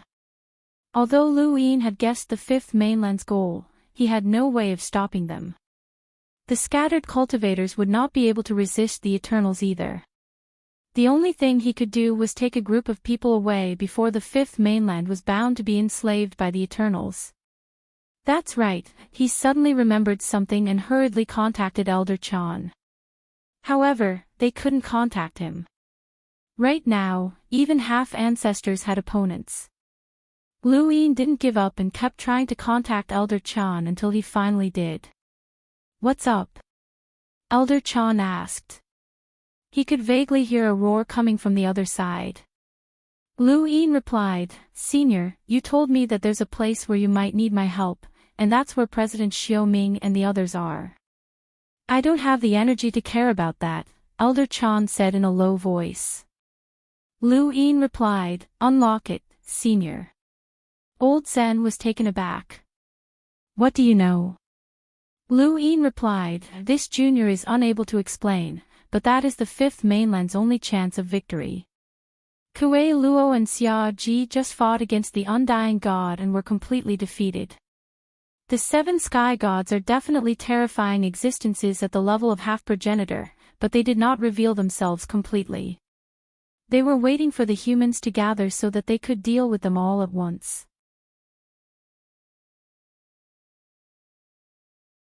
My 5th mainland alone cannot stop the 7 sky gods, and even the 6th mainland and the Astral Tree Expeditionary Army would not be able to stop them. Jieyu's location is our only choice. Do you know why that place cannot be unlocked? This is because we can see many corpse kings from the surface, and they all came from ancient times. That place is equivalent to being frozen in time. Once we unlock it, no one knows what kind of people will appear. Perhaps an ancestor realm corpse king will appear. At that time, it will be even more impossible for humans to win, Elder Chan said. "Senior, trust me, Jieyu." Elder Chan stared blankly at his gadget. "Why?" Luin raised his head. "My master said so." Elder Chan's eyes went wide. "That mister. What did he say exactly?" Luin replied, "Master said that he could not help the humans, and that Jieyu's location is our only chance of victory. Perhaps the humans will be destroyed, or perhaps the situation will be reversed." Elder Chan fell silent. Luin grew anxious. "Senior, the undying god is someone from Wu Tian's era. He's a child that Wu Tian adopted, and he's a monster. I can't think of anyone in the half-progenitor realm who can defeat him. Although I don't want to admit it, there were too many powerhouses born in ancient times, and there might be someone who can fight against the 7 sky gods. Rather than waiting for death, why not take a gamble?" Elder Chan hesitated. "Gamble? Not gamble."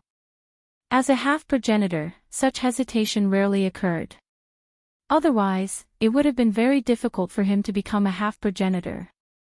However, Elder Chan had too many burdens on his shoulders, and he was the hope of the entire 5th mainland. If he lost this gamble, the 5th mainland's humans would disappear, and he would be a sinner to the entire human race. The more apprehensions he had, the less he dared to gamble.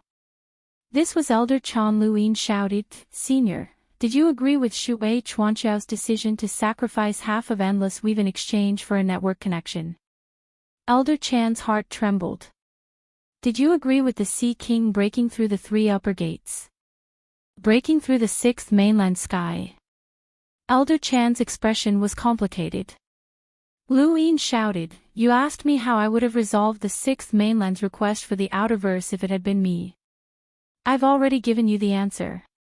You're overthinking things." Elder Chan frowned. Was he overthinking things? You don't need to shoulder the burden of humanity. You're not a progenitor, just a half-progenitor. You can't shoulder humanity's future, Luin shouted. Elder Chan's gaze turned cold. Fine, I'll gamble. At worst, I'll lose my life.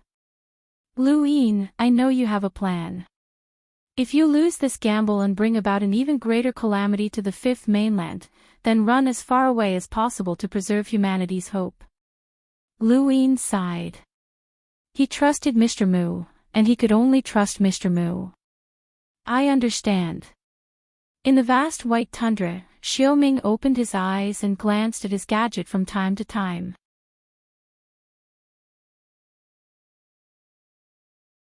He knew what had happened in the outside world, and it had caused a huge debate. Some lockbreakers wanted to go out and face the Eternals, while others wanted to stay here. To be honest, he did not know what to choose. He could only wait for Elder Chan to inform him, but he was more inclined to stay here. Although lockbreakers were powerful, there were not many of them. Even if they went out, they would not be of much use. The Eternals were endless, and adding them would not improve the situation. Their most important task was to prevent any accidents from happening here. The Neo-Human Alliance had attempted to lockbreak, and this place should be one of their targets. Beep beep beep beep. His gadget beeped, and Xiaoming hurriedly opened it. Prepare to lockbreak. Unlock everything, Elder Chan's voice rang out. Xiaoming thought that he had misheard. What did you say? Lockbreak? Elder Chan replied, I have enemies here, so I don't have time to speak. Unlock everything. Whether it's a blessing or a curse, we'll take responsibility for it. Xiaoming's expression changed. Has it already reached that point? After ending the call with Luin, he contacted Xia Ji to confirm the Undying God's terrifying strength. If all of the 7 sky gods were at this level of strength, then they would not be able to withstand them. Kuei Luo's strength was not weak, but he had still been suppressed. Even Huang might not be able to win.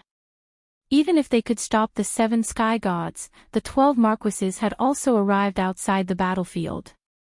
Their situation was becoming more and more desperate, and they could only take a gamble. Xiaoming ended the call and looked at the vast white tundra with a complicated expression. What would happen if those sinister and terrifying faces were unlocked? Would it make things worse? He could not tell, but since Elder Chan had asked him to unlock the Undying God's domain, then he had no choice but to take a gamble. Following Xiaoming's orders, all of the lockbreakers stationed here moved out and prepared to lockbreak this star. They were only waiting for Elder Chan's instructions before they could do so. When Hao Yue received Xiaoming's notification, he thought that he had misheard and confirmed it several times before giving up. Master, are we really going to lockbreak? Hui was at a loss. Hao Yue sighed. Lockbreak then.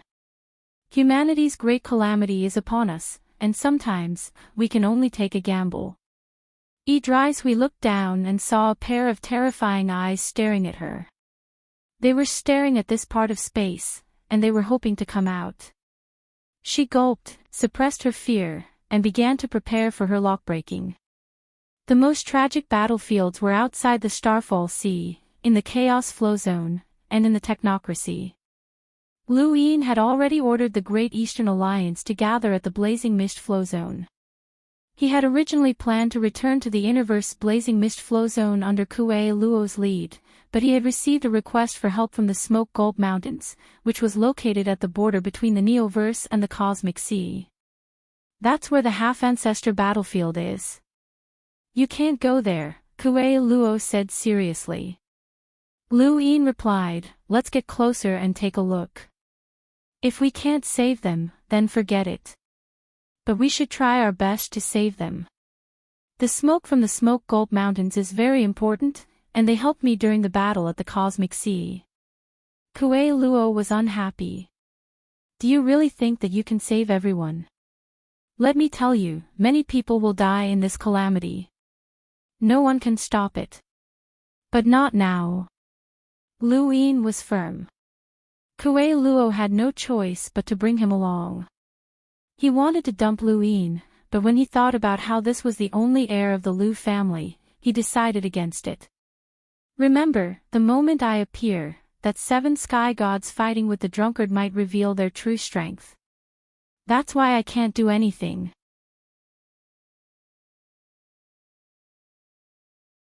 If you realize that you can't save them, then run, Kuei Luo reminded him again before carefully bringing Luin east.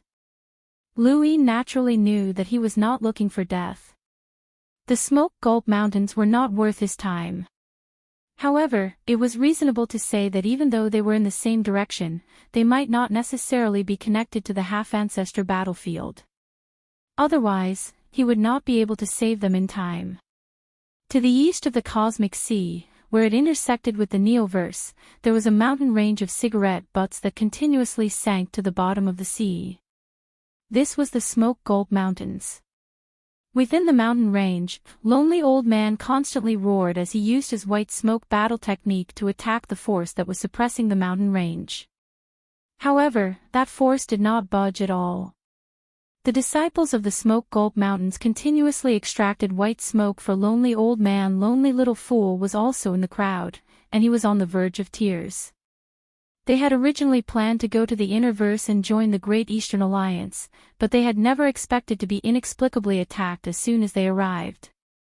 It was fine if it was just a small attack, but the force that had struck them did not disperse and continued to press down on them. If they could not counteract this force, then the Smoke Gulp Mountains would be pressed to the bottom of the sea. They would then have no choice but to abandon the mountain range and flee. The Smoke Gulp Mountains had not encountered such a crisis for many years, and they were unwilling to give up. The seawater had already spread to the top of the mountain, and there was only a very small area left. Further up were the burning flames that continuously spewed out white smoke. "Dad, are you done yet? I can't hold on any longer." Lonely Little Fool wailed.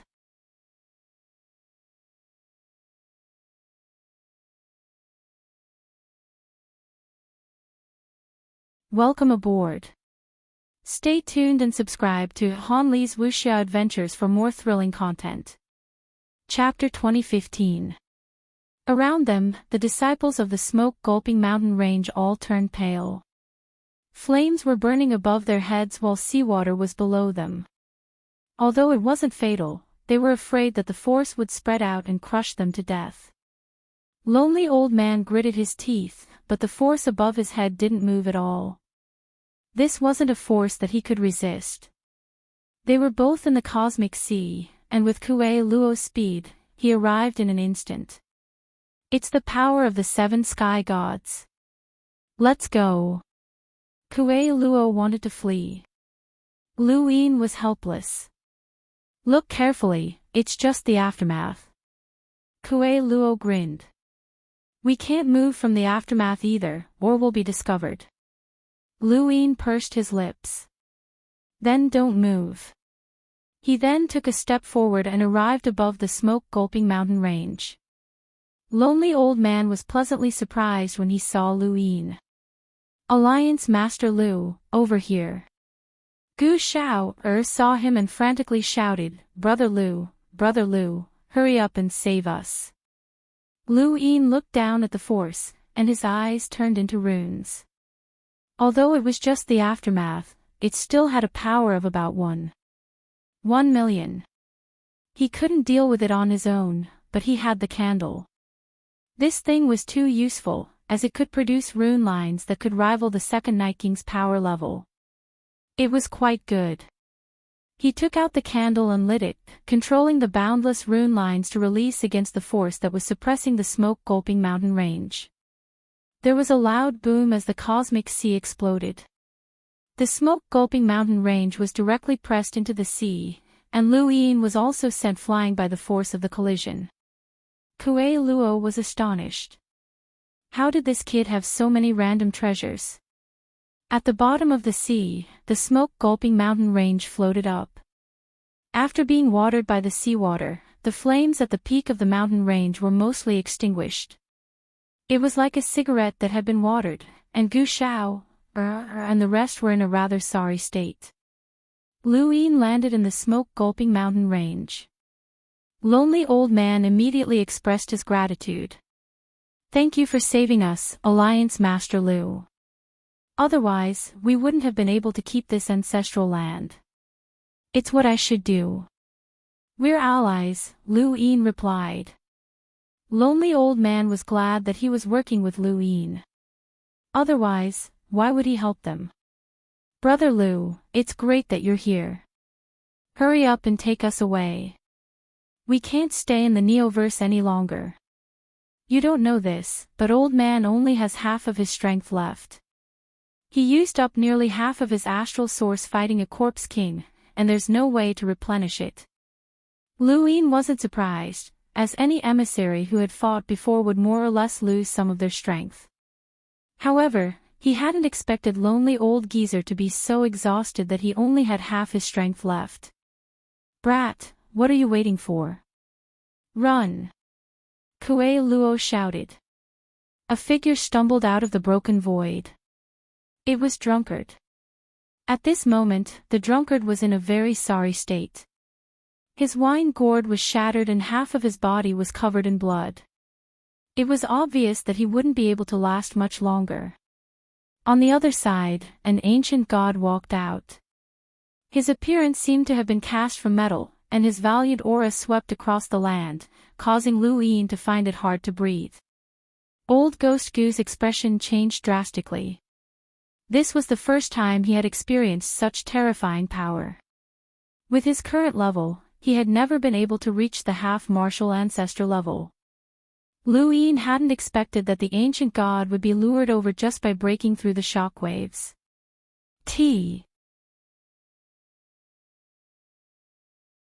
The drunkard lowered his head and looked at Luin and the others. His expression changed. "Hurry up and leave. This has nothing to do with you." Lonely Old immediately controlled the smokescreen mountains to leave, not daring to say another word. Kuei Luo stared at the ancient god, afraid that he would attack. The ancient god did not attack them. Instead, he looked towards the south with a strange expression. The next moment, Kuei Luo also looked towards the south. He could sense an ancient aura approaching, and it was an indescribable feeling. It was like opening a sealed tomb, bringing with it the decay of time. There was no vitality, but there was still life. Drunkard was the third to look south. Then, Luin and Lonely Old Man both looked towards the south. They could feel a shadow approaching. Rune lines replaced the stars, and soon after, a gigantic head appeared. The moment it appeared, it became the largest object in the galaxy. Luin was shocked. Ancestral tortoise. Kuei Luo's jaw dropped. What a huge tortoise. Drunkard heaved a sigh of relief. It was actually the Mavis family. The ancient god stared at the approaching ancestral tortoise, his gaze sinking as he stood in space without moving. The ancestral tortoise grew closer and closer. It was clearly moving slowly, but it was also moving very quickly. Luin stared at the ancestral tortoise carefully. He remembered that when he had first met the Mavis family, many had chased after it. Although they could not catch up, they were not too far behind either. However, the ancestral tortoise's movements had completely changed. The ancient god, Kuei Luo, and Drunkard were all demi-ancestors, and the distance they could sense was not something that Luin could compare to. However, they had only sensed the ancestral tortoise's approach for a single second. Before this, the ancient god had only sensed the ancestral tortoise for 2 seconds. This meant that the ancestral tortoise was moving at the limit of a demi-ancestor's perception every second, which was equivalent to crossing the heavens. On the ancestral tortoise's back was a giant divine tree that seemed to support the heavens. Its top could not be seen, and the fruits on the tree were as bright as stars that illuminated the cosmic sea. The Mavis family members all looked towards the cosmic sea and saw the ancient god, Kuei Luo, Luin, and the rest. The Mavis family's demi-ancestor had died during the progenitor's origin tribulation. They did not have the strength to directly contend with a demi-ancestor, but they were not afraid when they saw the ancient god in front of them. Cloud Shadow ordered, "No need to change directions. Charge over it." The ancestral tortoise quickly entered the cosmic sea and stretched its head into the sea to drink. Lu Yin's figure flashed, and he tore through the void to appear beside the ancestral tortoise. He looked at the divine tree and then at Cloud Shadow. "The 7 sky gods are up ahead." Cloud Shadow replied, "I know." Lu Yin's eyes flashed. It seemed that the Mavis family had some confidence.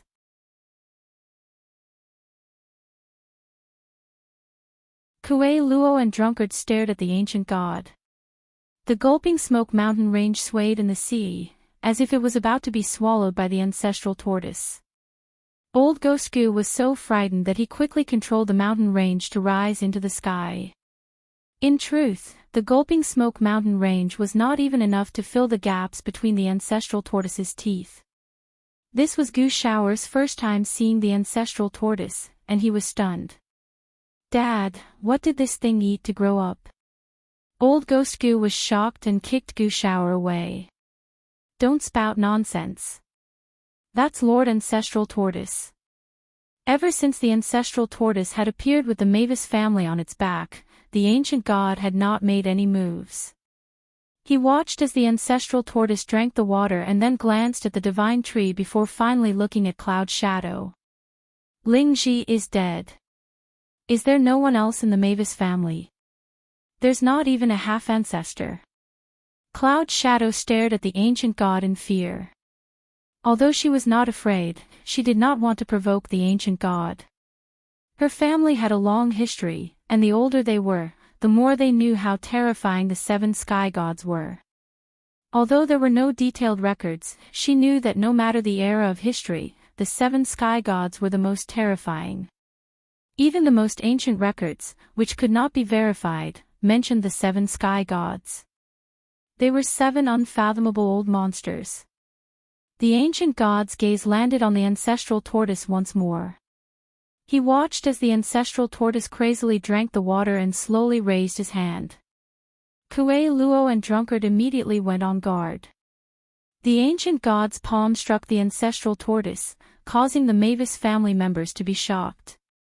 Cloud Shadow clenched her fists and stared at the direction of the ancient god's attack.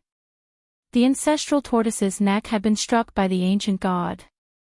Although the attack seemed ordinary, it had caused the sky to be torn apart horizontally and spread across the cosmic sea, causing the stars to sway. This was the strength of a half-ancestor, and Lu Yi knew that he might not be able to block it even if he used all of his external items. However, the ancestral tortoise continued to drink water as if it did not feel anything. The Mavis family members relaxed when they saw that the ancestral tortoise was fine. Cloud Shadow's eyes flickered as she looked at the ancient god. "You want to provoke Lord Ancestral Tortoise?" This was not what she wanted to say, but rather what was recorded in the ancestral records. The records clearly stated that whoever attacked the ancestral tortoise should say this. Sure enough, the ancient god slowly lowered his raised palm. "There are fewer and fewer old friends. Although it's just a pet, it's still one of them. The Lu family has left it to you, which shows that they value you greatly." As expected of the Lu family's money bag. Cloud Shadow's expression changed, and she looked at Lu Yin awkwardly. When Lu Yin heard this, he blinked in confusion. What did that mean? What had he just heard? A pet? Left behind by the Lu family. The Lu family's money bag. He looked at Cloud Shadow Mavis, and coincidentally, their eyes met. Cloud Shadow guiltily turned her head away and did not look at Lu Yin again. Lu Yin's face twitched as a phrase echoed in his mind. The Lu family's purse, the Lu family's purse, the Lu family's purse. He had a feeling that he'd been scammed. At this point, the ancestral tortoise finished drinking and burped in satisfaction.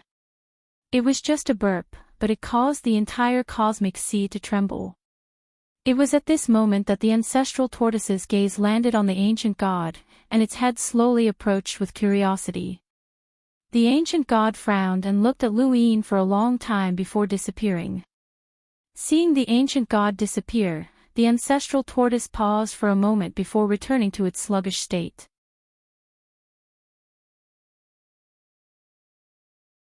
Lu Yin no longer cared about the ancient god, and he unceremoniously climbed onto the ancestral tortoise's back.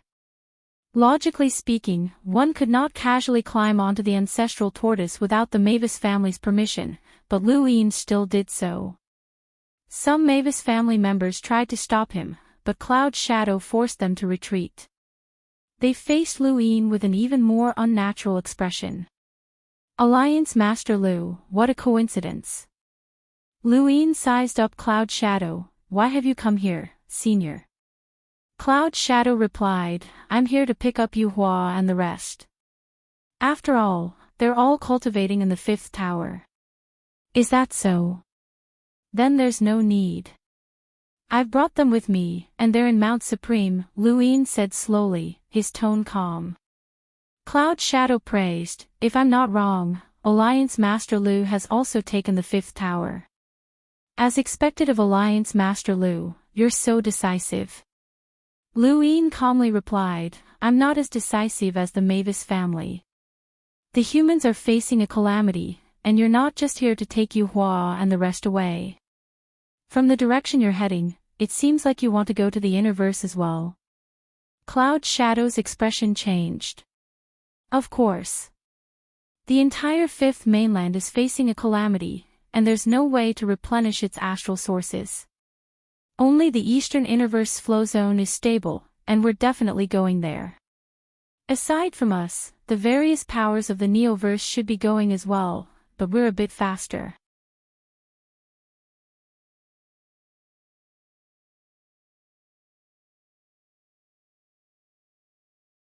Welcome aboard. Stay tuned and subscribe to Han Li's Wuxia Adventures for more thrilling content.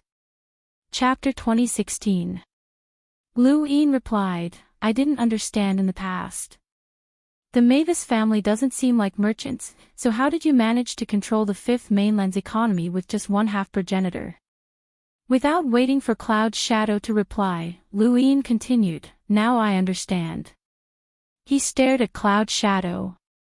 You just don't look like merchants, but you're actually more like them than anyone else. Cloud Shadow was confused. What are you saying, Alliance Master Lu? You seem to have some misunderstanding about the Mavis family. Lu Yin sneered. Stop pretending, senior. The ancient god made it clear that your Mavis family is my Lu family's money bag. Furthermore, he pointed at his feet. This ancestral tortoise was also left to you by my Lu family. I finally understand why you were so eager to form an alliance with me. You didn't form an alliance with the Great Eastern Alliance, but rather with me. It was because you wanted to change your relationship with me. You're clearly my Lu family's money bag, but you chose to form an alliance with me, a direct descendant of the Lu family. Cloud Shadow coughed dryly and gently said, Alliance Master Lu, you've fallen into the ancient god's trap. He's trying to sow discord between us. Lu Yin sneered. In this situation, the human race is facing a crisis. Is there a need for him to sow discord? That's the Eternals, the cunning Eternals, Cloud Shadow said seriously. Lu Yin snorted. If the ancient god hadn't mentioned it, he wouldn't have known that he had been tricked. It was no wonder why the ancient god had been so generous and given him 5 billion star essence as a gift. 5 billion. That had truly shocked Lu Yin, as he had seen the true wealth of the 5th mainland. Not only that, but the ancient god had also given him the authority to use 20 billion star essence at any time. He had been very straightforward when it came to borrowing money from the Mavis family. When he had asked to borrow people from the outerverse to deal with the astral beast domain, the Mavis family had immediately sent you Mavis, a powerhouse with a power level of over 1 million. Before this, He had been especially grateful to the Mavis family for providing him with money, manpower, but now he understood that there was no such thing as unconditional love in this world. The Mavis family had their reasons for being so nice to him, and if what the ancient gods had said was true, then they were trying to make amends. The Lu clan had given the Mavis clan an ancestral turtle, allowing them to stay safely on the fifth mainland and become a behemoth in charge of the fifth mainland's economy. Although they could not produce a progenitor, they did not have to participate in the battle on the other side of the astral tree realm. As for the Mavis clan, they had schemed against him, a direct descendant of the Lu clan, in an attempt to break away from the Lu clan and form an alliance with him. The more he thought about it, the angrier he became. How many times had he dreamt that the Mavis family would support him and provide him with endless resources? Now that his dreams had come true, it was too late. Ahem, Alliance Master Lu, this isn't a good place to talk.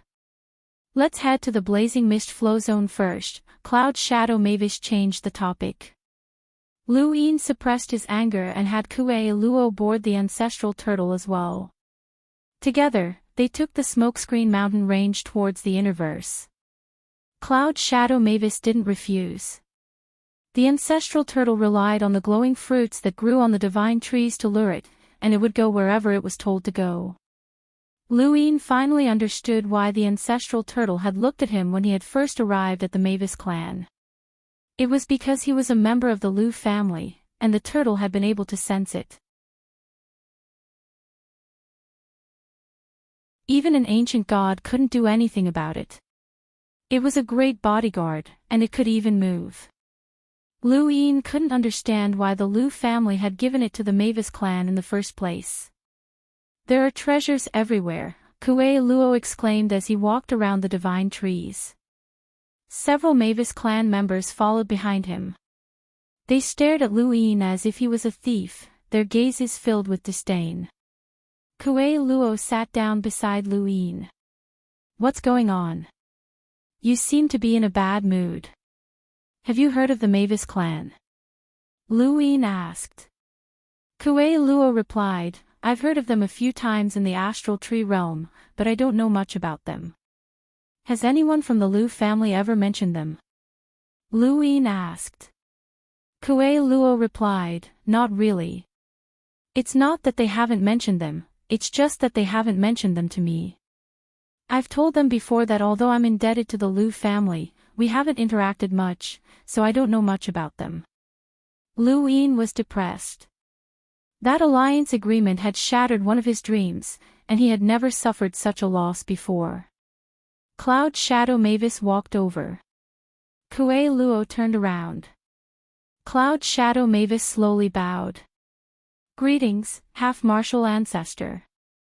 Kuei Luo waved a hand, don't mention it. By the way, can I have one of those fruits? Cloud Shadow was helpless. I'm sorry, it's not convenient. Kuei Luo rolled his eyes. Petty.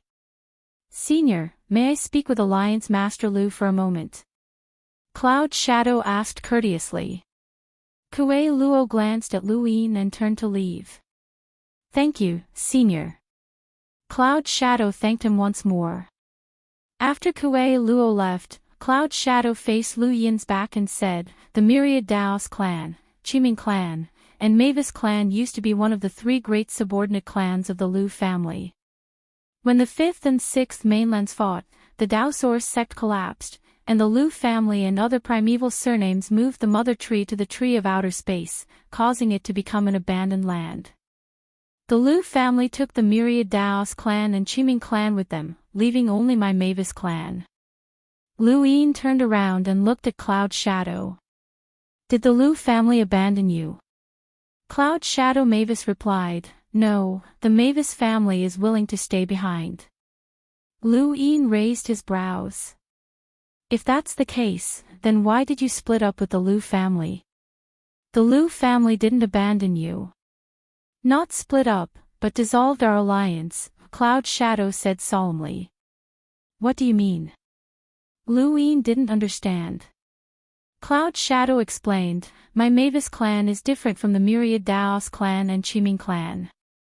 Those two clans relied on the Lu family to survive, and it was the Lu family that gave them everything.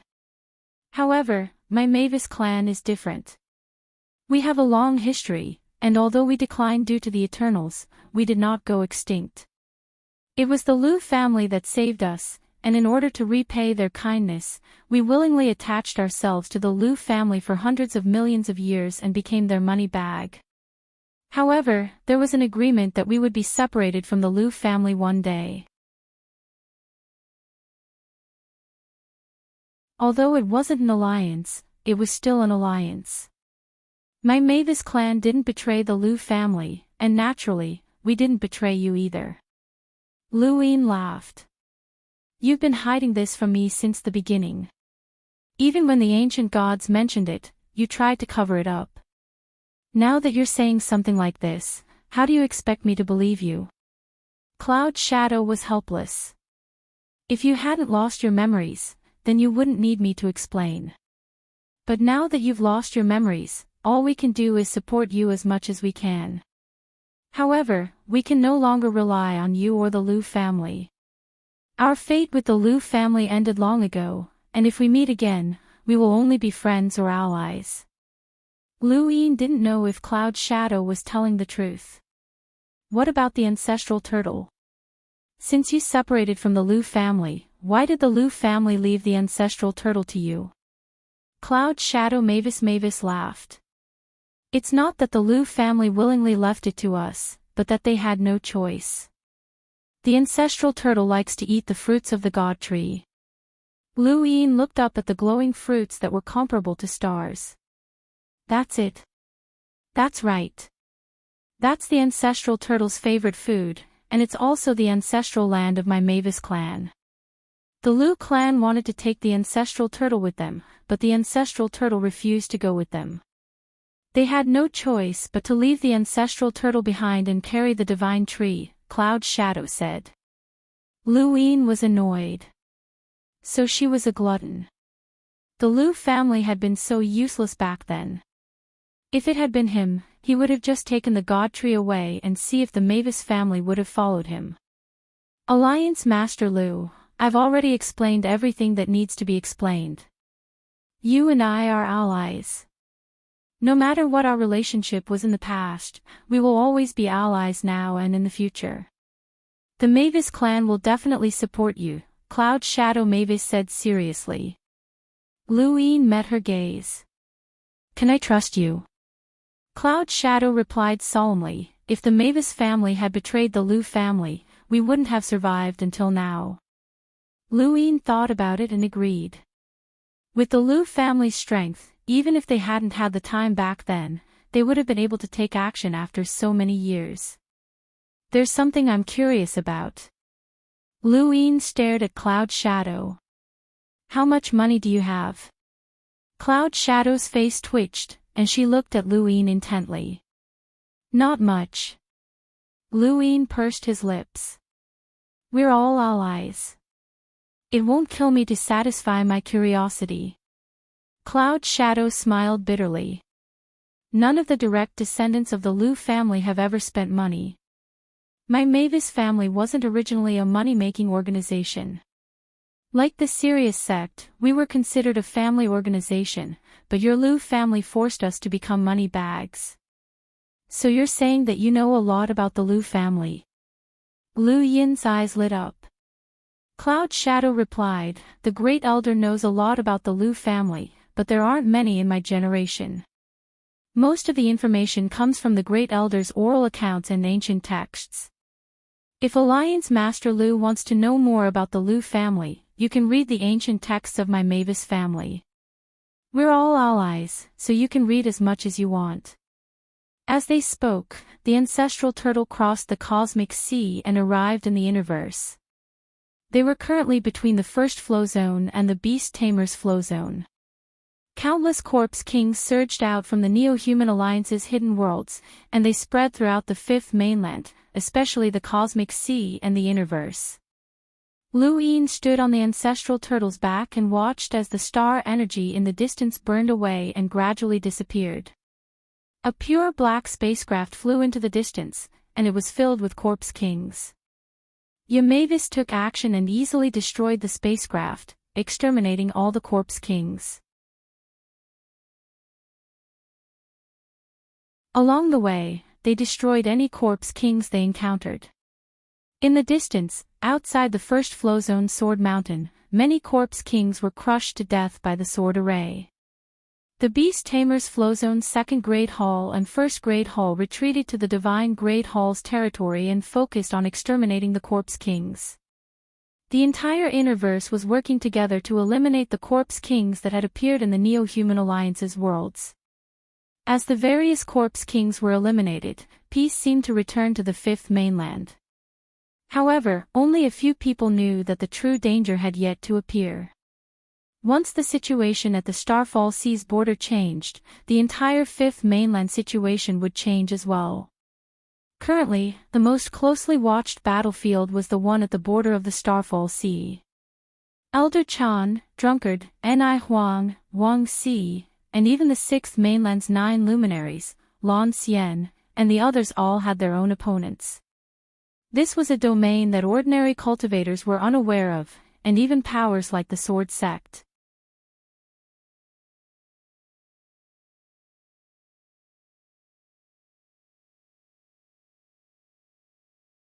Welcome aboard. Stay tuned and subscribe to Han Li's Wuxia Adventures for more thrilling content. Chapter 2017. Although the Great Eastern Alliance had unified the Innerverse, they had already withdrawn their defensive line and were only defending the east of the Blazing Mist Flow Zone, which included half of the Gu Flow Zone, the First Flow Zone, and the Beast Tamers Flow Zone. The appearance of the ancestral turtle shocked the Great Eastern Alliance. After Lu Yin returned to the Ross Empire's stronghold, the first thing he did was contact the 8 great flow zones in the Innerverse. Atop Sword Mountain, Lu Qianjue looked at Lu Yin on the screen with an ugly expression. Alliance leader, forgive my sword sect for not agreeing to your terms. Sword Mountain is the foundation of our sword sect, and we've controlled the first flow zone for countless years without ever leaving. If you want us to abandon Sword Mountain and defend the Blazing Mist Flow Zone, then even if I agree to your terms, these disciples of the Sword Sect will not agree. Lu Yin solemnly replied, I'm not asking you to give up on Sword Mountain. Once this calamity is over, you can go back. Lu Qianjue shook his head. The Sword Sect has tens of millions of disciples, and hundreds of thousands of them are willing to die of old age at Sword Mountain. In the past, countless disciples became a part of Sword Mountain. This is the Sword Sect's belief. Even if you and Sword Mountain are destroyed? Lu Yin asked in return. Lu Qianjue said firmly, even so, we won't leave. Lu Yin felt a headache coming on. Things were not going well for the Sword Sect, the Divine Great Hall, and even the Divine Gu Dynasty.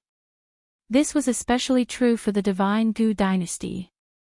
They believed that they had the protection of the Gu Flow Zone, and they had been able to defend themselves against the Sixth Mainland's attack.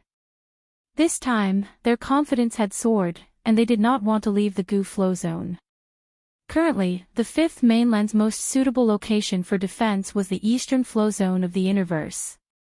If the humans were defeated, then they could only hope that the Fifth Mainland could hold on. Even though Lu Yin did not hold much hope that they would be able to resist the Eternals' invasion this time, he was not going to cower before the battle had even begun.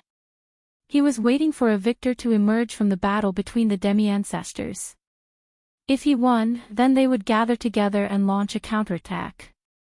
The reason why he had gathered all the great powers in the Blazing Mist Flow Zone was because he did not believe that they could win the battle between the demi-ancestors. If they lost, then the Fifth Mainland would lose all hope. Lu Yin would then use Jupiter to escape from the Fifth Mainland as quickly as possible. Now, the entire Fifth Mainland was waiting for the half-martial ancestors to emerge victorious. Meanwhile, the eternal half-martial ancestors were waiting for the humans to gather. They were filled with confidence.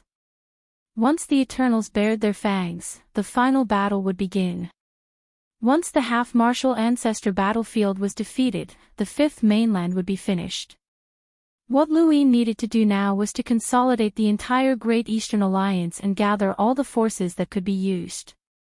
He would either launch a counterattack against the Eternals and drive them out, or he would take them to the astral tree and use them to deal with the four cardinal scales. The entire fifth mainland was filled with half-progenitor battlefields. In the outerverse, outside of the Dowsource sect, the 9 luminaries were facing off against the Forgotten Ruins deity, and their battle was earth-shattering. In the innerverse, at the border of the Starfall Sea, Elder Chan's original opponent had been a half-progenitor corpse king, and he had been confident of a complete victory. However, he had run into the 12 marquises, and the more he fought, the more exhausted he became. Ni Huang was up against the Green Bamboo Marquis, Wang Si, and the High Sage Heavenly Master. As time passed, Elder Chan and the others would only be at a disadvantage. They would not be able to replenish their stellar sources. Not only the half-martial ancestor battlefield, but the countless mechanical ants and corpse kings were also gradually being suppressed. In just a few days, the outcome of the battle outside the Fallen Star Sea was almost obvious. A few days later, Luin also learned that the Axayan Kong corridor had been destroyed, and that the Eternals were determined to obtain the fifth mainland. How good would it be if the symbol ancestor's strength reappeared, Ling Qiu muttered to herself. The Lingling clan's spirit seal flow zone was located in the western part of the central region of the Innerverse. When the Starsource universe had been devoured, the spirit ancestor had decisively decided to bring the Lingling clan to the eastern flow zone to seek refuge. The more he understood the Eternals, the more he realized how terrifying they were. Sword the Celestial sect and the other factions could rely on their location to replenish their stellar sources and weren't afraid of an attack from the Eternals, but they couldn't. If human cultivators lost their stellar sources, they would lose their ability to fight. When Luin heard Ling Qiu's words, his heart skipped a beat. When the sixth mainland had invaded, the symbol ancestor's strength had restricted all cultivators to the Enlighter realm. Although the sixth mainland still had a huge advantage in terms of Enlighters, the gap between the two sides had been greatly reduced. If the symbol ancestor's strength reappeared, then it would indeed be good news for the humans. However, Luin felt that it was unlikely, as the symbol ancestor's strength could not reappear infinitely. At the end of that battle, the symbol ancestor's strength had been constantly shrinking. Lu Yin's guess was correct, as the symbol ancestor's strength had not reappeared. However, a force that was expected yet unexpected had appeared, the materialization of the mind web. Back when Wang Si, Old Whitehead, and Kuei Luo had appeared in the technocracy's dimensional battlefield, the half-martial ancestor's strength had been too great, which had caused the mind web to appear in the technocracy and trap everyone. At that time, Luin had already guessed the truth about the technocracy.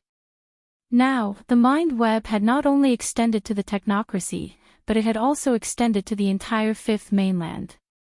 It quickly covered the entire Fallen Star Sea battlefield, and then it continued to spread to the east.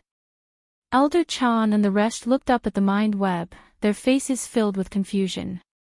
Facing Elder Chan was a sword-wielding man with a gloomy expression. He looked rather old, and his clothes were tattered and filled with jagged tears. It was a very strange sight.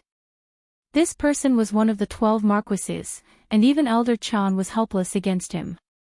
The power that came from there. Interesting.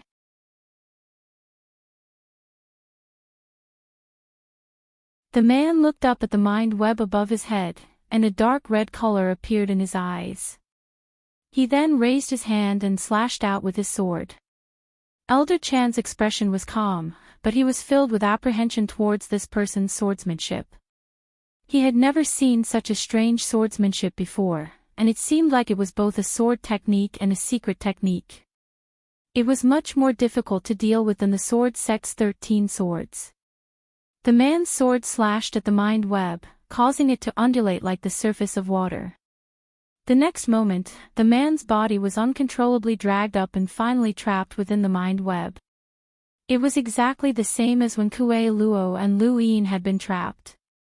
Elder Chan was shocked, as he understood this person's strength very well. Even Elder Chan was not confident in being able to defeat Marquis Wui of the 12 Marquises, so how had he been so easily restrained? At the border of the technocracy, Wang Si and Old White Ghost exchanged glances. Be careful. Don't attack. This net can trap us.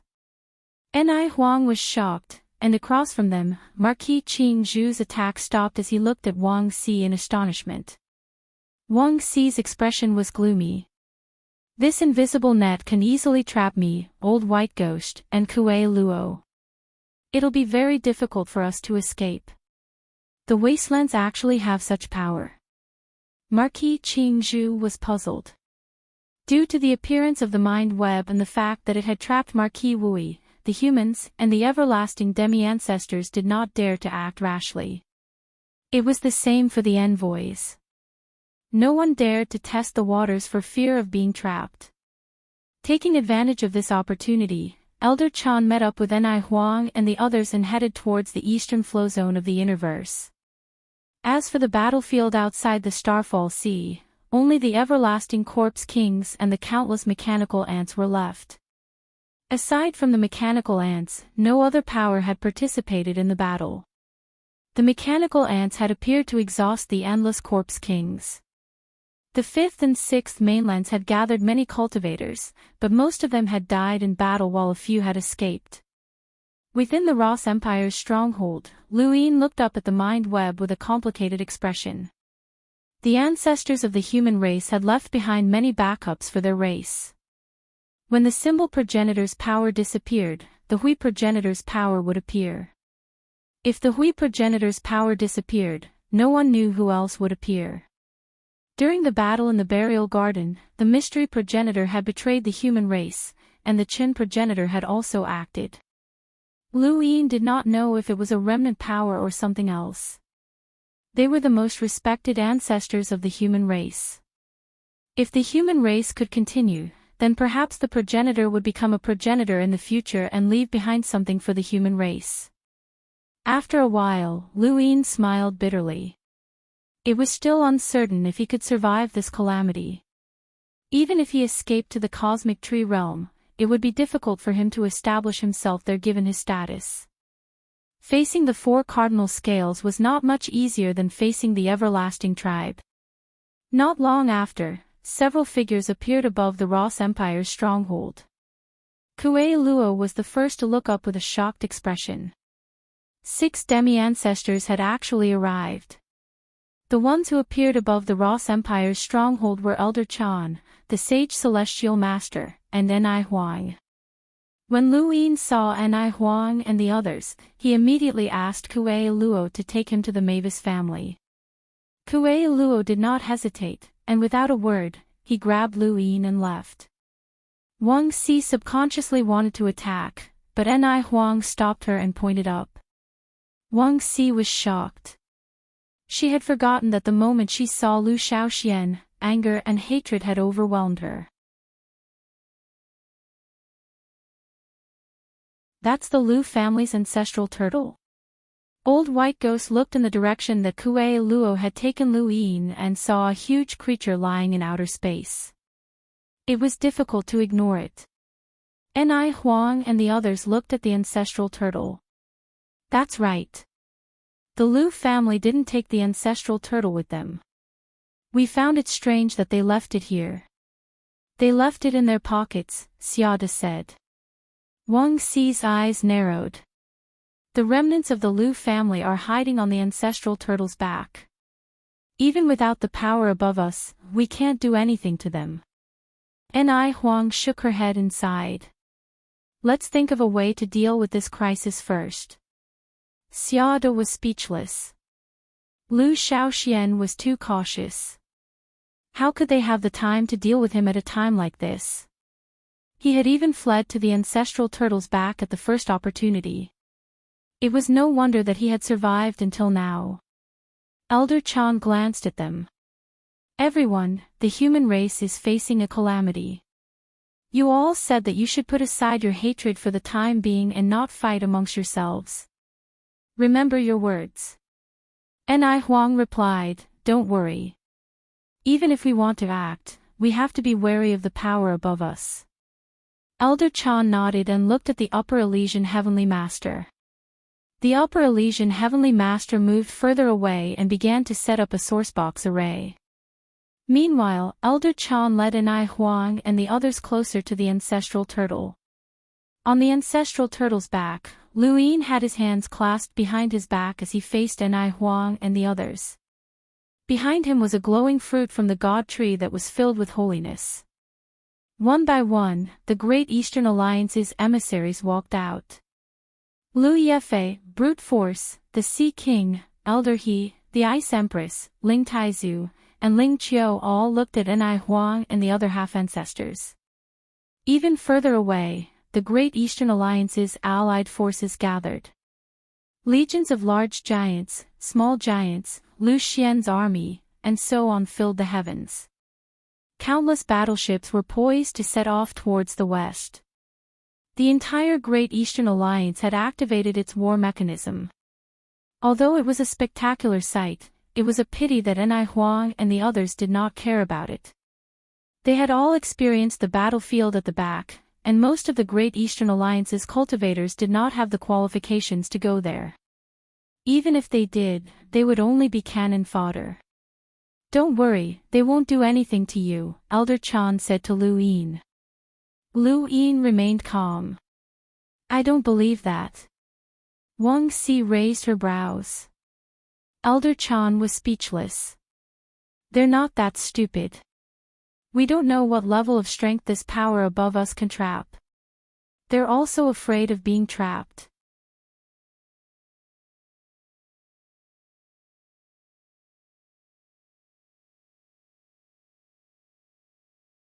Welcome aboard. Stay tuned and subscribe to Han Li's Wuxia Adventures for more thrilling content. Chapter 2018. Lu Yin looked at Elder Chan. "Senior, you overestimate them. The stupidity of the four-way scales is beyond your imagination.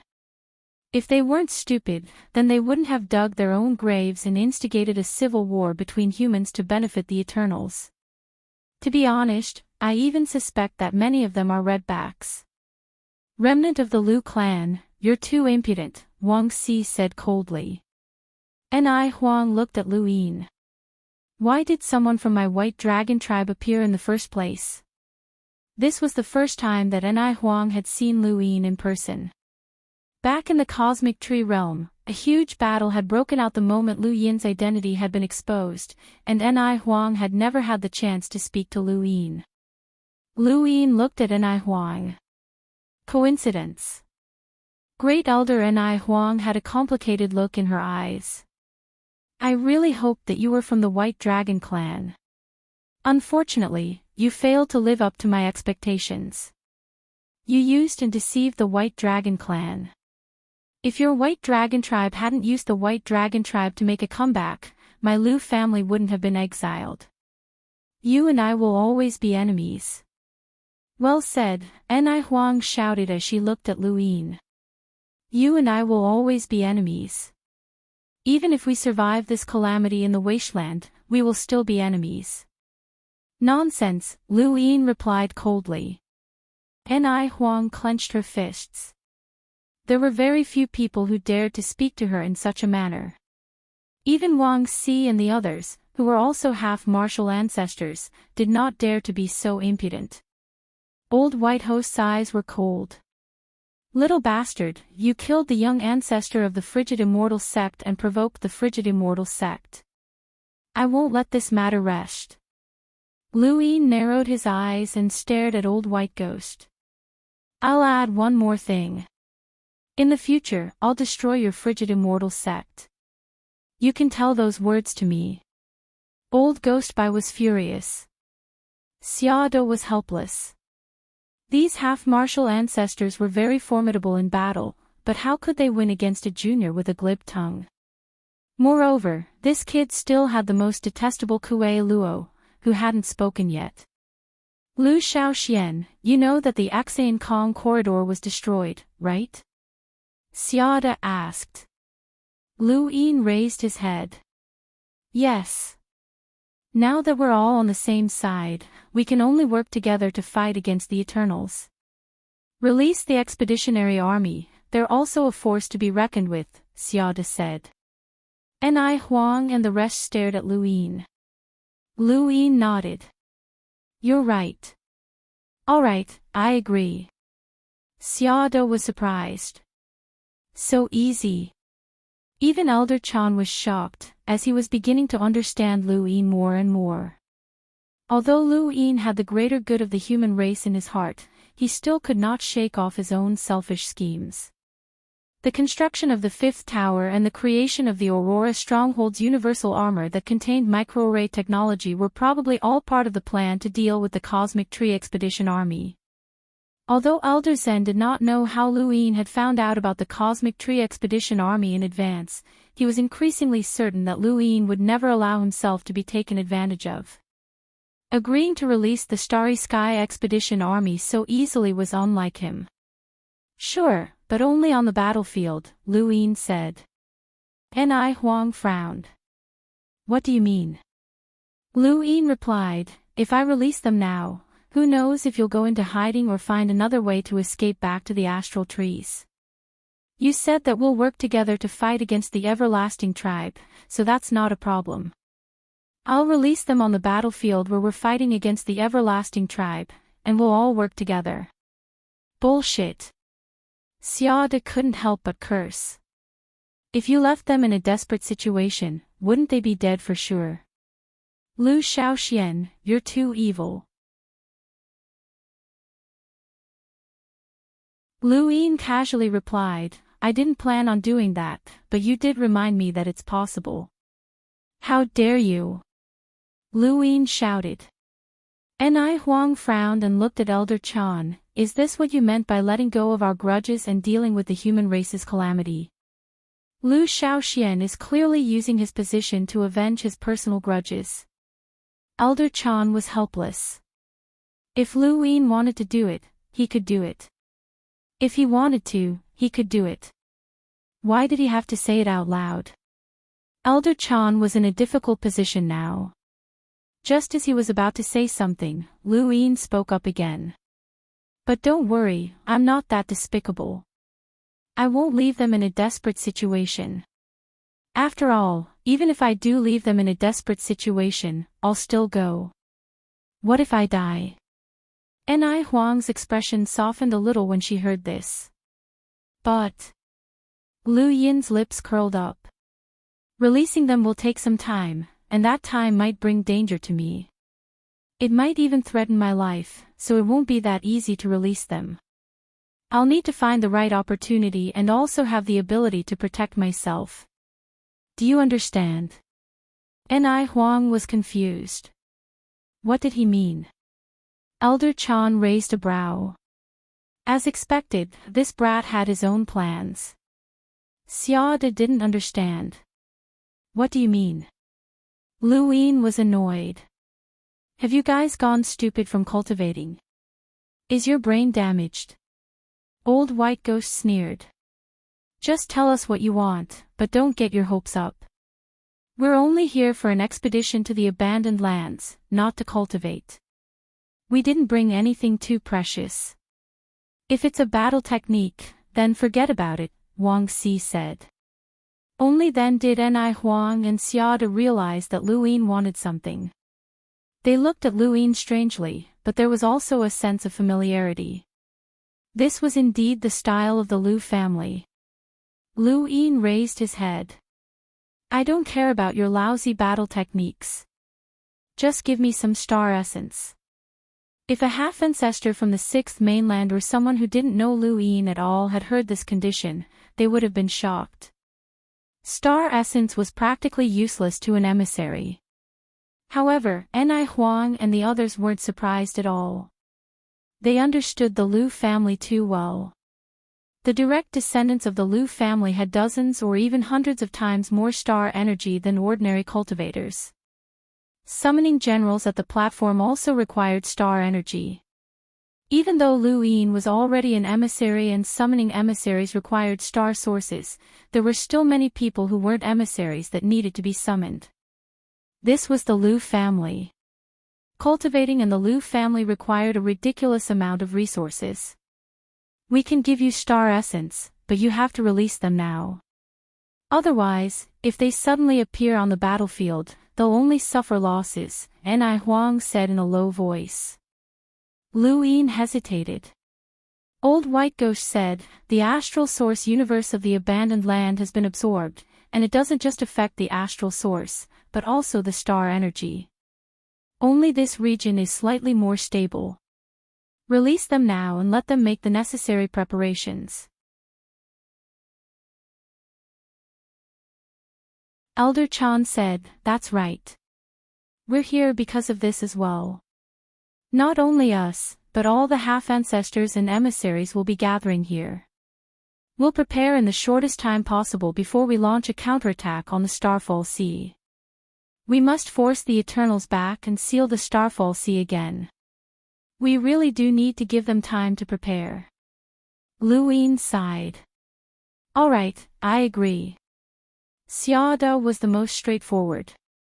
I have 600 million star essence. I'll give them all to you. Lu Yin frowned. That little? Xiaoda was astonished. That's little. I'm a half-ancestor, and I don't have much use for star essence. I'm just keeping them in case I need to buy something or give them to my juniors. He then looked at Lu Yin seriously. If even 600 million star essence is too little, then you must have earned quite a bit in the abandoned land. Elder Chan subconsciously looked at Lu Yin, as no one knew exactly how much Lu Yin had earned. In any case, it was quite a lot. Even Lu Yin himself had not calculated it. During this period alone, he had earned more than 200 billion star essence. Unfortunately, he had used up most of it, and there were only about 70 billion left in his cosmic ring. Although it was still too little, it was better than nothing. Lu Yin accepted it and then looked at Ni Huang and the other two. Ni Huang had given him 900 million, while Old White Ghost had given him 800 million. Finally, Lu Yin looked at Wang Xi.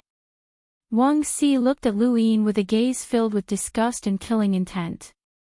She wanted nothing more than to attack him, but in the end, she handed over 300 million star essence to Lu Yin. Lu Yin had obtained 2.6 billion star essence from these 4 half-progenitors, which wasn't too bad.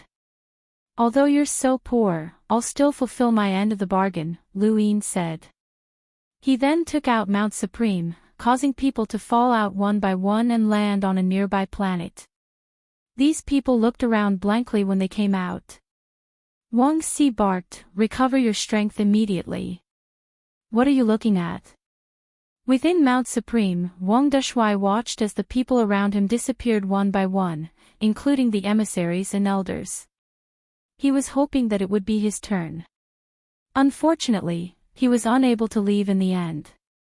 It wasn't just him. Yu Qin, Lu Shaoge, Wang Su, and Xia Taili were all unable to leave. Where are Wang Su and Wang Yi? Wang Xi glared at Lu Yin. Xia De looked around. Xia Taili isn't here either. Lu Yin answered matter-of-factly, I'm keeping them to prevent you from playing any tricks. Lu Shaoxian, how dare you lie to me? Wang Xi was furious. Lu Yin replied seriously, I'll let them go as long as we survive this calamity. But before that, I'm sorry, but I can't let them go. I don't trust your character, especially you, old hag. You're too despicable. Wang Xi gritted her teeth, wanting nothing more than to kill Lu Yin. Get ready. The celestial master's voice rang out from the distance. Lu Yin and the others looked over and saw a giant sourcebox array appear in the sky.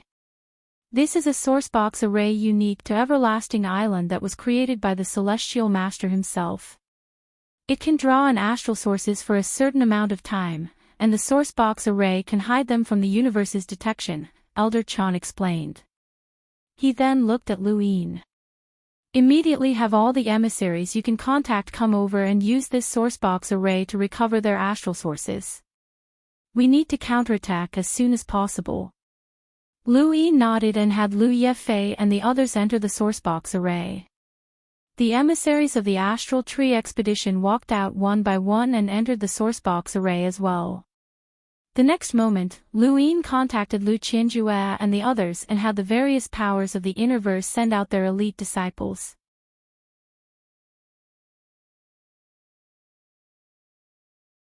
All the emissaries entered the sourcebox array to recover their astral sources while the rest of the disciples waited for the battle to begin.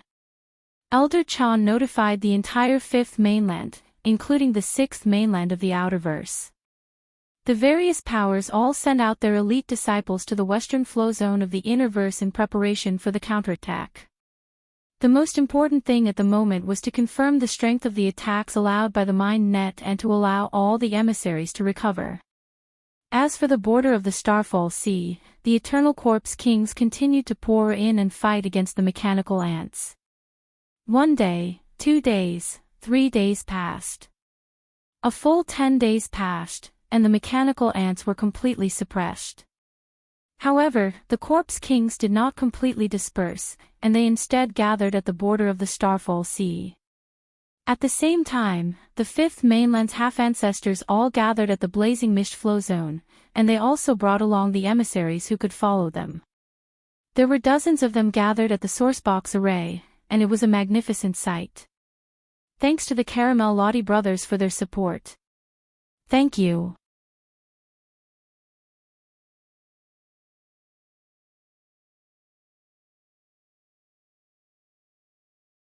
Welcome aboard. Stay tuned and subscribe to Han Li's Wuxia Adventures for more thrilling content. Chapter 2019. Lu Yin also entered the sourcebox array, and he wasn't the only one. Kuei Luo and the other half-ancestors did the same, as they needed to maintain their peak condition. There were a total of 14 half-martial ancestors. In addition to Elder Qing Ping, who could fight against a half-martial ancestor, there were 15 peerless experts. Elder Chan was the first to speak. We can't wait any longer. Once the technocracy's mechanical ants are exhausted, it'll be our turn next. We have to join forces and fight the Eternals before the mechanical ants are exhausted. How are the 2 progenitor realm seniors of the 6th mainland doing? The 6th mainland had 4 half-martial ancestors. They were 9 brilliances, Old Ghost Shui, Medicine Immortal, and Lan Xian. Lan Xian's expression was calm. With a veil covering her face, she looked like an immortal who had descended to the mortal world. She did not pay any attention to these half-martial ancestors. Instead, she would occasionally glance at the distant Lu Yin. After hearing Elder Chan's words, 9 luminaries replied, "The situation isn't very good." Even though He Wuxian has disappeared for some reason, the 2 ancestors still can't break through the corpse god's body and reseal the entrance to the Starfall Sea. Xia Ji frowned. If we can't seal the entrance to the Starfall Sea, what's the point of our final battle? Even if we kill all the Corpse Kings, there's still an endless stream of them coming in. Are you blaming the martial ancestor and the blood ancestor? 9 Brilliant stared at Xia Ji, his tone unfriendly. Xia Ji coldly snorted. Of course, he didn't dare to say this. No matter what, the 2 ancestor realm experts guarding the Starfall Sea had done humanity a great service. Elder Chan continued, even if we can't reseal the entrance to the Starfall Sea, this battle is unavoidable. We have no way to retreat. Besides, I have a way to seal the entrance to the Starfall Sea as long as we can get close to it. He then looked at Anai Huang. You know more about the Eternals than we do. Whether or not we can defeat them depends on us. Now, please tell us about our opponents. Everyone looked at Anai Huang and the others, including the half-martial ancestors of the 6th mainland. They were also curious about the primeval surnames of the 5th mainland. You have a way to seal the entrance to the Starfall Sea. What is it? Zhou Yao did not look at Anai Huang and the others. Instead, he stared at Elder Chan and asked. Elder Chan muttered to himself for a moment, then solemnly said, "Does anyone know of the sky-supporting pillar?" Wang Si and the others were confused, as they had never heard of this name before. Only Anai Huang blurted out, "The pillar that supports the Daosource sect." Nine Radiants said, "I remember now. There is indeed such a pillar, but what's its use?" Elder Chan looked at nine luminaries and said, "It seems that even though the sixth mainland won, it was a Pyrrhic victory. Many of your legacies must have been destroyed, and you don't even know about the sky-supporting pillar." The nine luminaries had ugly expressions on their faces. Back when the fifth mainland had fought against the sixth mainland, although they had won and had even changed the fifth mainland sky, it had still been a Pyrrhic victory.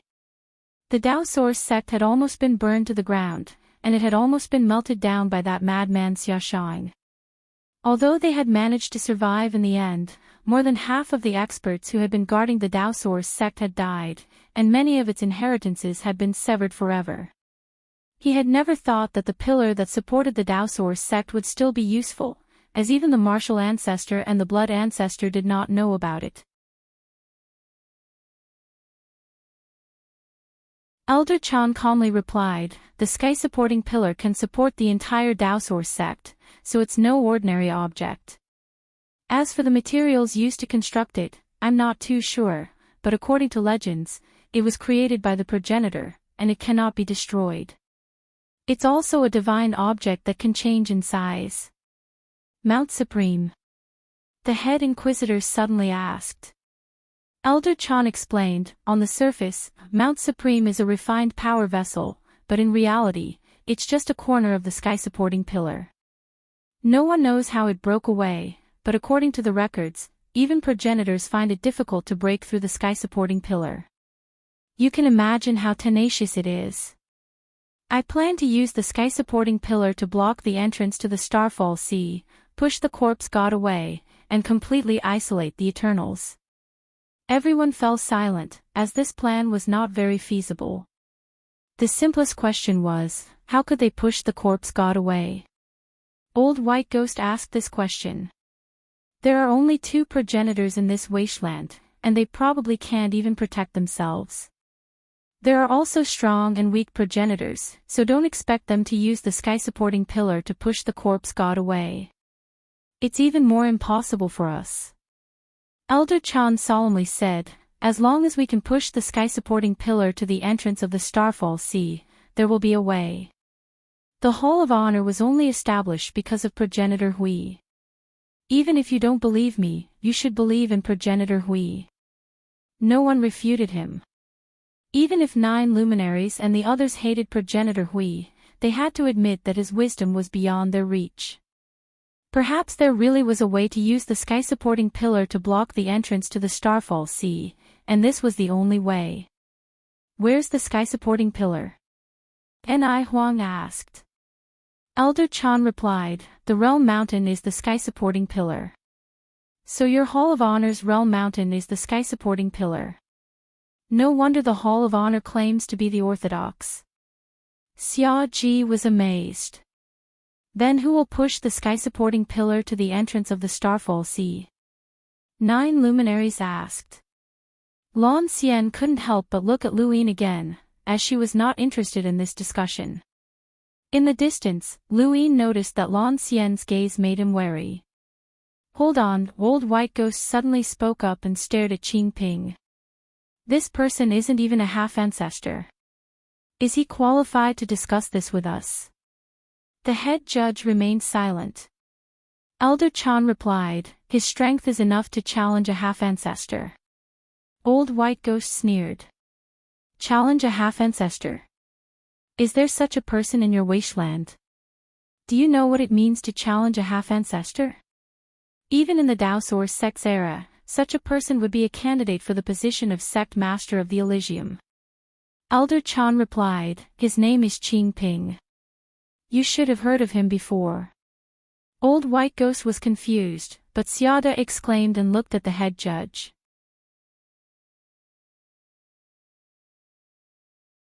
That Qing Ping who snuck into the cosmic tree realm and single-handedly suppressed the geniuses of his generation and stole the origin item. Ni Huang was shocked. I remember now. He was the only one who succeeded in the sovereign realm's fight for the origin item. Everyone else was defeated, including the son of the Liu family. The head judge remained silent. Elder Chan replied, "That's right, it's him. He's now infinitely close to becoming a half-ancestor, but his true cultivation is enough to challenge a half-ancestor. He fought with the Forgotten Ruins deity before, and he also fought the ancient god and the others at the Realm Mountain." Old White Ghost no longer questioned the head judge.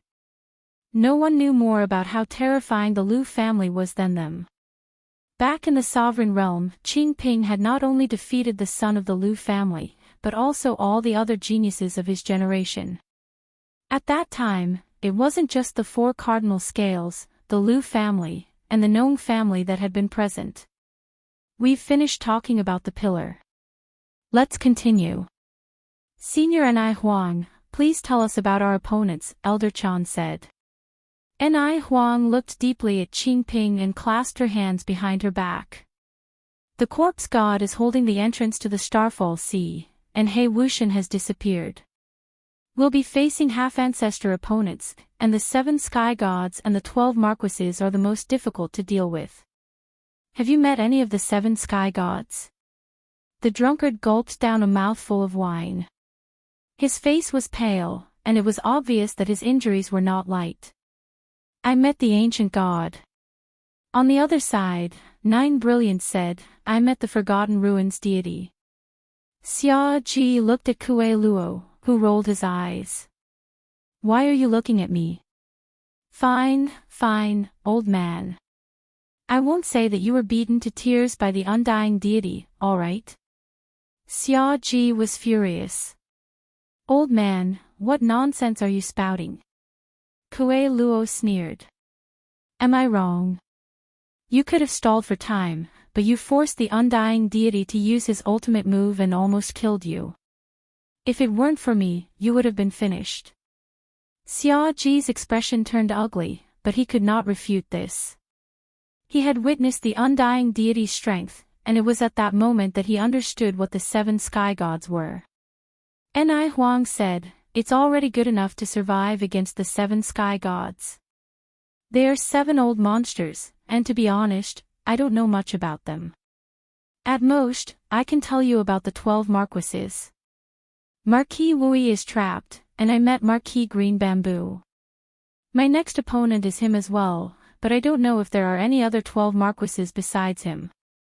Lan Xian said, we met a marquis. Ni Huang was astonished. You met a marquis. And you survived. The medicine immortal sighed. It was the 3 of us who met him. If we hadn't worked together, we wouldn't have survived. Even so, we were still suppressed. Kue Luo was speechless. When you met the Celestial Beast Empire's half-ancestor, the 3 of you worked together and almost died. Speaking of which, what did you 3 do? Was it useful? Old Devil Shui frowned and glared at Kue Luo. Those are the 12 marquises. Kue Luo laughed strangely.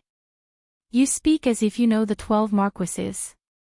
That's enough, Kue Luo. Shut up. It's disgusting. Wang Xi was displeased. Kue Luo's reputation in the starry sky of trees was too great. Now that he was with Liu Shaoxian, the more Wang Xi looked at him, the more displeased she felt. Kue Luo was displeased. Old bitch, don't you know how to talk? Don't think that I'm afraid just because you're with old Devil Shui. 1 against 2, I've never been afraid of anyone. Wang Xi was furious and was about to attack. Old Devil Shui stepped forward as well. Kue Luo, don't talk nonsense. Kue Luo sneered. What? You dare to do it but don't dare to admit it. Isn't that Wang Yun a child of yours?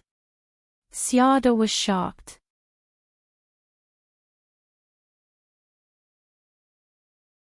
Old Devil Shui, you still have such a trick up your sleeve.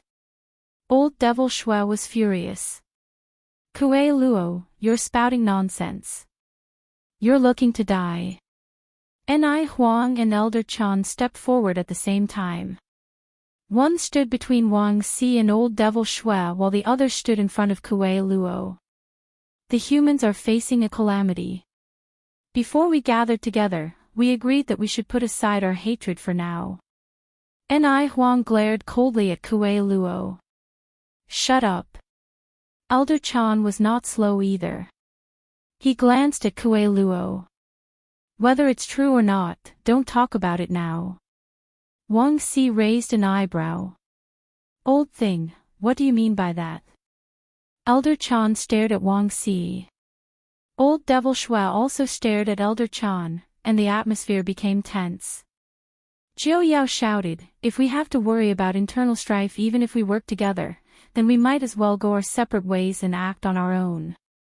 Elder Chan said, if we don't have a unified command, it'll be easy for us to be defeated one by one. Let me ask you, who has the confidence to fight against the Eternals? If we can't replenish our astral sources, we'll always be at a disadvantage. No one has the ability to take the sky-supporting pillar away from the encirclement of so many half-ancestors. Ni Huang glared at Wang Si and old devil Shui. Let's put aside our past hatred for now. Only by defeating the Eternals can we take revenge. Otherwise, we'll all die. You don't want to die with that kind of person, do you? Kue Luo heard this and was about to continue mocking her, but Elder Chan stopped him with a serious expression. I don't care what you were like in the past, but now, the bigger picture.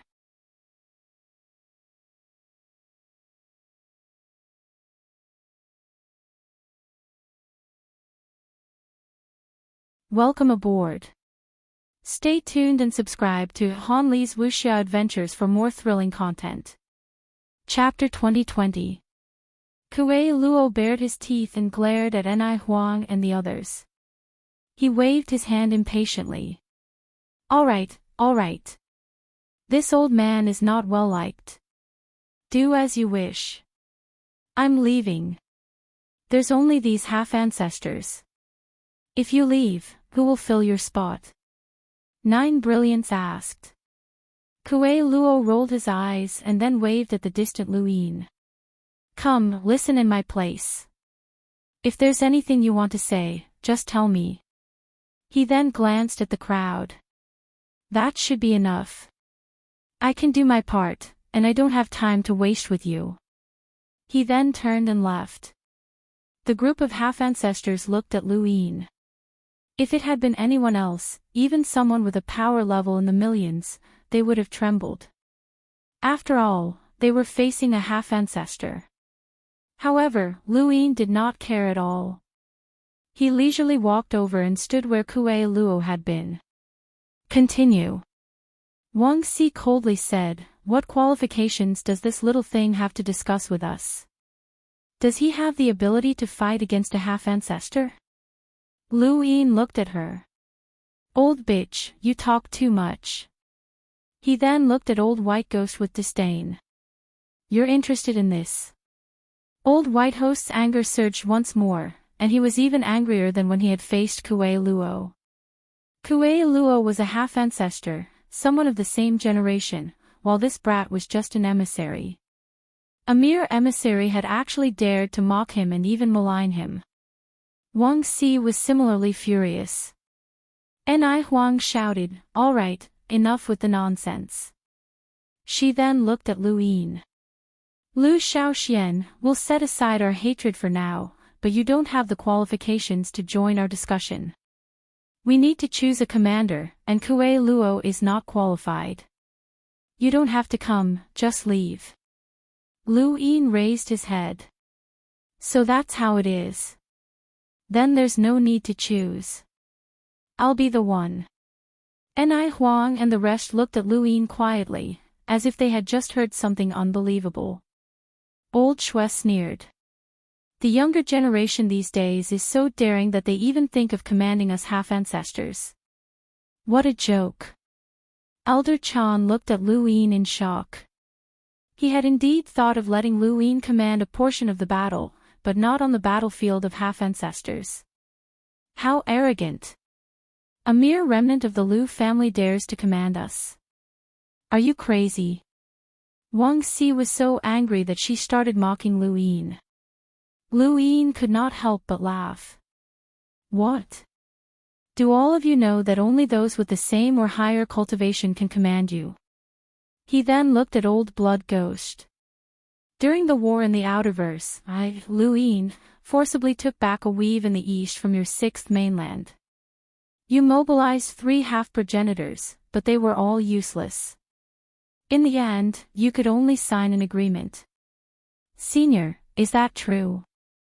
Old Blood Ghost disdainfully replied, that's because the Yao Emperor was holding you back. Without the astral beast domain, how could you have the ability to sign an agreement with us?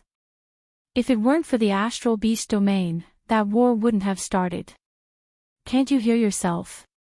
Lu Yin did not hold back in his sarcasm. The Shui geezer was furious, and his eyes were filled with killing intent. Fine, fine, fine. With the enemy before us, I won't bicker with a junior like you. Lu Yin sneered. When a junior like me was threatened by the astral beast domain in the Outerverse, your sixth mainland gave up and even planned to have us fight to the death with the astral beast domain while reaping the benefits of the astral beast domain. Yet, you still managed to scheme against us. Does this have anything to do with your cultivation?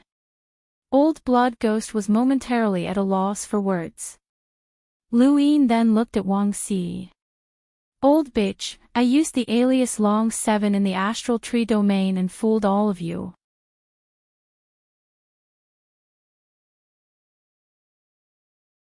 If not for Wang Yun coincidentally seeing me in this region, would have already become a progenitor's disciple. All of this happened right under your noses, so you're welcome. Frankly speaking, my intelligence far exceeds yours. Wang Si raised her brows. You're just sly and cunning. Lu Yin looked at Anai Huang, Xiada, and Old Blood Ghost. Actually, you're right to say that Kuei Luo doesn't have the right to be a commander. He can't see the big picture, and similarly, the 4 of you don't have the right either.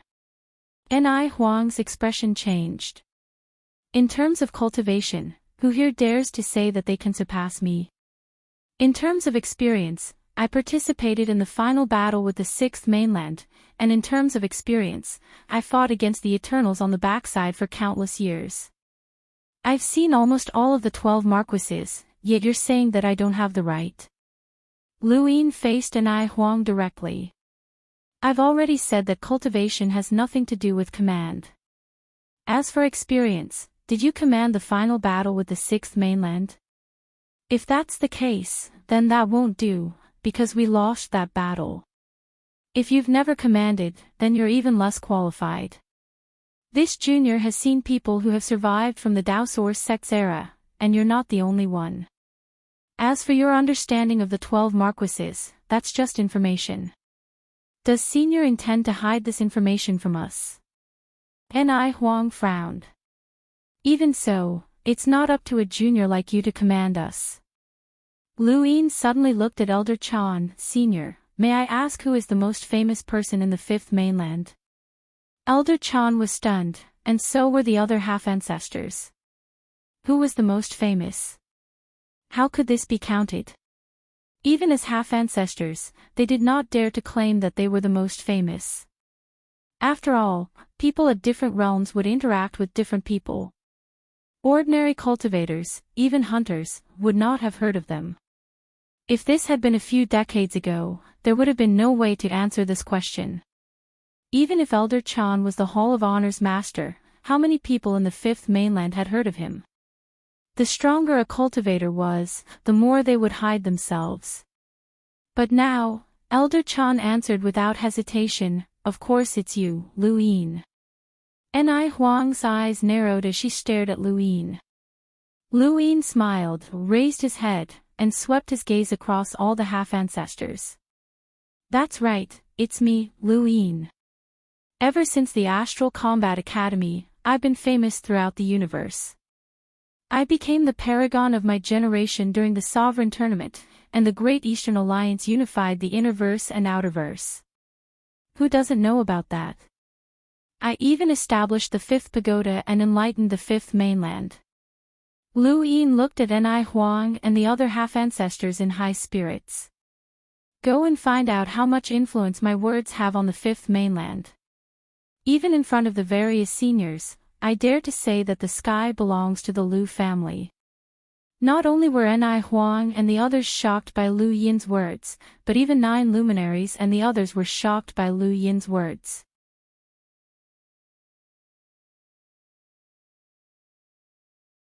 Unknowingly, Lu Yin had already reached such heights.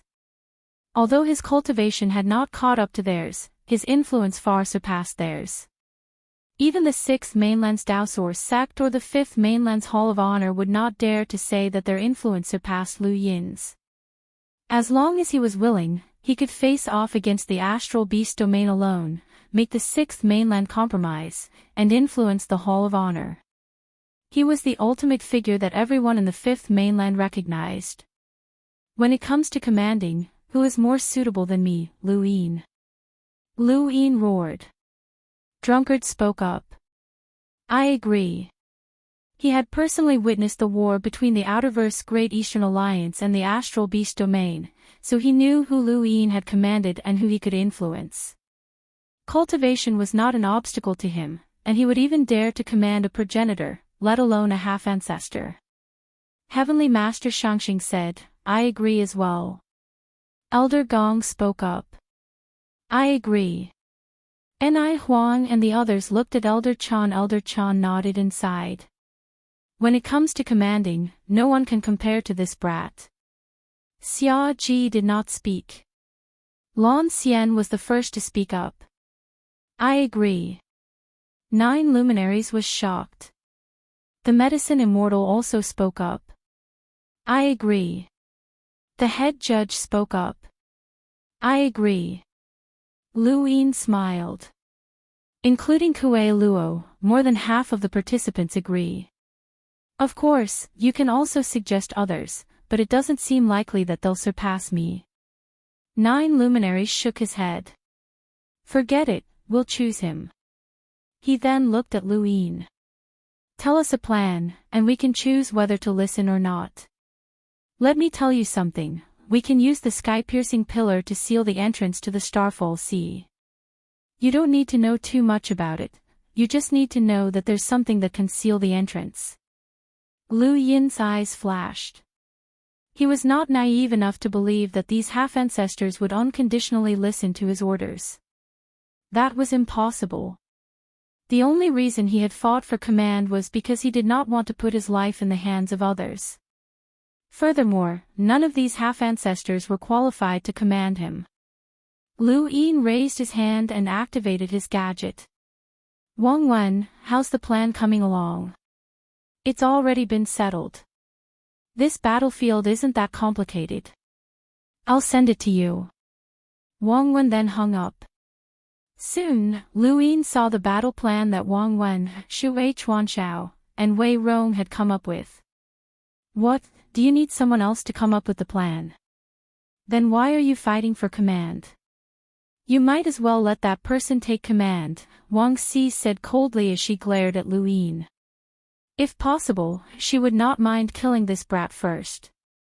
One more person would not make much difference in this battle. Lu Yin sneered. Just shut up and listen. Wang Si's eyes narrowed, and her killing intent grew even stronger. Lu Yin raised his hand and drew in outer space. He drew the border of the Starfall Sea, the Innerverse, and the Technocracy. This is where the Eternals are currently entrenched, and they're currently fighting with the Technocracy. Actually, there isn't much of a plan for this battle. We just need to make sure that we have a clear goal, and that is to beat them back. No matter what happens, we just need to appear on that battlefield, clear out all of the Corpse Kings, and seal the entrance to the Starfall Sea. That's the only goal of this battle. There's no need to think about the half-ancestor corpse kings, the 7 sky gods, or the 12 marquises. Just focus on rushing to that location. Lu Yin pointed at the entrance to the Starfall Sea. Even if those half-ancestor corpse kings rush into the Dowsource sect or the Hall of Honor, we don't need to care about them. As long as we seal the entrance to the Starfall Sea again, we can deal with them later. Ni Huang frowned. That's your plan. Lu Yin replied, I've already said that there isn't much of a complicated plan. Could it be that you want me to come up with a battle strategy that will leave my name for eternity? That's not realistic. I just need everyone to make one thing clear, which is to rush to the entrance to the Starfall Sea and use that sky-supporting pillar to seal it. There's no need to care about anything else. That's everyone's mission. As for the countless corpse kings that rush in, they'll be transported by the greater realms. Elder Chan was astonished. The greater realms. Lu Yin nodded. I know that the Hall of Honor doesn't allow the greater realms to leave the glory realm, but now that things have reached this point, we have no choice but to rely on the greater realms to transport their troops. Otherwise, we won't be able to reach the battlefield so quickly. Everything else aside, even if the Great Eastern Alliance rushes out right now, it'll still take several months to reach the Starfall Sea's battlefield. That's too long, and it'll be long enough for countless corpse kings to spread throughout the Western Flow Zone and cause countless murders. Elder Chan sighed.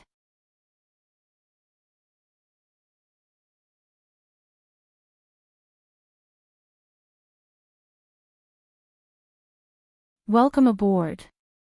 Stay tuned and subscribe to Han Li's Wuxia Adventures for more thrilling content. Chapter 2021.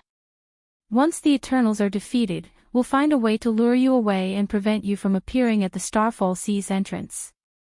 At the same time, we'll use up your astral sources. Just like in the beginning, there were battles everywhere in the Outerverse, Innerverse, Cosmic Sea, and Neoverse, which is very disadvantageous for our 5th mainland. We don't need to completely surround the battlefield, so we'll split into 3 directions. Lu Yin explained the entire plan. It wasn't complicated, but if the Eternals didn't follow the plan, they would be easily dragged away by the Eternals. The Eternals hoped to disperse the half-ancestors so that they wouldn't affect the battle at the Starfall Sea's entrance. Wang Wen and the others had already seen this, so they had to surround the Starfall Sea's entrance. Half a day later, all of the half-ancestors left, leaving only Kuei Luo behind. Even Ni Huang and the other 3 half-ancestors had gone to the Neoverse to obtain a great world and bring it to the Outerverse. The 6th mainland had been destroyed, and they had come to the 5th mainland's Outerverse. There weren't any great worlds, and with the Eternals' endless numbers, there had to be a lot of cultivators. Do you believe that we can win this battle? Kuei Luo asked. Lu Yin shook his head. We can't win with our current strength. He then looked into the distance. This is an extremely rare opportunity for the Eternals. The 5th mainland's astral source universe has been absorbed, and these half-ancestors are getting weaker and weaker. If we don't take this opportunity to occupy the 5th mainland, then we'll be letting down their many years of planning. They definitely have something else up their sleeves. Then why are we still fighting? Kuei Luo asked in a low voice. Lu Yin's expression was solemn. We have to fight. If we don't, the humans will definitely lose. If we fight, we still have a chance, even if it's very slim. Perhaps the astral tree domain will exert more pressure on the new mainland and the 12 marquises, forcing the 7 sky gods and the 12 marquises to return. Perhaps the lock-breaking of that place will bring about some changes, but no one can say for sure. Or perhaps Burial Garden will appear, and Progenitor Qin is still alive. If we don't fight, we won't even have a chance. Kuei Luo sighed. If you bring all of your current strength to the astral tree domain, then you might be able to survive there. Lu Yin was amused. Are you saying that my current strength is enough to fight against a progenitor? Kuei Luo fell silent. No matter how much power Lu Yin had, he would always be an ant unless he reached the progenitor realm. Once he went to the cosmic tree realm, he would no longer be facing a half-ancestor, but a progenitor. Even if Elder Chan and the other half-ancestors all supported him, it would be useless.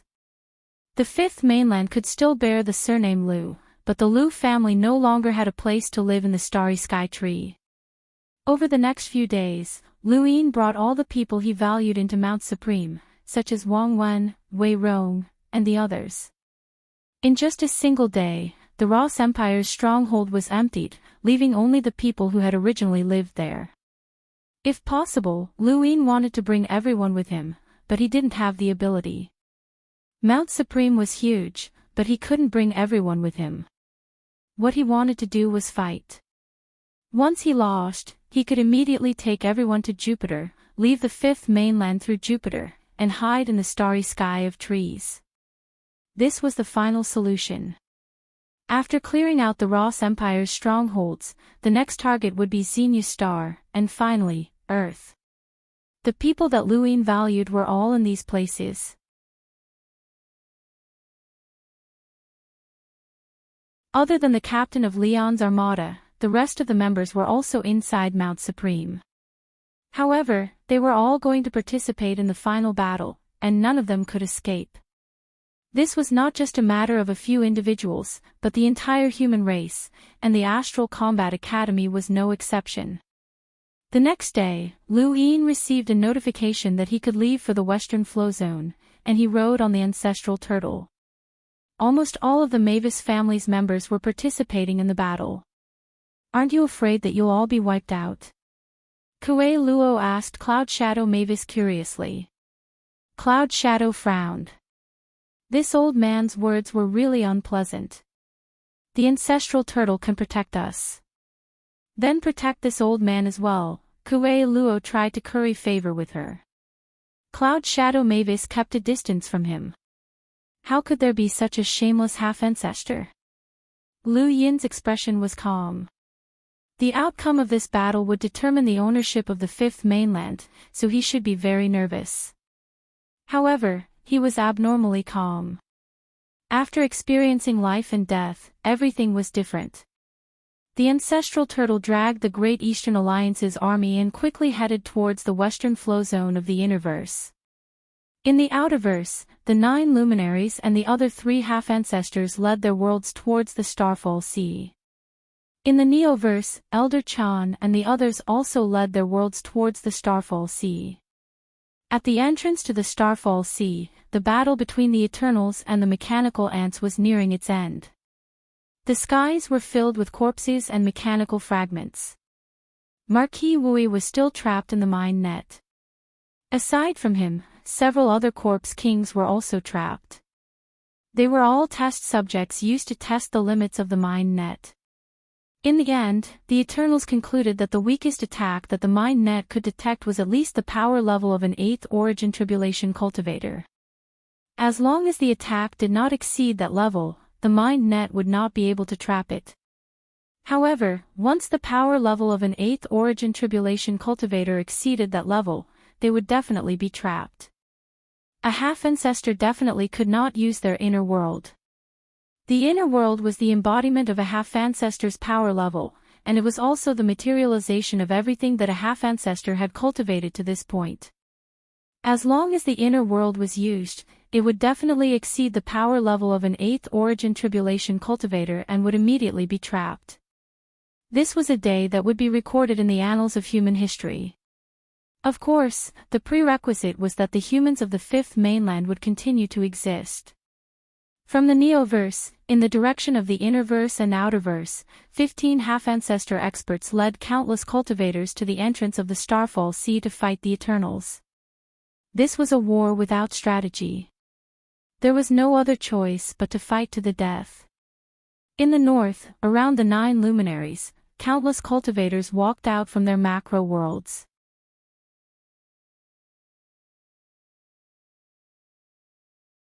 Guru Qinghua, Ancestor Wu Mu, Old Nong, Master of Sword Valley, 3-inch Grandmaster, Ancestor Ling Tong, and many others were familiar faces. Most of them were enemies, but now, facing the invasion of the Eternals, they all rushed to the battlefield. No one hesitated.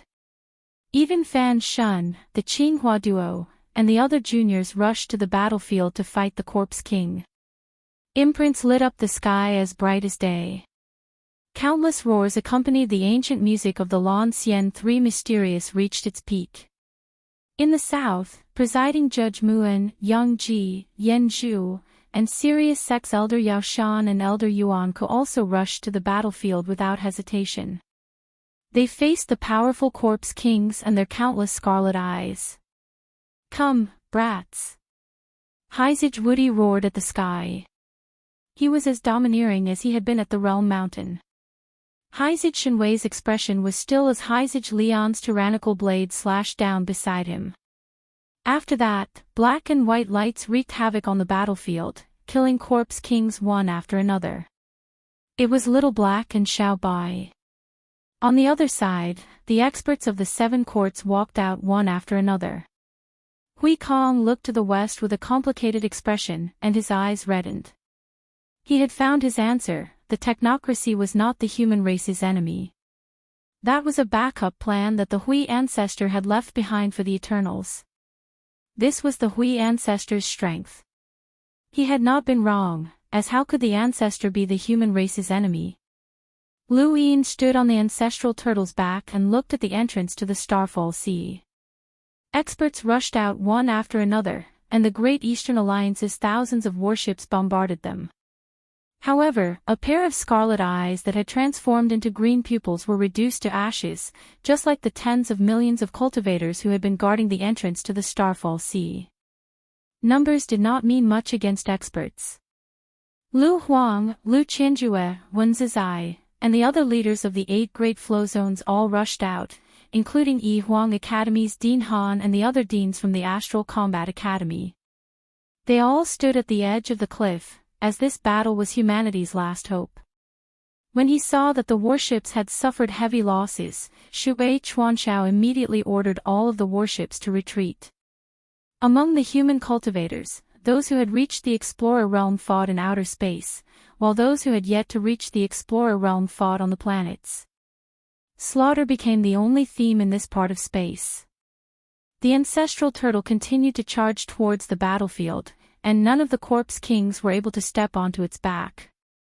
Although no one knew exactly how powerful the ancestral turtle was, just its charge alone was enough to cause the Eternals to suffer heavy losses. In particular, a half-ancestor Corpse King crashed into the ancestral turtle's back and was sent flying. This caused everyone to cheer.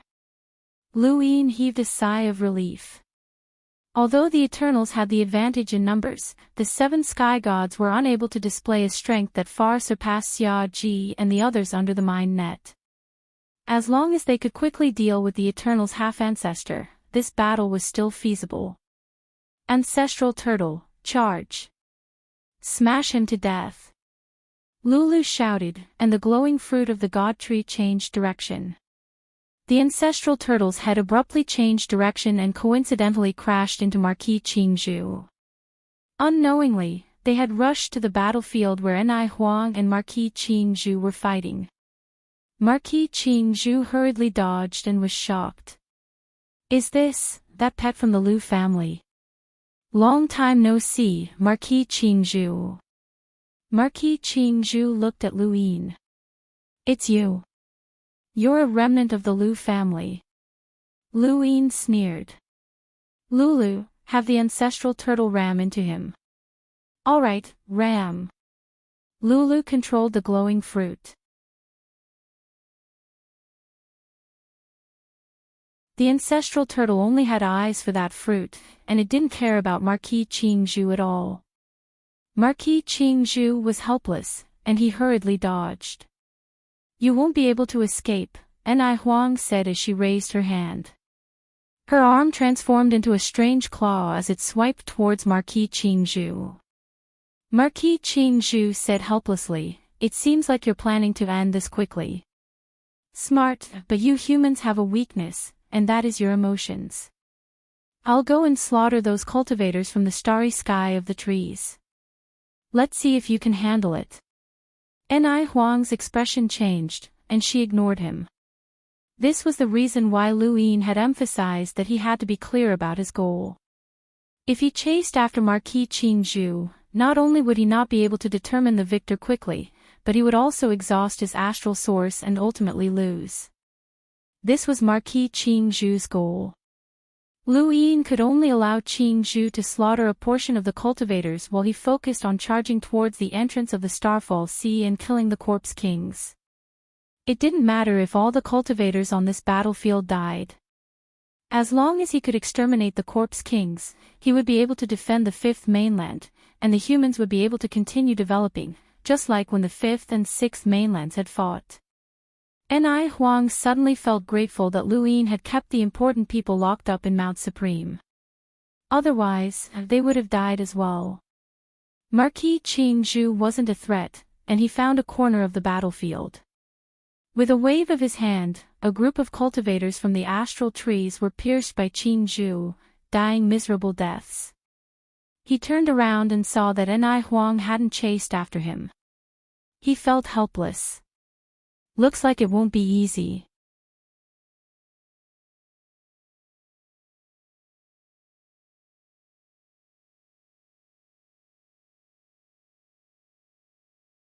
Welcome aboard. Stay tuned and subscribe to Han Li's Wuxia Adventures for more thrilling content.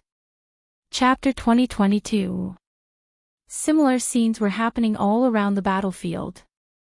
The everlasting ancestors were at a disadvantage in terms of numbers, so they wanted to delay the humans and exhaust their astral sources. However, no matter what they did, the humans ignored them and focused on killing the corpse kings. The everlasting ancestors killed the corpse kings quickly, but the everlasting ancestors didn't care about the corpse kings' deaths either.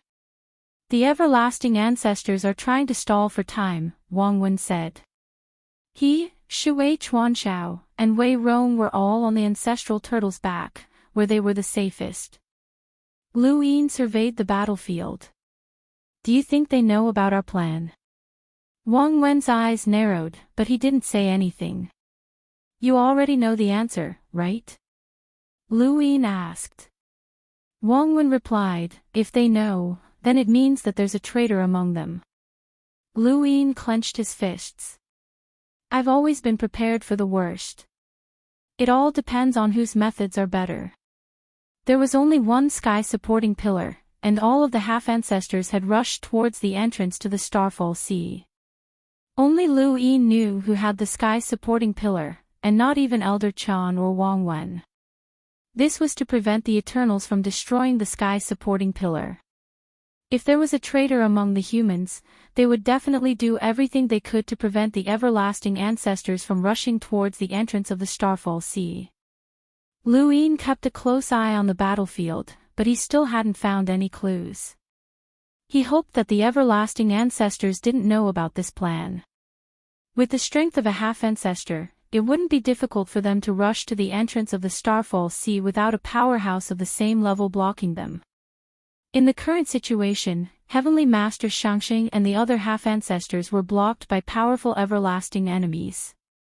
However, the everlasting ancestors were few in number, and Marquis Qing Zhu was there as well.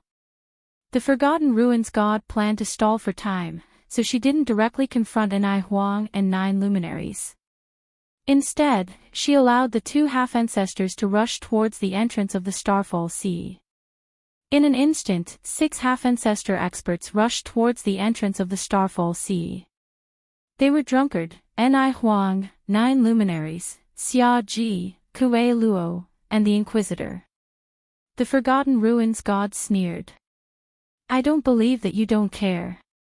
She then raised her hand and pressed down with her palm. Her target were the cultivators from the outer verse who had come to this battlefield. They were the cultivators from the 6th mainland. Several stars crumbled under the Forgotten Ruins god's palm. In a corner of the battlefield, both the corpse kings of the Eternals and the cultivators of the 6th mainland died tragically. The most eye-catching of them all was Patriarch Ilis. The eyeless old ancestor did not expect himself to become cannon fodder. He had no power to fight back against the Forgotten Ruins god. He could not even escape before he was killed. The eyeless clan's top descendant, Shao Bai Kan, had also died.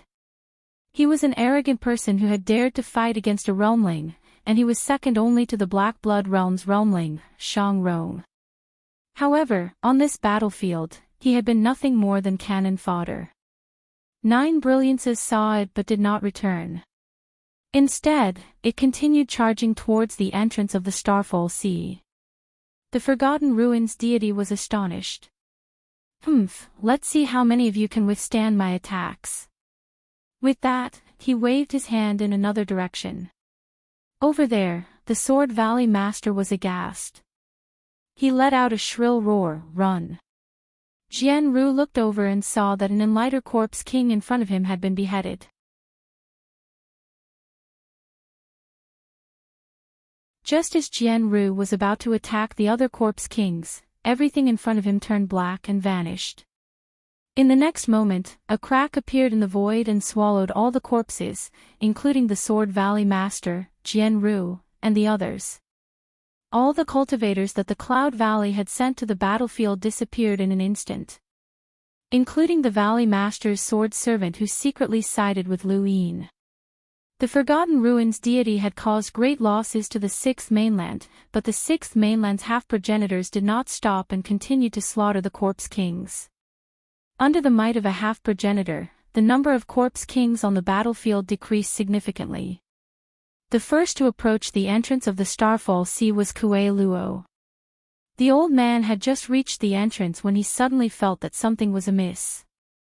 If he continued to charge forward, he would face the progenitors that were blocking the entrance. He could already see the indomitable figure of the corpse god, and he immediately felt a chill run down his spine. He hurriedly stopped and gulped. That's not right. Where are the others? Why is it just me? At that moment, the head inquisitor appeared. Let's go. Kuei Luo grinned. What's that? Let's wait a little longer. The head inquisitor's body was still wrapped in the black fog, but he did not hesitate and directly charged towards the entrance of the Starfall Sea. In the distance, Lu Yin's eyes trembled. A figure appeared at the entrance of the Starfall Sea and blocked the head inquisitor's path. The figure raised a hand and tapped lightly, causing a black rope to appear in the void and extend into the fog in an attempt to bind the head inquisitor. This was the Wang family's secret technique, forbidden. Lu Yin was shocked. The person blocking the head inquisitor's path was wrapped in white cloth and looked like a preserved corpse, but she actually knew the Wang family's secret technique. It was obvious that this person was a woman, and her figure was very distinct. The black fog dissipated, revealing the head inquisitor's true body. His limbs were bound by the rope and unable to move. This was Lu Yin's first time seeing the head inquisitor's appearance, and he was surprisingly young. That person should be Wang Ho, one of the 12 marquises, Wang Wen said. In the previous battle, Wang Ho had appeared alone in the Outerverse and suppressed Lan Xian and the other 2 half-progenitors by herself. Her characteristics were very obvious. The head inquisitor was bound by the forbidden technique, and a scale appeared beneath his feet to support Wang Ho. Trial, rule, race. Behind him, Kuei Luo was speechless. The trial's rules were based on race, and the head inquisitor was a human. If the opponent was not human, then they would have been judged. This was too shameless. It wasn't just Kuei Luo, everyone who heard the head inquisitor's rules were stunned. These rules were better than no rules at all. Unexpectedly, the scale didn't change at all. The head inquisitor looked at Wang Ho. You're human.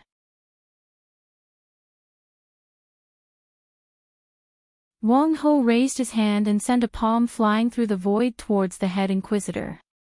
The head inquisitor was dazed. The Wang family's meditative oblivion technique. His surroundings turned completely dark as he used a battle technique that shattered everything, including Wang Ho's meditative oblivion technique. Why aren't you leaving?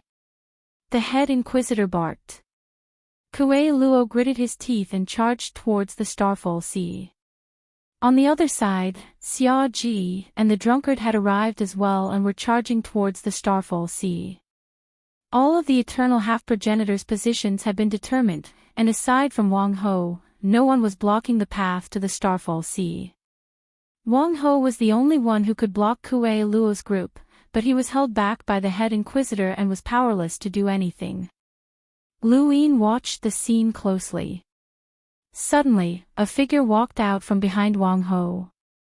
This person was also wrapped in white cloth and instantly blocked Xia Ji and the drunkard's path. 9 clones technique. Lu Yin was shocked. Xia Ji was even more shocked. That's the 9 clones technique. How is that possible? He stared at Wang Ho. How do you know my Xia family's technique? Wang Ho did not say anything. He simply attacked the void, causing formless ripples to spread out. He had mastered the meditative forgetfulness technique, and it filled the entire battlefield. Many people were confused, not knowing what they were doing. Even Ni Huang, Elder Chan, and the others were affected, and their movements became sluggish. The Forgotten Ruins god looked over and was shocked. This girl's meditative forgetfulness technique can actually affect me. Her innate gift is indeed extraordinary. It was not just the meditative forgetfulness technique. When Lan Xian, the medicine immortal, and the blood fiend appeared, she did not know what to do. The 5 half-progenitors were all stunned, and Wang Ho sent out 5 consecutive palm strikes that forced them all back. This scene stunned Lu Yin, as he knew that the gap between half-progenitors could be huge. For example, the gap between the Yao Emperor and the Medicine Immortals trio was huge. However, he had not expected Wang Ho to suppress 5 half-progenitors on his own. That was 5 half-progenitors. Under the mind net, Wang Ho's strength did not exceed that of someone at the 8th tribulation level, while the Medicine Immortal and the other half-progenitors could also display strength at the peak of the 8th tribulation level. This meant that both sides were roughly equal in strength, but they were still easily suppressed. This was the strength of the 12 marquises. A half-progenitor's true strength depended on their inner worlds, and Wang Ho had an advantage in this aspect. She knew the Wang and Xia family techniques, which gave her an innate advantage over the 5th and 6th mainland's half-progenitors. If she unleashed her full strength, she might not be able to suppress 5 half-progenitors, which was not very realistic. After all, the drunkard and Xia Ji had both broken through 3 stages. Xia Ji and the other half-progenitors were stopped by Wang Ho, but no one stopped Kuei Luo. Kuei Luo smoothly approached the entrance to the Starfall Sea. The closer he got, the more panicked he became. He stopped once again, his expression as if he had eaten a dead fly. Lu Yin's face sank. There were 2 reasons why Wang Ho had not stopped Kuei Luo. First, she was certain that Kuei Luo could not seal the entrance to the Starfall Sea by himself, so it would be fine to let him pass. Second, she knew of their plan and was certain that the sky-supporting pillar was not on Kuei Luo. Kuei Luo's behavior was too obvious. The closer he got to the entrance, the more hesitant he became. There was no way that the sky-supporting pillar would be on him. Kuei Luo rushed to the entrance of the Starfall Sea, but he did not have the ability to seal it.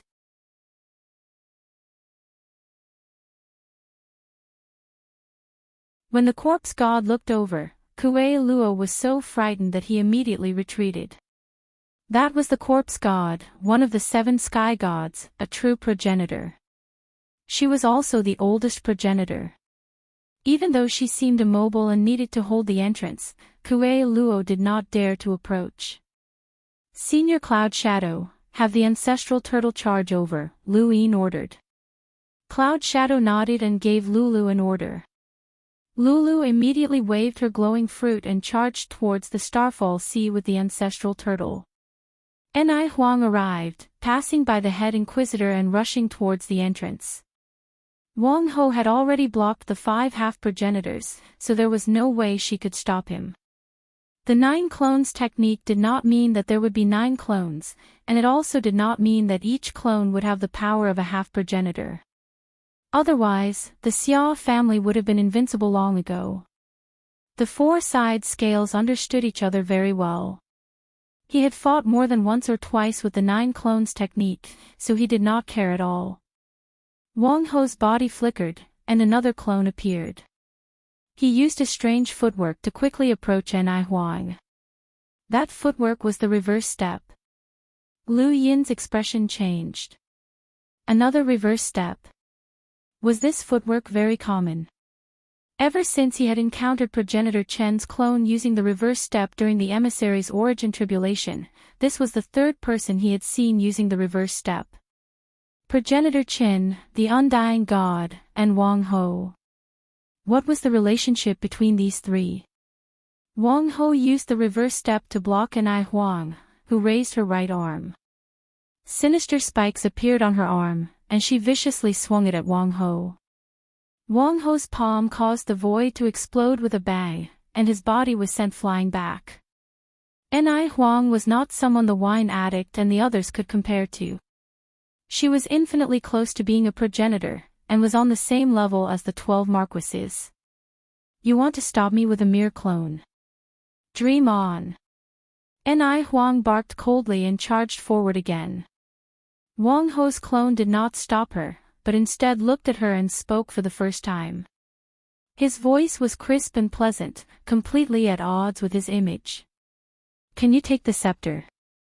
Ni Huang did not hear Wang Ho's words, and neither did the others.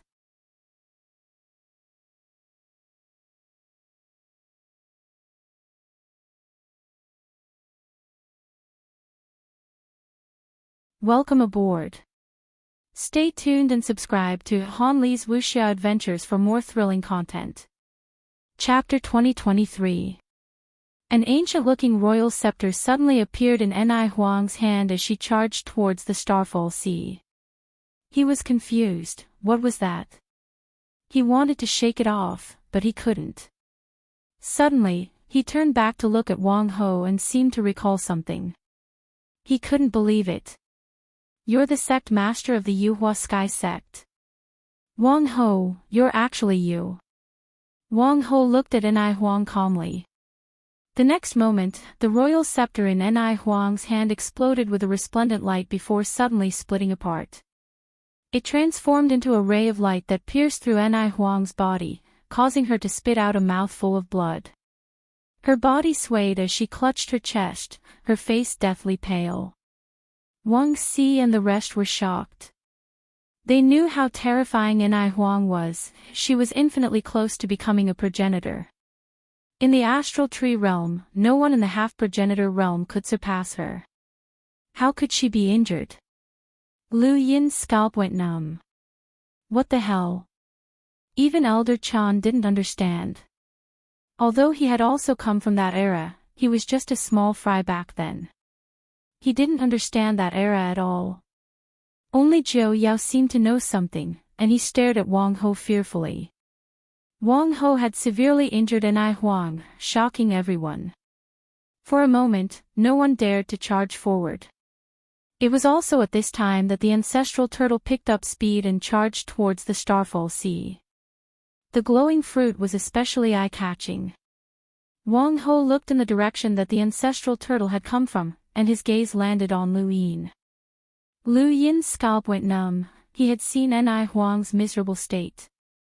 The strangest thing wasn't that the ancestral turtle was powerful, but that the ancestral turtle had used some unknown method to severely injure Ni Huang. Lu Yin immediately took out a candle and lit it. His eyes turned into runes as he stared at Wang Ho. He refused to believe that this strange attack had no rune lines. As long as there were rune lines, he could use the candle to counteract it. The ancestral turtle smoothly charged past Wang Ho and continued towards the Starfall Sea.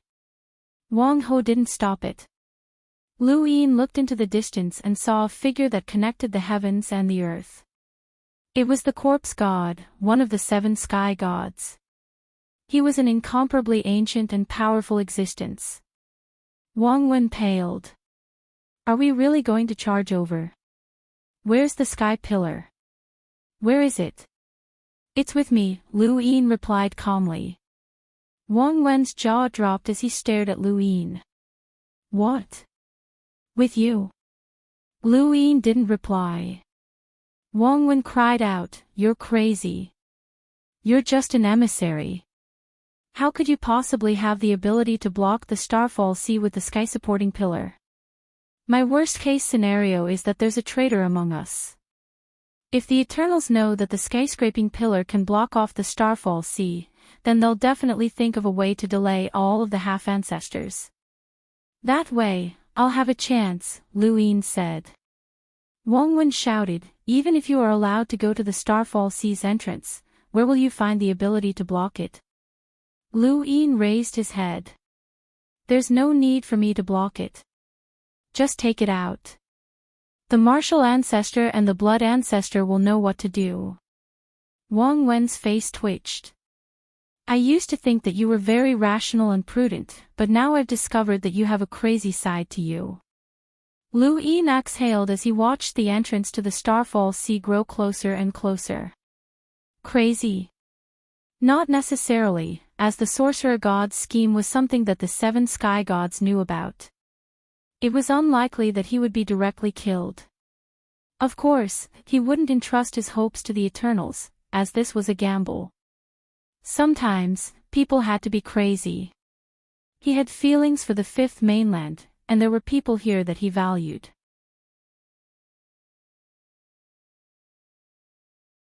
If possible, even if it meant certain death, he would still take action. Escaping was the final step. Before that, he had to take a gamble for the future of the 5th mainland, just like everyone else. Ni Huang and the rest were stunned as they watched the ancestral turtle charge towards the starfall sea's entrance.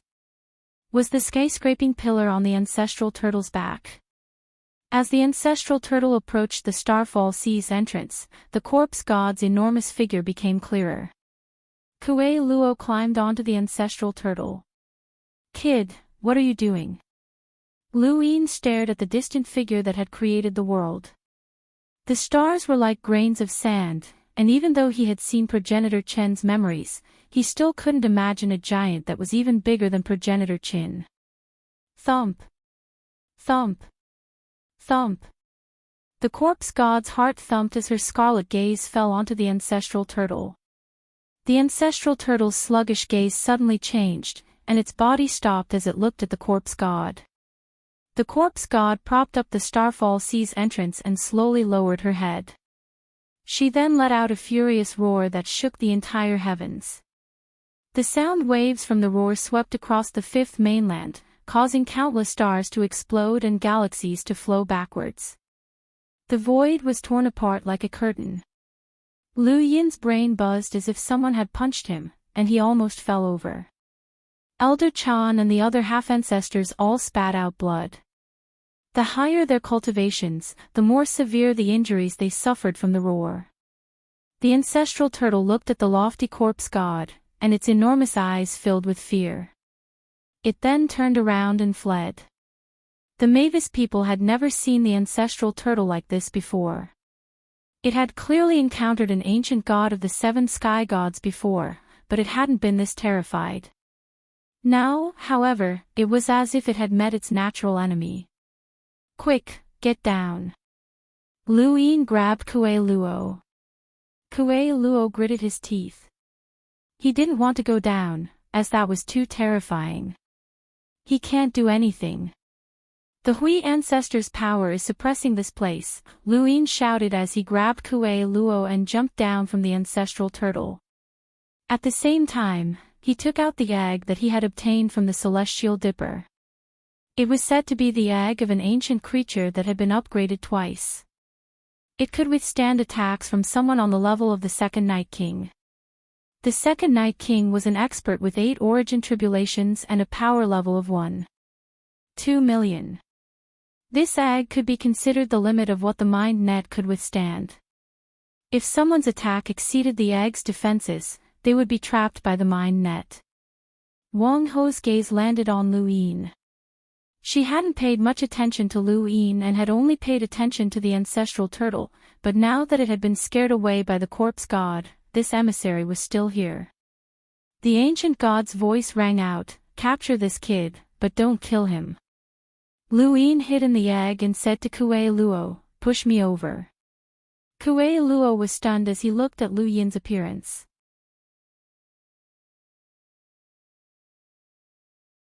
At the same time, Lu Yin threw out a super flash.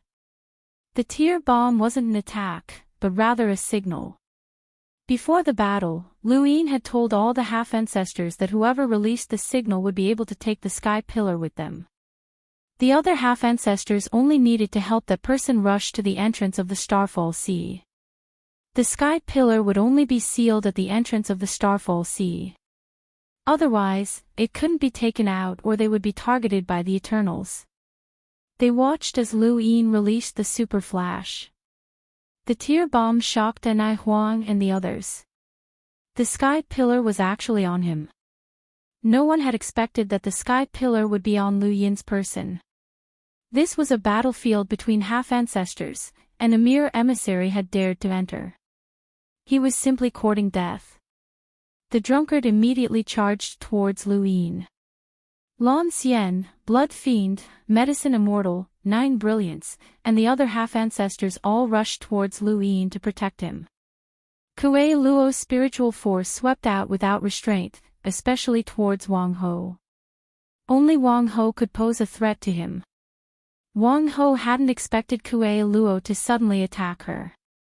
With the terrifying power of his spiritual force, even she felt dizzy from the shock. The 9 clones technique didn't necessarily mean that there would be 9 clones. One of Wang Ho's clones was being held back by the head inquisitor while the other was keeping an eye on her. Anai Huang and one of her clones had originally been holding back the drunkard and the other half-ancestors, but they had been repelled by Kuei Luo's spiritual force. This allowed the 5 half-ancestors to approach Lu Yin and bring him towards the entrance of the Starfall Sea. The ancient god's expression changed. Even an idiot would know that there was definitely a scheme behind the many half-ancestors protecting Lu Yin at this time. He no longer held back, and his hair suddenly grew much longer. A strange blackish-purple substance spread out from his right arm, and it emitted a faint radiance as it slashed towards Elder Chan. This attack didn't have any battle technique fluctuations, and it was just a very ordinary horizontal slash. However, Elder Chan's entire body instantly went cold as he stared at the blackish-purple substance on the ancient god's arm. His many years of life and death experience had made him instinctively react to certain situations. The moment the ancient god attacked, the nerves in his brain started to throb wildly. Danger, extreme danger. Although he didn't know why it was so dangerous, this feeling of danger was far more intense than when he had fought in the Daosaur sect. Elder Chan hadn't lived to this day because of his age, but rather because of his countless life and death battles. He had relied on these battles to establish the Hall of Honor, and he trusted his intuition. This attack couldn't be blocked directly. Elder Chan raised his hand. Secret technique, exile. The ancient god's arm slashed down, but his body was banished 10,000 meters away by the secret technique. His right arm slashed down, and the void suddenly split apart like a piece of paper being sliced by a sharp blade. Elder Chan was shocked, and the feeling of extreme danger gradually faded away. What kind of power is this? The ancient god raised his hand again, and his right arm grabbed at Elder Chan. The feeling of extreme danger appeared once again. Elder Chan didn't dare to fight the ancient god head-on, and he didn't even dare to touch the ancient god. Left with no other choice, Elder Chan exhaled as a stream of air slowly floated out from his body. Finally, it transformed into a human figure whose eyes were wide open, and visible waves swept past the ancient god. 1,000 tribulations. The ancient god's body froze, and everything in front of him turned illusory. Intense pain spread throughout his body, and he looked down to see countless tiny bugs devouring his flesh.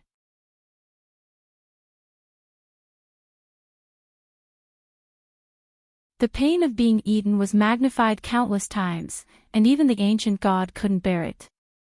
Another stream of air appeared behind Elder Chan, and it frantically activated a sourcebox array. It was progenitor Hui, and Elder Chan was using the 3 yang ancestral qi. As the founder of the Hall of Honor, he was the first cultivator to successfully cultivate the 3 yang ancestral qi. When using the 3 suns ancestral qi, one's cultivation level would determine the battle prowess of the materialized person.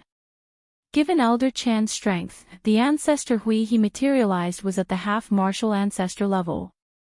As for the figure torturing the ancient god, it was also at the half-martial ancestor level. The ancient god displayed his true strength, and Elder Chan also revealed his hidden power. Luin hid inside the egg as he was pushed towards the entrance of the Starfall Sea by a group of half-ancestors. He stared at the corpse god and even stared back at her. Was he afraid? That would be a lie. He was facing a progenitor, one of the 7 sky gods, the corpse god. She was an incomparably ancient progenitor. Even if Mr. Mu was next to him, Luin would not be safe, let alone this egg. He was afraid that the corpse god would crush him with a single hand, and he was afraid that a single roar from the corpse god would kill him. At this moment, he felt like he was very close to death. However, he had no way out. Even Anai Huang, a cultivator from the cosmic trees, had unknowingly risked her life for the 5th mainland. It wasn't that Luin cared about the 5th mainland, but as a human, anyone would be willing to risk their life for their mortal enemy. At this moment, there was no personal grudge, only the Eternals, the mortal enemy of humanity. Luin was getting closer and closer to the corpse god. He had already reached the place where the ancestral tortoise had appeared, and was still getting closer. The next volume was about to begin, Clash of Ages and Present. Who's king? You're tuning into the Journey of the Soul YouTube channel. Don't forget to subscribe and join us on this journey to catch the most captivating stories.